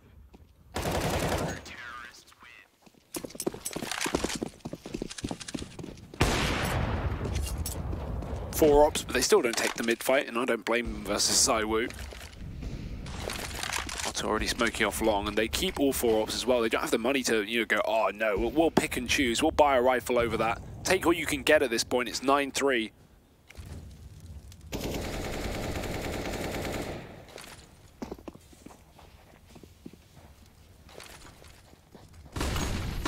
Bit of an execute out long here for Vitality. It's already going to force these CTs back. Otto going back towards the site. He does have the wall of smokes in front of him at least, so not going to have too much of a problem for the time being. We'll be able to get away, and so will Vitality. They give up long. They double back towards the spawn. Now, there is a man already in the B tunnels in the form of MBK, but he doesn't know that Hunter's pushed all the way up, and that could be to his own demise. Hunter getting that opening kill. He's still got the support from Letni as well at the back of the site, so Valiants have 2 AWPs running on B and a 3rd in mid. Esperanto finds another pick, and things are starting to look better for the Valiants for a change.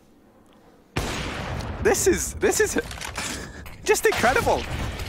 I mean, French teams are getting quad AWPed on Dust 2 does seem to be a bit of a reoccurring theme, doesn't it? This must feel like some real deja vu for a couple of the Vitality guys. Yeah, I remember back to Apex peeking middle and getting quad up by Fnatic. Never fun, but different city here. Here in Katowice. It's now happened in Cologne as well, but surely, eventually, Vitality will have a response to this. They are very aware of what's going on. They've got the money to bounce back, and now you can see them talking with the coach as well. Slow things down. I mean, yeah, Valiance, they say like to do their homework. I wonder how far back they went. They were like, well, you know what really did work? ESL One Cologne 2015, I seem to remember Fnatic getting that quad up down mid. They just couldn't do anything against that. So, yeah, we'll bring in our own. They've decided to shy away from it now. They're just opting for the triple orb, which is still very unconventional, especially you think about how reliable it has been for Vitality to get this bomb down, get these bomb plants. You really don't want the triple AWP in the retake, but that hasn't mattered to Valiance. They've just been winning these fights straight up. Yeah, it's not been getting to a post-plant situation yet. Once it does, you're very right. That's where things may get out of control. But, I mean, already 9-4, it's a bit of a comeback from Valiance. A couple of rounds in a row. They can get this to a 9-6. This is certainly recoverable. Already a strong T-side start from Vitality. The flash to middle, the cross is there, but Esperanto, Molotov is down and the shot's going to hit the player on short. Great flick. Won't catch the player behind the Xbox. Zywoo now supporting with his own AWP, and Esperanto may even walk to his death here. Zywoo's on the right angle, that is. Ooh. Esperanto not wanting to overstep the mark, especially already with a man advantage. He will be able to cross, but blinds himself in the process. And no info as to these two players in middle for Vitality. Zywoo shoots him through the door, as you do. Letney will cut down one of the B players, and this B split getting manhandled by Valiance. We still had that close mid player ready and waiting, so Hunter winning his duel, upgrading to the AK, and solidifying a 4-on-2 means Vitality are the ones fighting up against a huge disadvantage. All right. Oh, no. MBK and Apex Blast, they're having flashbacks now. You gotta be. You're like, no, this was our undoing the first time around it.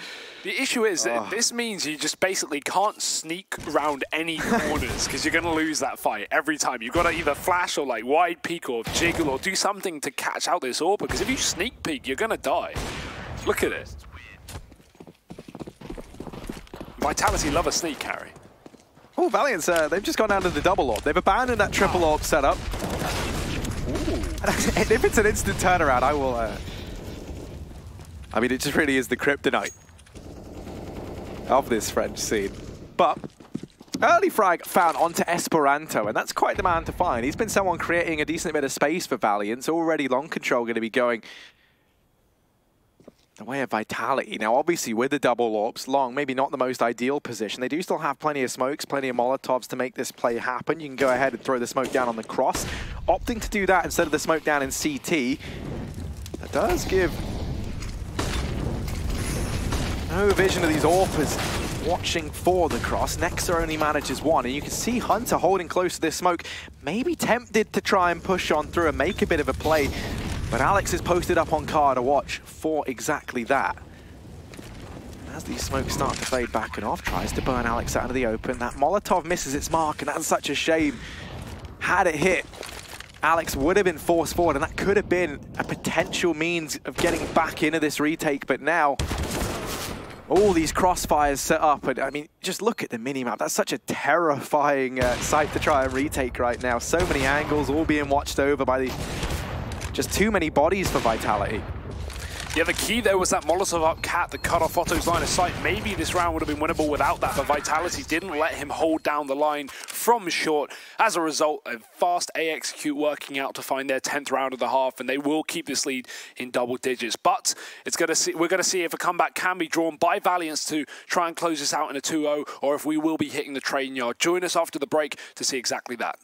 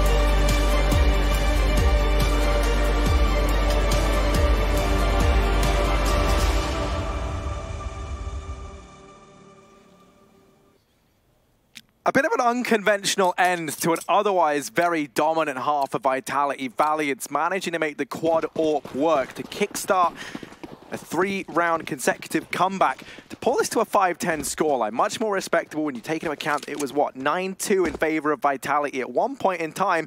Valiant's, now that they've found a couple of rounds, now that they've built into this a bit, can they try and come back here in the second half? Or will Vitality continue to steamroll them, as we saw from the majority of their T side? Already Letney's down through lower tunnels. The rest of the gang grouped up over in top mid. The smokes are plenty here, but that doesn't matter because Nex has been handed a free kill by ZywOo up on shore. Oh my god, he's so good with the P250. I actually don't understand this. We have not seen a pistol round where Nexa doesn't get 2 kills with that gun. It's unbelievable, and RPK is going to do his best to hold off this A site, but a flashbang will make him blind and open up that A site. But Valiants want nothing to do with it. They've doubled back, taking control towards the tunnels, and MBK is a solo B player, but they've got enough manpower to take him down. Surely Hunter, the first man in, and MBK will be dropped. So already Apex is left to try and recover this round. Very unrealistic to expect, considering it's a 1-on-4. They might just even opt to save this kit and the P250, go forward in another one, because Valiant, 6 rounds, the start of something new, Harry. They weren't able to close out that last round of the half, but opening up on a new page here on the T side could certainly be a recipe for success. Yeah, certainly managing to get off on the right foot. They did manage to take the pistol in the first half, if you recall, as well. So that makes them 2 for 2 in this map.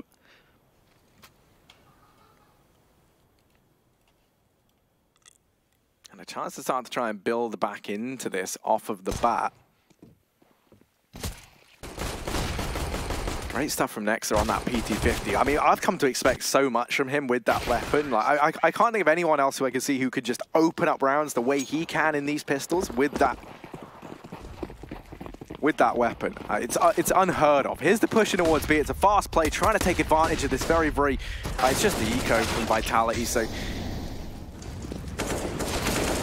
they're trying to exploit exactly that, and from here this bomb can look to go down. Hunter's just holding mid, so this should be reasonably clean round for Valiant. It's going to go 7-10 up. And one of the points I touched upon earlier was Vitality. When we saw them play versus North on this map the other day, that B bomb site was just hit over and over again and exploited. Valiant's maybe looking like they want to try and repeat some of North's success in that regard. Oh yeah, that's the funny part, right? Because Vitality was so great at entering this site on the T side, but when it came to that CT side, it was so weak, and it was almost exactly the same situation, right? A T side start for Vitality, lots of successful B executes, and then North bounce back and show them what they can do on those fast B rushes. So are we going to see Valiants try and abuse that B site? That's the big question mark going into this second half of this map. For now, it's a fast long play in the first rifle round of the half. In fact, no utility other than 3 smokes and a flashbang left up for Vitality. The smokes will be good, but they've got nothing else behind it. Ooh, lots of damage from ZywOo. And Otto, he's only on the SMG, but he's now been relegated to 3 HP. Not the start that Valiants would have wanted, but they do have long control under their hand.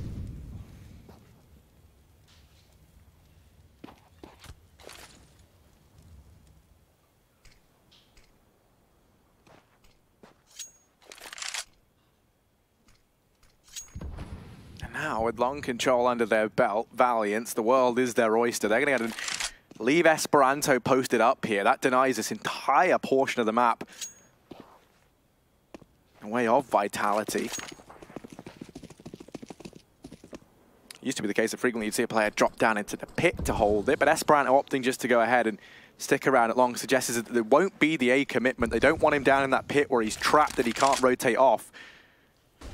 Making noise, throws down a smoke actually at the cross, and that baits Vitality into keeping 3 players, now a 4th. Apex starting to pull over toward the A bomb site, and I think they've realized now that this is starting to look like a ruse. It looks a little too good to be true, and MBK, he's dropped immediately as Nexa and Esperanto, they've opened up the B bomb site. ZywOo and RPK, a 2 versus 3 required from them here, and that is a very tall order indeed with no kit and no utility. Yeah, surely undoable. ZywOo's going to creep in and look for an early kill, and he does get that first frag to Hunter. Now things are looking very, very much enticing for Vitality. The double tunnel push that Letney is posted on. He won't be able to get both kills, but 1-for-1 is at least a start. ZywOo should predict that Nex is close within the site, and he has worked out. He's in the corner, winning the battle as well. No kit needed. He's got time for that defuse. And somehow Vitality get back into that round. It looked so difficult with the limitations in terms of utility and kit, but hey, nothing's undoable for ZywOo. You're 3-piece in that one, and Vitality winning out the 11th round. And that is just unreal that they're even able to find a means of getting back into it. You know, we mentioned there was no utility left for Vitality. It was very, very hard for them to get into that bomb site. ZywOo finding a crucial kill that kickstarted the whole thing, trading off of RPK, going above and beyond there to make sure that Vitality are able to pick up that first rifle round. That's crucial. Had they lost it, there would have been no money. They would have had to have just gone for that partial buy, a little bit shabby into the next, and then suddenly, if you're Valiant, there's a very real chance that you build back into this game. They've immediately denied that momentum, the economy, the money, the way of this T side, and now we can see the result of that. There's a bit of a partial investment. Actually, they've fully gone for it. Otto buying up the AWP. They have the cash. They saved. That was the bonus round attempted in the round prior. Nexa does take a bit of a hit, relegated down to just a Deeg, so that he can pick up the utility alongside it as well. AWP out for Otto, and they're going to try and use him in the same way that Vitality used ZywOo to pry open this B bomb site. Valiant's now look to do the same with their resident Finn. Immediate Molotovs, though. Vitality not want to get a B rush to reset them this early on in the half. MBK silently climbs on top of this corner, and that's going to be good considering Apex is taking their attention away from the site. If Otto doesn't get this kill, then things will get very, very difficult indeed. But MBK now has to step up. Hunter lost on the entry. MBK drops off, and he's calling for the reinforcements, but they may not be needed. 2 kills on the SMG. Esperanto cuts off a mid-rotate, but Otto's bailed out of the B site as Esperanto just picks them up left and right. 3 kills. And somehow Valiants have salvaged this round despite losing 2 players on B. MBK's too far away from the action as that bomb is already up on the A site from long. Yeah, for Valiants now it's just a formality. They can all just afford to pour it in towards the A bomb site. You don't imagine the odds of them hunting MBK are very, very high. He's just going to be looking to hold on to this AK inside of the B bomb site. Nex is looking a little bit curious. There's a lot of weapons over here. He's only got the Deagle. He's got the least to use, but as he picks up that FAMAS now, yeah, Valiant's just going to hold off. Actually, they're looking curious. They want to try and deny this. They understand that Vitality, their economy is going to be completely broken. This rifle, the only thing they take with them into the next round.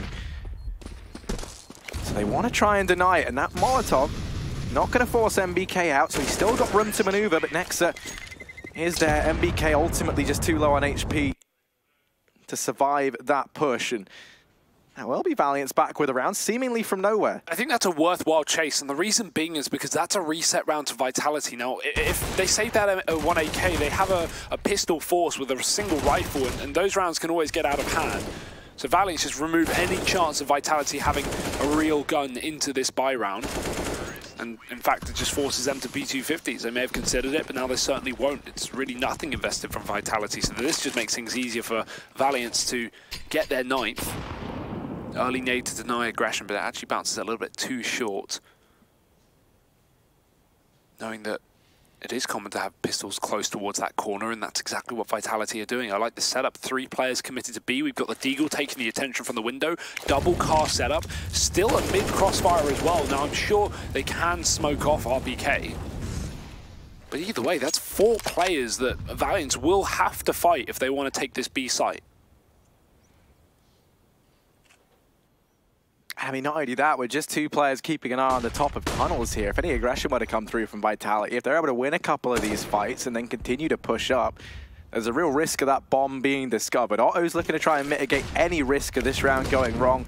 He has successfully opened up, but that might be the red herring. Valiant's now anticipating this B bomb site's getting worn down, and there we go. The penny drops as Alex is able to go ahead and pick up the trade. Otto now knows he has to get out of dodge. And this is the worry I was talking about.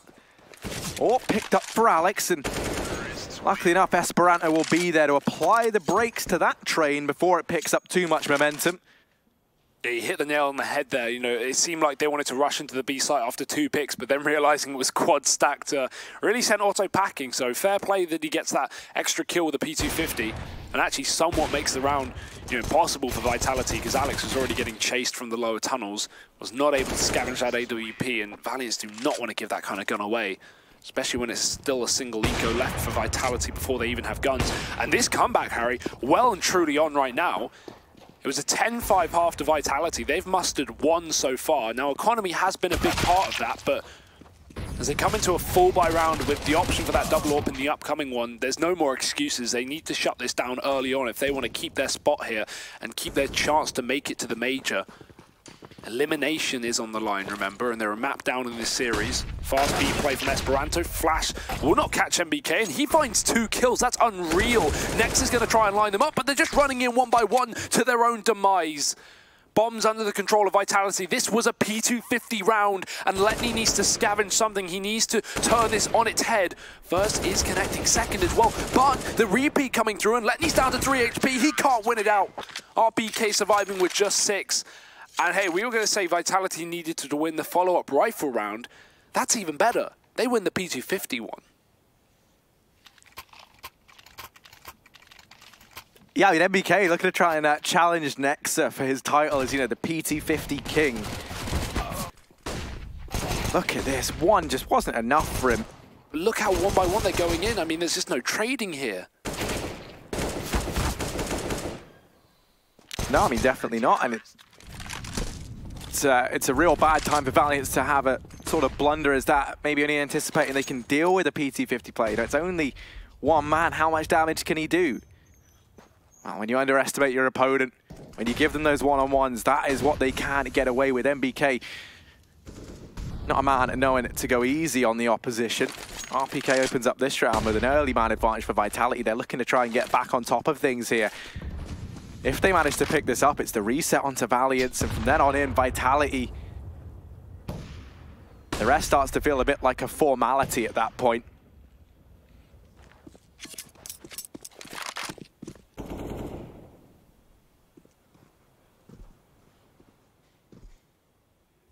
Oh, sneaking out here through mid. There is Alex in CT, so he could find that equalizer. And now that he does, the AWP on ZywOo over at the crossroads going to be given a little bit of ground to peek over the top of that smoke.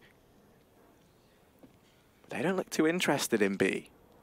They've thrown in that smoke. They've pulled off RPK from this A-bomb site. He's gone over towards Long to try and probe for some information of his own. All this pressure now going to culminate onto ZywOo. This is the man for the job. From the car, offers up that first drive-by, and you can see that stalled the approach of Valiants. How much more fuel has he got in the tank? There's Apex rallying death down range, able to go ahead and find another rotation up from this man to try and help out ZywOo, and together they lock in that 13th round. Vitality able to smite down those approaching players up on the short position.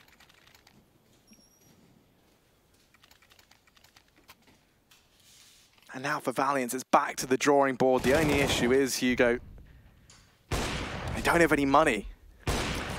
Yeah, this is where Vitality have a very real chance of just closing out this map here and now.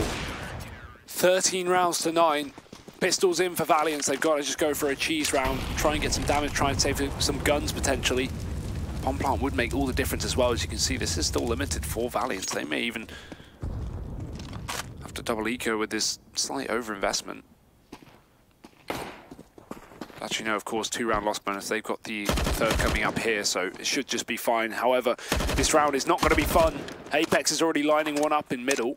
Nex is getting picked off early on, and Valiant clearly unsure as to where to go right now. They've not got anything to play with. No smoke, no flash to get them into this B site. MBK has an AWP with a huge long line of sight, and he's going to be able to find Letni early on. They've got nothing to get him off this angle, so realistically, unless you're hitting a 1D, this is an unattackable B site.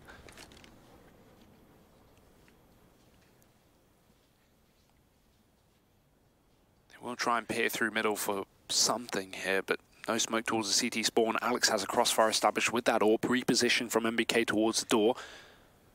We're relying on the Deegs to come in clutch. And it really doesn't look like they will.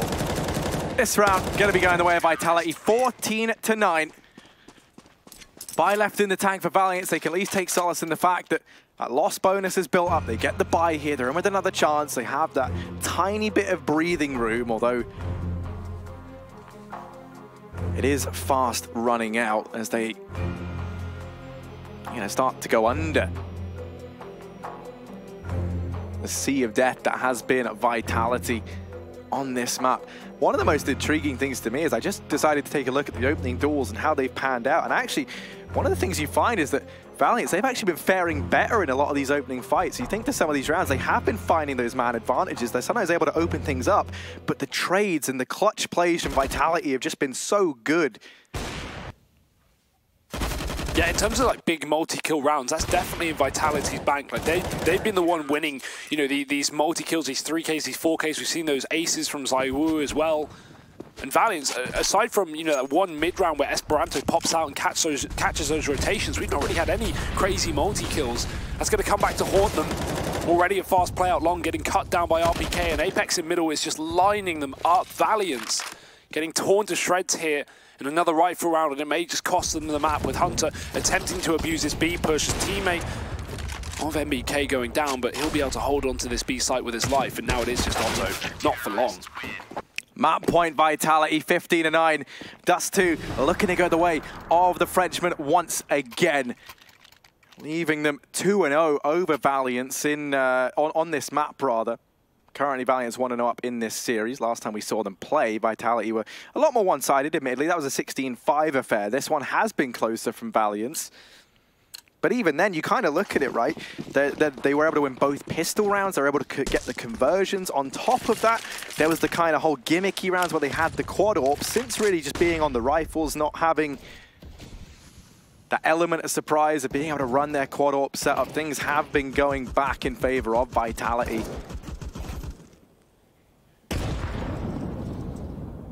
Really do seem to have their heads screwed on here in the second map, and that was my big worry. They're looking to try and take us through to Inferno. Neither one of these teams wanting to leave the EU minor. Apex, lots of players coming his way, and he's going to be tested. Letney able to pick him up. MBK does what he can, but ultimately not going to be enough, as the trades do fall in favor of Valiance. The bomb can now look to go down, and a 3-on-3 for Vitality. They've got plenty of cash, so they can afford to take a peek into this one. And that's a nice shot from Alex. That's the ball rolling. Valiance, do they have what it takes to stop this before this retake gets underway? Maybe the ball rolling, but it's still an uphill battle with this bomb fast ticking. We need Vitality to get into this site sooner rather than later. Still focused on the potential mid flank that isn't coming through. Valiance want to commit to the site instead. We've got Otto playing behind the Xbox. That's a nice Molotov. Tap someone coming in for Alex, but already his teammate's been dropped. The trade is right there, and Alex is straight into the site. Otto now has to come in clutch, and he's already picked up the first. There's just no time. Alex may find all three, but it's still going to be a surviving round from Valiance. Double digits retained.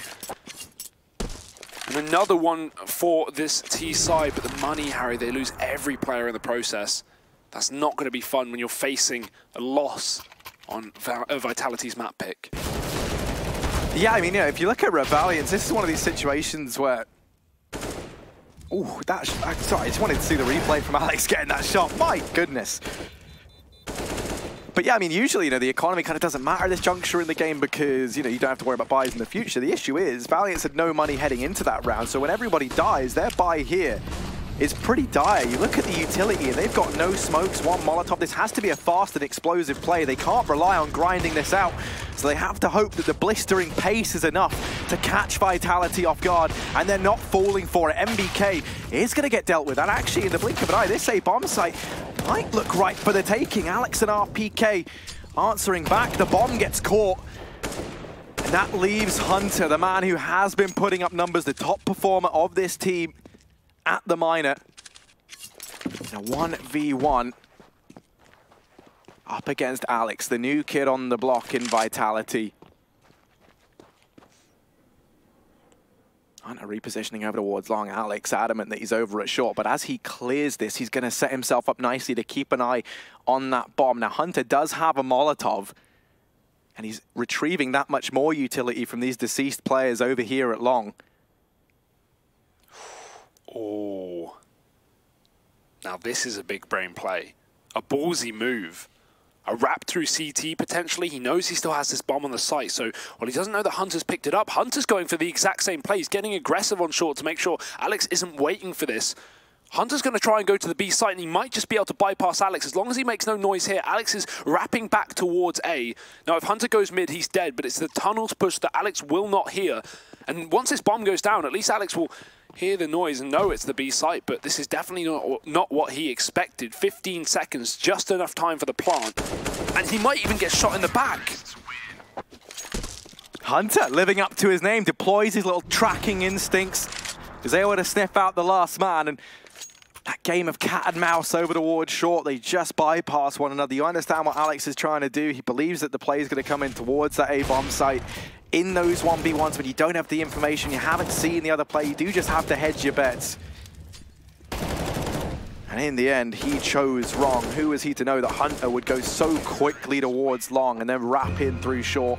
Lots of confidence on Hunter to go for that sort of play as well. I mean, he had the read, right? He'd already cleared out long, and once he got to the site and got the bomb for free, he knew that short was clear, right? Because he'd already pushed it. And at that point, you can decipher, okay, if he's actually trying to play the A site, he has to be CT. That's the only position close by, unless he's on his own wrap from long, right? So those are the only two options left, and Hunter knew that B was the best possible option for him. Either he catches the timing where Alex is flanking his own long position, or he sneaks past him when he's in CT spawn. So, yeah, really good read from Hunter. I'm sure a lot of players would have just taken the free bomb plant after they cleared short on that A site, but Hunter's going to be able to show his brains in the clutch and keep Valiance alive for at least one more round. As a result, they've actually got a good buy behind this. It was money that was the problem in the last. This time they have a little bit more. It's a fast short play. No AWP here to shut it down. And oh dear, that is decimation as they dropped into the CT spawn. Already Valiance with a couple of kills. And just like that, the A site's been opened. Oh, it most certainly has. Vitality, they're already turning their heads to saving because the money's run out. And so this is how Valiance, if they were going to build back into this game, this is how you do it. You need to be keeping Vitality's money down low. We saw that was the key to their success back on Cash. That's why we see these players hunting over on the side of Valiance. Realistically, they don't have all too much to lose. As long as they're keeping, 3 players alive, then they can take solace in the fact that they're fine looking to the future. And they know that any one of these weapons they take away is worth its weight in gold. RPK, well, he'll be damned if he parts with this AK. He's really not too keen on giving it up. He's very fond of it. Will he suspect Esperanto back in CT? Yep. Well, that answered that question very immediately. Valiance in with the 12th. Vitality with no cash left in the bank. They do have that one rifle though, and exactly as you mentioned, sometimes that can be all it takes when you are sitting in this, map point scenario. One big play, one player to pop off, in a round where really you have no business winning. At least they have overtime solidified, right? So worst comes to worst, you're playing there, but I don't think Vitality want to let it get that out of control. This is a 15-9, so a 3-round comeback so far. Pistols for Vitality, and while they've won this before on the B site, on the A site, that's going to be a little more tricky. Solo AK for RPK is at least starting to rotate round, and we've got the aggression in the B tunnels from MBK, so they know somewhat that this has to be an A play right now. Hunter going to spot both these players crossing, but will lose his life to RPK. And now the question for Valiance is, do we commit to this, or do we rotate back? And if they choose that second option, they'll be met with MBK in their spawn, in their backline. So Valiance, little do they know it, they're trapped in. Letney has to make a play to try and salvage this round, but RPK's still got this AK and he's still firing off on all cylinders. Jumping on the side, caught by the aggression on long, and that's the bomb as well. So Valiance looking good to take this round unless Alex has anything to show us. Yeah, sadly all we get to see is that 13th round secured for Valiance. Map point.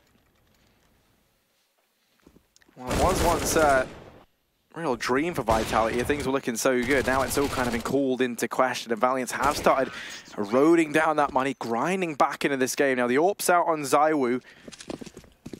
So Vitality do at least have that to fall back on. MBK going to get caught crossing, and he's been tagged down to a measly 47 HP. One thing to note as well, there's no kit over on this CT side, so in the event that that bomb goes down, they are going to be hard stuck for time. Interesting decision as well, because there was plenty of money to go for the utility, so they're favoring that instead of the kit, planning to never let this bomb get into a bomb site. The worst part is if Valiants do win this round, Vitality are broken for the last of regulation. RPK, oh, they run through a smoke. Are you sure that's the play you want to pull at 15-13? He finds both kills. Esperanto with a crucial trade, but this is, well, not too far gone. Very, very much out of control for Valiants. They're a man down with a tagged up player on the AWP. That's been swapped over. And right now, even on B, Letney sitting on the other end of the smoke. That's spotted through the radar. I can imagine MBK going for the spam. More and more damage done by Vitality. And even Alex gets aggressive in the lower tunnel, so he can lock down this position. He can catch out Letney on the retreat. Now, Otto doesn't know, but the back is turned from Alex, so at least if he looks towards the under tunnels, he might be able to find him, but they're back to back, they're side by side. Oh, who's going to turn around first? It is going to be Alex, but he didn't see him. He just hears Esperanto instead, and that's worth it. Another free kill. It's just Letney left up, no bomb, 20 seconds, and 4 players to find this Vitality to bring us to a third map. They will close it out. It got very, very scary there towards the latter end with a 15-9 going to a 15-13, but it will be the victory for the Frenchman as we head over to Inferno for that third map of the series. Elimination on the line. Join us after the break to see who will be going home.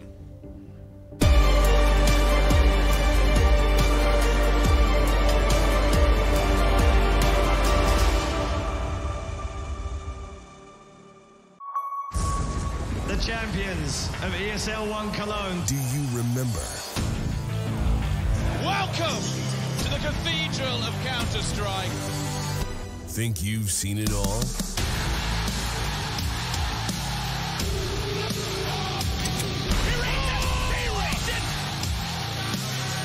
you ready to be a part of Counter-Strike history? ESL One returns to Cologne in 2019.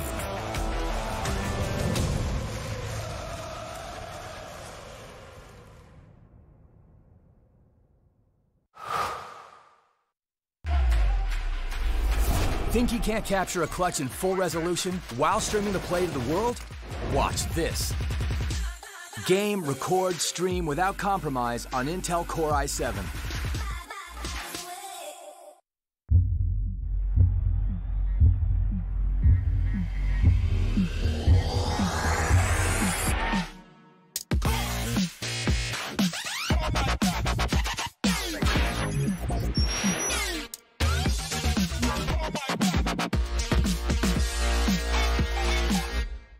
Prepare for combat.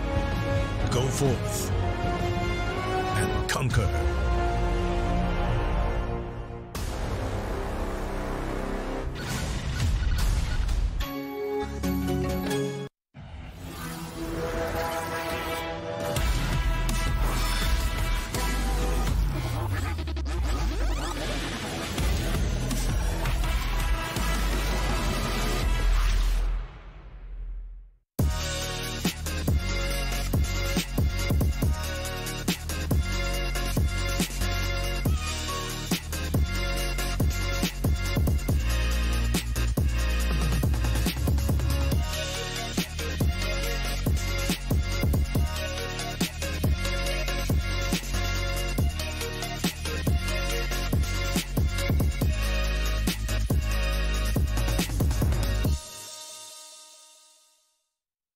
I've been there since the beginning. Every map, every frag, every moment. I run, but I never hide. With knowledge comes power, and power is to be wielded wisely. Which is why, as the expert, I bet with Betway. If you know CSGO, then you'll know the best way to bet on esports is with Betway, for the love of the game.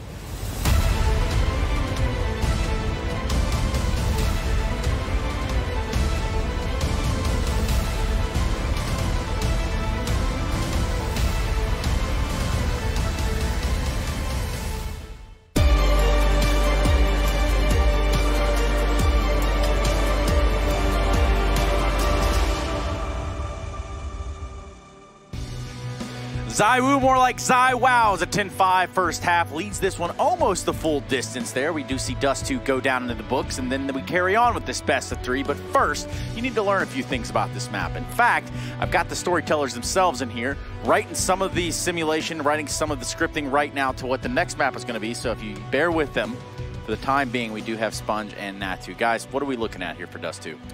Look, I actually think the fact that this matchup is very competitive, and it's great to see just due to the playstyles of both teams. Now, to break this one down, if you want to look at the hard facts, Valiance won both pistols, but then they had their backs against the wall. And that T side, the plays from ZywOo to get things kicked off early, break the economy, make sure that they couldn't really get anything going. It was not the ZywOo show. They contributed as a team, and it was a good team effort, but it wasn't the 16-4 like we saw in the first time these guys played on Dust2. Yeah, if you start digesting what Valiants really do, like the little mistakes they do here and there, they start mounting up, right? You see situations like, for example, they lost an anti-eco that ended up becoming one-on-one in the end. RPK managed to clutch it, but kind of what escalated that situation was the fact that Esperanto was too far ahead from his teammates, running into that B bomb site, not giving his teammates the opportunity to just retaliate on that kill right away, which would have then basically just salvaged the situation, and we wouldn't have that issue, right? So those kind of things keep mounting up, and that's an issue for them. Yeah, to add some numbers to that point, because it's a very good one, in the first series they played 3 1vx situations fell in the favor of Vitality to only 1 of that of Valiant, and on the first map here when they went toe-to-toe, it was 2 1vx situations for Vitality and 0 for Valiant, and then in this game once more on Dust2, it was 3 in the favor of Vitality to the 1 of Valiant. So these clutch situations keep falling in the favor of the Frenchmen, and those are those pivot rounds, those swing rounds, right? Because there's not many players left alive. The economy gets busted up at that point, and they're able to convert. These are big rounds for Vitality to be winning. Yeah, and I guess we've seen prime examples of what Vitality can do. I mean, hell, even ZywOo opening up some of these sites, making some real dreams come to life here, disregarding all the memes and really putting some numbers down range that maybe not so much puts him at the top of the leaderboard, but he's definitely finding those impact kills. You don't necessarily have to be right on top of the scoreboard as long as you're getting the kind of entries he is. Right? That's a great asset to have. And then on top of that, you have the fundamentals of this team are trying to build. Obviously, it's not still flawless. It's going to be long progress for these guys to really nail things down, because we still see a lot of lapses from them. But that's like the bailout opportunity that they have when you have individuals are capable of performing at that level. Sure, and we actually have a clip of ZywOo on the 4th round of the game, which is just mesmerizing, the second shot you're about to see here. But this is the individual power that this kid actually has. This is the 3rd round of the game. So a bit of messing around here with the boosting on the smoke, but as he goes over the top here, the spots the player or something pops up on the radar. He's going to push on in as the entry fragger in a 3-on-5 situation. This second shot here is absolutely phenomenal, and he just closes it out on his own. MBK makes a massive mistake running into the bomb site wide, not thinking the player's already going to push window. This kid has to do it on his own. If they lose this round, they're going to find themselves in a 4-0 position in a real strugglesome time, and here the kid just does it single-handedly. And the reality is when we see him do these things, we see him in that comfort level, and that's the scary part of it. The same thing that we saw with Hunter yesterday on Dust2, we got to see glimpses of ZywOo doing the exact same thing throughout this first half, or at least making those dreams happen. I think Chad would have made a great point in the green room when we were watching this. That partly where the situation was that, these French guys still think there's too much respect for them, for these, poggy, screamy type of players who have all the hunger, they're new kids, they're just going to be coming in playing super aggressive. So that's kind of, you kind of see the both sides of the story in that one round. Now, you said something about Esperanto and perhaps maybe pushing a little bit too far, maybe getting caught with his pants down, and that has kind of become something that we've noted within this team itself, is they have found themselves pushing sometimes a little bit more aggressively, maybe getting caught out, and it's kind of like when Ints caught up to them yesterday, found out what they were going to do, and then kind of played a little bit off of that, but now they got to switch gears. They've got to go into Inferno, and this is a map that both of these teams have played against each other. Well, the scrimmy, unexpected plays, that kind of stuff, it can catch your team off guard, but like we noted yesterday, it can get found out pretty quickly. And with Inferno and the way that they played in the first time round, they used a lot of that, a lot of walking out apps, walking out boiler. So Vitality have to be ready for that. Natu, who wins this best of 3? It's going to be Vitality winning this best of 3. Damn. And that's not a prediction. That's just the way it's going to be. And just like that, we're going to be moving into the game. It's Inferno, the final map of this series, and one with heavy, heavy implications on either side of the equation. The loser of this is going home, and you damn sure don't want to be that team. But one person that you might want to think about being in the near future might not be one of the next two. In fact, these commentators, they're giving it their all, and you should give them a round of applause. Get your baguettes up and get them all ready to go, because we're going to Inferno. Let's go ahead and hand it over to Harry and Hugo. Yes, map number 3, Inferno to decide. And Last time we saw these two teams face up on this map, obviously Valiance were able to pick it up. Vitality, it's an interesting choice. It's a map that this team was formerly pretty good on. Then they bring in Alex, someone who, you know, obviously coming from LDLC, they weren't that well versed on this map, so now they're trying to figure out exactly how to slot him in.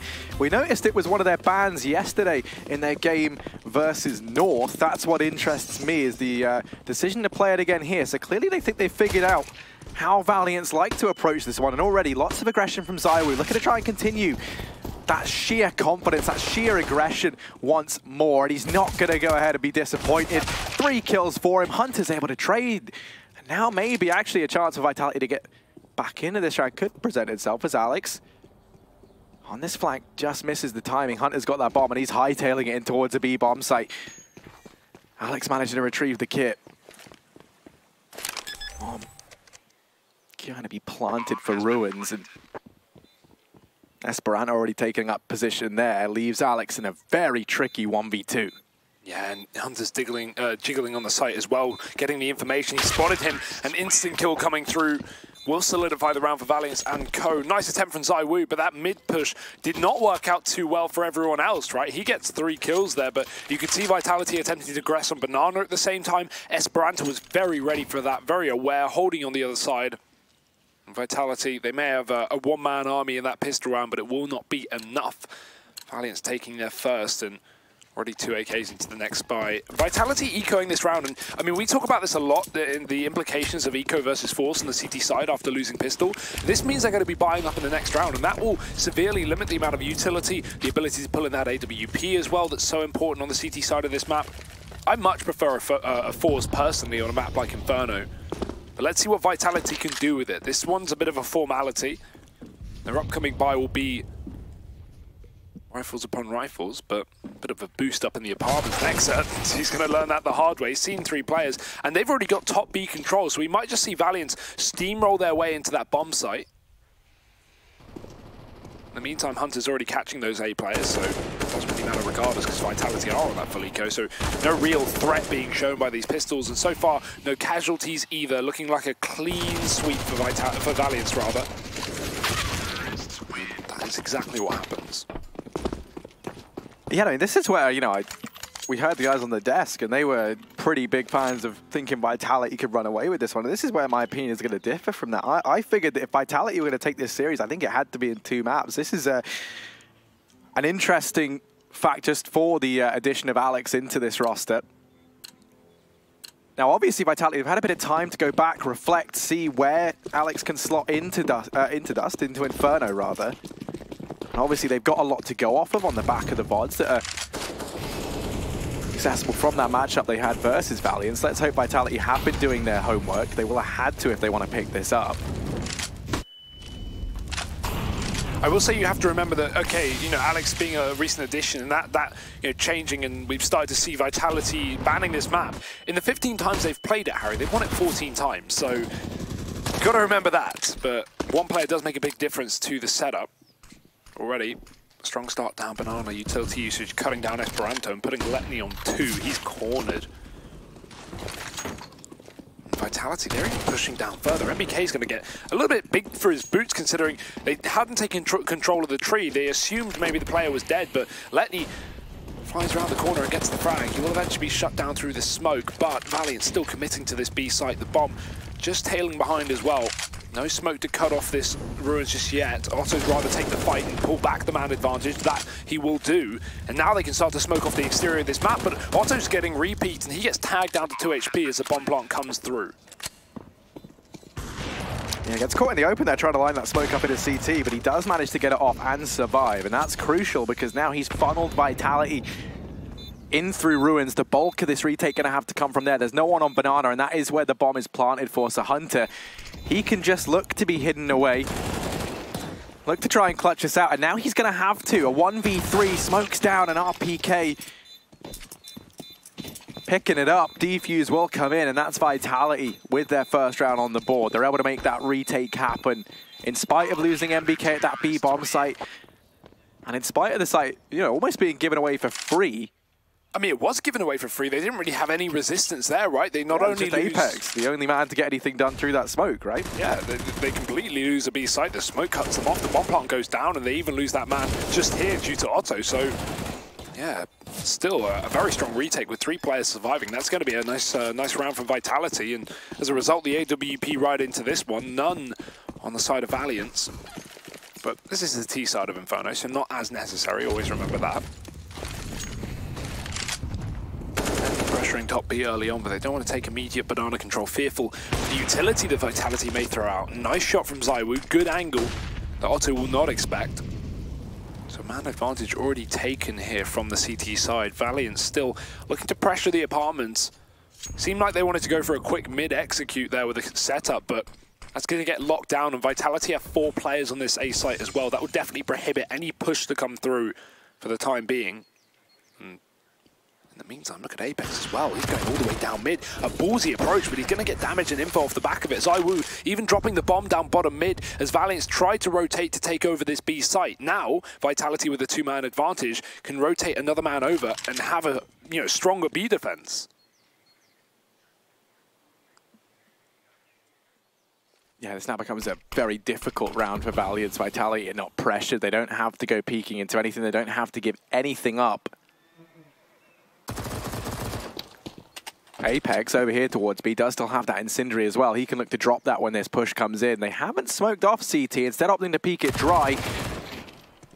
And they're going to come to regret that. The bait and switch might work here as well as Apex draws them in. Ooh. Hunter, though, he's the man to get the kill. Bomb goes down, and there's still a very real chance here for Valiance. 2 Molotovs still in play as well, so they can really afford to whittle down that clock and make Vitality scramble for time. Only ZywOo here in CT. The bomb is planted for Banana, but 2 players already clearing it. That means they know this portion of the map is clear. So now their only area to worry about is this bomb site and ruins, and that is where both players reside. Nexa peeked into and dealt with, and now Hunter left in a 1v3. Alex is already on that defuse, so Hunter has to go absolutely massive here. He's rapid on round, they're on it, and RPK watching over Alex. The Guardian Angel locking in a 2nd round for Vitality as they tie things up early on. That's ballsy to throw the man with no kit on the bomb, but RBK had him covered and they win the round regardless. So 2nd taken here on the CT side. And a nice recovery from Valiance, all things considered. They started the round off in a 5-on-3. They lost a lot of health due to that mid-push from Apex as well. And they even lost the bomb. Their entire round was telegraphed by that bomb getting rotated into the Banana and ZywOo dropping it down middle with the orb. So the fact that they even get that into a 2-on-1 in a bomb plant situation, it is a nice recovery, but it will still mean an eco is coming through. Just pistols here for Valiance and 1 smoke player as well to try and set them up.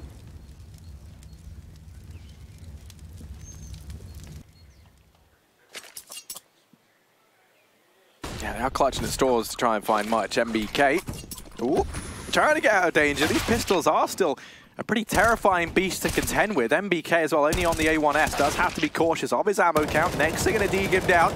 Apex swings on in and rains down some of that 30-bullet supremacy. Now it's Hunter. 1 versus 3, but he's been able to retrieve himself an M4. Bomb on his back. 2 players for Vitality still inside of this A-bomb site, and the issue you're going to have if you're him is Alex.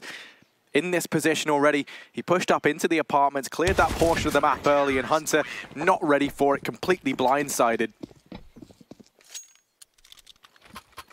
No one saw it. And yeah, there's no one there to console him over on the T side, so now Vitality taking the lead, and silver lining for Valiance, I guess, is that there is still a buy present here, but the utility is going to be looking pretty limited.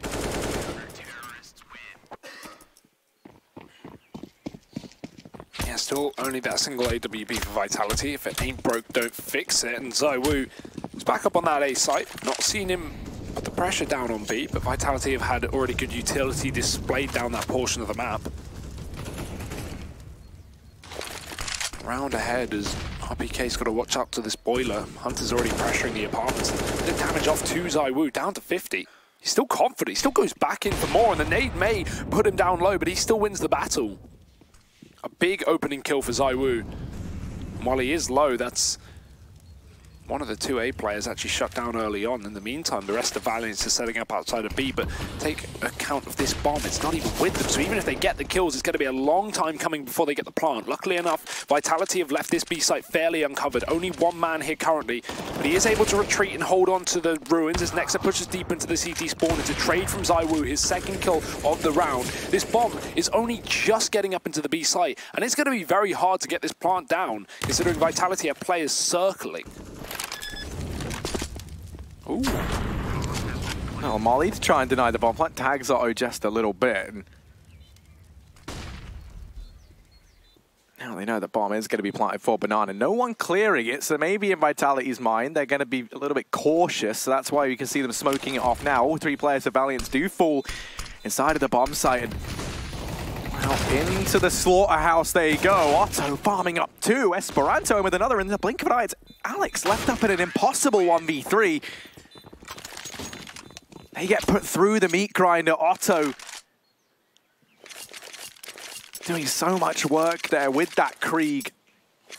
Denies any possibility of a retake the way of Vitality. And as a result, he's even going to be able to get that AWP from ZywOo as well. So an upgrade coming in as the money of Vitality starts to teeter on the edge of an eco. They can still buy it for one more round, but they're going to have limitations. So now the Yorp for Yorp. Definitely going to be difficult for Otto to run on the T side of this map, but let's see what he's got for us. Already in the Banana with the bomb. One player at the back of B, but I mean, who is it? ZywOo once again, and he's opening up. Letney's going to get picked apart. Hunter tries to exit through the apartments, but with only a singular frag before the trade comes in, this is still going to leave Vitality in the advantage. Valiance committed to this B site for now. Well, there is only one man here. He's already got a 1 kill to his name. Molotov will force him out into the open, but he smokes it so he can hide at the back of the site, calling for reinforcements as Valiance make their way. ZywOo like a ball in a china shop, looking to try and do damage, destruction as they push on in. He's bought time, and that Molotov not going to force him out. He has already smoked himself off here. Otto tries to create some more space, and he has been able to do so by dropping a man in the back, but MBK swooping in might have just saved the day. Dropping the bomb, 45 seconds here. Nexa trying to make a play, starts to get up and into CT, completely bypasses the man in ruins, but he's not ready for Alex on that wrap round. Very, very late on the rotation. He was over towards mid, could have gone for a rotation in through Banana. That's what it looked like originally. Instead, elects to play it safe. They don't want to take any one-on-ones there. They group back up, and in the end, that ends up saving Vitality in that round. Yeah, and considering they went into that round with not only a solo B player on a B execute, but also a player on a pistol, a player on an SMG. Winning it is of huge value to them, and talking of value, Valiance don't have a lot left. They've got pistols, 3 of them, or 2 of them right now, at least with the buy to come through for Letney. So far from optimal. Right now, a bit of a tactical pause from Valiant, from the Vitality side of things to try and work out exactly how Valiant are going to approach this upcoming round. This is still a strong start to Vitality, but they're on the CT side, so they would like a little bit more. They don't want just a 1-round lead, and this is where they can really take the cake. Valiant's on a somewhat of a force. Vitality could take a 6-3 here and now if they just win this 1 rifle round. No AWP for ZywOo. Interestingly enough, I don't know if he's left it in spawn, and he has. He has to run back to go get it, and that's where the pressure's coming on B. Luckily enough, Vitality removing that by getting aggressive themselves. MBK finds 2 kills down the bottom, and even switches out to the Krieg for a little bit more. His teammates here, but so are Nexa and Esperanto. Now ZywOo, who has taken the York from spawn, has to double back, but he's going to be late to the party. Valiant's feeling pressured. They know that elsewhere Vitality could have gone aggressive. As a result, they've had to just grind to a halt here on Banana. Didn't want to go running blindly into this B bomb site. That's a really nice smoke. They found a smoke on the floor, so they threw it here to give the illusion that they could wrap back through the T spawn. This is going to make Vitality question whether they're still in Banana, and they have no information. But that smoke fades, and RBK finds 1. It's a trade for Nexa, but will it be enough? Oh, most certainly will. Teaming up alongside Alex over in mid. Both players grouped up to hold that flank and leaving ZywOo just homing his sights down at that B-bomb site. If there was any man for that job to play that anchor role, it would be him. They know that they can rely on ZywOo to at least give them a run for their money if they were to try to head towards B. Remaining two trade off of one another, and now we're going to see a timeout called in for Valiance. Maybe starting to feel the pressure turn up a little bit here. Let's not forget, the loser of this best of three, their time at the minors, their chances of getting to the major challenges stage, it is gone. They're going home.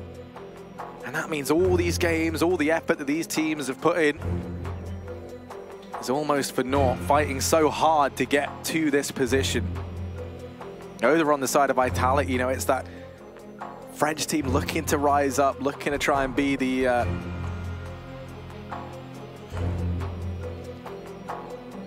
French super team. I mean, we never really got one, so they're hoping they can deliver it. And over on the side of Valiance, you know, it's a ragtag bunch of players you've brought together. You combine Valiance and Imperial. You've taken the highlights of each, and they've been working so hard to get to this point.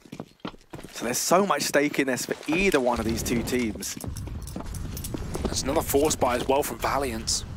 Despite losing that previous one, we were expecting an eco here, but they put all their eggs into one basket.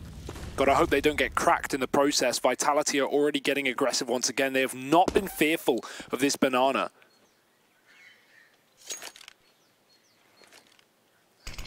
Apex and MBK both challenging, and Letney's been smoked off down the bottom, so he doesn't want to contest. In the meantime, the rest of Valiance, remember, they are on pistols, so they are pressuring the apartment. Best place for the job, but ZywOo has shown presence in here before. This time he's round towards the library up on Arch side, and that smoke fading gives Apex a bit of a battle, but he won't commit to it. Since you've got MBK to bait them in as well, so he can see double peeks as Valiance clearly want to try and contest these aggressive B players, catch them out while they know where they are, but losing the jewels already coming up trump for Vitality.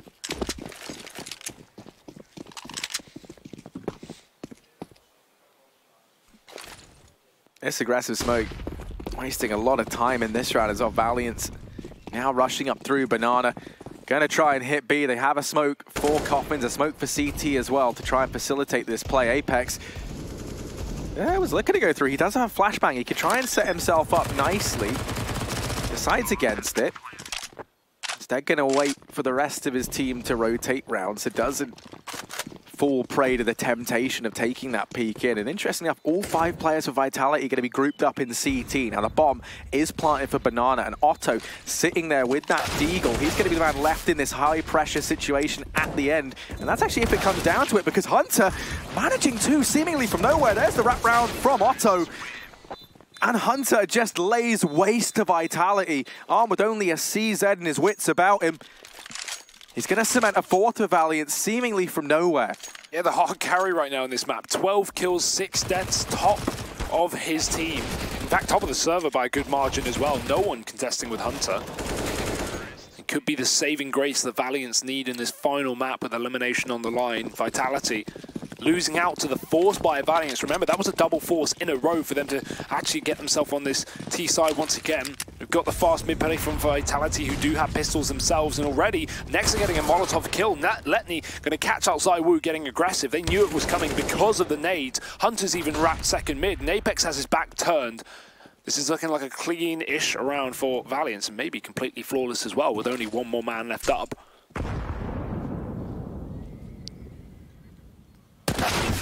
There it is. And now we see it go all tied up, 5-5. No money left for Vitality, so a chance for Valiance to go ahead and springboard themselves back into the lead. And one of the reasons, to me at least, why this feels so important is you think about this map, you think about how prolifically AWPers do have a tendency to go a little bit more quiet over on that T side. This is when you need your ZywOo to be having all this impact. You want him to be locking down these rounds, and while he has been looking good, he's been playing very, very well. I think this is really where Vitality are needing to pick up the bulk of their rounds.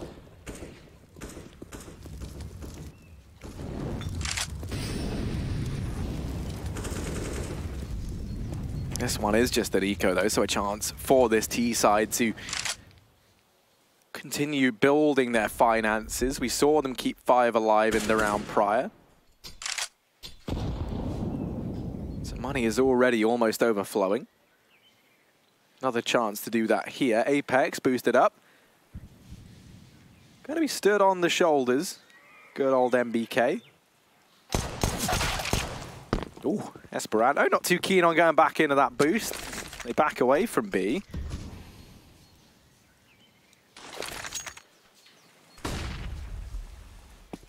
The issue with this is they've only seen one man. They've got no clue as to what lies in wait over here towards this A-bomb site, which is this 4-man stack. Letney still pressuring B, still trying to sell this fake, and it has actually pulled Apex away. It looked like he was going to be at long in time, but now he is not, and that means these vanilla pistol players have to get the job done. Yeah, nice shot from ZywOo to start things off, but Hunter's in the site, and it's just a bloodbath right now. Obviously, these are only pistols for Vitality, but 2 kills is at least somewhat worth it. Valiants are going to get that bomb down with 20 seconds remaining, and it seems like it will be just a lost attempt from Vitality to upset on this eco. MBK can still look for an exit, or potentially try and peek someone in the pit if that's where they save, and get a quick dink to allow the bomb to do the rest of the damage. Doesn't have the Doja nade, but does have the position. That seems to be the game plan here, or just wait for exits alternatively if Valiants do come in through the apartments. But with all three of these players essentially untagged, saving is also a good idea in the pit, just to remove any chance of losing these guns.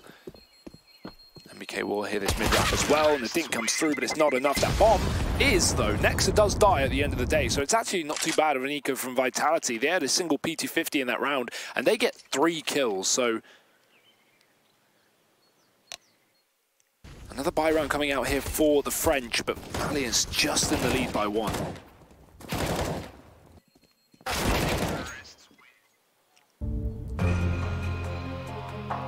I mean, taking a look at the money for Vitality, it's a little bit dismal in the sense that they can't actually bring this AWP out in ZywOo unless he takes it glass cannon. Which, when you think about the amount of utility as well over on the side of Valiants, could leave him looking very, very vulnerable heading into this next round. So I'm curious to see how they opt to approach it. Another thing is, usually seeing ZywOo over towards that A portion of the map. Would like to maybe see Vitality try and challenge some of that banana aggression once again. We've seen them have pretty good success there. You can try and set up ZywOo. He's going to feel very, very comfortable anchoring down such a pivotal position of the map. And that frees up an extra man should you need him to rotate in towards A. The issue that they're going to have is Valiants, whenever they've had this utility, they've done a very good job of denying banana control the way of Vitality. So not underestimating the importance of that section of the map and how proficient ZywOo could be at locking it down. With him playing over towards A, we could even see a bit more aggression come out. Perhaps maybe try the peek in through apartments, try and be a bit more proactive in picking up that early man advantage. But that's assuming they even decide to don the AWP, and they do. Maybe this isn't the round for the aggression. He doesn't have armor. Instead, they're going to go ahead and send 3 players over towards B early, leaving ZywOo and Alex as the lone defenders at this A-bomb site. Similar angle from ZywOo. This time he's not watching that bench cross, though. Letney still has to be very careful, making some noise. ZywOo. ZywOo doesn't have armor. That's not going to stop him fighting. And oh, ZywOo, 3rd kill. My goodness. This might be possible now. Vitality seemingly from nowhere. We mentioned that we wanted to see more from him. 3 kills to his name before they're able to deal with the armorless AWPer over on the side of Vitality. Just Nexa and Esperanto remaining. And this round has been explosive as ever. Speak of the devil, and he shall appear. Well, there's ZywOo showing up right when we needed him to most. Valiants, they were able to get these trades just in the nick of time, and crucially, Nexa was allowed to escape with that bomb into the apartments. Now, rotating back toward this B bomb site, but in response to this, RPK and Apex, they've cleared mid. They've started to clear the apartments. They're getting a very good read as to where Nexa has traveled with this bomb on his adventures. No smoke for the cross critically as well. It means that Nexa just has to take these fights, and with so many angles to check, it's not an easy task, but that's certainly a step in the right direction. He's got the bomb plant for free here after taking down RPK. He might even catch the second man moving in, but Apex too quick around the corner. Nexa wasn't in Banana in time, and that was a very doable clutch if he was able to cross. Unfortunately, the timing didn't work out for him. He even had the Molotov for the bomb, but Vitality with 2 full sets of utility, they are going to win the round anyway, so getting up to 6-6 and even delaying that defuse to allow Alex to run back up towards A, grab that AWP. Definitely what you want. Valiant's on the other side of things, still not struggling with money, so this T side is well and truly still underway for the European mix.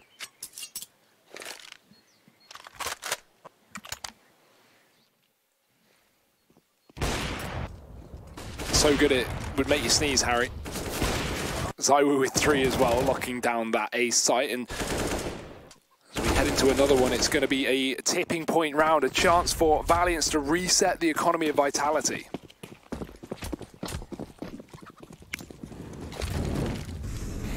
Yeah, ZywOo and Alex once again starting off over at this A side of the map. Not going to try to hand any early aggression. Instead, we see Vitality now trying to use this 3-man hold at B early to take a more active stance in grabbing Banana control.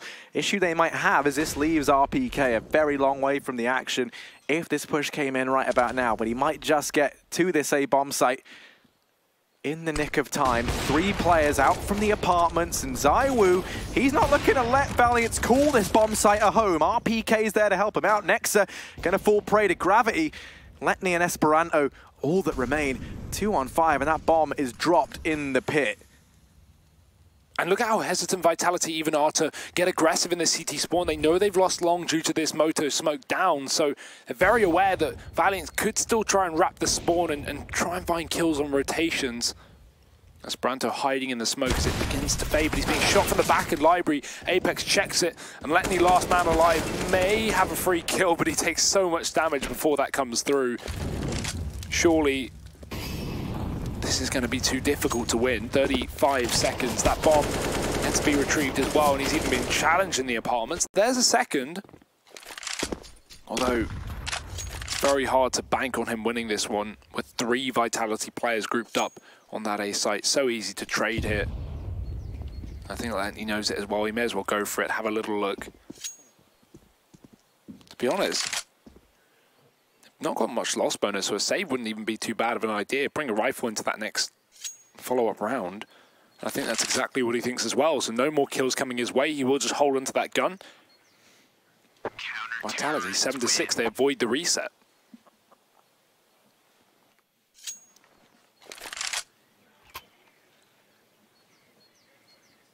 And that's enough for Valiance to want to call in a tactical pause. This is shaping up to be quite the third map. Both teams going blow for blow as we approach the latter stages of this first half. For those of you who are just joining us, series currently split 1-1, and tournament life and a chance at the major on the line. If you lose this, you are gone. The winner will have another shot to try and secure their spot at that major challenger stage. So whatever happens, one of these 2 up-and-coming teams, Vitality or Valiance, will be heading home. Most importantly as well, even if you win this game, you know, you go into that lower bracket final, but that just placing even guarantees you, even if you lose that follow-up best of 3, that you're going to be in the last chance decider where 1 team from each region gets to play it out in a 4-team tournament to get those extra couple of spots for the challenger stage. Lost by Mousesports and Winstrike last major, but another rifle round on the cards here for Valiance. They put their money behind this 1 saved AK, and they've got a sizable buy, but far from perfect. Nice nades. Nexa might be forced forward by them, and ZywOo's already picking up kills in the apartments as well. This double AWP, first time we've seen it, and it's not going to be the last either, because look at how many kills are coming through with it. 3 of them so early on. Valiant's getting torn to shreds, and another extremely difficult situation to bail yourself out from. Vitality in these last couple of rounds have really come alive on the CT side.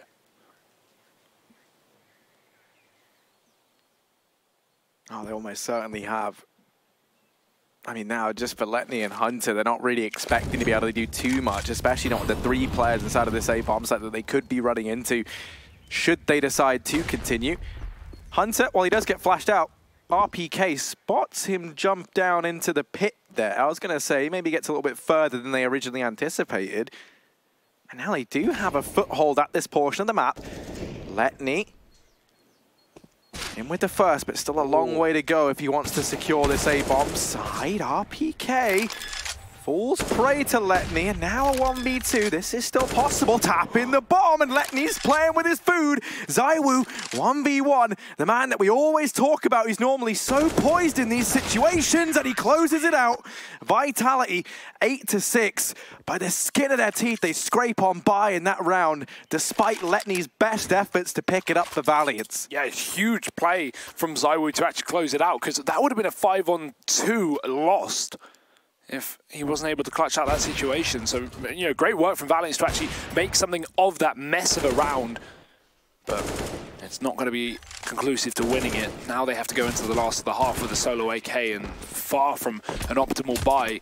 Potential even B-rush into this, but we know how good Vitality have been on this B site in the past in terms of getting aggressive in their utility usage.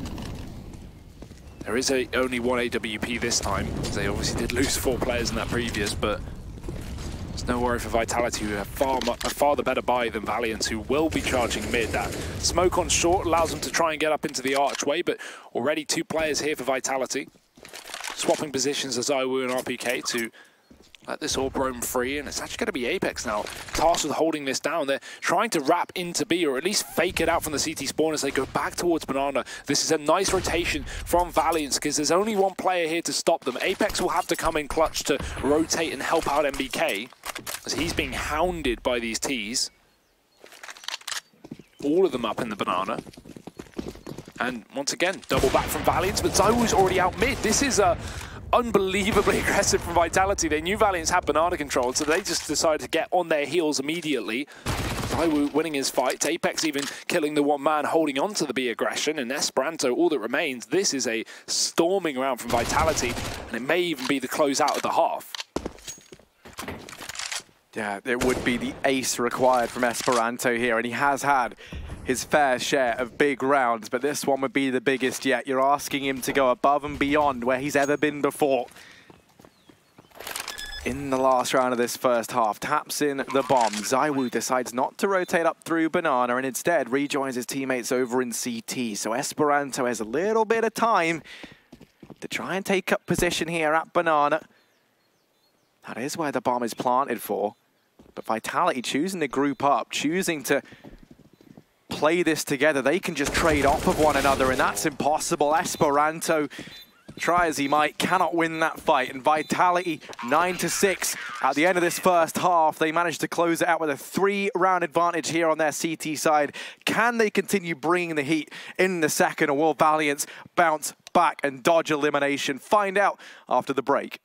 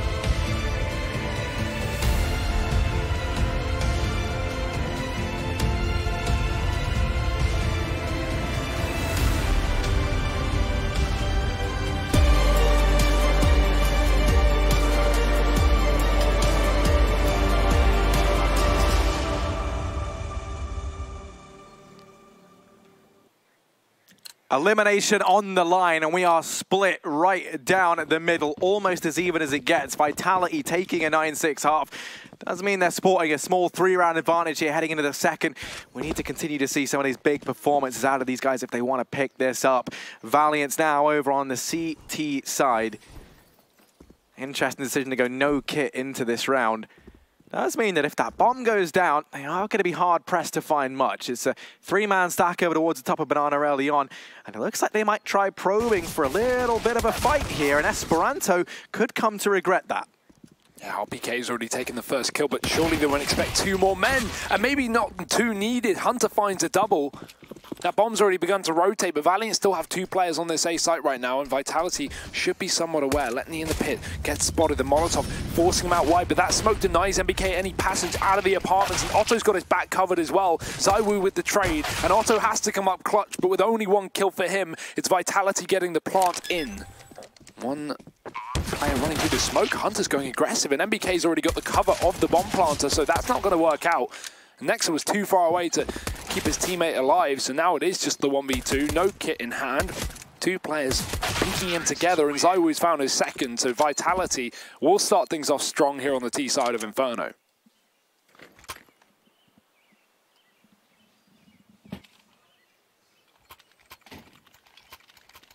They will indeed, although if you recall, the last time we saw these guys play on this map, it was a similar story. Vitality fielding a very, very strong CT side. It wasn't until they switched things over to this T side that those problems started to emerge. Now, one of the reasons for that, I feel like, could be down to AWPing over on this T side. It does become a much trickier prospect. ZywOo, the man who's topping the charts right now for Vitality, currently sitting top of the server, in fact. Will be challenged. And Esperanto, once again, a quick double actually over here at the top of Banana. Ooh, the Molotov just spreads, tickles him down. There are still weapons here to be retrieved. The push coming in back towards A, and Otto left standing on his lonesome.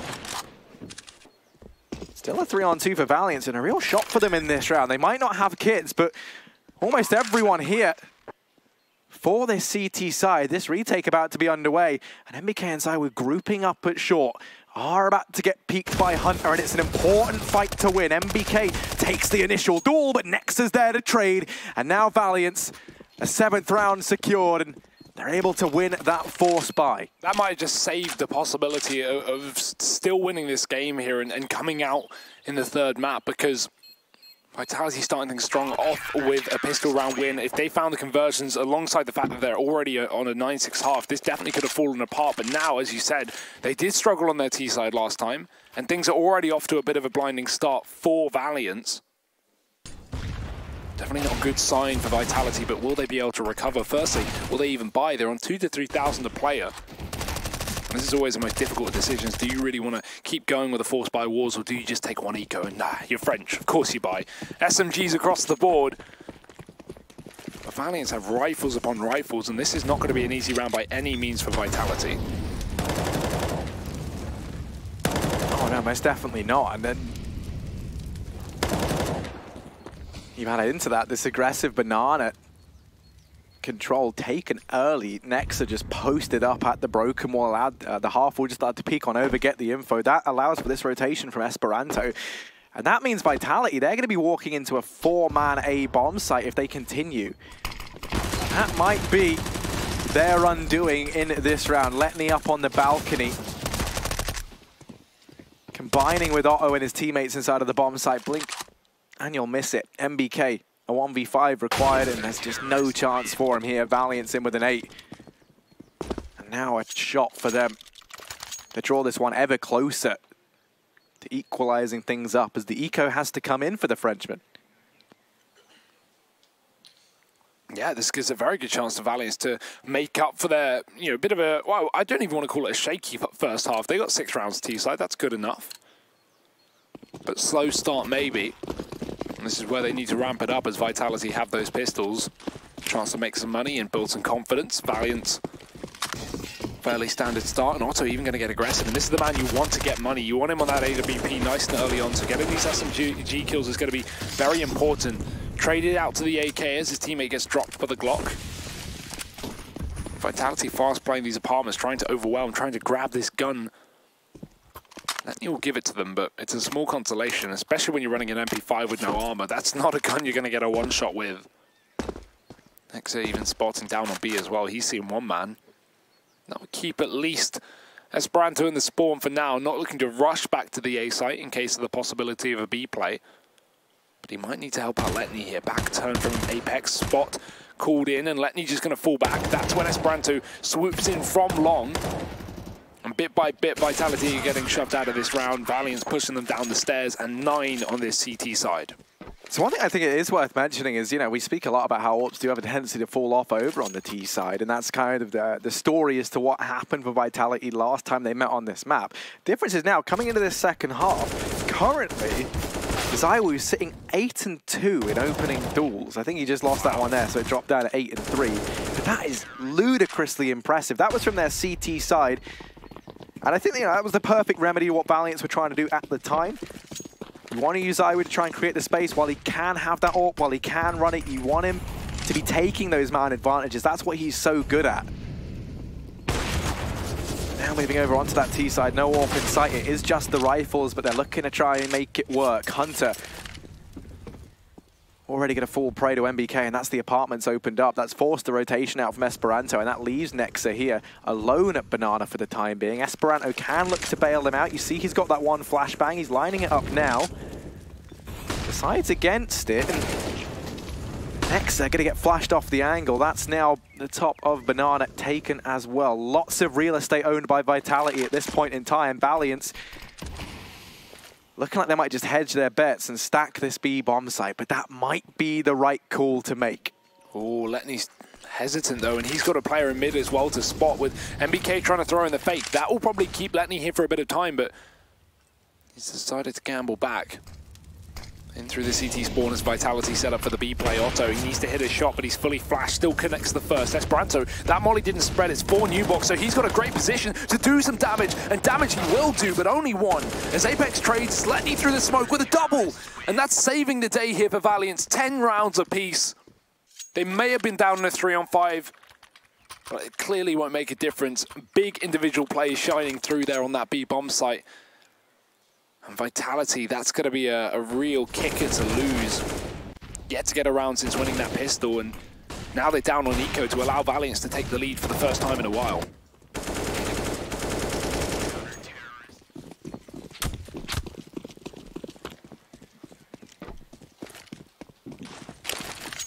For the French, it's going to be fresh in their minds that this was their undoing. The last time they met Valiants, I was hoping they could have had a trick up their sleeve.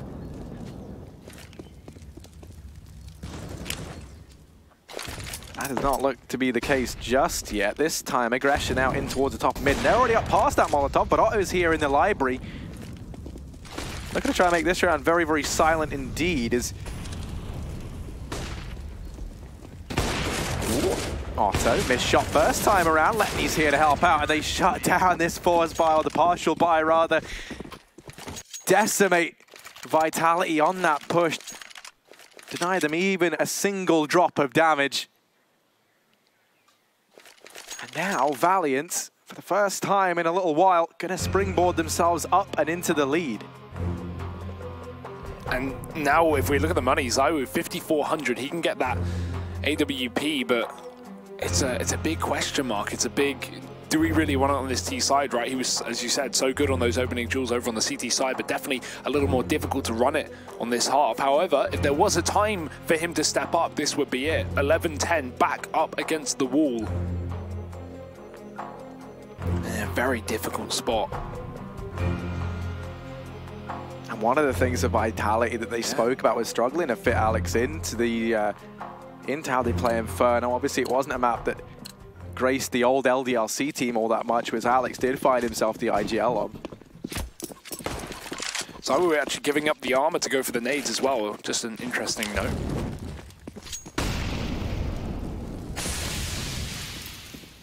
Suggest they might just be looking to try and go for maybe a set piece here. And actually, there's ZywOo dropping Otto, goes blow for blow with the AWPer over in mid. And Does manage to finish him off.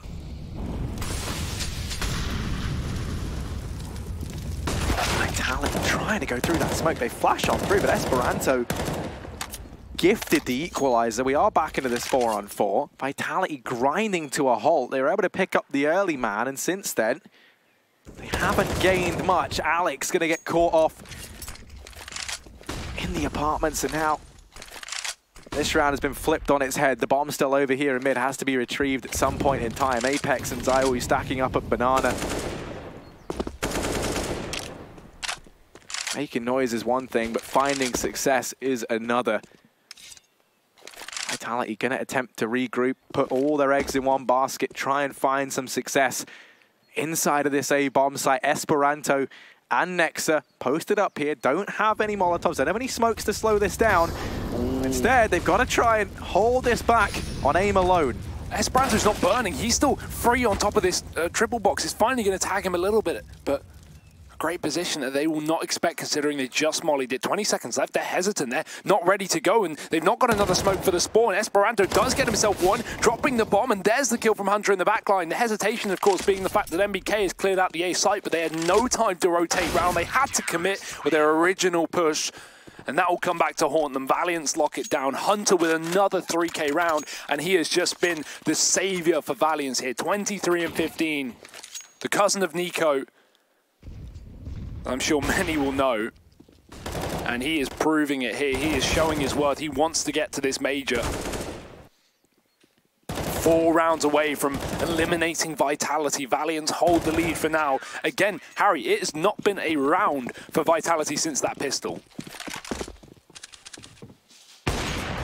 No, it has not. And now in this one, they've got even less to work with. It's back to this partial buy. They're still looking at an investment in the next. But Vitality, the crack starting to show under the pressure here on their T side. They spoke so passionately about trying to set up this system that worked, trying to build the trust in one another for this miner to try and secure that spot at the major. And if they're not careful, it might all be for naught. Esperanto flashed off from Banana. They will start to push up, and actually they've got a lot of room to work with here at B. Charging in, getting very claustrophobic for Nexa and Esperanto, doing what they can to repel this offensive. And the bomb, it's heading back. Valiants, they've rotated everyone round, and Apex, he could lock down the A-bomb site here and now, and indeed he does. Bomb got dropped, but quickly retrieved by ZywOo. Now Apex down in the pit becomes a real problem. Esperanto might even get caught off guard as he starts this rotation up.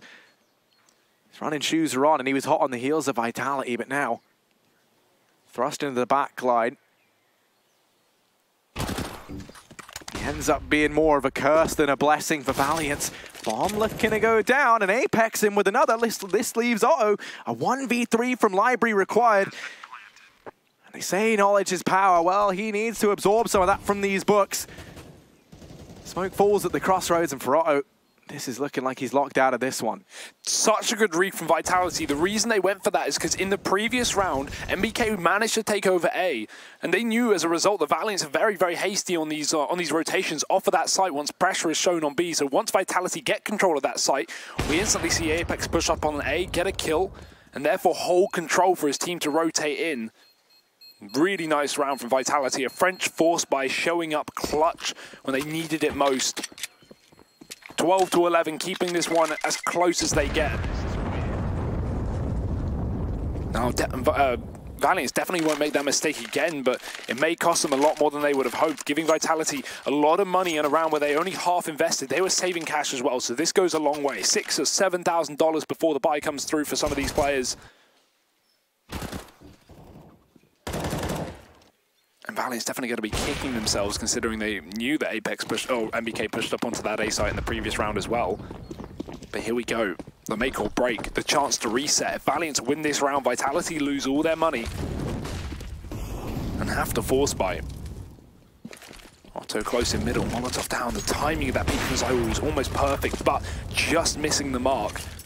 Molotov holds him back for the time being as well, and you can see Vitality early on towards this A site. 4 players, lots of pressure put. MBK ahead of the Molotov, and they will hear that, so Otto needs to hold down the line, but he's setting up a flashbang to allow for the pit player to peek. The smoke in apartments as well. He's now got it all on the site, and MBK runs to his death with the flash. Hunter as well close on long, and he might get time, but they're both holding nades. Apex peeks out wide, and he gets a 1-for-1, but already down a man are Vitality. 4 on 3 here, yet to make progress towards B, and they might have to change that up, as A seems to be an absolute lockdown for Valiants. Just under a minute left of Vitality. They look to try and find something in this B bomb site. Hunter rotating down mid. Bypassed Alex, but I think they might have heard him. They did check it. Alex, no, not aware. Hunter, sneaky beaky, and that's the bomb dropped. He's secured the man advantage. He's not ready for Alex in the apartments. And so now they know that they have Valiants divided. They know that in one of these bomb sites, there's only going to be one man. They hedge their bets here at A. Letney down in the pit. Can he hold them back? What's he made of? We need him more now than ever. And Valiants, easy as that. They've denied the bomb plant. Alex is left up in a 1v3. It's a big ask, and it's just not going to happen. Valiants 13-11 as they send Vitality packing. Such a huge push down mid as well, gets so much information, and the fact that we see Vitality run back towards the A site is because they're aware that with that mid flank, knowing that these players are up in B, Valiants were going to have 2 players out of the 4 on that B site, so a good call from Vitality, but not checking the pit, and they didn't really have a lot of time either, so you do understand the desperation there. That's really going to hurt them here, Harry. That's a reset round. That's Valiants breaking the money. $1,400 on the loss bonus. Now, you can see there is a bit left up. Apex has 7, ZywOo has 5, and that's because they won their own force buy, but this is far from optimal, considering you are 3 rounds away from elimination here in Katowice. Vitality, they do not want to fall here and now. They have gone for the buy regardless. AWP on ZywOo. Glass cannon, 2 AKs, 2 pistols. Vitality need a hero here.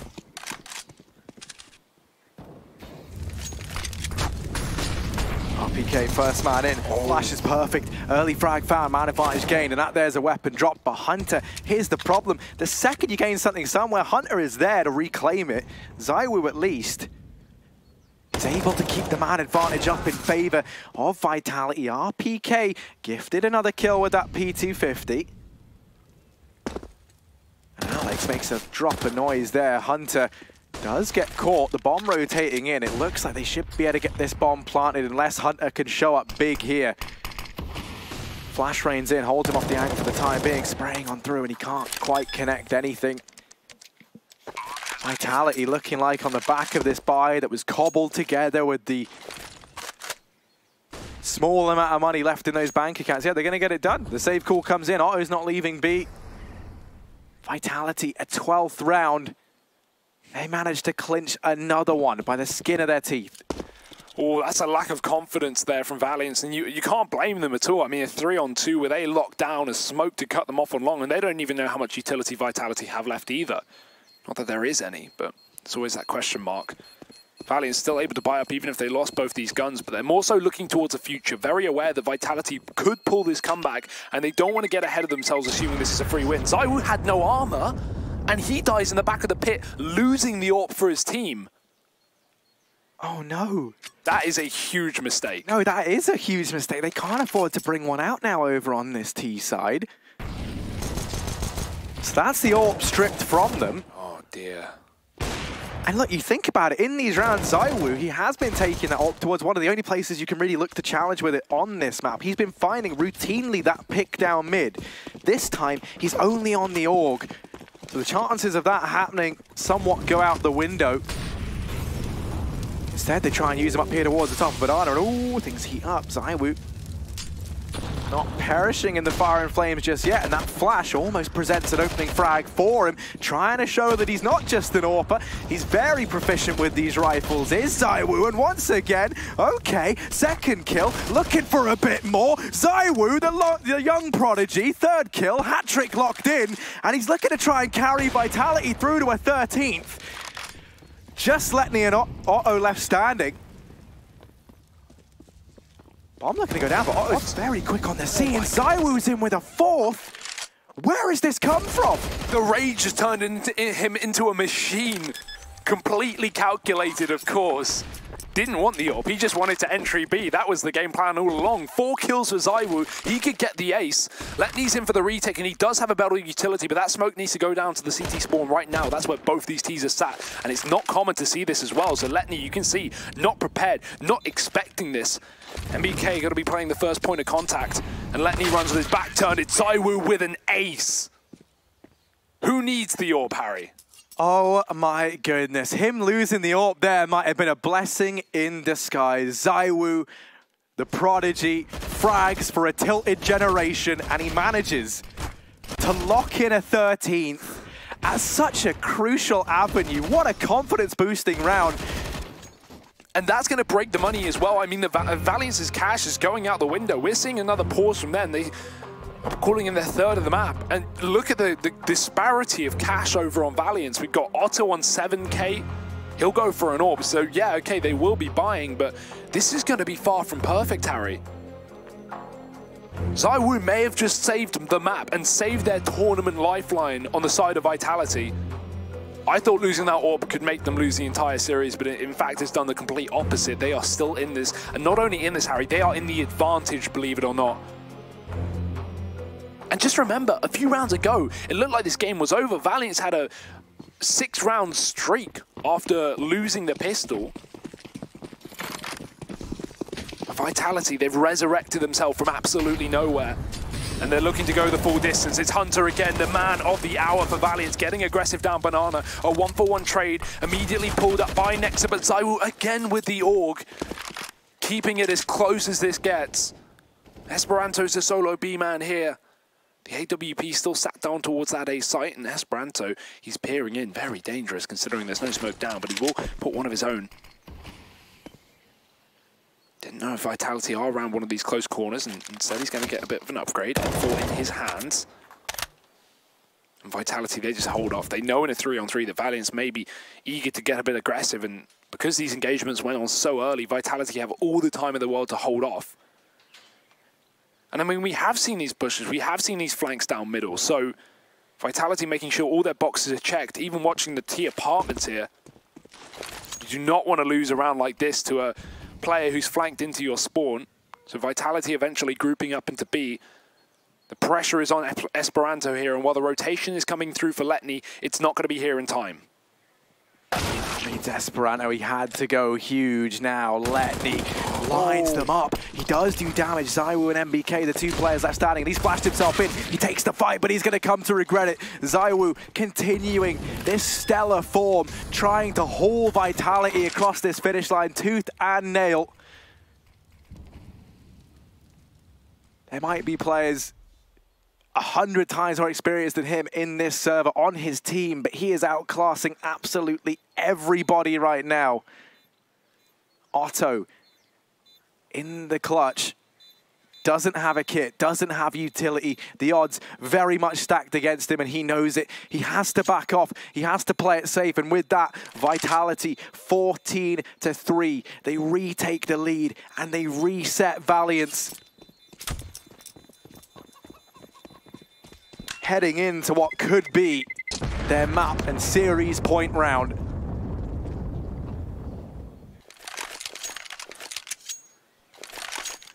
It couldn't get closer than this, Harry. 3 maps. And hey, even overtime on the cards. That's exactly what happened last time these 2 teams faced on Inferno. It was the opening map of the series they played. But either way... Oh no, of course, 16-11. Got that wrong, but either way, it's still going to be Valiant somewhat on the back seat here. Look at this buy. They're having to give away 15. They're having to give away map, match, an elimination point to Vitality. 1 AWP, 4 pistols, and already the challenge in Banana going unscathed. Esperanto doesn't get spotted. Otto sat deep in middle, trying to take a fight into the apartments here from Boiler. Vitality so slow as well. These are not where you're going to have rush rounds.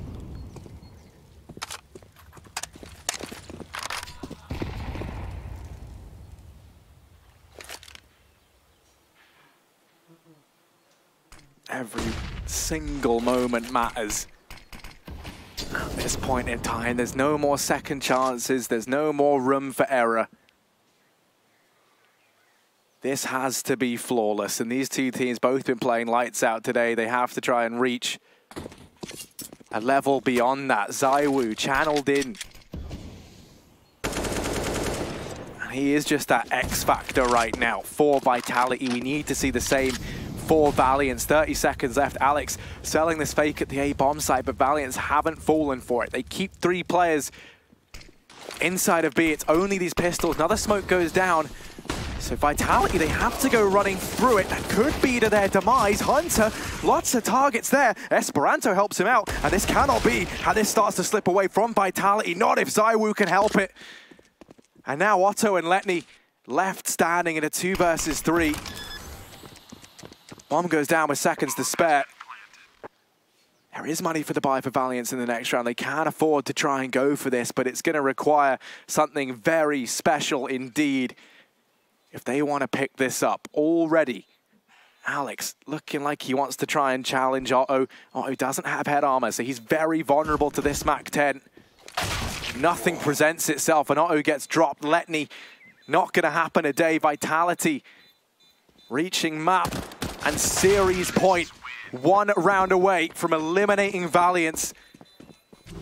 Heading on through to that last chance spot to try and secure a spot in the major challenges.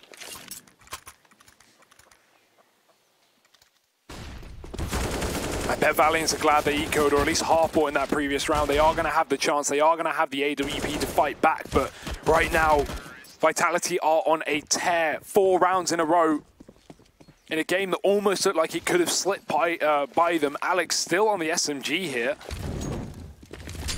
Fast play at Banana, but it's the same story for both teams. It's the CT aggression that's coming through, and Esperanto trades after his teammate's demise. Is the issue again. ZywOo, 32nd kill of the map as he eventually goes down, leaving Valiance in the advantage.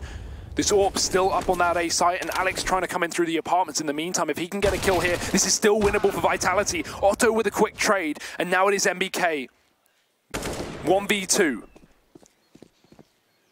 Yeah, it was the young gun of ZywOo who got them to this point. Now it falls to the old guard, NBK, a 1v2, trying to show his worth. Nexa inside of this B bomb site. Otto still a long way away. Instead, keeping an eye on the bottom of Banana in case this bomb rotates back around. And right now,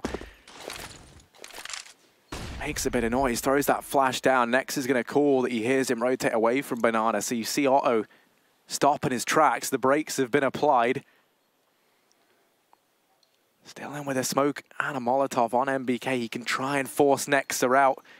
Creeping round the corner. He spots him. And now down to the 1v1. Otto suddenly thrust into a clutch, tournament life on the line. And Valiance, as hard as they fought, now the 4 remaining players just have to sit there and watch as the Finnish AWP attempts to go toe-to-toe versus the seasoned veteran of the French scene.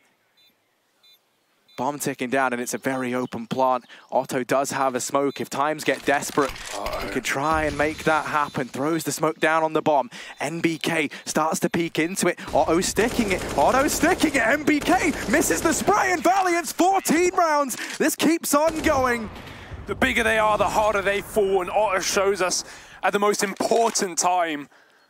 What a ballsy stick. Pros do not fake indeed. And 15-14, overtime on the cards. The buy can still come through from Vitality. In fact, it's actually going to struggle more for Valiance, but that is an unbelievable clutch. The balls to stick that when your tournament life is on the line. And not just that, you know, your Otto, that is single-handedly one of the most important rounds, if not the most important round of Counter-Strike you've ever played, versus MBK, someone who is so composed, has so many years of CS under his belt. Balls, the courage just to stick something like that. He takes the responsibility, because if that falls apart, that's on Otto. And now we sit. We're going the distance. We're going the full 30 rounds. Valiance trying to bide for overtime here. Try as ZywOo might on the side of Vitality. This one could still escape them, at least for the time being. You take a look at this buy. There's no AWP in sight. It's rifles across the board. Over on the side of Valiance, they're very limited. They do have kits, but you take a look at only 2 players with any utility, so they're going to be hard-pressed to try and find an advantage elsewhere. ZywOo didn't go for the AWP here. He went for the rifle instead. Already also somewhat challenging mid, but a couple of warning shots send him packing. He does not want to get picked here. Oh dear, look at this. 4 players up on that A site and 4 in Banana for Vitality. It's Nexa alone with no utility at all. A single flashbang, and they're already smoking him off. He's going to have to give up this bomb site. He can spam through the smoke, but there's no guarantee with kills, and he's risking his life while doing so. The Tracer's not going to get punished. Now it's a 5-on-5 retake. Inferno not exactly known for that. It's Esperanto on that quick rotate. Hunter's got a long way to come, and he's got to be careful of the Banana because Vitality still have control of that portion of the map. Utility starting to run dry, and the Molotov holds Nexa out with the ruins, but Valiance now have got to pull it in clutch. A 5v5 retake at map and series point, overtime on the line. This is almost unheard of. Valiance, that synergy, something that we've praised them for, it has to show now more than ever. Vitality on the edge, time's ticking down. They have to pick up the pace. They have to make this work. MBK's in with 2. He's not done yet, but Nexa finds him. Nexa's in with a second. They have to get on the bomb, and they're sticking it, but is there enough time? No, there's not. Vitality, they get it done on the timer alone. 16 to 14. They emerge victorious. The Frenchmen get it done. They take this series 2-1, and they send Valiance home. And that is going to be the most harrowing round of CS in your minds if you're anyone from Valiance. That has got to hurt, but ZywOo and the gang do get it together, and they get on to another stage here. Another best of 3, and at least a guarantee that they will be playing in that 3rd place decider. Dear, oh dear, what a series that was, Harry. 3 maps, 30 rounds, 30 kills over on the side of Hunter and ZywOo. And you got to say commiserations to Hunter as well. That's really got to hurt, going all that distance but not being able to pull it out. Yeah, I don't think, you can feel too bad if you're either one of these teams. Valiance, they come so close. If it was just a few seconds earlier, maybe it's a possibility, but ultimately Vitality, they do take that. Testament to their efforts, and I think for Valiance, they can't be too upset. They had a great showing here. They went far deeper than anyone expected. Let's go ahead and give this one back to the guys on the desk. What a game. What a game indeed, Harry. And in fact, by the hair on NBK's chinny chin chin, it would appear as though they have survived that scare. What did come down to the wire? All the rounds, all of the maps here in this series, all 3 of them and all 30 on this last one. Inferno turned out to be a banger and a big ZywOo of relief there. Look, here's the situation. Zeus gave Flamey a Rolex. Has got a Mercedes from Virtus Pro. Yeah. Vitality should just give ZywOo Paris, because at this point, without him stepping up in those absolutely phenomenal rounds that he had, the ace with the AUG, I think that was a really big moment for them. If he didn't do that, these guys weren't in this game. And maybe not Paris, but maybe we just give him Versailles. Just let him live there for the entirety. Give him something. Natsu, you've got to have something. Yeah, well, maybe we don't give him the Eiffel Tower. But, yeah, I mean, maybe we just skip all of this. We'll hear from us. We'll hear enough from us.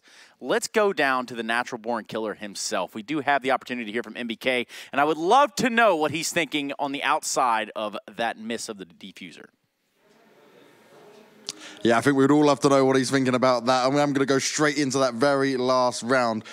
Oh, my God, right to the wire. What was going through you guys' head? I heard you guys erupt from outside. Yeah, I mean, it was just that last round, we just took a gamble and just contacted Banana, playing a sort of mind game pretty much. And then it was just extremely stressful because we planned the bomb and then there is 40 seconds to decide your fate, So we just took it. Hopefully we still had, it was the right choice. We still had tons of smokes and muddies and stuff like that. And it was just a matter of time. So we just tried to help them as long as possible out of the bomb site. And I don't know, most stressful 40 seconds of this year, and it's only the beginning. No, you can still see it from you. This isn't something you're normally doing, but you're shaking. You seem a bit shaken up by the whole experience, which I can understand. But for an experienced player like yourself, ZywOo, man, what a performance. This guy kept getting it done. 2 aces across the series as well. Looking like he's on absolutely stellar form. You guys must be kind of thanking your lucky stars a little bit for some of them performances, right? This guy seems to be unstoppable. Yeah, I mean, especially on that 3rd map. I think on map 1 and 2, it was more across the whole team, where individually stepped up when needed, and also because of a very strong, I think, approach of the games. Even on Inferno on the city side, I think we had a very good approach compared to the other games. But yeah, I mean, we can only be thankful to have that player. I mean, they gave him 1 AUG, I think, and he held on to it for 8 rounds and got 2 aces and stuff like that. So he's just insane. And I mean, he showed up when pressure mattered the most. And I mean, that's the first thing I told them before that third map. It was just the team that is going to be the more calm and the more clear in their minds about what they want to do, and with communication, that is going to win. And Zywoo is a very calm player when you're with him, so he just does his things. We told him, hey, go banana, go entry them, and and it works. So I mean, sometimes it's that simple when you have such a good player. So I mean, we're all very proud of him, and I think the whole team can be also proud of themselves. Now, I was going to look at the veto and the map pools going into it, right? You only played Inferno, matching up what you played against them last time here. Now, Dust 2 is a map you guys have been playing a fair bit. It's the third time, including this game. Nexus speaks a lot about anti-stratting. Did that kind of worry you a little bit at all? Did it maybe throw off? Did you just play your game? I think it's the approach that they have. I mean, okay, first of all, it's the third time we played them in like 2 weeks. So the first 2 times we played the same 3 maps, and now Mirage went out for Cash. And you can see that when you don't really know what to expect from them, they have a very clear approach on what they want to do. And so you have to adapt to that and counter it. And it's not easy when they're so strong individually, because even if you want to counter that playstyle, sometimes it won't work out. And so you're going to get pretty frustrated. We managed to develop a game on T side, but losing that second round after the pistol just completely screwed us up. And from there, I think there was quite some mind game on Inferno, in the sense that they probably didn't expect us to change some stuff, the approach that we had on City side, and so we took advantage of that, playing much more aggressive. Probably caught them off guard. And then the T side that we played was pretty much mind game against them, because it was just a brawl. I mean, we faced them 2 or 3 times, actually, we faced them, again, on that specific map. And it was just a matter of let's try something they won't expect, and sometimes they will. And again, like that second round after the pistol just completely demolished us, and we definitely need to work on that. Well, you got some time to work on it before tomorrow. You avoided elimination, at least for now. Vitality, I've got one more step ahead of them tomorrow, but I'm going to be going back to the desk. I wish I had more time to ask him more questions, because that was absolutely exciting. Stunner, back over to you. Thanks, man. Yeah, let's get down to what really happens here, because right now, Valiants are out of the tournament. That's it. Their major run is over. It's done. It's dusted. Now, what can we say on the other side of this? Obviously, it's a learning experience, but in the big picture, what would you guys have to say about this Valiants lineup? Look, if I had to make a statement about the way that they approached that entire best-of-3, they stuck to their guns. They didn't, go away from the formula that was working for them throughout this tournament. They stayed aggressive, they stayed in their face, and they went for those individual plays, and that is an admirable thing. I think as they go forward, they can adjust, they can add more to their pool, they can learn a different way to approach the game. That's going to be such a strong bow to have. The fact is that there's a lot of individual talent here and positive signs for these guys moving forward in 2019.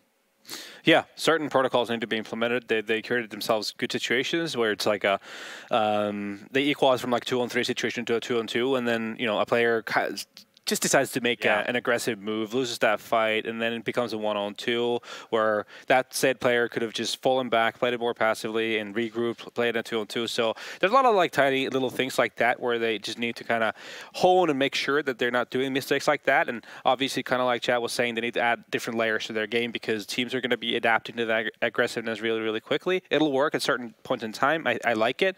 I like that factor in the mix, but it can't be the main course. Yes, and the main course is done here for at least Valiants. They will be having their dinner elsewhere going forward. Katowice does struggle, or carry on, I should say, just like we will be going on to our next matchup. We do have that of ENCE and North for the last best-of-3 of the day here. We're finalizing this bracket. We're making it all done and dusted itself. But first, I have to take us to a commercial. So make sure you come back. We'll be here. You don't go anywhere.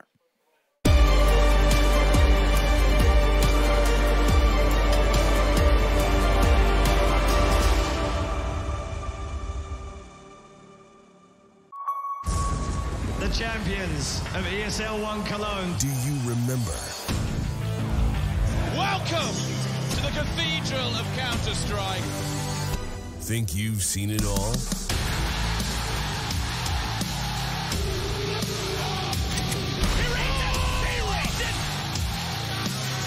Are you ready to be a part of Counter-Strike history? ESL One returns to Cologne in 2019.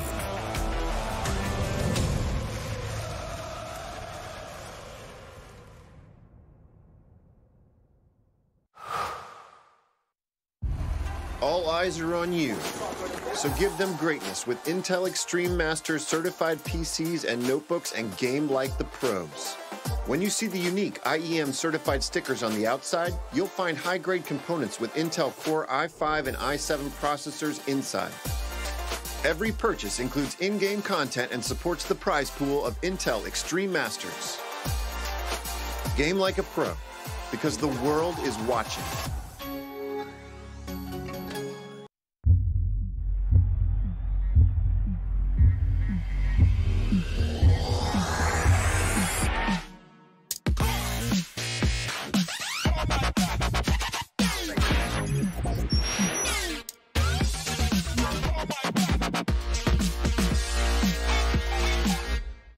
Prepare for combat.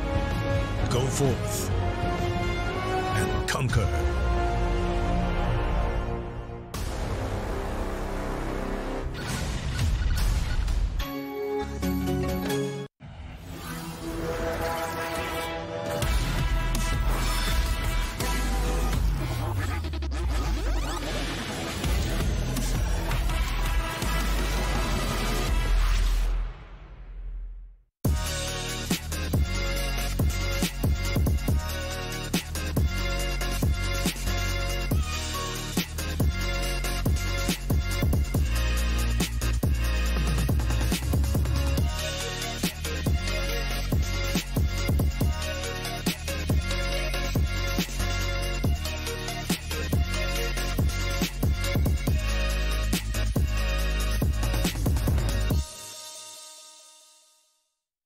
I've been there since the beginning. Every map, every frag, every moment. I run, but I never hide. With knowledge comes power, and power is to be wielded wisely. Which is why, as the expert, I bet with Betway. If you know CSGO, then you'll know the best way to bet on esports is with Betway, for the love of the game.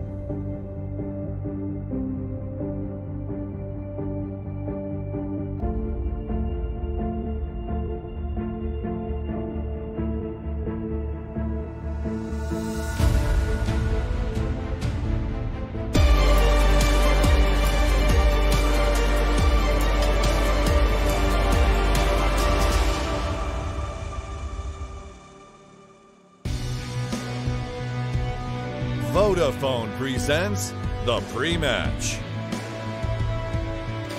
With a population of 5.5 million, the Northern Lights can be seen from the country's Arctic Lapland province. That's right, Ints are here, and the Northern Lights are ready to shine, but not if one Northern contender can make something happen there and put a stop to that train that is Ints Esports, the Finnish esports organization from Finland. My name is Trey Saranthus. Welcome back, everybody. We got a second best of 3 coming your way, and I've got an analytical crew to die for. That's right, I've got Sponge and Natu here. No favorites at all, no favoritism, no bias, none of that. We're going to have a clear and concise, very balanced, very fair analyzation of what's going on here. North's going to win 2-0. Outstanding. All right, let's get into the... I'm kidding. Guys, we do have a best of 3 on our hands, and we do know the implications of this one. Both these teams, for what it's worth, have seen some ups and downs. Last year, Ants really put some numbers on the board. North tried to find that identity again that we know that they can have, bringing in Cadian at least to take over the helms there where MSL left off. But now is a little bit different of a story. Now is the minor for the major. Yeah, North feel like they've warmed into this tournament. What they saw from them yesterday was it was a much better showing in that regard. A point that came out yesterday from one of those stats websites was that Cadian is instrumental in their T-sides in finding opening kills and having an impact there. So look towards the in-game leader, the big man in the middle right there to get it done. And then obviously Valda, he is one of the highest rated players in the tournament right now. So those are some of the win conditions early for North. Yeah, very much in a rebuild phase, you have to say. When Cadian was brought in from Rogue, new leadership, MSL taking out the throne finally in that lineup. So they definitely are a team that has good promise. Yeah, and then we've got Ents, and contrastingly, these guys started the tournament very hot in dominant fashion, and then it feels to me like they've cooled off a little bit yesterday, struggling. The biggest battle for these guys, at least in my mind, is having a closer, is having somebody step up and shut out these matches, because the fundamentals are there. It's just the lacking of experience, and they're building that with every tournament they go to, and really showing the individual prowess with the likes of Ariel and Alu, and even Sergey in the top 5 rated players in the tournament thus far. And those fundamentals, the laurels that this Finnish esports organization rest on. Natu, you could probably give us a little bit better insight than anyone else, I think, at this point. But just what does it mean to these guys to really get this far and then stamp on into that major? I think in the big picture, obviously, like 3 years ago when we started this whole organization, basically, the goal was to build a Finnish Counter-Strike team that would be able to do that. And it's been a rocky road. But obviously, this team has been able to really heighten up the Finnish Counter-Strike once again to be profitable. We've managed to finally have a team that can actually compete on the world stage. So for these guys, I felt like yesterday, you know, they felt really like loosened up to actually have won that Valiance game, because they really had to fight for it and felt like they were struggling for a little bit there. So I feel like they're probably going to be you know, feeling fresh and not too much pressure right now, because they're in a good position. I mean, the position is playing against the North, right? Yeah. So, I mean, right off the bat, you do have the veterancy, you do have that sort of experience over on the North side. And coming into this matchup today, is this something that could trouble them a little bit more, so to say, than the Valiant side of things did? I feel like stylistically, this is going to be an easier approach for both sides, actually. Right? Yeah. Because both teams play a traditional way of Counter-Strike. It's not about making crazy individual plays. It's more about calm and calculated decision-making. So when both sides are playing by those rules, usually you are just more comfortable going into the matchup. Sure. I definitely agree with that sentiment here. And I think, you know, this is a map where, not a map, sorry, a best of 3 where North can have that chance to really take advantage of the fact that they are a little bit more experienced. But toe-to-toe, these guys are pretty even. Well, toe-to-toe starts right here at the Veto, because it's time to find out which of the 3 maps are to be played, or at least 2 of them guaranteed. I can guarantee you that. Can't guarantee you 3. And I guess perhaps, where do we see this one going? Ooh, Ents love a bit of train. Yes, and Nuke could be North's map as well. Yeah, I'm sure they'd be happy with that. Or maybe an Inferno has been something which they've been playing even when they had MSL on the team. It's a map that depends on the rationale from North, really. Like when you're looking at like Ents, for example, you know, the numbers on Inferno haven't been great for Ents in the big picture, but then seeing them how they played against Vindigo this tournament look a lot better. There we go. It's going to be that Inferno pick, so they do feel comfortable approaching that. They get to start on the CT side, right, North on this first map coming into things. So if they're able to put up that brick wall like we saw in Nuke yesterday, it could be very positive signs. But going toe-to-toe in the realms of AWPing, right, Alu versus Cadian, they're 2 older names, I suppose. They're not like the fresh blood of these AWPers by any means. So that'll be an interesting duel to see how that one unfolds. But for me, it's going to be more about the players like X7. Can he be exploited at Ivy when they flip on over to that CT side? Because we saw a little bit of that by Valiance yesterday. Well, you talk about the AWP in Cadian's hands. I mean, he's also got a much larger role in the big picture there. So that's something also to consider if you really think about it. Guys, I would love to chit-chat some more. I would love to talk about this just a little bit more, but I think you, and I, as well as you at home, are ready to get into the action. So without any further ado, let me just ask you guys where you stand on the first map, and then we'll go from there. I'm going to make this a bit spicy, so I'm going to go with North. Nice. You don't even have to ask me, do you? You know what? I'll say it. Easy for Ints. There you have it. We're going to Train Yards. It's time to play the damn game. That's right, a best of 3 right here between North and Ints, ready to kick it off. And you know what? There's 2 guys that are ready to bring all that to you, and that's going to be Hugo and Harry. Guys, take it away. Put us in the game, and let's get her done. There we go. Yes, thank you very much, Trace. I'm personally still shaking from that last game. The adrenaline's still pumping. But we still have that much more Counter-Strike action to take a look at. North versus Ents, and the winner of this best of 3 will be locking in that spot at the Major, that coveted spot that all these teams are here grinding for. Yeah, a huge game. Obviously, the loser going down to face Vitality for that second spot here. But this is, it's a real barn burner. 3 maps, Train, Inferno, Dust 2. I don't think we could have had a better veto for this. I think Nuke would have been an interesting one, considering how, obviously, North love to play that. But, you know, I like this one. I think Inferno is going to be probably the most interesting. And I'd love to know where you're leaning, Harry. I'm personally jumping on the Ents train myself. I mean, I think there's a way that you can't not jump on the Ents train, especially not when you have Nartino in your ear telling you all these great things about Ents, how ready they are, how prepared. Gun to your head, of course. Yeah, there's that as well. That's a big somebody help. But obviously, we're getting ready to head on into this one, Hugo. And I mean, we just saw a grueling 3-map series. I'm hoping this one could try and stand up to that, try and live up to it. On paper, certainly looks like it can. Yeah, we have some real talent in the server. I mean, especially let's talk about, you know, some of the players to look out for in this game. Right now, the top 3 players of this entire tournament are in the server. That being Valdi, Alu, and Aerial. Valdi sitting top in terms of stats, and he has had an unbelievable run so far here in Katowice. And I mean, we even saw Aerial on this map yesterday, Harry, just tearing people apart over on Train. So I'm excited to see a little bit more of that. Yeah, I mean, that's what I was going to bring up, right? Aerial, he's been having a damn right, just stellar performance within this Ents roster. As you say, Arlu up there with him. These 2 players both actually rated above the likes of ZywOo thus far at this event. Although I imagine that not surely changed since that previous. Yeah, I mean, you hope it has, right? But up until now, up until that previous game where maybe it all got called into question, they have been 2 of the top-rated players. As you said, the only other man who steals the top spot away is Valde, who's over on the side of North. So it really is the clash of the titans here in this server. Pissed around and away. North over on that CT side. Let's not forget, obviously, this is the map pick of Ents, so North got to choose the side, rather. Ents. Very fast play in towards this A-bomb site. 3 players in through Ivy, and AZ's got his work cut out for him.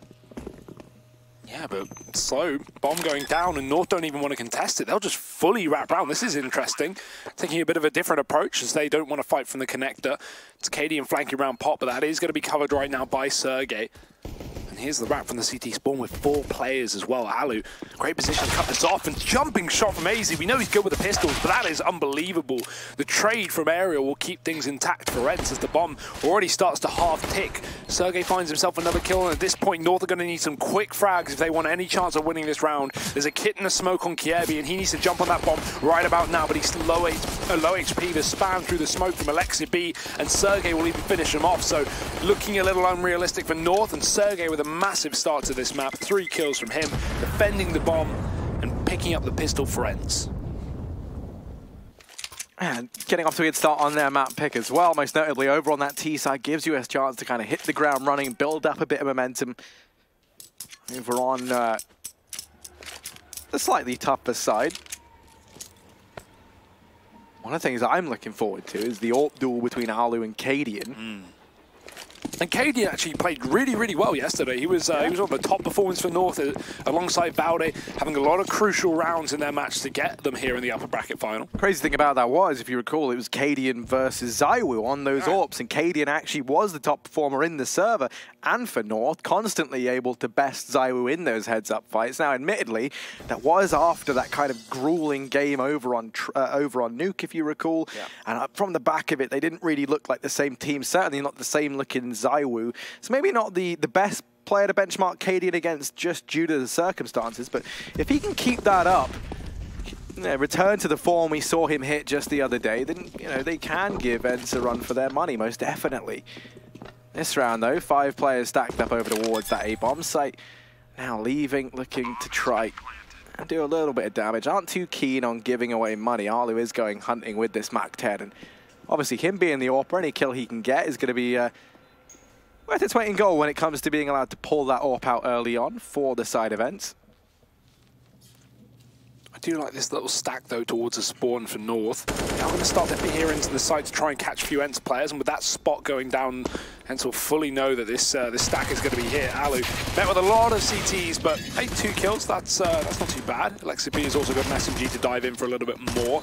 Just has to worry about that close-cornered player. Valdi waiting for a knife. X7's run right past him, and Valdi's actually killed Alexa B in the process, but it won't matter too much. ENCE get away with a couple of guns. Valdi's finished off at the end of the day. And that will be that 2-0 start for ENCE. So North now coming in with the early buy. We do not have that AWP to note as well. Of course, we're going for the 3rd round CT buy after losing pistol. So North not going to have the money for everything they would have liked. Not full utility on all these players either, or even the kits to note. Not a single one bought up. Definitely could come back to haunt them, but let's see. Alu's on his own AWP into the first rifle round as well. So excited to see what North can do to shut that down. It's Alexa B to start things off with some aggression out through Olof. Gade's here, and that's a great flashbang, fully blinded. Alexa B didn't know what hit him. A truck. As Gade looks for a second kill, he may as well find it. It's ENCE rotating around towards the B site, a bit of a desperation play with their last 3 players. And Valdi, oh, look at this spot. This is not a common position, and they will not expect it. Death reigns from above, and he'll find one. Sergey with a trade, but a 1-on-4 ahead of him. A little too much to ask for.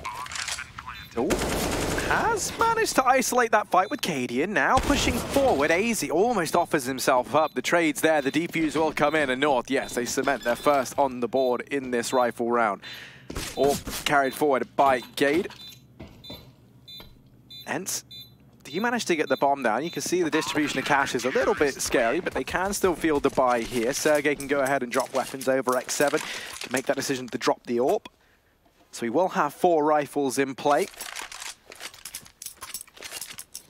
On the back of that, you imagine they do decide to go for it, try and keep the pressure on. You don't want to let North start to accrue too much money over here on the CT side. It's not too often we see the double AWP come out from this team, but they still can field it. Alu even getting the AWP. That's going to cost them an extra rifle, so ENCE is still double digging this one. Still dangerous, but not what they would have liked. Daisy, he's going to spot these players going deep into the pop dog. Now, the reason being is because Alu couldn't get out into main to actually cover them because of the early nades thrown by North. Deny him entry and allow AZ to get into position. Sergey spamming, bit of damage, but he'll lose his head through the wall, in fact. Now we have these T's up in TCOM ready to peek out to try and trade, but Gade's on the angle, and Alu, this is a difficult shot to hit when Gade's already scoped in. Going to slow peek this because he's already scoped in with his own AWP. And there it is. Kiebi comes from above and finds the kill instead. Now Gade's going to be tasked with another one, and he will find it. Great start to North in this round, not allowing ENCE to bounce back with their own reset with their rifles. It's 2 players left up now on the Finnish squad. And they need to try and do some damage, try and take some guns away from North. They've got the time for that, but winning this round, surely unrealistic.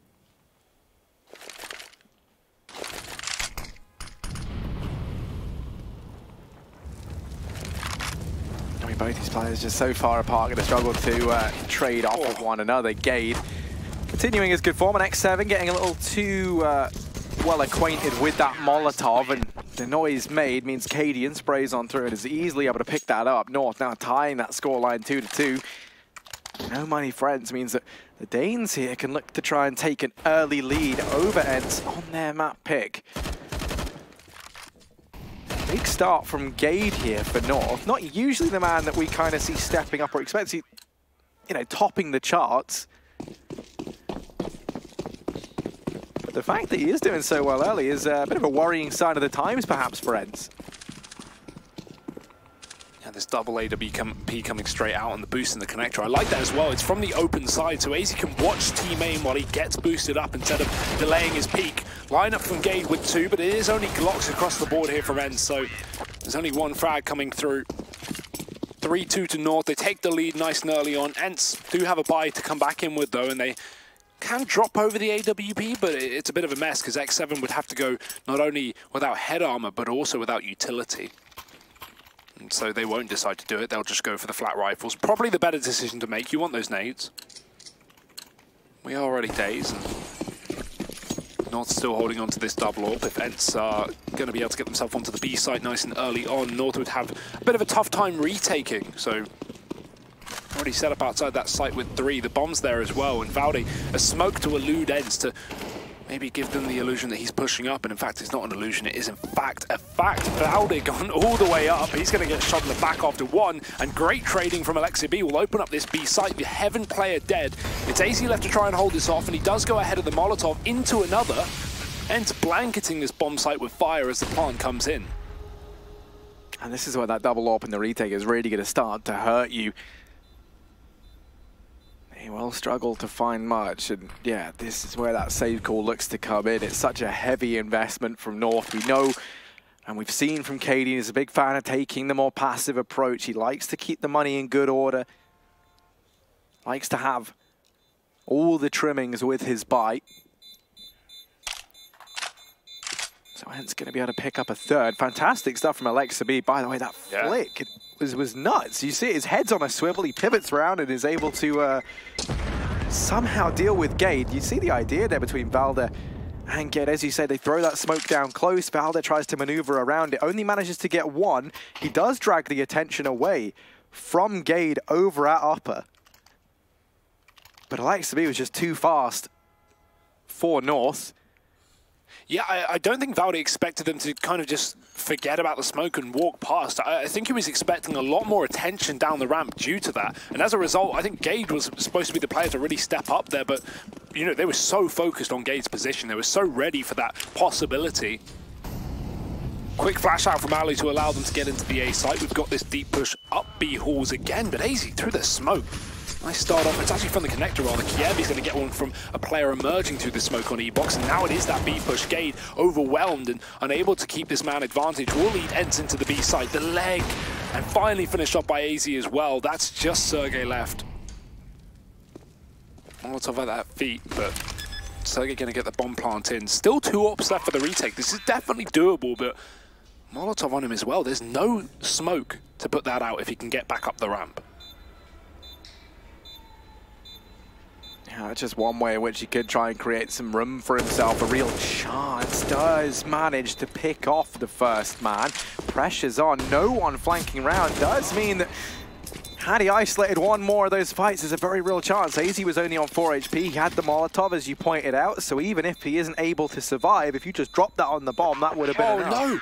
Oh!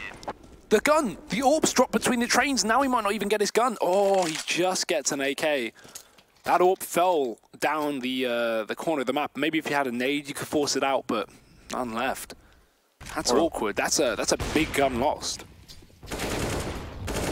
Yeah, AZ wishing he had magnets for fingers. Sadly, that's well, needless to say, not the case. It's going to be a 4th for North, regardless.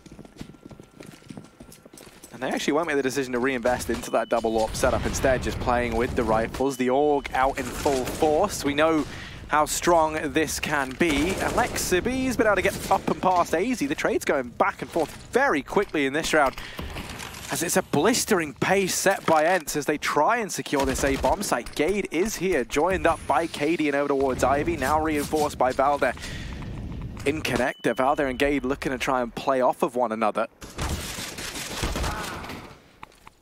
Maybe swinging a little too wide.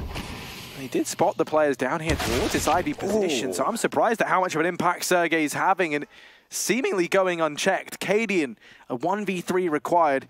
2 players are tagged low, but with the AWP in hand, it's far from ideal. Good play from ENCE to not just rush to pick up that bomb and try and get a plant in. They have so much time, so use it to your advantage. They hold strong. Look at them still waiting in the same position as they started this round in. And Cadian, who's peering back in, does catch the first man. He knows Sergej was on Ivy. Oh, but the timing, he just looks away as Sergej finds the kill. 4 frags taken from the young Finnish player. 13-4 right now, only 8 rounds into the map. That's definitely a good sign of things to come.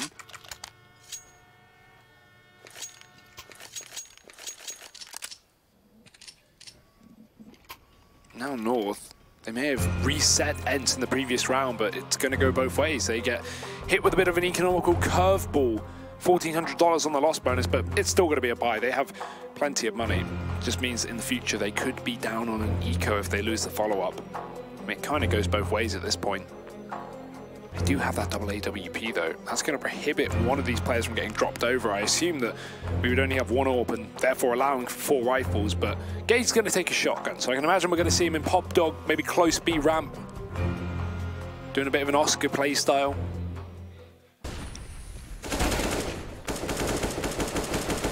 One thing I will note as well is it's great to see how fast Alexi B consistently gets out into Olof in this map. We saw Gade earlier on challenging it, very aware of that factor. North need to stay on top of that because Alexi B likes to abuse his fast spawns to get out into that A site. Oh, well, this time it's looking like it could just be a bit of a change of pace once more. Cadian going aggressive here, looking to try and use his AWP like a shotgun, and then Gade actually is armed with a shotgun down in Pop. Could look to try and lend a bit of a helping hand. This shot from Cadian. So hence we'll be counting their lucky stars that this man advantage wasn't taken early on. Smoke's gonna fall down at the ramp, and that will hold back these Finns for the time being. You can see X7 is elsewhere on this map, lining up smokes and flashes in towards this A-bomb site. That's to try and keep the attention of North here, keep these 3 players from rotating early, and it has worked. Valde spotting these guys pouring into the site now, is able to drop the bomb and hops down. Cadian deals with Aerial as he manages to get behind Valde. So ENCE, they've got no one left inside of the bomb site, and 1 by 1 the Finns are falling. Sergej and X7, the clutch is cooling. Sergej falls, and that leaves 1 man standing between North and another round here on their CT side, and this is a very big ask of X7. Might just elect to back off and hold on to this AWP. Yeah, because we talked about it. The money tipping point for both teams. Whoever loses this round is going to be, well, out of pocket. So this AWP is going to make a very big difference when it comes to holding on to it. These last 5 rounds now being all different victors, very back and forth, which typically can hurt the CTs more than the Ts, but North have come out on top because they had a 3-round streak so early on in this map. His double AWP is held for yet another one and 2 orgs as well, so a very clean round from North, an important note. Now if you're ENCE, what do you really do here? I mean, the money's a bit skew if you could just go for 1 standard eco and have a little bit more in the next round, but there's always going to be some players that struggle, especially X7 who just saved the AWP and therefore didn't get that loss bonus. So really, wouldn't surprise me to just see a couple of rifles thrown over and give that AWP to Alu, try and get some opening kills. Well, a couple of early things worth mentioning is that AZ might not be top in the charts in terms of kills right now. He's certainly having a good performance and is 5-1 in opening duels for his team. Damn. I mean, that's just a testament to the amount of rounds that North have had a man advantage.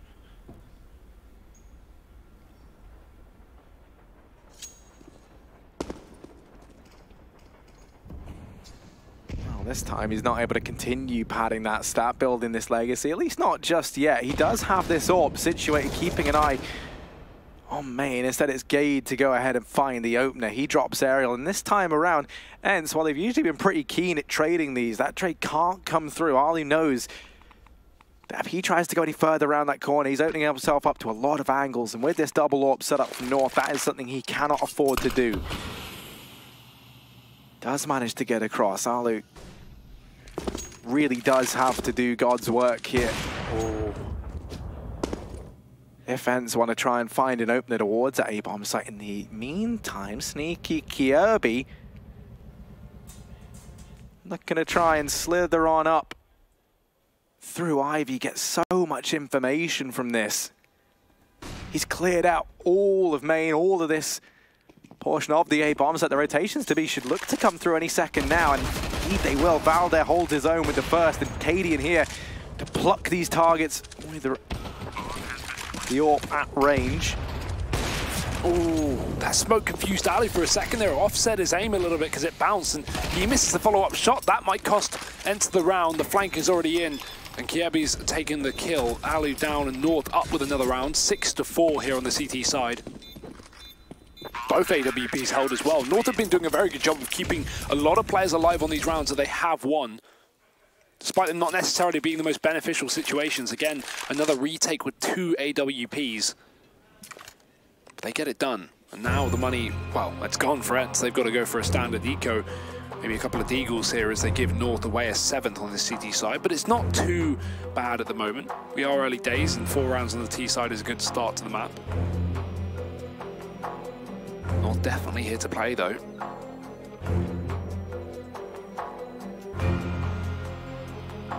Bit of attack timeout from Ents as well. That will be running dry as we get back into things. Worrying prospect for me right now is Sergej. He's gotten off to a just blistering start. Fantastic from him. It's the rest of the gang that we usually see stepping up around in that supporting cast. You think back to yesterday, one of the real defining players for Ents across both maps was Aerial. He was the man always finding these openings, especially on train. Still yet to hit the ground running with the same furiosity as we saw the other day. Double Molly going to go ahead and heat things up for Alu. Ooh, yeah, this round looks to be another clean one for North. Just Alu and Aerial left standing. Not expecting too much from them. The real focus going to be on that buy that's coming up in this following round. They do have that 3-round loss bonus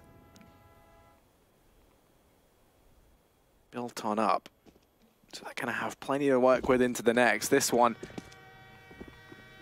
any damage they can get is a little bonus. Gade gets a little bit timing, but it doesn't matter because he still managed one.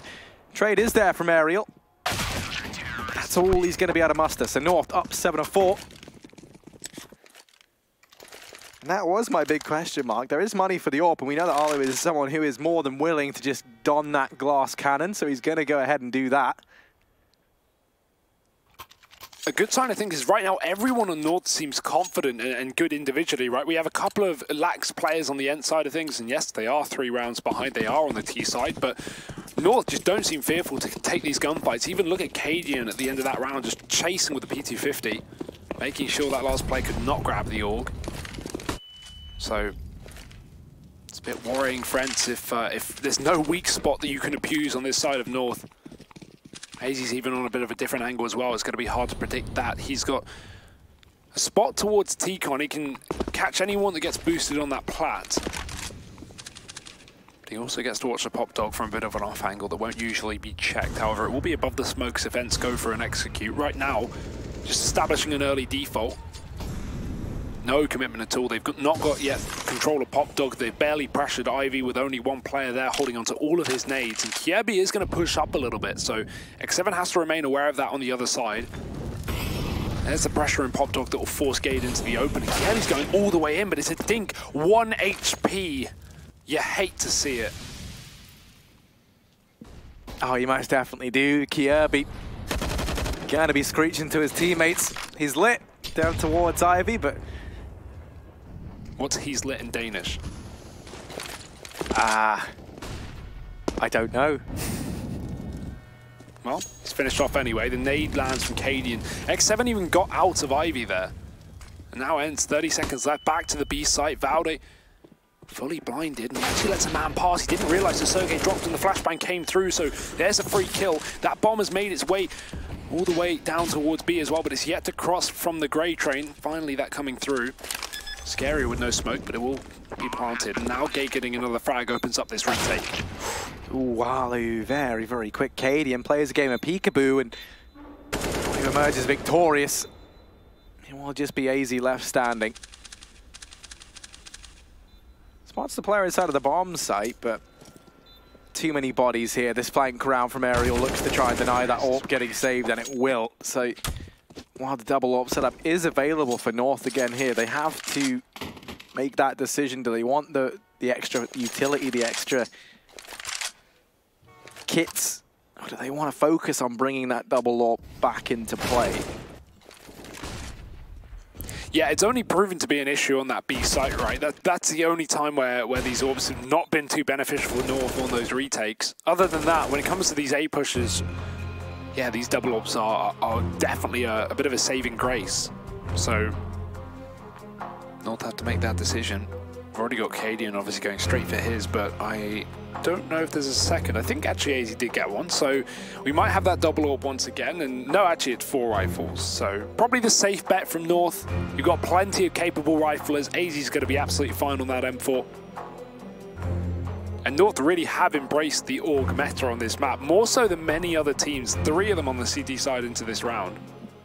As their tactical pause runs out, they'll be back into things and starting to find their groove on this terrorist half, it seems. Yeah, the opportunity to reset here, although it becomes a pretty big swing round. Neither team with really too much money, and that does become an issue if you're Ents, because the idea of buying in the next is a tricky prospect, let alone having the AWP. There's a triple peek at B. AZ, Molotov'd out from Pop, makes the decision to take the fight, maybe trying to go off the element of surprise. Sadly for him, Alexabi did not seem too surprised. If anything, he seemed overjoyed that someone would offer themselves up the ladder like that. Still a great reaction play though from Ents. They spot 3 on B and they instantly burst down the pop dog and go for a fast A play with the bomb down. I mean, North can't even go for this one. So the triple B ramp peak is a cool idea to get yourself a pick, but you know, when you're playing against a pro team, they are just going to rotate instantly, so...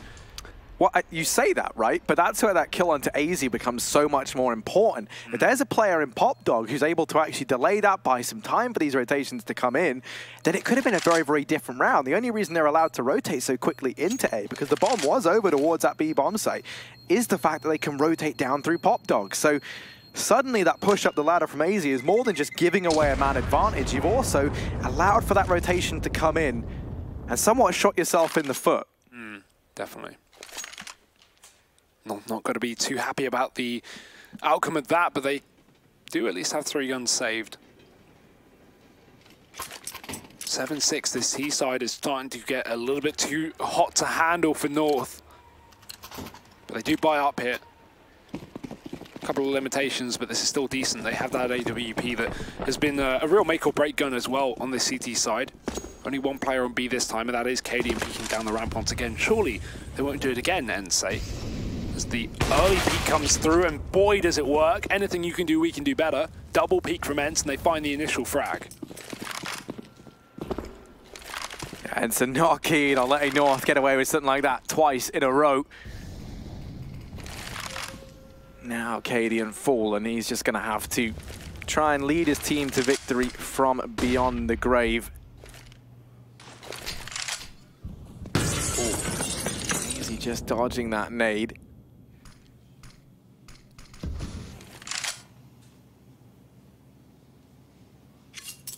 Ents looking to try and toy with control of Pop once more. AZ hasn't given up that he's here. They didn't hear the nade tag anyone either. Dodges that flash, now peeks on the back of it, but Alexabi, it's a very awkward angle for AZ to fight into. He has at least tagged him up, and that there is Gade dropping the bomb, finishing off what AZ started. Molotov into the pop, and a wraparound from Kjaerbye looking to come on in, but that relies on Valdet buying time. That's the bomb dropped. Kjaerbye running shoes on. Let's hope he's quiet as he tiptoes on in, and they've got no clue. Alu back turned. Kjaerbye biding his time in with 1, but Sergey trades. And Ents tie this up 7-7. As we approach the last round of this first half, the money for North somewhat petering out. And the prospect of a decent buy in this round is really not there for them. Cadian can buy up a rifle, but he's going to be the only man graced with that. Rest down and onto the pistols. Gade going to be securing a FAMA. Certainly not ideal on these longer avenues that we find on trade. One upside is all that utility that they have been able to purchase as a result of going for these pistols. You can use that to try and narrow down some of these angles, deny alu as much range with that AWP, close that gap. Just as I say his name, he strikes and picks up the man advantage for ENCE. Cadian's still close as well. He's trying to watch for this Olaf position, but ENCE is still taking their time despite this man advantage, not necessarily overstepping or over chasing, but there's the Warman coming in from Alexa B. That's going to be an early kill down through the pop dog. The Molotov forced AZ back into the hands of his own demise. Cadian's given away his position as well, and he is all that stands between ENCE and an 8th round on the half. And you know exactly where he is, and there's 4 players left up, so no chance for Cadian. 8 rounds on the half for ENCE. They definitely recover that from a strong start from North, and they will be leading heading into their CT side. Let's see if they can continue to dominate on their map pick after the break.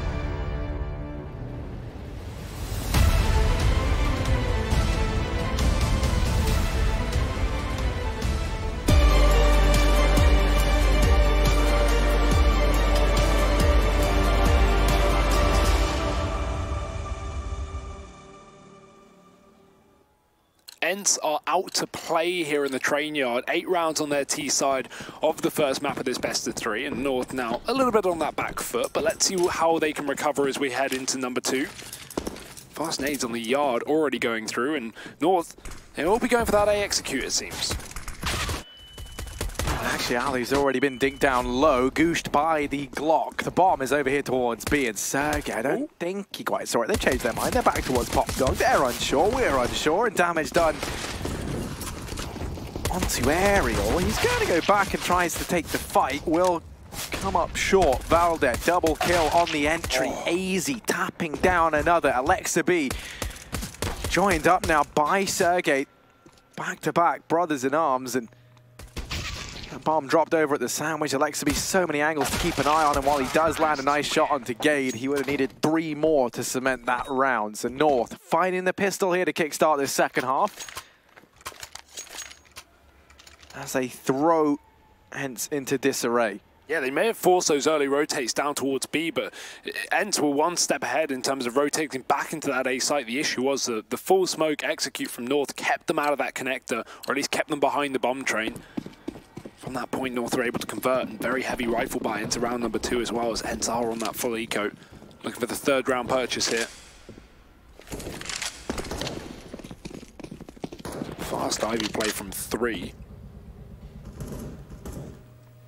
bomb in tow as well. North are going to be creepy crawling their way up to this A site. And meanwhile, stacked up on B, but already beginning to rotate through that connector. So they're about to work out that this North push is coming right into their face. Cadian's going to be able to find the kill.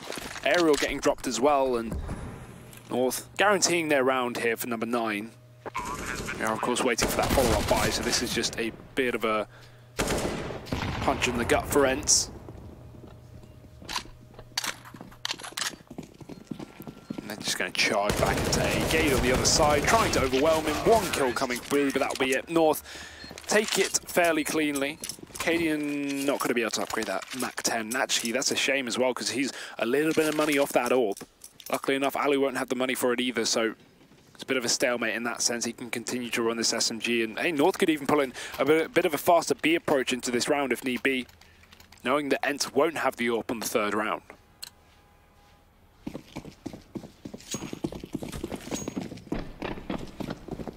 I think you might be right there, Hugo. They are showing their hand over here towards B early on. 4 players grouped up for North, and Val, they're looking to try and keep their attention on A. This is what we've come to expect.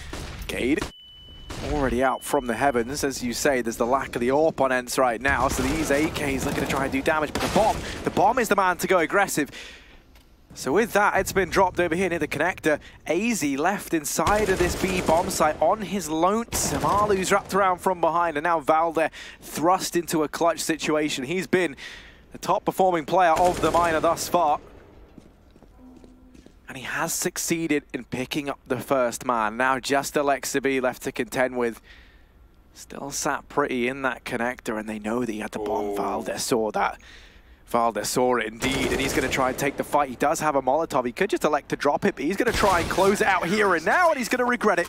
Alexa.B holding his own, holds down B, and cements a 9th round, the equalizer for ENCE. That's ballsy from Valde to go for the kill instead of the guaranteed bomb plant, especially after that early damage, but you got to respect the attempt there. Unfortunately, yeah. Well, one thing I was going to say is you know, I think in his mind, perhaps he's a little bit worried that he could try re-peeking into it in the event that he gets caught with the Molotov out. I think one thing he could have tried to do is maybe tried to drop the molly, fake rotate it back into the bomb site, see if they tried pushing through that smoke, through the Molotov rather. But also, he wanted to try and take the fight while he knew he'd done the damage. He had him down low and he knew where he was. So this round's a much faster start. We'll focus how this is being set up by North. It looked like they wanted to try and go for a fast A play. The issue you're going to have is Sergej somehow all up in the backline. He's gone aggressive at B, and that's netted this ENCE side a boatload of information. 3 players grouped up for the CTs inside of A. Ooh, not convinced though. X7 had his back turned, and Valde's going to be able to take him down. Only 12 HP left on him as well. Surely could have been a free kill for X7, but caught by the timing of that push.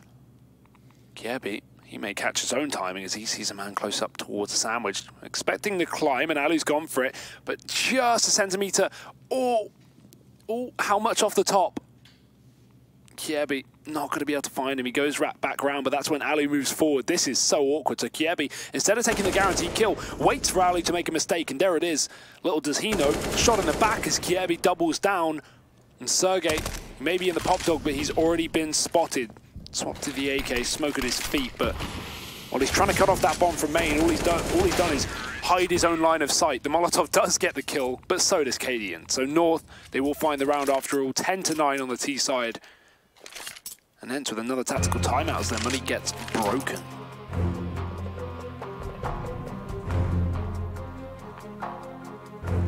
I tell you what, this is probably, you know, on a team basis, at least on this, it's probably one of the better performances we've seen from North thus far. Everyone's kind of showing up at a very crucial juncture for them, because let's not forget, these 2 teams are playing for that spot in the major challenger stage. That's what's on the line here, and a lion's share of $50,000 as well. That's obviously a nice little bonus thrown in.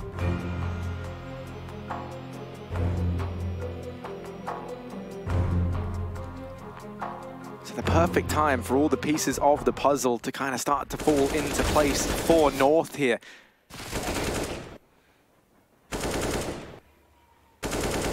one thing I think it is important to look at is the kill distribution, right? It's been a very much a team effort. It isn't just the case, as we saw yesterday, where, you know, Valdez been really the guy up at the top. Cadian's had a couple of strong games. Other than that, it's been a bit hit and miss as to who is that man stepping up alongside Valdo within this team.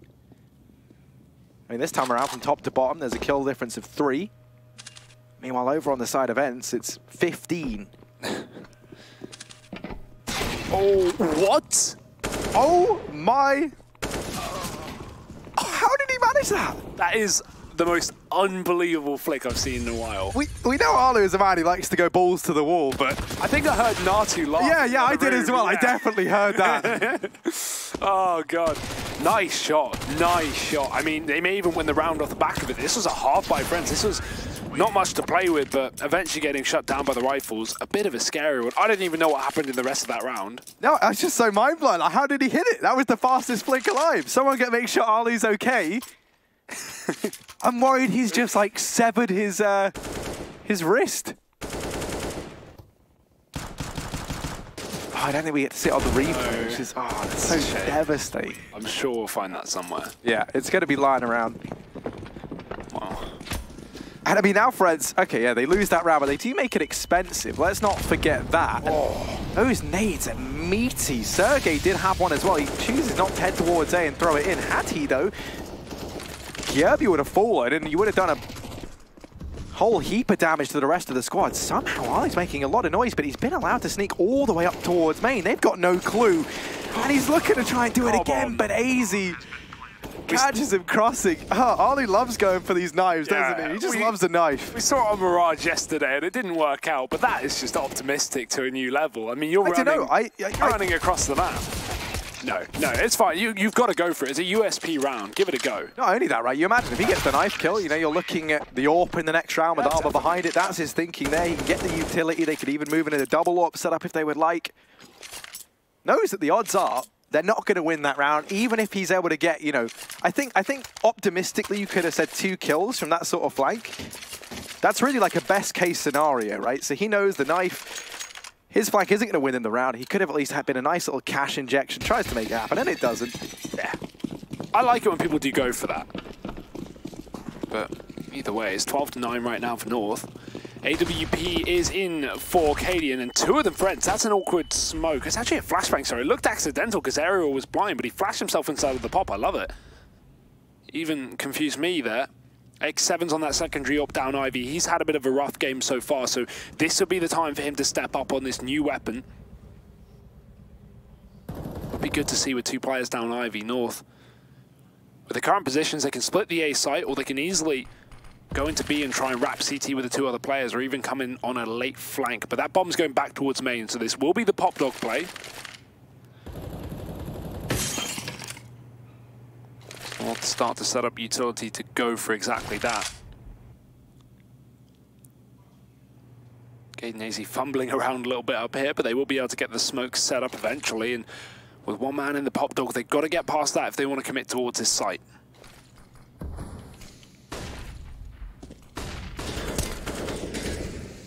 They're trying to flash and deal with Aerial over here, and Pop. AZ will land that shot on the drop, continuing his good form of being able to find these openers, find the advantages. X7.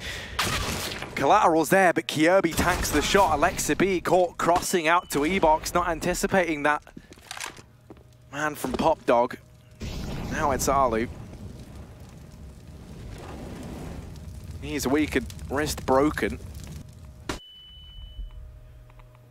Palm's likely sweaty as well. Starts to edge on round. There's only 13 seconds on the clock, so if he denies the bomb plant, Sergey's going to find it. And Arlo, he's going to wait for him to tap in the numbers. Finds that first man. Sergey denies the bomb plant, and there's no time. North, this round gets stripped away from them.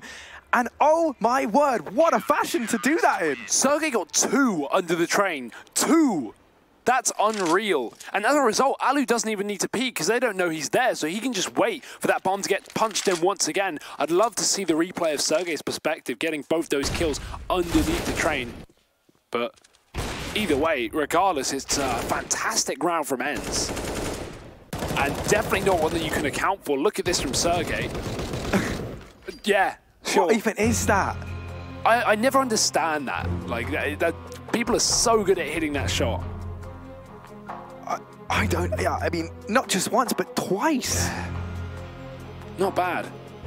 No, not bad one bit. Sergey is having an utterly fantastic game for ENCE right now. He's sitting top of the board, 25 kills to his name. Next nearest on his team is Alexa B on 15. And that was such a crucial round as well, Harry. Not only would the money of ENCE be broken if they lost it and North would have been up to 13 rounds, but it's finally ENCE breaking the streak, slowing down the momentum of North on this T side that have just been unreal. ENCE's second round and a half, which certainly isn't a good sign, but it could be the start of something here with North's money on a tipping point. Gade on a pistol. Cadian's going to have that AWP once again, looking for the fast A pick, and he does get the leg to Alu. Not bad at all. Sergey spotting down on B. He is the solo player here.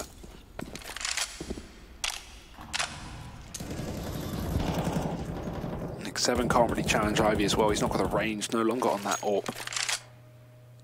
So has to hope North haven't crept up, and for now they haven't, but Valde's in position to do so. Cadian going back in for second. He's not full just yet. And ENCE in the meantime, they only have 3 players on this A site. So rotation might be needed sooner rather than later. This push is gonna... What? Just moving a bit too early, I think. And also getting shot may have interrupted his aim somewhat. Now it's a pick given away. An aerial pushing into the Pop Dog. There's no one here, but that's great for him because it means he's going to have an off angle to catch out these North players as they push through the T-Con. Important thing to note, though, it is just flashbangs left for ENCE. So as this push comes through, they don't have any Molotovs, they don't have any smokes to try and delay it any further. They just have to get this done now and aim almost alone.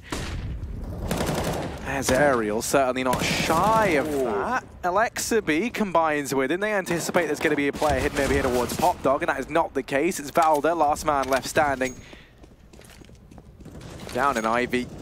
At this point in time, I don't even think he's going to really be looking to save, but you imagine... Actually, they are double eco anyway, so yeah, he's just going to hold on to this, look to try and take it with him into the next round. As he finds that, doesn't want to risk going down after time. Alexa B on this flank, that's the thing that could throw everything into chaos here for North. Counter-terrorists win. Ooh.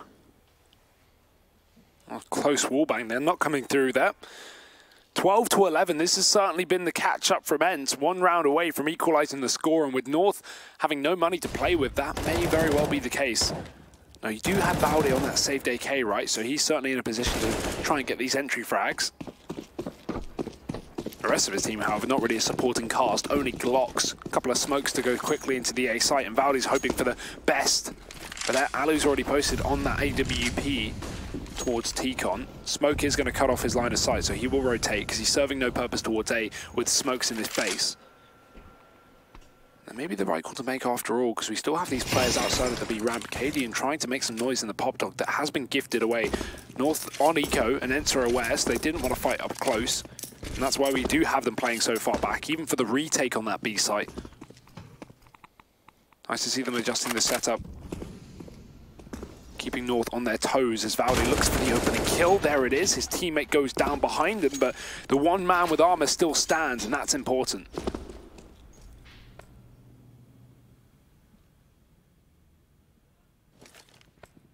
Yeah, Valde, as we've kind of been highlighting, he has been really the diamond in the rough for North. That pillar of consistency for them. Setting up for the B play.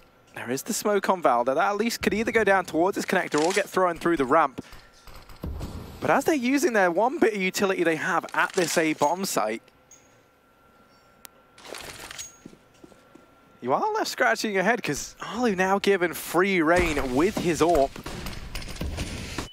Oh no, that was the connector smoke rather. So that goes in, and that there is going to send Alu back. He's forced into the bomb site, and Valde from up in the heavens is able to go ahead and dispatch him. Sergey on this wrap round from behind is going to be unnoticed right now, and no way of knowing that someone could have possibly gone this deep. But Valde, once more, making this saved AK work. He's in with his third kill, only on 2 HP, so surely there's no way he's able to get more done. But he's pulled it into the 1v1, and X7 on this AWP It's a one-shot either way. He's got the Deke in hand, doesn't have a kit to work with, so he's got to get on this bomb quickly. He tries to, but Valde in with the ace. And my word, 1 AK carry forward. He saves it in the previous round. And he shows up with it, showing exactly why he is the highest rated player of the minor thus far. That is unbelievable. And after the first fight up in T-Con, he was left on 23 points of health. He gets those next 3 kills, or 4 kills rather, on less than 30 HP. That's unreal from Valde. What a talent, what a star. And he may have just saved North in a really uncomfortable moment, Harry, because that was supposed to be a free round for ENCE with 4 clocks in play over on this T side. And as a result, losing that round to the solo man has broken the money of ENCE, has put them down in the dumpsters, while North take 13. This is just throwing the whole map into question for ENCE. Their pick. And to let that happen versus 1 AK, just 1 man, doing the work of 5 men. Valde. What a showing from him it's been. You don't see that every day. No, you almost certainly do not. And for ENCE now, I mean, not only is their economy broken, but that is a round that you know that you should be picking up. That was your way to build back into this game, tie things up. From then on in, it's anybody's business on this map. Suddenly, you're ecoing into this one. North going to be finding a 14th unless something goes disastrously wrong, which with this 3-man presence over in main, maybe ENCE could manage something here. Sergej actually picking up AZ. Ooh. Over toward B, Kjaerbye, I think he heard the footsteps. He's aware, but Alexa B is up through Pop Dog. And North, things were looking so good. You managed to get it done on what was borderline an eco. You cannot then get ecoed in the following round. AKs have been retrieved, and this little Finnish militia built up a ragtag squad of misfits. They've secured themselves armaments, and now they're looking to try and close out this round, a round that they had no business drawing this close. 5v3 in North, they've had an identity crisis. We've swapped sides as they take up position in CT, starting to push into this B bomb site. Sergej's in with his second. Valde's able to trade. It falls to him. And the AWP/IGL of Cadian in this 2-on-4. Still winnable for North, but this is unreal from ENCE. The issue is they've only picked up 1 rifle. That Molotov going to cut off a rotation from the connector, and Alexa B gives away his position without finding a frag for it. That flash can allow the con peek to come through, but Cadian's already ducked down into CT. This bomb, half-ticked. No kit to play with as well. Valde's holding his own on the site, and there's the second kill. That might have just done it. Valde on 4. No way he's going to get back-to-back aces, and Alu denies him, so it's a 1-on-1 with no time for the bomb. North might have just won it on seconds alone. Cadian finishes it off. And try as they might, ENCE cannot eco North back. 4 kills is going to be all they can muster, but a damn nice try nonetheless.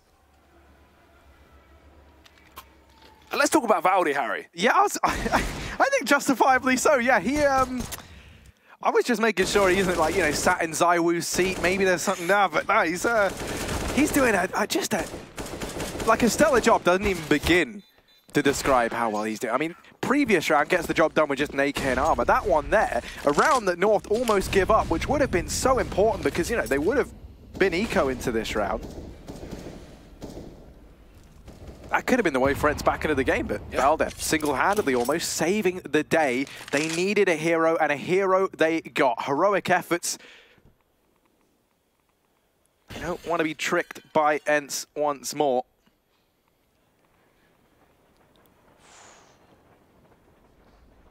Oh, this is a nice push, and Cadian doesn't know either. They have no idea, so Aerial's in a great position to shut this down.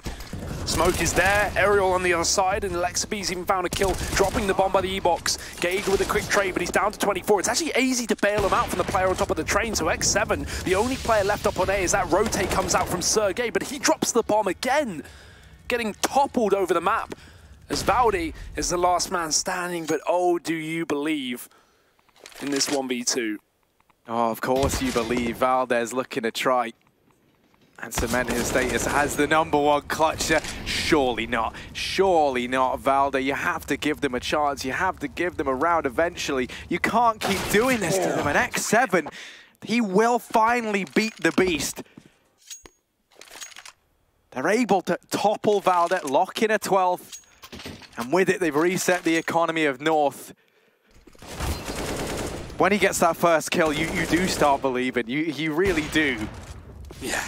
I mean, even him, before he gets the first kill, you're believing, Harry, especially after these last couple of rounds he's had. Unfortunately, not going to be able to win them all. And Enter still in this game in a big way, Harry, because they've bounced back. They've broken the cache of North. One single weapon past the pistols. That's Gade, who's also had a great match. Let's not let Valdes completely overshadow the rest of his team. I mean, Gade has been holding his own at 21 kills in second place. Yeah, I mean, once again, it's one of these things, right, where you take into account that Valdes had 10 of these kills across the last 3 rounds. Gade was actually the top performer in the team until we just had Valdes step on up. Gade has been the man creating a lot of space for this team, and then Valdes has been the one where in these 1vx scenarios, when all the pressure falls onto him, when this dust and smoke is cleared and, you know, the advantages that Gade gets them, the bomb plants that he allows them to get are over, it falls to Valdes to then clutch out the round. These two right now are doing so much work for North. Smoke falls over here at ramp, and that looks like it maybe was enough to deter North. They've actually decided no, they're just going to commit. Their heart was set on this B bomb site, and they've been pretty good at taking what they want. The only issue is Sergey's here, and he is also lights out right now, although lights are out as he now is thrust back to the depths from which he came. Oh, another flick, my goodness, he's been loving these today. Has Alu, Valdes, Cadian left standing, 2v4, and a good chance for Ents to find a 13th. Valdes dropped, and now it is just Cadian in the hot seat. Has to try and lead by example, does Cadian, and players all around. They box him in, and that little trifecta of doom that Cadian found himself in the middle of is just too much to ask of him. 13-14, this is going down to the wire. Yeah, we got a 30 rounder at least on our hands, I think, here, Harry. Especially with the money of North not in a good position. They've got to give away 14 rounds. They cannot force buy this. But at least they get the bomb plant to give them that little bit of extra boost coming into what will be round number 29. Big entry from Gade as well into that one. Opens up the bomb site, takes down the solo defender. But it wasn't going to be enough to convert the round for North. Not to be expected, though, with such limited investments. And it's the same story here. Not the full force, just the light buy. Alu on the AWP, he's going to be playing the connector once again. Sergey still on solo B. And it's not fearful of another one of those fast rushes, and even if they were, it's Sergey ready with a Molotov.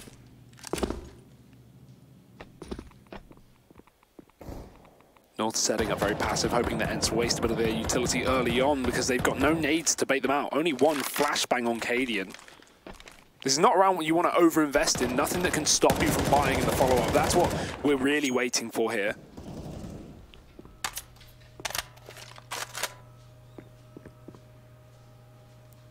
So North just have to keep Ents sweating.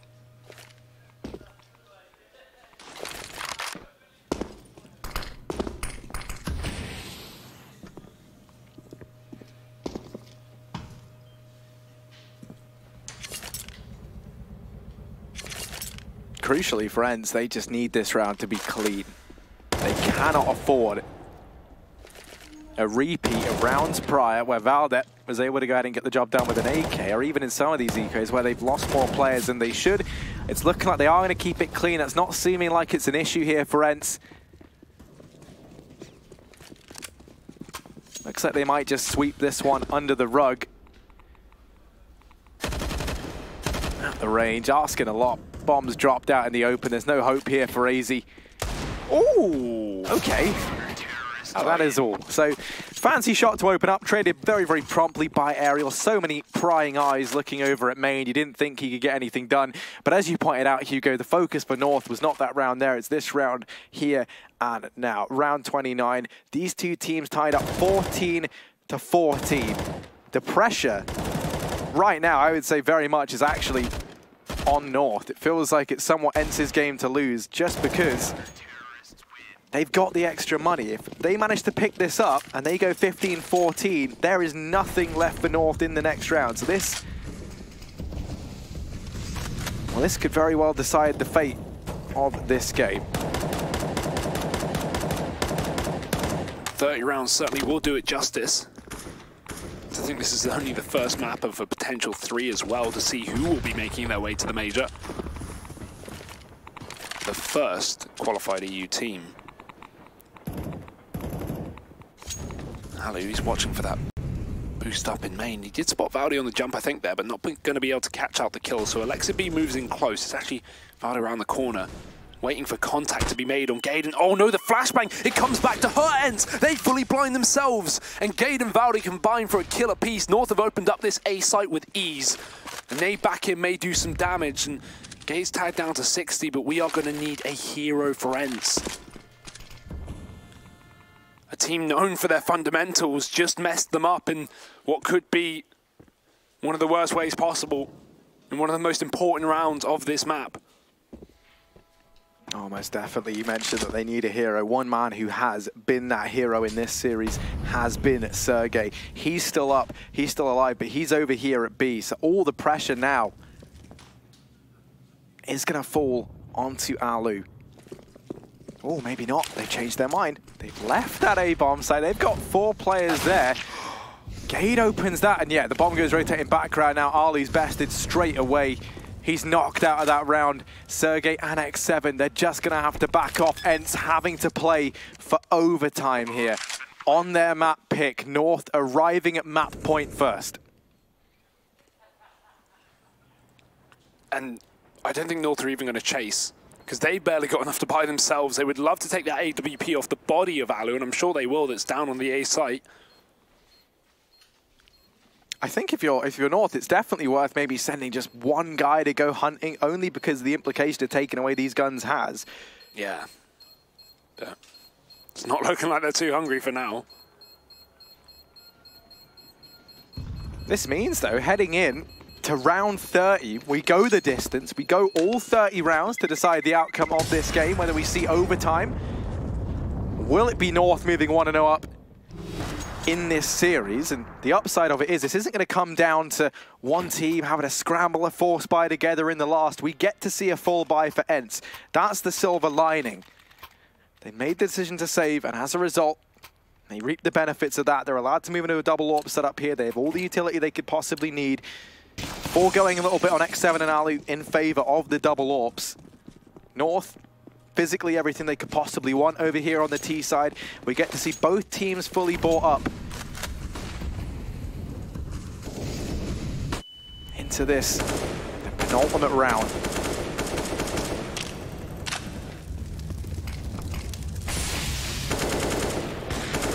Smoke already down on the Ivy. That holds Valde back.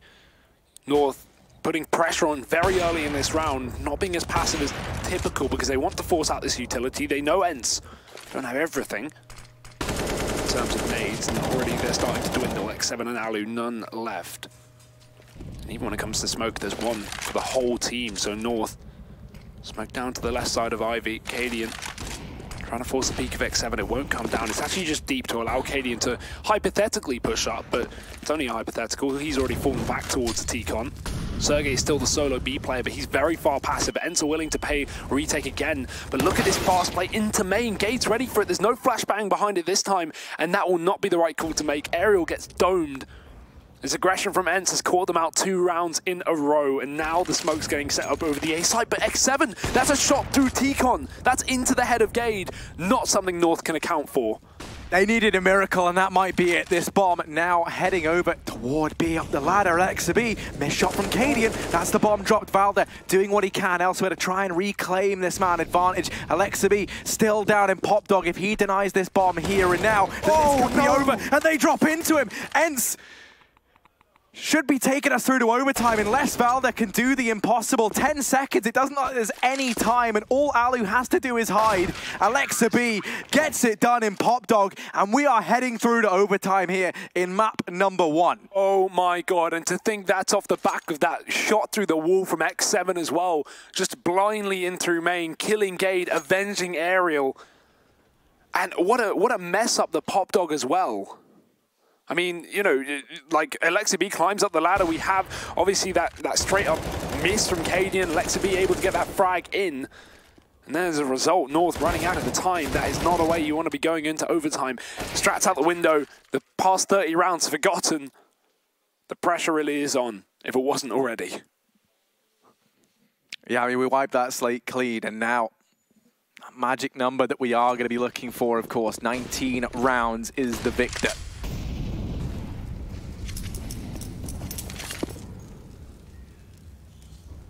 Gonna try and attempt this run boost down towards Ivy. Cadian zooms by. X7 is there, now isn't keen on re-peeking it.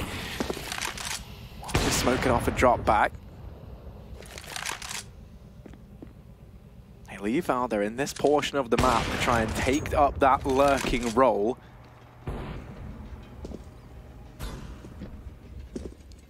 They're gonna try and come in late. Usually whenever we see North run this, what they do is they like to kind of move in towards a B play, have a long wrap in through CT. That might change now that they've gotten rid of Aerial over here in Pop Dog. And it does look like